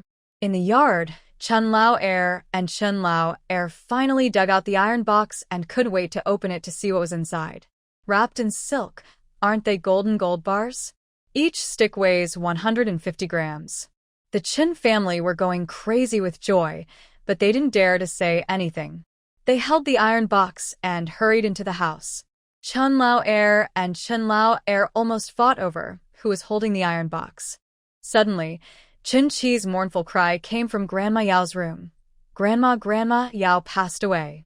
Naturally, Chin Chi wanted to stay at her parents' house to help with arrangements, so she asked Wu Feng to ride his bicycle and send Xia Huanhuan off. Go back, come again. Xia Huanhuan asked him to go back to Chen's house. Otherwise, there would be more trouble. The key is that she needs to go to the place where Grandma Yao told her to dig out Xin Wanchua's things and take them away. The place where the things were hidden was behind a small mountain temple in the nearby mountains. Xia Huanhuan took out a shovel from the space and dug for a long time. Sure enough, he dug out 3 large camphorwood boxes, all of which were locked. Xia Huanhuan didn't even open it to see what was inside, so she put the 3 camphorwood boxes into the space, filled them back with soil, and covered them up with withered grass and leaves. Then she entered the space and returned directly home. In the evening, Xia Huanhuan was going to find Xin Wanchua and tell her about the death of Grandma Yao. However, before she got there, she saw Xin Wanchua walking towards her home. Xia Huanhuan knew where she had probably heard the letter. He went up to her and went back to his room with her. Xin Wanchua's eyes were red and she asked, Huanhuan, I heard from the village that Grandma Yao passed away. Is it true? Xia Huanhuan nodded and comforted. Aunt Xin, don't be too sad. Grandma Yao is old, and there is nothing she can do about it. Xin Wanchua raised her clothes and wiped her tears, waved her hands, and then said after a long time, Auntie also knows. She has taken care of me since I was a child. Who grew up drinking her milk, died, but he couldn't even see her for the last time or give her a ride. Sigh. She lived such a hard life, and I don't know if she has any eat a full meal before leaving. Xia Huanhuan said, Don't worry, Grandma Yao left well fed. They made big steamed buns and fried dumplings, all stuffed with meat. It's peaceful. My family is with me by the bedside. I'm not alone. Apart from the fact that the steamed buns and fried dumplings were not made by the Qin family and that the Qin family was digging gold in the yard at that time, she didn't lie about anything else. Moreover, with Qin Chi, Wu Feng and her accompanying her, Grandma Yao didn't feel lonely when she left. After hearing this, Xin Wanchua sat in silence for a while without saying anything, and then she came back to her senses and said, Oh, I just heard that you went to see Grandma Yao at that time, so I came here to ask about the situation. Nothing else, you guys go to sleep, I'm back. Xia Huanhuan pulled Xin Wanchua and said, Auntie, come with me. Xin Wanchua was stunned for a moment, but she followed Xia Huanhuan obediently. Walk. When she arrived in the back room, Xin Wanchua saw 3 large camphor wood boxes. The 8 corners of the box were wrapped with silver. If it wasn't the things she and her husband had secretly transported here, what else could they have asked Grandma Yao to help hide? Xin Wanchua looked at the box blankly, and then looked at Xia Huanhuan. This. Xia Huanhuan whispered, Auntie, Grandma Yao called me over before she left, just to give you to the person you entrusted to me. Let me keep her things and pass them on to you. As she said this, she gave Xin Wanchua the 3 keys. Xin Wanchua took the key with trembling hands, walked tremblingly to the 2 camphorwood boxes, wiped the lust off with trembling hands, and shed tears uncontrollably. When she and Jinbong felt that something was wrong, they secretly packed up all the things left by their ancestors and sent them to the countryside, where Yao's mother helped guard them. After all these years, I never thought I would have the opportunity to see this camphorwood box again with my own eyes. Xin Wanchua looked at it for a moment, and then used the key to unlock the box. Xia Huanhuan hurriedly said, Auntie, you don't have to open it. It's hard for you to take these things with you now. Just like Grandma Yao, I'll help you collect them first. If you need anything, just tell me, and tell me yourself. Come and get it. You don't have to let me see what's inside. It's not that I'm not curious about what's inside, but curiosity is what it is. She didn't want Aunt Xin to misunderstand. But Xin Wanchua clapped her hand and said softly, Huanhuan, I can trust you as a person. If you want to keep this for yourself, you don't have to tell me that Grandma Yao entrusted you with the things. Today, if Auntie doesn't opening it would be an insult to you. As he spoke, he opened the boxes one by one.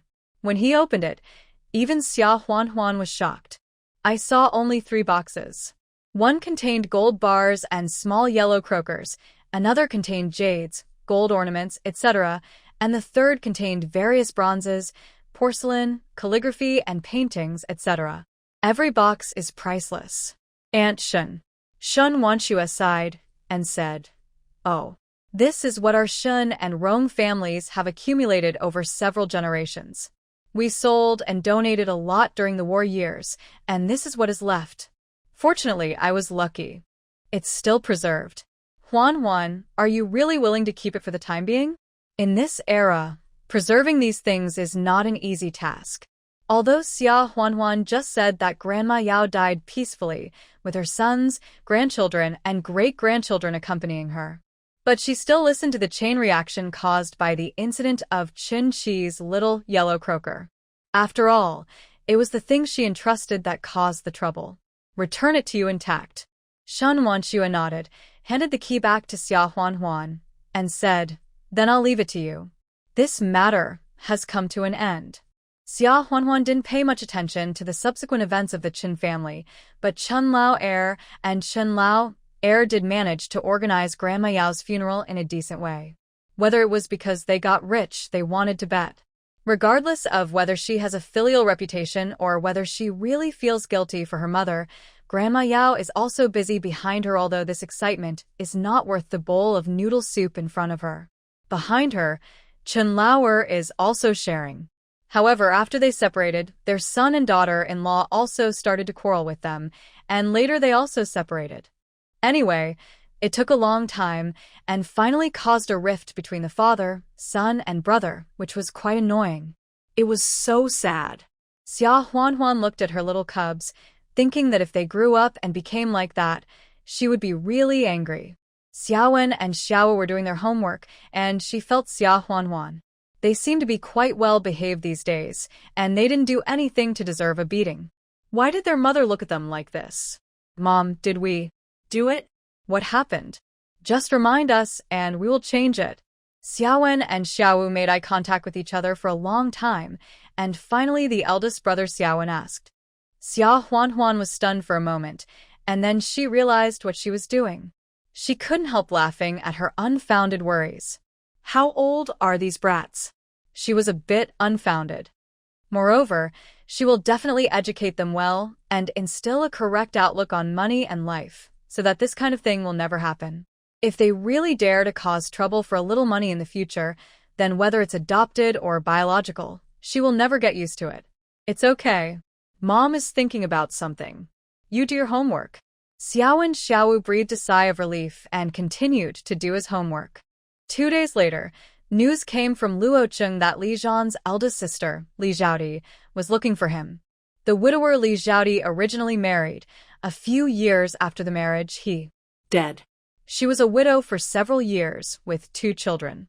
Later, a matchmaker in the village helped her get married, and she married a divorcee. Within 2 years, she moved again. It took so long to find out. "No, this is the address." Luocheng handed the address to Xia Huan. Xia Huan took it and said, "Thank you." Luocheng grinned and said, "If you really want to thank me, do more business with me, and we can make a lot of money together." Xia Huan looked at him and said, "You have made a lot of money doing this over the years, right? Still not satisfied?" Luocheng shrugged and said with a smile, "Who thinks it's too much money? By the way, the courtyard house you asked Dahe to pay attention to before was said to have a unique style and was quite suitable. You can go and have a look when you go to Beijing to visit relatives again." After hearing this, Xia Huan nodded and asked, "How are you doing with brother Li Zhao? Poor or rich? How is your character in the village?" Luocheng replied, "Who can live a prosperous life these days?" She raised 2 children herself, and her second husband also raised 2. Later, they gave birth to 3 more children. There were 6 or 7 children in the family, so it was probably not easy. However, they are decent people, reasonable and enthusiastic, and the couple has a good reputation in the village.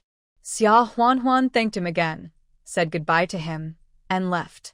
After arriving home, she wrote an anonymous letter directly, telling Li Zhaodi that Lu Lan sold the dragon jade pendant for 50 yuan, but the money was given directly to the second son, Li Chang. After thinking about it, he wrote in the letter that the eldest brother of the Li family had passed away 2.5 years ago. It was already around the 20th of the 12th lunar month after I sent the letter. 2 days later, it is the 23rd day of the 12th lunar month, celebrating the new year, and then there is a queue cleaning the house, making tofu, buying meat, killing chickens and fish, cooking oil, posting couplets, making dumplings. The atmosphere of the new year seems to be warm day by day. One day, however, Xia Huanhuan was somewhat disappointed. She wrote letters and sent telegrams asking Li Zhan if he could go home for the new year, but the results were like nothing. She also knew that it was definitely not the case. Li Zhan deliberately didn't reply. He was probably on some secret mission and hadn't seen her letter or telegram yet. But this didn't comfort her. Instead, it made her more worried. The more secret the mission, the more dangerous it was for her. I was really afraid that something would happen to Li Zhan. However, there was nothing I could do about it. Xia Huanhuan could only force herself to put aside these worries and prepare for the new year. The new clothes for the 6 children in the family were all from October 10th. I started doing it in January, and it has been completed in the past few days. I will put it on for them on the first day of the new year. The other things, such as firecrackers and red paper for couplets, have been bought and returned to Xiaowen and Xiaowu. I bought a small box of cannons for them to play with. Bebe had 2 bow tie hair ties, which made the little girl happy.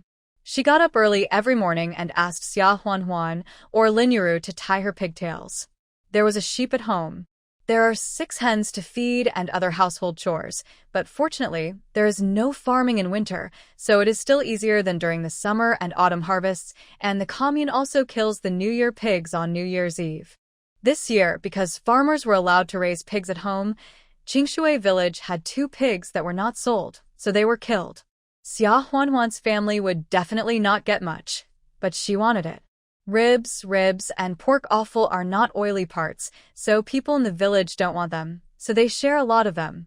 There are no other vegetables in winter, just radish and cabbage stew, or sweet and sour pork ribs. Braised pork ribs, wrapped in a coat when oiled, fried pork ribs, etc. are all very delicious. As for the oily meat, Xia Huanhuan bought some and took some out of the space. Anyway, there will definitely be enough for the new year. In addition, I killed a chicken, bought 2 fish, fried vegetarian meatballs, sesame leaves, sweet potato chips, etc. Xia Huanhuan also bought them. In addition, I bought a bag of apples and let them eat at home. On New Year's Eve, Li Zhaodi came back to his parents' house. Xia Huanhuan and Lin Yuru were making dumplings when they saw Zhou Chuha come in and said, "Huanhuan, this is it." What a strange thing. Li Jie's eldest sister, who had not been in contact for more than 10 years after getting married, actually came back today. Xia Huanhuan knew it well, but there was still a surprised expression on his face. Third brother's eldest sister? Is this what third brother said last time? The eldest sister of a 40-year-old widower who married to another county? Zhou Chuha said, "If it's not her, who else could it be? Come with me quickly over there." Ugh. You knew it in the past. Xia Huanhuan wrote the anonymous letter just to ask Li Zhaodi to come back home. If Li was the stepmother who later married into the Li family, she would be the only one who knew about Shen Wanchua's foster care of the child. So Xia Huanhuan washed her hands and followed them. When she went to the courtyard where Lu Lan and Li Chang lived, she saw Li Zhaodi sitting on the ground, crying sadly, saying, "Xiaojun, why do you have such a miserable life and die at such a young age? Is everyone in your family dead? Why don't you send me a message? Even if you ask me to come back and see you, I can't even do it." Li Zhaodi was only 16 or 17 years old when she got married, and 18 years have passed now. Therefore, she is 35 years old this year, but her hair is already a lot whiter, her face is dark and old, and her figure is a little chubby. She looked like a middle-aged rural woman. Her clothes were patched, and she looked like she had lived a hard life. Li Jie still vaguely remembered her eldest sister's appearance, but now she saw that she was not even 40 years old. The eldest sister who arrived felt a little sad that she was so old, so she walked over to help her up and advised, "Sister, eldest brother has been gone for more than 2 years, so don't be sad. When you cry, I feel uncomfortable."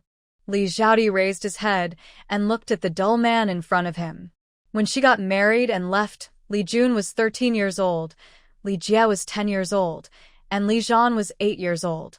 They were all skinny and thin because they didn't have much to eat. They were followed by 3 younger brothers. She chased her in the bullock cart for a long time, calling sister, sister. She hated her father for marrying her to such an old man, so she was so angry that she refused to look back until the 3rd day.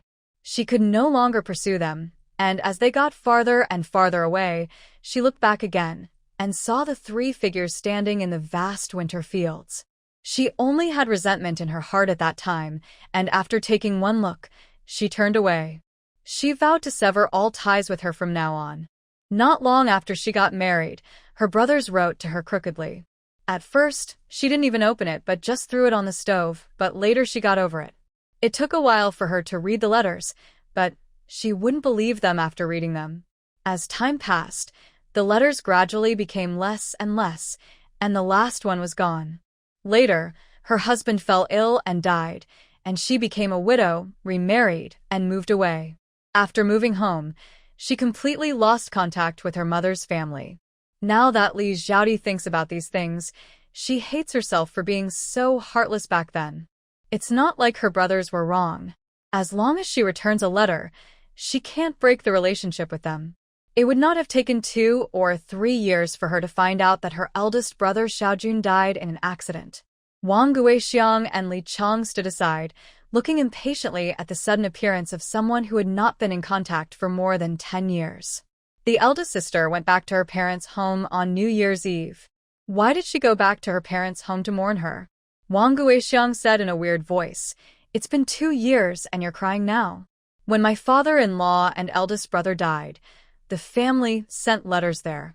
They pretended not to see them at that time, but now they come back to mourn? I think, probably she can't make ends meet anymore, so she wants to come back to her parents' home to beg for money. Let me tell you, we have no money.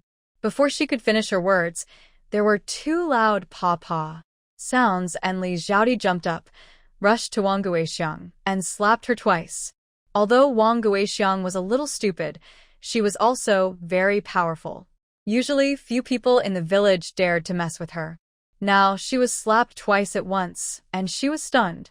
Li Xiaodi pointed at Wang Guixiang's nose angrily and cursed. "Who are you?" "When your husband and his mother were fleeing from famine and were about to starve to death, if I hadn't given half a steamed bun to Lulan, your husband would have starved to death on the way to escape from famine. If it weren't for the dowry I got when I got married more than 10 years ago, this family would have starved to death long ago. How can you still be so clamoring here? I'm crying for my eldest brother. None of your business. I'm still coming to your house to beg for money." Bah! No matter how poor I, Li Xiaodi, am, I can't eat a grain of rice from your family. After getting married, Li Xiaodi suffered so much grievance. When she was with a man, widows were always surrounded by gossips. If she was still thin-skinned, she would have been bullied. Therefore, over the past 10 years, her temper has been more aggressive than that of men and much more powerful than Wang Guixiang, a paper tiger. Wang Guixiang was beaten so hard that she covered her cheek with her hands, and her eyes were red. Li Chang rushed over immediately, raising his hand as if to hit Li Xiaodi. But Li Jie had already stood up, standing in front of Li Xiaodi, and confronted Li Chang for tat. "Second brother, what do you want to do? If you are stupid and even dare to hit my eldest sister, don't blame me for fighting you." Xia Huanhuan didn't care about the tense situation. She noticed one key point. When your husband and his mother were fleeing from famine and were about to starve to death, if I hadn't given half a piece of steamed bun to Lulan, your husband would have starved to death on the way. If Lulan was Li Xiaodi's biological mother, Li Xiaodi would definitely not have named her like that. So, her previous guess was correct. Lulan married into the Li family later. Moreover, according to Li Xiaodi, Lulan probably got married to Li's father during the escape from famine. And Li Chang was probably brought here by Lulan. In this way, the number of children in the Li family matches the number when Shen Wanxue fostered Li Zhan, that is, Li Xiaodi, Li Jun, and Li Jie. She will find a chance to ask Li Xiaodi if her biological mother is called Liang Yunxia. If this also matches, then it is almost certain that Li Zhan is the child fostered by Shun Wanxue back then. Li Chong saw that Li Jie was taller and more handsome than himself, so he didn't dare to confront him head-on, so he pulled Wang Guixiang back to the house.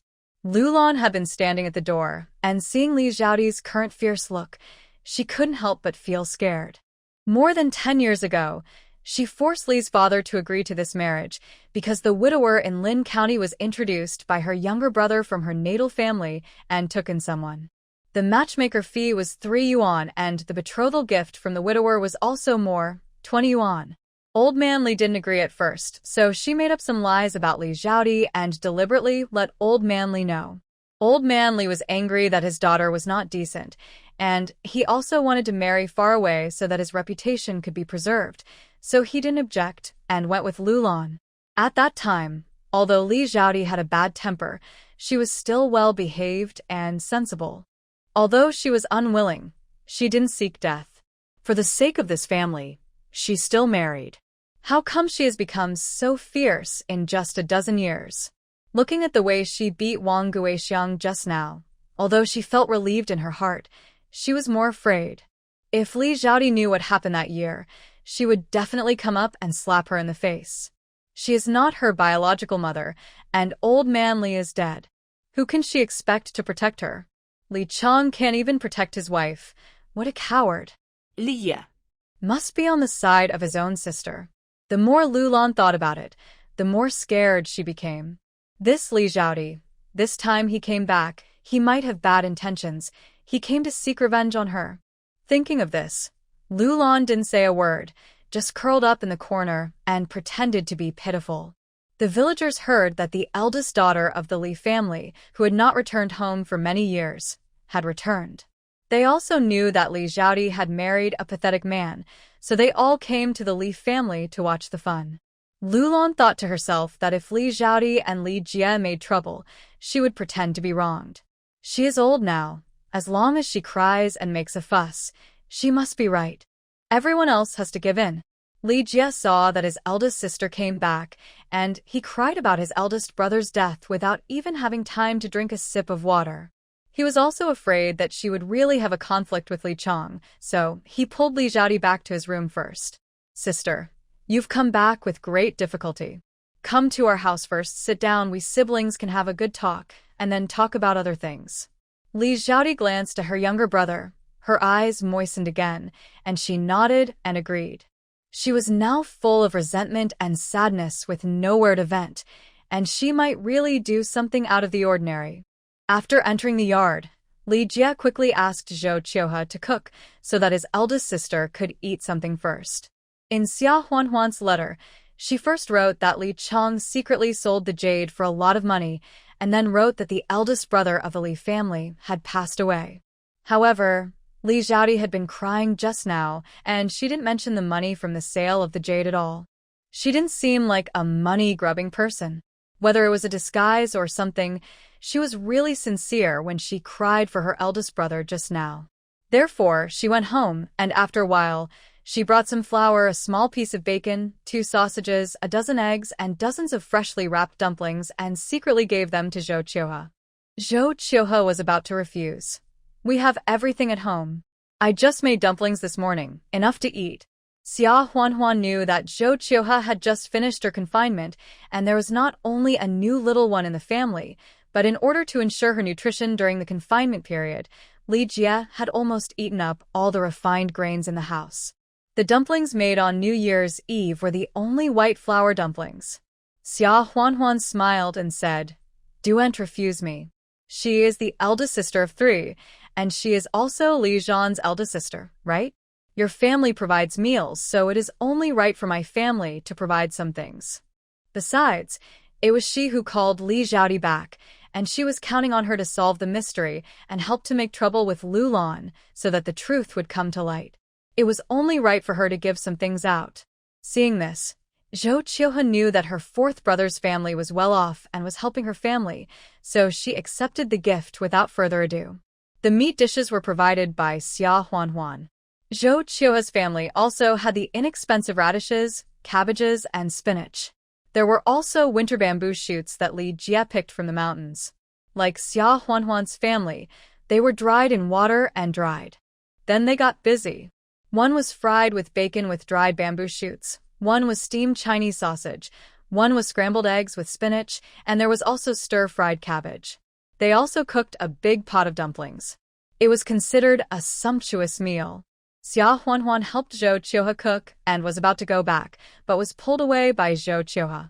Li Jie also came over secretly to say that Xia Huanhuan stayed, and asked Huanhuan and Yingying to go home and call Xiaowen, Xiaowu, and Beibei to eat together. Dongbao was 3 years old and followed his 2 sisters. As for the triplets, they could run, but it was too much to take care of so many children at once, so Lin Yuru took them with her and ate dumplings at home. Li Jie and Li Zhaodi sat down in the house.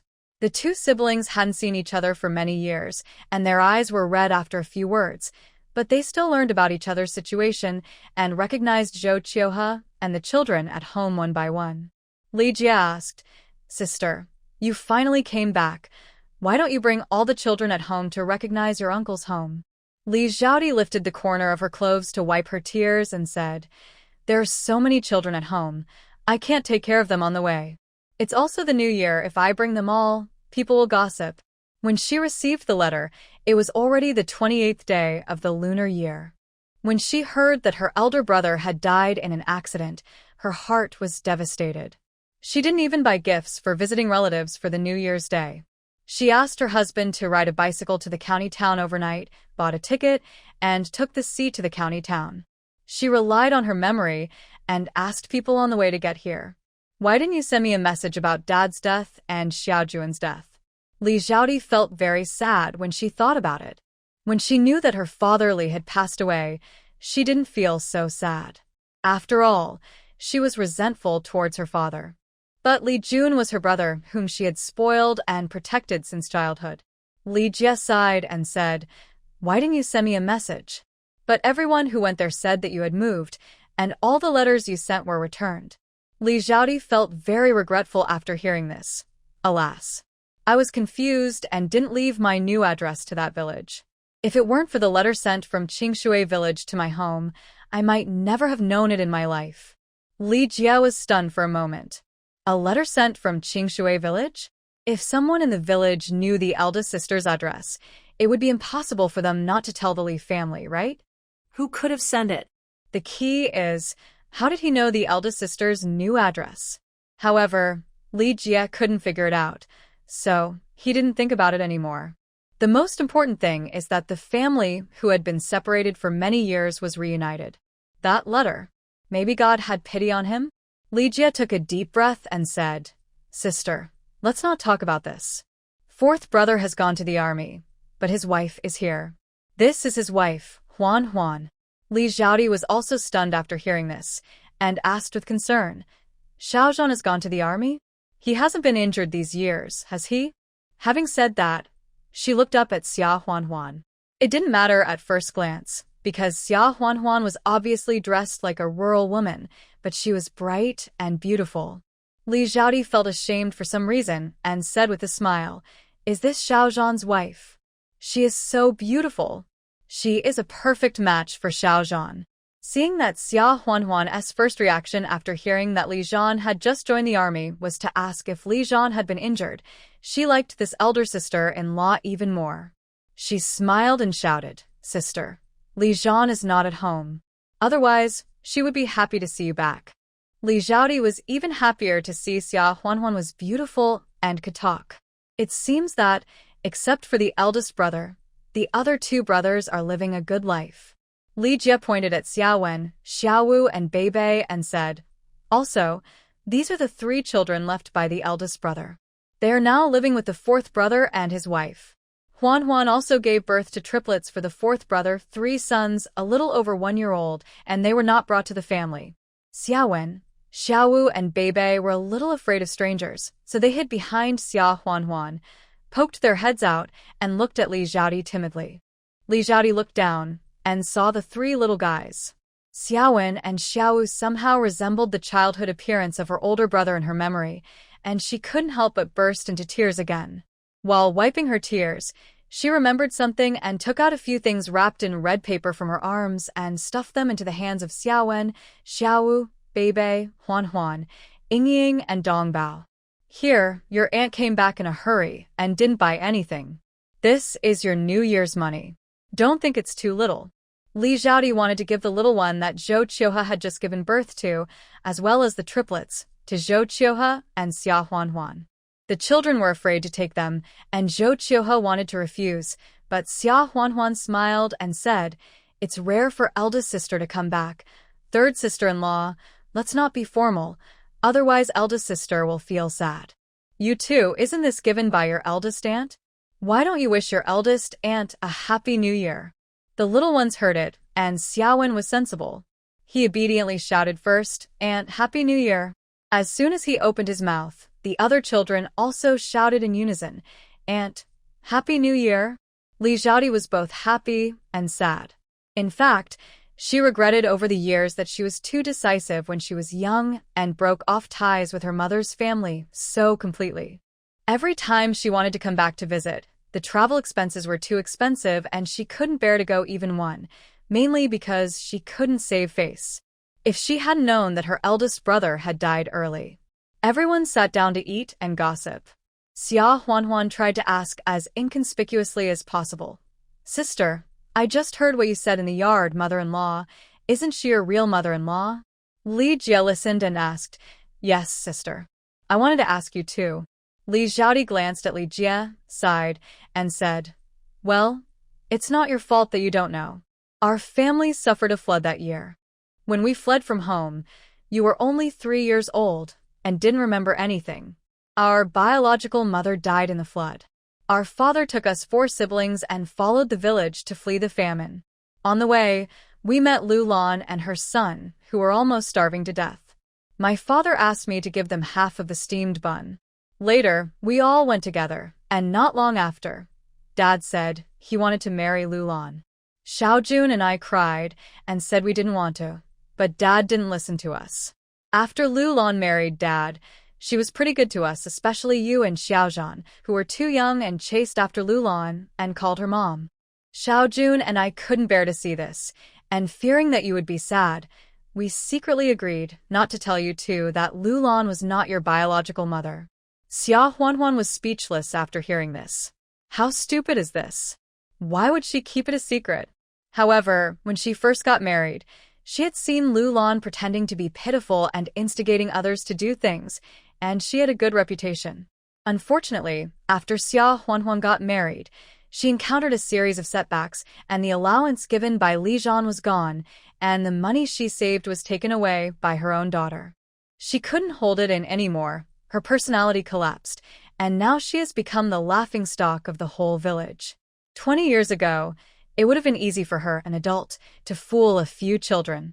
However, as time went by, her partiality gradually revealed itself. Even Li Jie could sense it. Li Jie was very angry. No wonder she became more and more partial to the second brother. She used the allowance sent back by the fourth brother to marry a wife, and she married the second brother first. After the second brother got married, it was the eldest brother's turn. How could this woman be so bad? Our father is also a fool, and he listens to her in everything. Xia Huan looked up at Li Xiaodi and said softly, "I said so too. If Li Zhan was her biological son, how could a biological mother treat her biological son like that? It turns out. By the way, sister, you said that Lu Lan is not our biological mother-in-law. Then what is the name of the biological mother-in-law?" Li Xiaodi thought of her mother and felt sad again, and then said, "Her name is Liang Yunxia. Alas, we were too young at that time and thought that Lu Lan was a good person, so we hid it from you and your fourth brother. I'm afraid that my eldest brother also thought about the agreement with me, so he endured it for so many years and never said it." Xia Huan's heart was pounding. It's right. The original mistress of the Li family was called Liang Yunxia, which is the same as what Shen Wanxue said. Li Jie couldn't help but redden his eyes after hearing this. It turns out that my biological mother's name is Liang Yunxia. Sister, why didn't you tell us earlier? I didn't even know my biological mother was called this name. The sadder he felt, the angrier he became. Li Jie couldn't help but say, my fourth brother and I were so wronged. When she got old, she asked my fourth brother to give her 5 yuan a month, and I gave her 200 work points a month for her retirement. But my own son didn't give her a penny. I used to think she was my biological mother, but now I know she isn't. Don't even think about asking me for a single work point in the future. Li Xiaodi remembered another thing mentioned in the letter, and asked, Xiao Jie, did you know that Lu Lan sold our jade for 50 yuan? Did she give any money to you and my fourth brother's family? Li Jie was stunned, bewildered. Sister, what are you talking about? What jade? When did our family have jade? When Li Xiaodi heard this, she was immediately furious. She got up and walked out, saying, Lu Lan, this shameless old thing. Even the jade was kept for herself. I'll go find her. Li Jie, Zhou Qiuhe, and Xia Huanhuan also stood up quickly. Li Jie pulled Li Xiaodi and asked, Sister, what's going on? Tell me first, what kind of jade is in our family? Xia Huanhuan also stared at Li Xiaodi quietly. Now only Lu Lan and Li Xiaodi knew that the Li family had jade. Even Lu Lan might think that the jade originally belonged to the Li family. Only Li Xiaodi knew that the jade was left by Xinwan Xue as a keepsake. If she wanted to keep the jade and said it was an heirloom of the Li family, almost no one could expose her. What would Li Xiaodi say? Li Xiaodi said, I'll tell you later. The first thing to do is to get the jade back. As he said that, he pulled Li Jie and walked out the door. Lu Lan had Li Chong on her side. The mother and son, including the daughter-in-law, were all vested interests. If she, a woman, went over to make trouble, Li Chong might really beat her, so she had to pull Li Jie over. Zhou Qiuhe didn't know what was going on either, so Xia Huanhuan pulled her over to watch the fun. When they arrived at Lu Lan's door, Li Xiaodi went straight up and knocked on the door. Lu Lan, get out here. Lu Lan was panicked. Li Xiaodi had just been pulled away by Li Jie, and now he came here again. Was he going to cause trouble for her? Is there anything? Just say it outside the door. I feel dizzy, and I fell asleep. Li Xiaodi didn't buy it. He raised his foot and kicked the door bang bang bang, sneering, If you don't open the door, don't blame me for kicking your door into pieces. Don't complain about the cold in the winter. What a thing! What wicked things you have done. Hearing this, Lu Lan had to get up and open the door. She is different now. Her sons don't care about her anymore. If the door is kicked in, no one will care about her. Lu Lan opened the door and asked timidly, his elder sister, What do you want to talk to Mom? And me about? Back then, she made up rumors about Li Xiaodi and forced her to marry far away, but that was also for the survival of the whole family, right? There was a severe drought in those years, and the fields were barren. Without the betrothal money, the family would have starved to death long ago. Although she and her brother from her natal family embezzled several pieces of the betrothal money. Could Li Xiaodi have come back just for this matter? Li Xiaodi said with a cold face, Lu Lan, let me ask you, where is the jade in your home? Because of Li Xiaodi's voice, Li Chong and Wang Guixiang also came out. Hearing Li Xiaodi's words, Li Chong and Wang Guixiang subconsciously looked at each other, feeling a little guilty. When Lu Lan heard it, her face changed immediately. Well, Wang Guixiang was probably right. Li Xiaodi's life was poor and unhappy, so she came back to her mother's house to beg for money. Moreover, she was planning to take the jade in her hand. What jade? Where can we get jade in our family? The one you saw before was sold for money when your father was seriously ill. Lu Lan said loudly. Li Xiaodi sneered. Did my father use it when he was seriously ill? Lu Lan, you are lying with your eyes open. Even if my father dies of illness, he will never touch that piece of jade. Although Old Man Li married Lu Lan later, it was actually Lu Lan who took the initiative on the one hand, and on the other hand, it was also because he was a man with 3 or 4 children and felt that the children would be pitiful without a mother. Lu Lan was also a person who was good at making a scene, but Li Xiaodi could still trust her character. That jade was a token left by someone, and they might come to take it away at any time. When the family was washed away by the flood, and they were begging for food on the road to escape famine and were almost starving to death, old man Li didn't touch it. He would never touch it when he was seriously ill. Li Xiaodi continued, "Do you think I don't know that you dared to let your precious son, Li Chang, sell the jade on the black market some time ago? He sold it for 50 yuan. Lulan was stunned when she heard this. Did she ask Li Chang to sell jade some time ago? How is it possible? The jade is still buried next to Li Lao's grave at the west end of the village. She is the only one who knows the place." Wait. Why did she say that Wang Guixiang suddenly became rich during the spring festival this year? The whole family bought cloth and cotton to make new cotton-padded clothes, and the family also cut 5 pounds of meat for the spring festival. She also shared a kitchen with them and could smell the meat coming from their house. But when she went to ask for it, Li Chang and Wang Guixiang said they didn't have it, and they didn't give her a piece of meat. Now think about it. Where did they get the money? Could it really be her jade? Thinking of this, Lulan couldn't sit still anymore and ran to the west end of the village. That jade. But it's her last hope.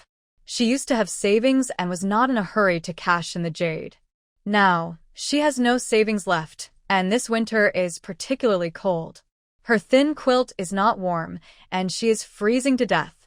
She had been thinking about it these days. After the Chinese New Year, she would go to the black market to exchange the jade for money, buy some meat for herself, and make a new cotton quilt. Seeing this, everyone followed Lulan to the west of the village. Lulan dug for a long time and found a broken box that originally contained jade. But where did the jade come from? Where is my jade? How is it possible? I clearly buried it here. Who Stole my jade? Combined with what Li Xiaodi said just now, Lulan suddenly looked at Li Chang and Wang Guixiang. Li Chang and Wang Guixiang were still pretending to be calm. But Lulan suddenly rushed towards them like crazy. Li Chang, you are such an unfilial son.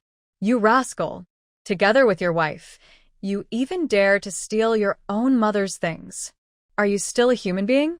You watched your mother suffer from cold and hunger, and you stole your mother's things to buy meat and a cotton-padded jacket for your wife. I will beat you to death. I will beat you to death, you beast. Ah. My jade. Lulan cried and screamed, hitting, scratching, and hitting Li Chang with her head.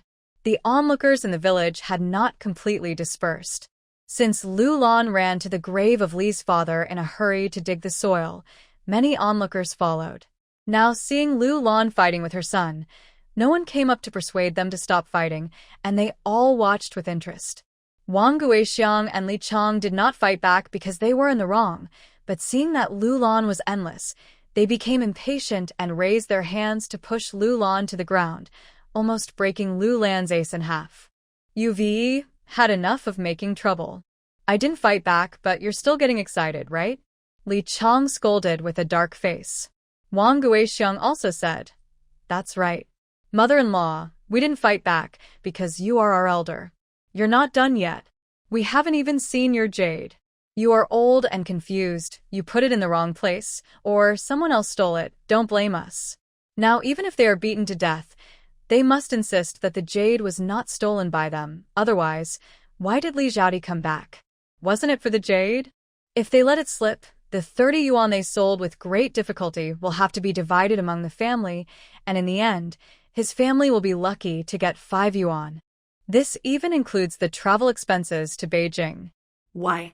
Besides, they have almost spent the 30 yuan, and now if they are asked to take it out, where will they get the money?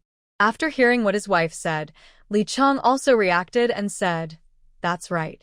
You hid the jade next to my father's grave. Now it's the new year. Who knows if someone found it when visiting the grave and secretly dug it away?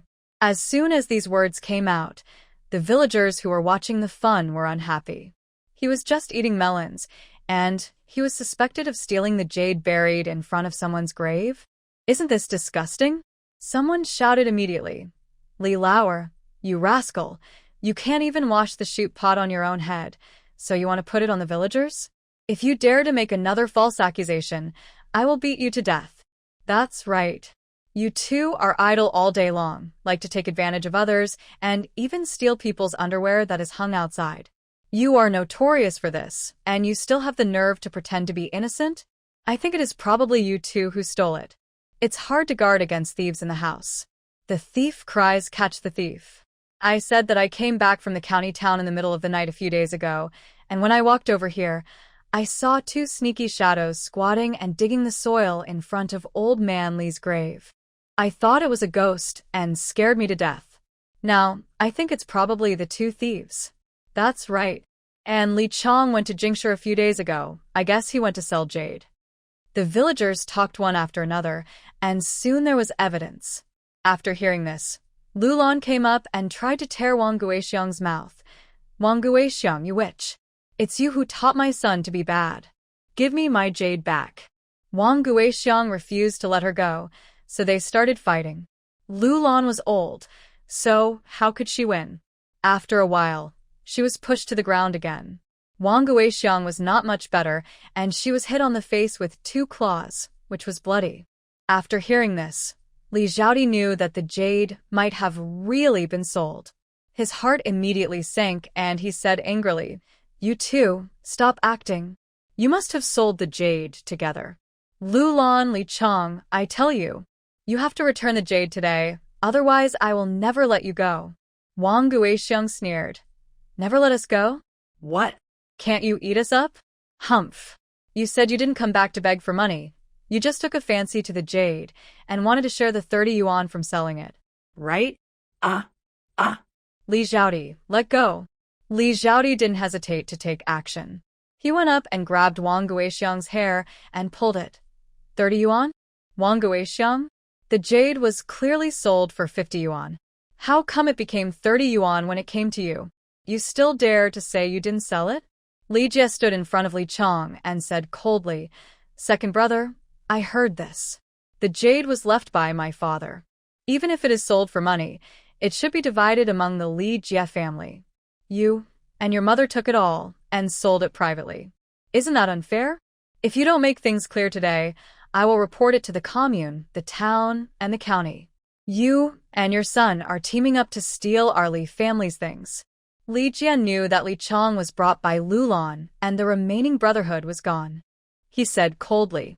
He didn't know the origin of the jade yet, so he thought that if it was really the jade left by his father, the money from the sale should at least be divided equally among the families, right? The eldest sister got 1 share. The eldest brother was gone, but the 3 children were still there, so they also got 1 share. There was also a share for him and Li Zhan, and Li Chong and Lulan could also be counted as their own. What's the point of Li Chong taking it all for himself? It's depressing to think about it. Do you think that all the Li family members are dead? Even if the money is not much, it can't be cheap for them. Li Chong was also a little scared when he heard this. The villagers saw the couple digging things in the middle of the night. Although they were their own things, he was not the biological son of the Li family, so he might really be convicted of theft. That jade. I took it to Beijing to sell, thinking I could get a good price for it, but I only sold it for 30 yuan. Where could I get 50 yuan?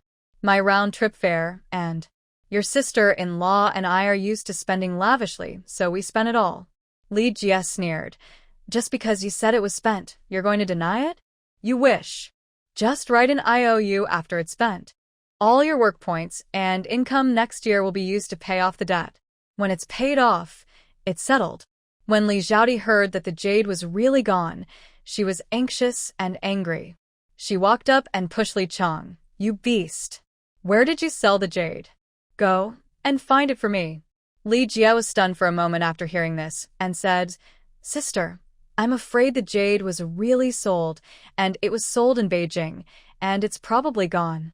If you're short of money, I don't want my share, and there's 4th brother's share. I believe 4th brother and 4th brother's wife will definitely agree to give it to you, eldest sister."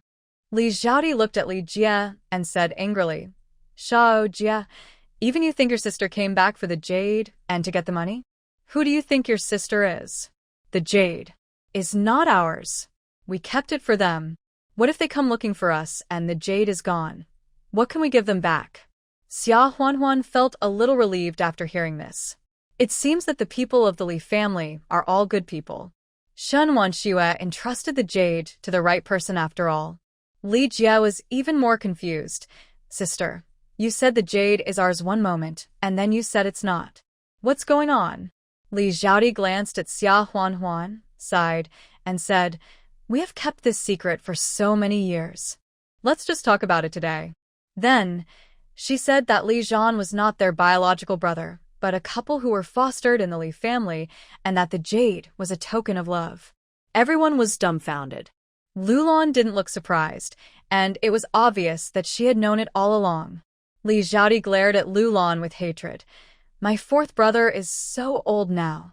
Even if his parents don't come to look for him, we should return the jade to him, tell him the truth, and let him find his biological parents by himself. My father must have told Lulan. I really didn't expect that Lulan would keep it a secret. Bah. I guess she just wants to steal the jade and keep it for herself. Lulan shrank back. Li Xiaodi really guessed it right. When Li's father was dying, he told Lulan to give the jade to Li Zhan and tell him the truth. He also said that he let the child go to the army at such a young age, and he was sorry for his parents. He died. But although Li Zhan had only been in the army for a few years at that time, he had already sent most of his allowance back home every month. In addition, Lulan was greedy for the jade pendant that Li's father took out and gave to her before he died. If Li Zhan was told that he was not Father Li's son, then the jade would be gone. What if Li Zhan stopped sending his allowance home?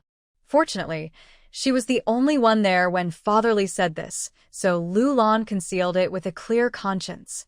Li Jie was silent for a while, then suddenly rushed to Li Chong, raised his hand and grabbed Li Chong's collar, dragged him to the ground screaming, and asked sternly, Second brother Li, you come with me to Beijing now to get the jade back. How much care has their family received from fourth brother and Xia Huanhuan in the past few years? Now that they know that the jade is related to Li Zhan's life experience, how can they just let it go?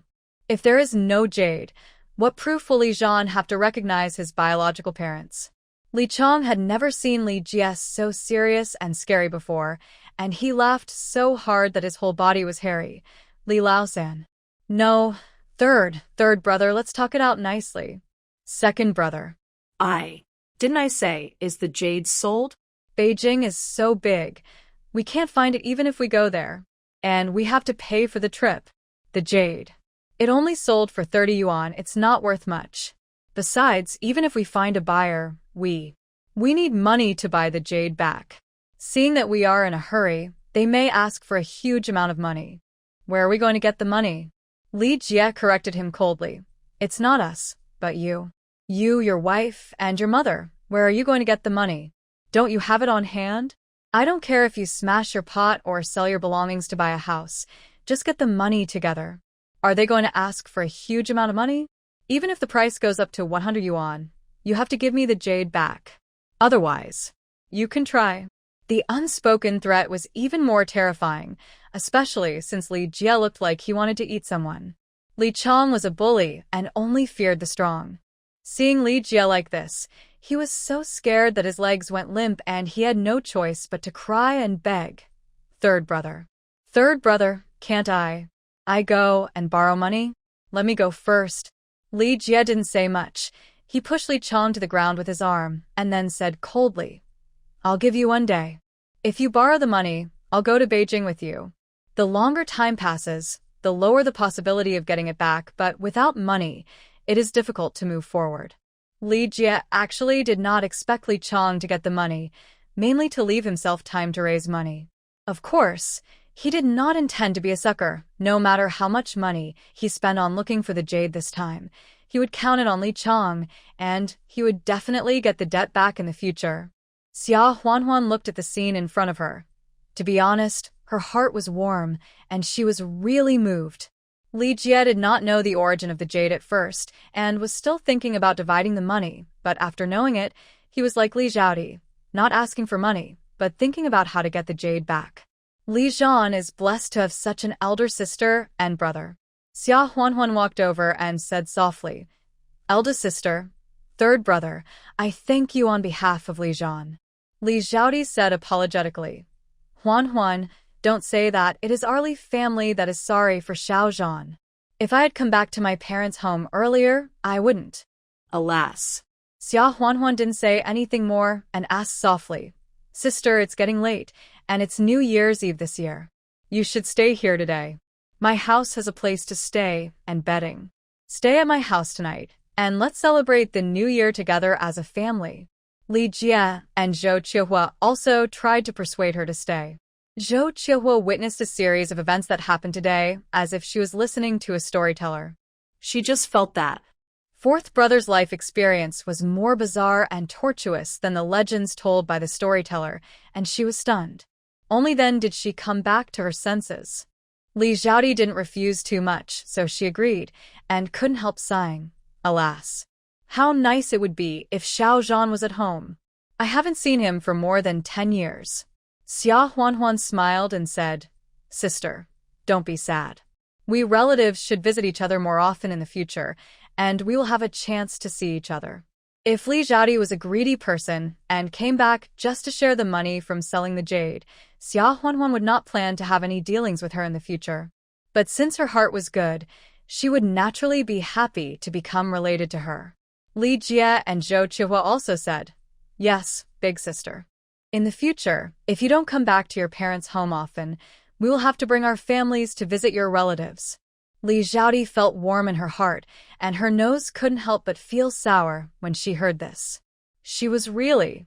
How could she be so stupid when she was young, ignoring such good brothers and breaking off relations? Hey. As long as you are still willing to recognize me as your big sister, I am not afraid that you will be bored. You must come back often in the future. Li Jie smiled and said, Next time, bring your brother-in-law and the kids at home. In the evening, after eating the New Year's Eve dinner, Li Xiaodi also met the triplets and liked them very much. The three little kids are smart and sweet-mouthed. After Xia Huanhuan taught them for a while, they could vaguely call Li Xiaodi aunt. Li Xiaodi was so happy. She couldn't help being moved. She had heard from Li Jie that Li Zhan now has an allowance of several hundred yuan a month and lives a prosperous life. Who in her and Li Jie's family is not living a tight life? They are just two old relatives. If other people knew that she and Li Jie were not real sisters and brothers, they would probably stay away from them immediately. How could anyone be like Xia Huanhuan, who let her son call her aunt? Li Jie thought similarly, so he secretly pulled Xia Huanhuan aside and said, Huanhuan, let me tell you something. Xia Huanhuan was stunned for a moment and asked with a smile, Third brother, what's the matter? So serious?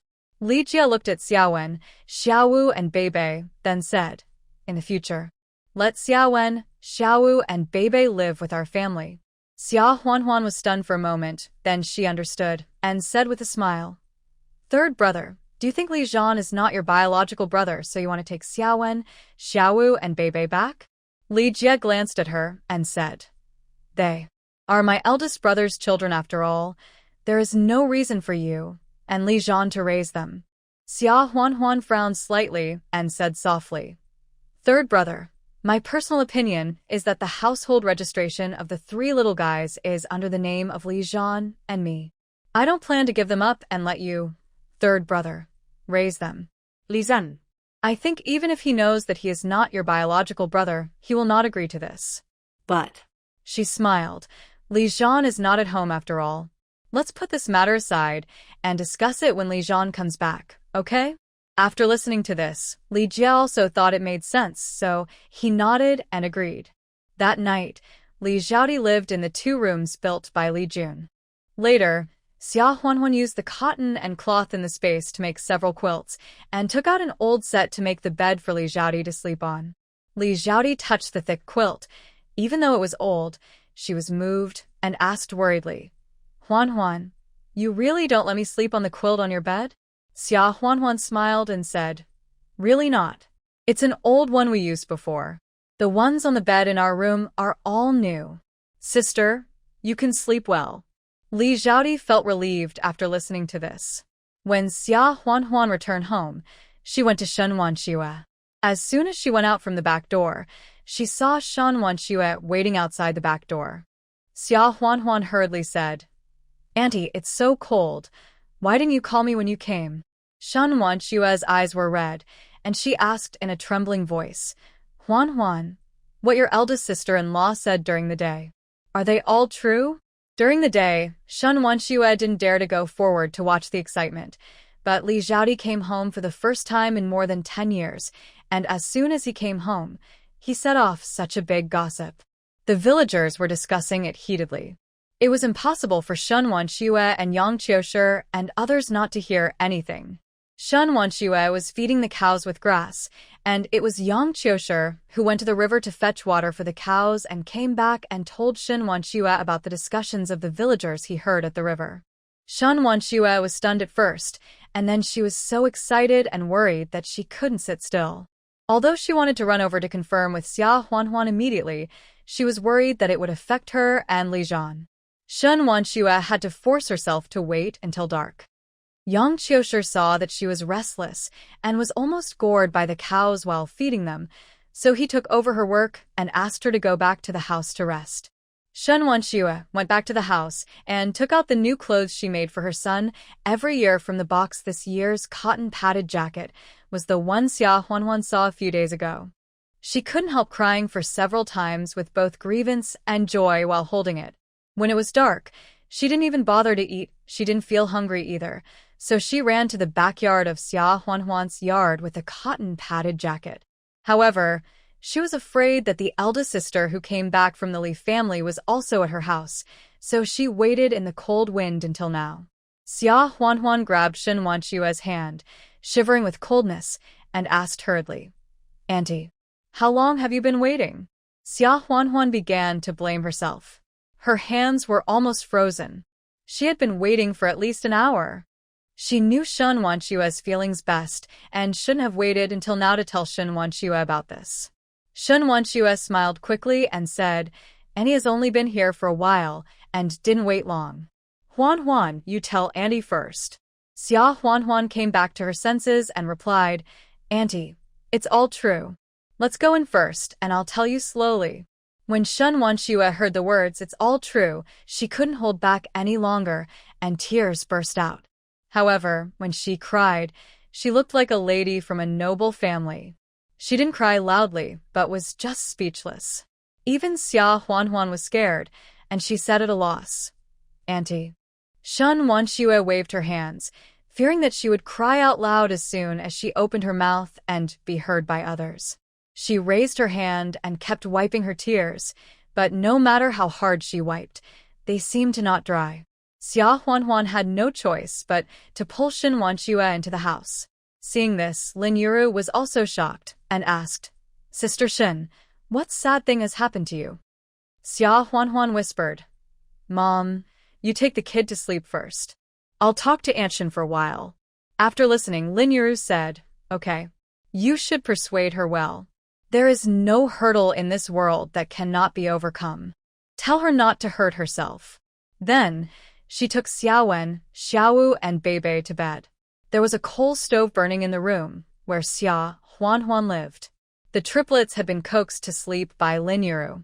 Now seeing their mother coming back, they all shouted in a daze, Mom, go to sleep. Shen Wanshue and the others also knew her. After recognizing her for a while, they followed and shouted, Grandma. Shen Wanshue couldn't help but burst into tears after hearing this. If Li Zhan was really her son, then these 3 little guys would be her grandsons. Oh. It's Grandma. Yen yi yao yao, be good. You guys go to sleep. Xia Huanhuan first started to add more coal to the stove to make it burn more vigorously, and then he pulled Shen Wanshue to sit down in front of the stove. Then Shen Wanshue asked eagerly and worriedly, Huanhuan, tell my aunt quickly. What did your eldest sister say? Xia Huanhuan told Shen Wanshue what she heard from Li Xiaodi. It turns out that Lu Lan and his father-in-law were hit by a flood. They met on the way to escape the famine and lived together. The second brother Li Zhan was also brought by Lu Lan. The children who came here were not the children of the Li family. In this way, the Li family's children will be matched up with you when you foster your own son. Also, I asked, and their mother's name is Liang Yunxia, the eldest, and also said that the jade from the Li family was a keepsake left by Li Zhan's biological parents. Auntie, The details are all right. Li Zhan, I'm afraid he is your son. Shen Wanshua listened while crying, and then asked eagerly, have you ever asked what the Li family's jade looks like? Are you and Fengpei a couple? Also, why did their original surname change to Li? Even if they are inseparable, Shen Wanshua is still afraid that the incompatibility between these 2 points will make her end up with nothing in the bamboo basket and all the joy. How could it be such an unlucky coincidence that the jade was killed by Lu? Were Lan and her son sold? Shen Wanshua didn't care about you, but without Yu's testimony, she felt really uneasy. Xia Huanhuan looked at Shen Wanshua, then took out the thing wrapped in a handkerchief from her arms and said, Madam, look at this jade. Is it the one you left for the Li family back then? The handkerchief was opened, and Shen Wanshua stared at the pair of dragon and phoenix pendants wrapped in it with wide eyes in shock. The jade is gentle and exquisitely carved. If it is not a family heirloom of their Shen family, what else could it be? Huan, this. Shen Wanshua never thought that this dragon pendant would be in Xia Huanhuan's hands. I didn't care either. Later, their son and daughter let it slip that their parents were going to Beijing to sell jade, and after selling the jade, they would go live in the county and become city dwellers. After hearing these words, Xiao Wen, Xiao Wu, and others came back to tell me. I paid attention, and when Li Chong went to Beijing, I followed him. I didn't expect that what he was selling was really a dragon pendant. I saw that this jade was a pair of the jade you gave me, so I asked someone to help me buy it. I didn't come forward myself, so no one knew. Xiaowen Xiaowu and Beibei did not lie about what Li Xing said. However, when Xiaowen Xiaowu told her, the jade was already in her hands. After hearing this, Shen Wanshua also tolerated. She couldn't help but be stunned. Such a coincidence. It seems that God is really helping her to find her son. Then, Li Zhan. Is he really my son? Xia Huanhuan nodded and said with a smile, Madam, I'm afraid it's true. Moreover, Li Zhan told you before that his birthday was in January. I asked him about it later, and he said that it was because he was not old enough to join the army at that time, so he applied for an extra year. In fact, it was that year. The 11th day of the 12th lunar month. The 11th day of the 12th lunar month. Shen Wanshua will never forget this day until she dies. It's her son's birthday. Yes. Yes. That's right. It's really all right. Fight him hard. She turns out to be really my son. I finally found my son. Zhenbang. Our son has been found. Shen Wanshua cried with joy and kept lifting the corner of her clothes to wipe her tears. Xia Huanhuan felt very sad when she saw it and hurriedly advised, Auntie, don't be sad. That's a good thing, isn't it? I will send a telegram to Li Zhan tomorrow and ask him to go home immediately when he is free, and we will tell him about this. Shen Wanshua kept nodding, but then immediately shook her head and said, No. But it's not possible for his father and I to have the current status. We still can't recognize each other. If it affects Li Zhan's future. Huan, please promise your aunt not to tell Li Zhan yet, okay? As long as the aunt knows that he is still alive and well, she will be satisfied. Over the past 20 years, we have failed to fulfill our responsibilities as parents. Now, why are we still embarrassed to acknowledge him and drag him down? Xia Huanhuan heard this and knew that Shen Wanshua's concerns were reasonable. But she still disagreed with Shen Wanshua's meaning, so she said, Annie, I know you are afraid that your current situation will drag down Li Zhan. However, now that the whole village knows that Li Zhan is not a biological child of the Li family, he must be anxious to know who his biological parents are, why he was fostered in the Li family, and why he has not come back for so many years. Take him back. Auntie, if you still hide it from him, I'm afraid that if he finds out in the future, he will be angry with us. But Shen Wanshua was in a dilemma. She didn't want to recognize her son, but she knew better than Xia Huanhuan what her situation meant. If someone found out that Li Zhan was her son, then Li Zhan's life is ruined. Xia Huanhuan grabbed Shen Wanshua's hand and said with a smile, Auntie, you and Li Zhan know each other secretly. Just don't let others know. I believe that Li Zhan will never dislike you because of your status. After hearing this, Shen Wanshua nodded and said softly, "Alas." Then, "Huan Huan, will you send a telegram to Li Zhan tomorrow? I'm telegraphing you, but you must not talk about this." Xia Huan smiled and said, "Don't worry, Aunt. I have something in mind." After saying this, Xia Huan suddenly remembered and asked, "Annie, you haven't eaten yet, have you? It's New Year's Eve today, when we were eating dumplings in the evening." Although Xia Huan had secretly asked Xiao when to bring dumplings to Shen Wanshua and Yang Qiushi. But looking at Shen Wanshua, she probably didn't eat any of them. "Annie has eaten the dumplings you sent." Xia Huan had already gotten up and went to the kitchen, smiling. "Then Annie will eat another bowl of dumplings with me. I've been talking for a long time, but I'm hungry." After a while, the dumplings were ready and brought over with soup and water. The two of them ate the hot meat-filled dumplings while talking. Xia Huan asked, "Auntie, Li Zhan's father, what's your name?" "What? Where are you now?" Shen Wanshua sighed and said, "Oh, his name is Rongzhenbang, and he is in the northwest now. We haven't seen each other for several years. Originally, I wanted to go to the northwest with him.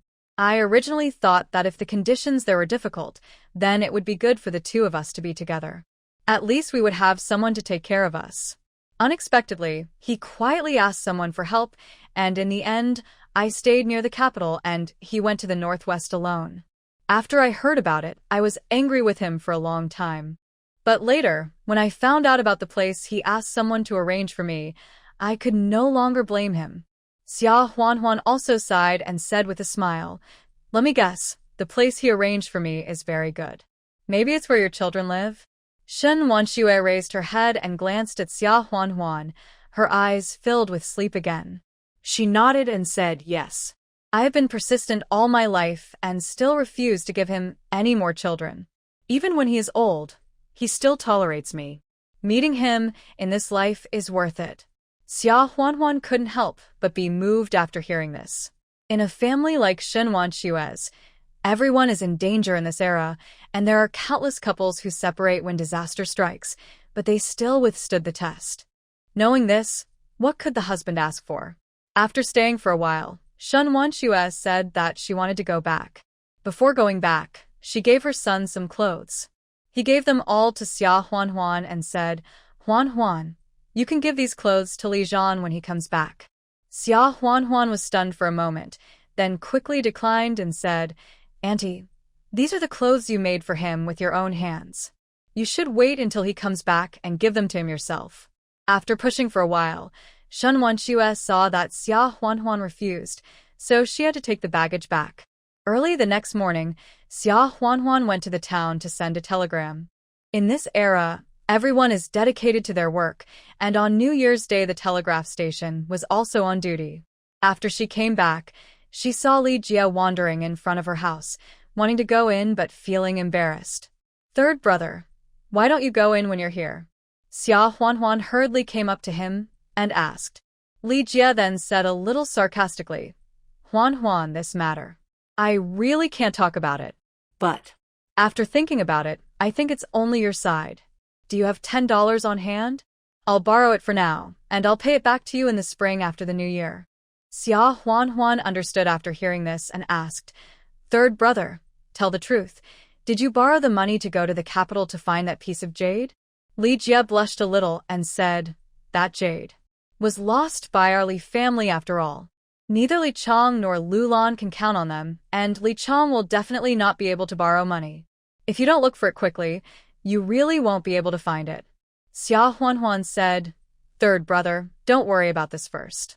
I went to the county seat today and already sent a telegram to Li Zhan telling him about this. He also sent an email to his friends in Beijing and asked them to help him find it. Don't worry. Although they haven't seen you, I told them in the telegram what Li Chong looks like, what his accent is, and where he probably sells the goods. They are from Beijing, so it will definitely be easier to find them than we used to." Li Jia was still a little worried after hearing this. Is this really possible? If they can't be found, how can the fourth brother find his parents?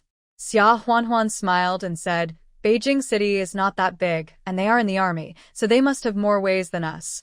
Third brother, don't worry. Even if we really can't find him, Doesn't third brother know what kind of person Li Zhan is? He will definitely not blame us. Li Jie listened and thought it made sense.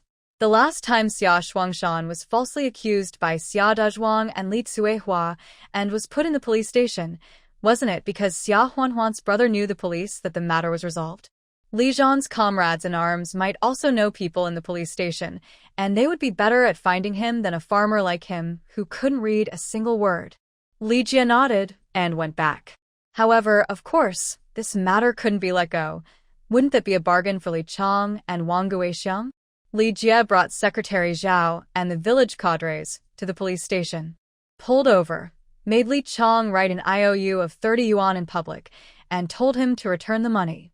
Li Zhaodi saw that the matter could only be handled like this temporarily, so she said she was going back. She came in a hurry this time. It was New Year's Day, and she was worried about her husband and 7 children being alone at home.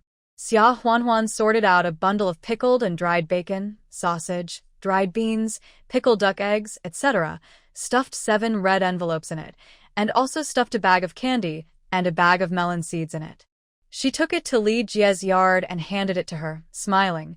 "Sister, our family has prepared a lot of New Year's goods this year, and I'm afraid we won't be able to finish them if they go bad in the spring. I brought some for you if you don't mind. You can take them back.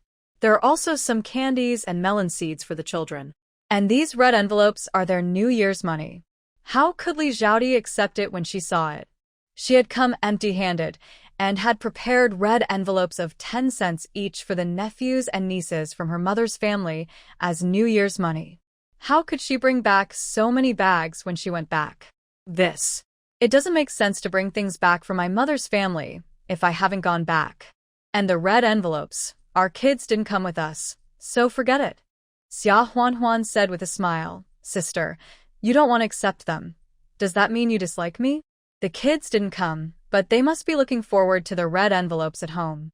If you go back empty-handed, they might think that your uncle and aunt are stingy. Wouldn't we have died unjustly?" Zhou Qiuhe also came forward and said with a smile, "Yes, sister. Li Jie was raised by you since he was a child, and we are connected even if we break bones. Our family is not as well off as our 4th brother's family, but these things and the red envelopes can't be used to have children. Big sister, if you don't accept it, it would be too polite." Li Zhaodi had no choice but to accept it after hearing that. Li Jie borrowed Xia Huanhuan's bicycle again, sent Li Zhaodi to the county town, and took the bicycle back. When Li Zhaodi got home, she showed the things to her husband and opened the red envelope of New Year's money given by Xia Huanhuan. It was not a big deal at first glance. Each child got 50 cents. Zhou Qiu's pocket was small. None of the 7 children got 10 cents. But no matter how you count it, she has the most children in her family, and she must have benefited from receiving New Year's money. Not to mention the New Year's money, just the things that Xia Huanhuan brought her, such as bacon, sausages, and salted duck eggs. Their family could only eat them once or twice a year. Now that they get so much at once, they may have a prosperous year this year. Li Zhaodi also heard from Li Jie that since Li Zhan went to the army, he would send all his allowances back every month. When Li Laodi was not dead, Li Laodi still had the final say in the family, and the allowance had not been taken by Lu Lan alone. Therefore, the Li family was able to marry a daughter-in-law because of Li Zhan. Li Zhaodi was filled with emotion. Although the Li family adopted the 4th brother and raised him, Li Zhan has probably repaid the debt over the years. On the contrary, they also benefited from it. On the first day of the new year, Lin Yuru returned to her own home and lived with Xia Shuangshan. Xia Shuangshan also heard about Li Zhan's life experience and sighed. Alas, it is probably God's will that Wan'er and Li Zhan, 2 children without biological parents, can be together. Lin Yuru said. Who said it wasn't? I don't know what Li Zhan's biological parents are like. If they are still like Lu Lan, then our Wan'er. Alas. Xia Shuangshan said. Oh. You are just worrying about nothing. I think Li Zhan is also a wise man. If his mother is really like that, Li Zhan will definitely stand on the side of our Wan'er.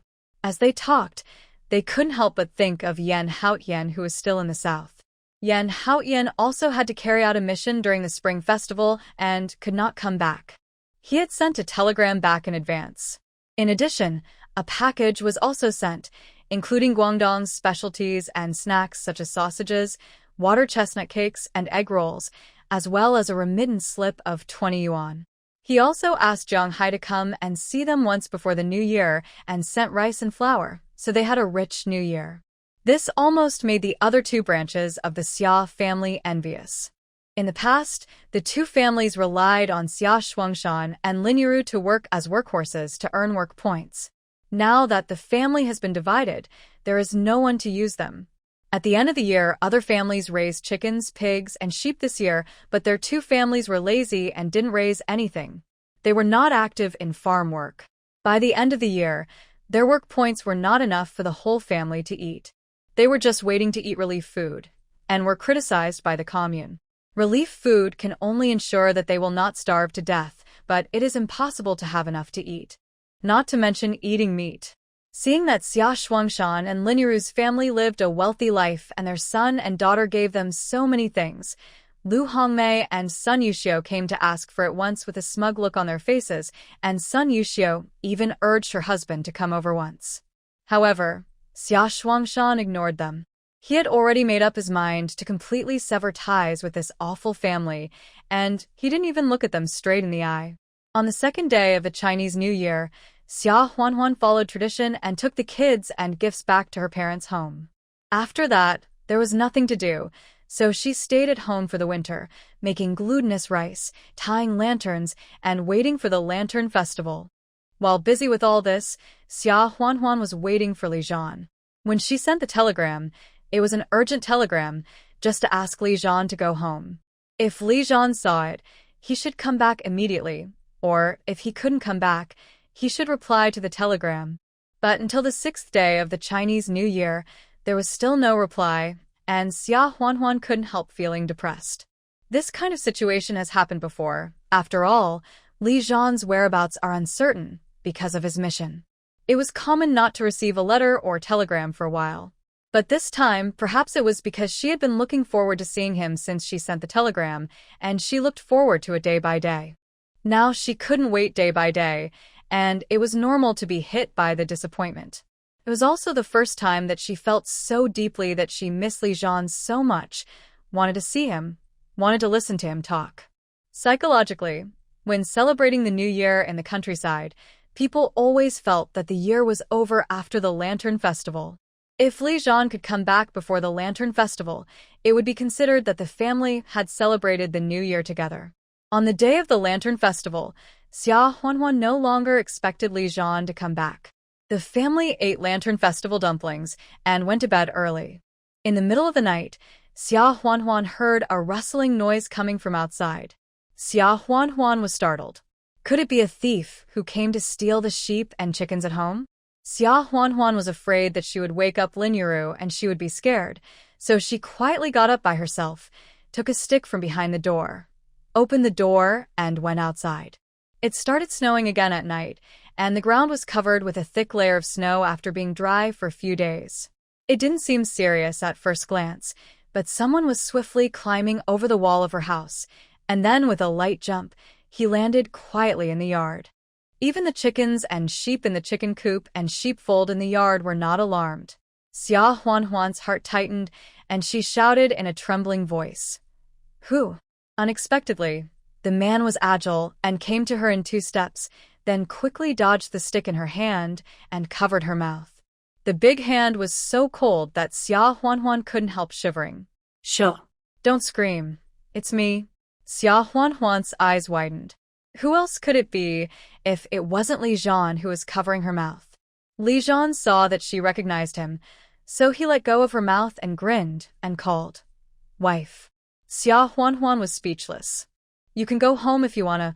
Why don't you go through the main door and climb over the wall?" Xia Huanhuan quickly pulled him into the house, complaining in a low voice. There were snow stubbles on Li Zhan's military coat and hat. He laughed twice and didn't say anything. He went to the Kong and looked at the triplets who were sleeping soundly and couldn't help but change the subject. "These 3 boys are so big now. Alas. It feels like they asked me to call Dad just yesterday. In a blink of an eye, they have grown so big." However, Xia Huanhuan had actually guessed it. It was already past 2 in the morning. If he knocked on the door, it would definitely make a lot of noise and wake up the whole family. Do and change the subject. You climbed over the wall to get in, but you still had to knock on the door? Are you planning to stay overnight in the yard? Xia Huanhuan pulled him to the coal stove in a bad mood, asked him to sit down and warm himself by the fire, and poured the hot water in the thermos into a rubber heating bag, stuffed it into Li Zhan's hand, and let him warm his hands. The dark red rubber heating bag, shaped like a small pillow, is a feature of this era. Xia Huanhuan bought several. She gave one to Xia Shuangshan, and Lin Yiru slept with Xia Wen and the others, so there were 2 on the bed. She also had 2 in her room with the younger triplets. The other one is this, which is used to warm hands. Every night, she would pour hot water from the coal stove into it and put it at her feet to warm her feet and quilt. Li Zhan didn't dare to say that he was thinking of staying in the kitchen for the night and talking about it in the morning. Anyway, when they were on missions before, it was common for them to sleep in more difficult environments than this. Tomorrow, I'll go to the county town to get some cement and stick some glass fragments on the top of our yard wall. The wall is too easy to climb over now, and it's not safe for you and your mother to be at home alone. Xia Huanhuan. Wasn't he the first one to climb over the wall? And he climbed over his own wall. Are you sure? If you stick some glass fragments on it, it will be difficult for you to climb over the wall in the future, right? Xia Huanhuan said faintly. Li Zhan didn't react for a while and smiled. That's impossible. A few pieces of glass can't stop me. Wife, cough cough. What I mean is, I will definitely come in through the front door in the future and never climb over our wall again. Xia Huanhuan glanced at him and said, That's better. Really, I come home like a thief. If the villagers know about it, they will laugh to death. Li Zhan smiled guiltily. Xia Huanhuan asked him if he had eaten, and she was going to cook for Li Zhan, but Li Zhan hugged her and asked her to get into bed quickly. It's so cold. Don't be busy. Get into bed quickly. The heat you have accumulated with great difficulty is gone. I had dinner in the county town at night before leaving, and now my stomach is still full. In fact, he got off the train at the county railway station and rushed home without stopping. He just ate some dry food on the way. Xia Huanhuan heard that she was really cold, so she quickly got into bed. She couldn't help feeling distressed and complaining. If it's already late when you arrive in the county, just stay in the county guest house for one night and come back early tomorrow morning. Why do you have to rush back overnight? Li Zhan smiled and said, Aren't I missing you and the children? As he said this, he took off his military coat and the military uniform outer coat and trousers underneath, then lifted Xia Huanhuan's quilt and tried to get in. Xia Huanhuan blushed, but still moved to the inside of the bed to make room for him. The family had made a new cotton quilt, so it was still possible to make a new quilt, but that would mean a cold quilt. Li Zhan had been traveling for most of the night, and she had to warm the quilt herself. She was reluctant to do that. Li Zhan hugged Xia Huanhuan from behind and lay down. He sighed with satisfaction and said with a smile, It's better to go home. Isn't this what a happy life with a wife and children on a warm bed is like? Not long after she lay down, Xia Huanhuan felt Li Zhan's hand from the back of her waist, lifting her pajamas and groping all the way to the front. Well. Do ent. The children are still asleep. Xia Huanhuan was a little numb, and she grabbed his hand from outside her clothes and protested slightly. Li Zhan kissed her on the back of her neck, unbuttoned her clothes, and said with a smile, How old are they? You won't understand it even if you wake up. Xia Huanhuan also wanted it, so she blushed and didn't stop him, letting him do it. The two of them stopped panting, and the bed almost felt hot. Li Zhan then asked, By the way, you sent a telegram asking me to come back quickly. What's the matter? Is there something wrong at home? He rushed back in a hurry, on the one hand because he missed her and the children, and on the other hand because Xia Huanhuan's letter made him worried. After hearing this, Xia Huanhuan turned her head, looked at him hesitantly, and said, Nothing happened at home. Everything is fine. It's just that there is something about you. About me? What about me? Li Zhan was a little confused. Xia Huanhuan hesitated for a moment and finally said, About your life experience. When Li Zhaodi, Lu Lan, Li Chong, and others were making a fuss in front of Li's father's grave. Many people in the village went to watch the fun, so this matter must not be kept secret. Instead of letting him hear it from others tomorrow, it is better to tell him in person. On New Year's Eve, your eldest sister Li Zhaodi went back to her parents' home. Li Zhan widened his eyes and said, "Eldest sister is back." Xia Huanhuan nodded and said, "Eldest sister said that you are not actually a child of the Li family, but a couple fostered in the Li family. Also, Lu Lan is not the biological mother of the third brother and the eldest brother and sister. She was met by my father-in-law on the way to escape famine. Naturally, it is even more impossible for her to be your biological mother.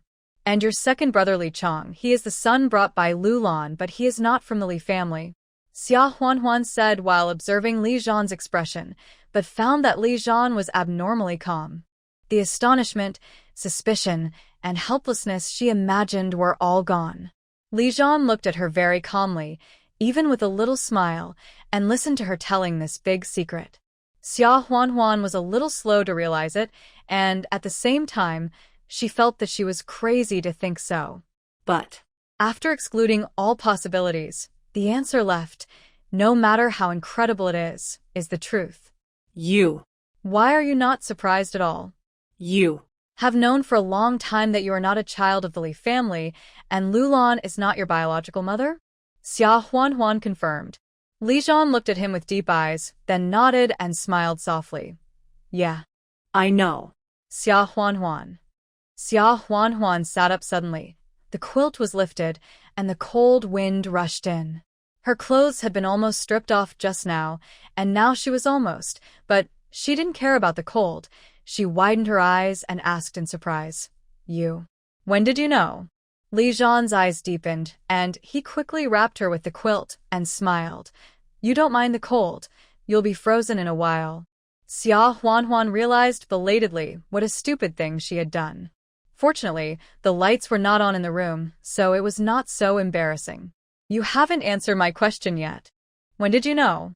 Li Zhan hugged her, and his hands made a lot of small movements, which made Xia Huanhuan angry and ashamed. Then he smiled and said, "Well, about 11 years ago." Xia Huanhuan was stunned. 11 years ago? Wasn't it the year you went to the army? Li Zhan nodded and said, "Well, about the same.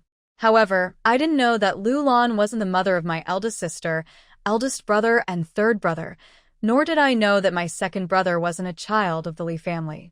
When Li's father remarried, Li Zhan was younger than Li Jie, just over 1 year old. The adults didn't tell him, so it was normal that he didn't know." Then. "How did you know?" Xia Huanhuan asked. Li Zhan's eyes darkened slightly, and then he said, "The year when the recruitment office came to the village to recruit soldiers, the village somehow spread the news that this wave of recruits would go to the south to fight as soon as they joined the army, and they might die. Therefore, no one actively signed up. The Li family lived in poverty at that time, and there were many sons. The eldest and second brothers were in their teens and 20s, but they hadn't married yet. The family was squeezed into 2 thatched and yellow earth houses, and they had no food to eat. Mom. It was Lu Lan who wanted to let one of her sons join the army. I heard that the army would give the family 30 yuan for finding a soldier. My eldest brother is a strong laborer and has to do farm work at home. He is also the eldest son, so my father doesn't agree to let him go. Lu Lan doesn't agree to let my second brother go. Only my third brother and I are left. Lu Lan advocates that I go, but my father doesn't agree. It was just a coincidence that I happened to hear them talking outside." Back then, Father Li smoked his pipe, was silent for a while, and said, "Let Xiao Jie go." Lu Lan said, "His father, why do you turn your elbow outward at the critical moment? Li Jie is your biological son. I think, let Li Zhan go. We have raised him for so many years, and raised him from a hungry kid to such a big man now. It is only right for him to make some contributions to the family." Father Li scolded, "Shut up. Didn't I tell you that you are not allowed to mention a word about this matter in the future? What if Xiaozhan hears?" Lu Lan shrank back and said, I didn't I say it in secret? There is no outsider present now." Old Man Li glared at him fiercely and said, Just let Xiaojie go. It's one thing that Xiaozhan is not old enough, but his parents entrusted their child to me and said they would come to find him in the future. If Xiaozhan goes to the army, what if something happens to him and his parents come? Where can I find a son to return to them? Lulan smiled sarcastically. His parents come? Father, I'm not saying anything harsh. It's been 15 years, almost 16 years. If they wanted to come and pick up their child, they would have come a long time ago. If they haven't come yet, I'm afraid they have already had other children and don't want him anymore. You must have been cheated. For a dozen silver dollars, you have been a sucker for 16 years, raising a son for others. Lulan. I don't let you say anything, but you're still excited, right? Keep your voice down. The children will hear it later. Lulan said, Father, you may think I'm selfish, but even a tiger won't eat its own cubs. After all, Li Jia is your own flesh and blood. I heard that his life might be in danger this time. Do you have the heart to let your son sacrifice himself? Do you think I don't love Xiaozhan? But if no one goes to the army, what about our 4 or 5 sons? Are they all going to be bachelors? People say you are incompetent and can't even marry a daughter-in-law. Don't you feel ashamed? Old man Li was a little shaken. He sighed and said, alas. Let me think about it again. Li Zhan didn't listen anymore. He secretly left a letter and went to the recruitment office, falsely reported his birthday, and went to join the army. There were many children in the family, and Li Zhan had never been a child who received much attention. Therefore, the letter he stuffed under the pillow was not discovered by the Li family until the next day. At that time, Li Zhan had already left with the army. Xia Huanhuan listened to Li Zhan's calm narration, and somehow her heart was blocked. Thinking of Li Zhan, who was only 15 years old but less than 16 years old at that time, how sad he must have been when he heard the truth that he was not a child of the Li family. But no one comforted him, accompanied him, and told him that his parents did not abandon him on purpose, and they didn't come to pick him up for so many years. Tell him that they didn't come to find him, because they had their own difficulties? Since you already knew it at that time, and listened to the nonsense Lulan said, why did you serve in the army for 9 years and send almost all of your allowances back home? Xia Huanhuan was filled with resentment and doubt, and her nose was sore. She felt it was not worth it for him. Li Zhan smiled and said, no matter what Lulan does, but there is one thing that is right. They have indeed raised me from a crying baby to a young man of 15 or 16 years old. I should repay the kindness of raising me over the years. Xia Huanhuan was speechless. Therefore, he sent almost all of his allowance back to the Li family just to repay the kindness of the Li family for raising him. Li Zhan. Why are you so stupid? Xia Huanhuan heard herself say softly. Li Zhan held Xia Huanhuan's hand and smiled. How can you say that your man is stupid? Besides, how am I stupid? If money can be used to repay emotional debts and favors, there is nothing more cost-effective in the world. Xia Huanhuan thought about it, and it was indeed true. It's just, how did you get through all these years? Have you tried to find your biological parents? Li Zhan smiled. In the first few years when I found out, I felt really bad, and I thought about looking for them. But there was no clue at all, and I couldn't ask my family, so I had no way to find them. Later, I gradually became indifferent. Maybe my fate as their father and son and mother and I is too shallow, and it was exhausted the moment I was born.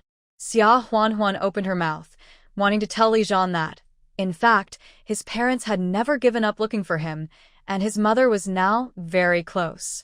But after looking at the pitch-black sky outside, she held back. At least, wait until tomorrow. He must be very tired after his journey back, so let him catch up on some sleep first. If I tell Li Zhan now, he will definitely be in a complicated mood and unable to sleep. Alas. I thought you would be extremely surprised to hear the secret, but in the end, forget it. Go to bed quickly. Otherwise, if the 3 little guys wake up and cry in a while, you won't be able to sleep.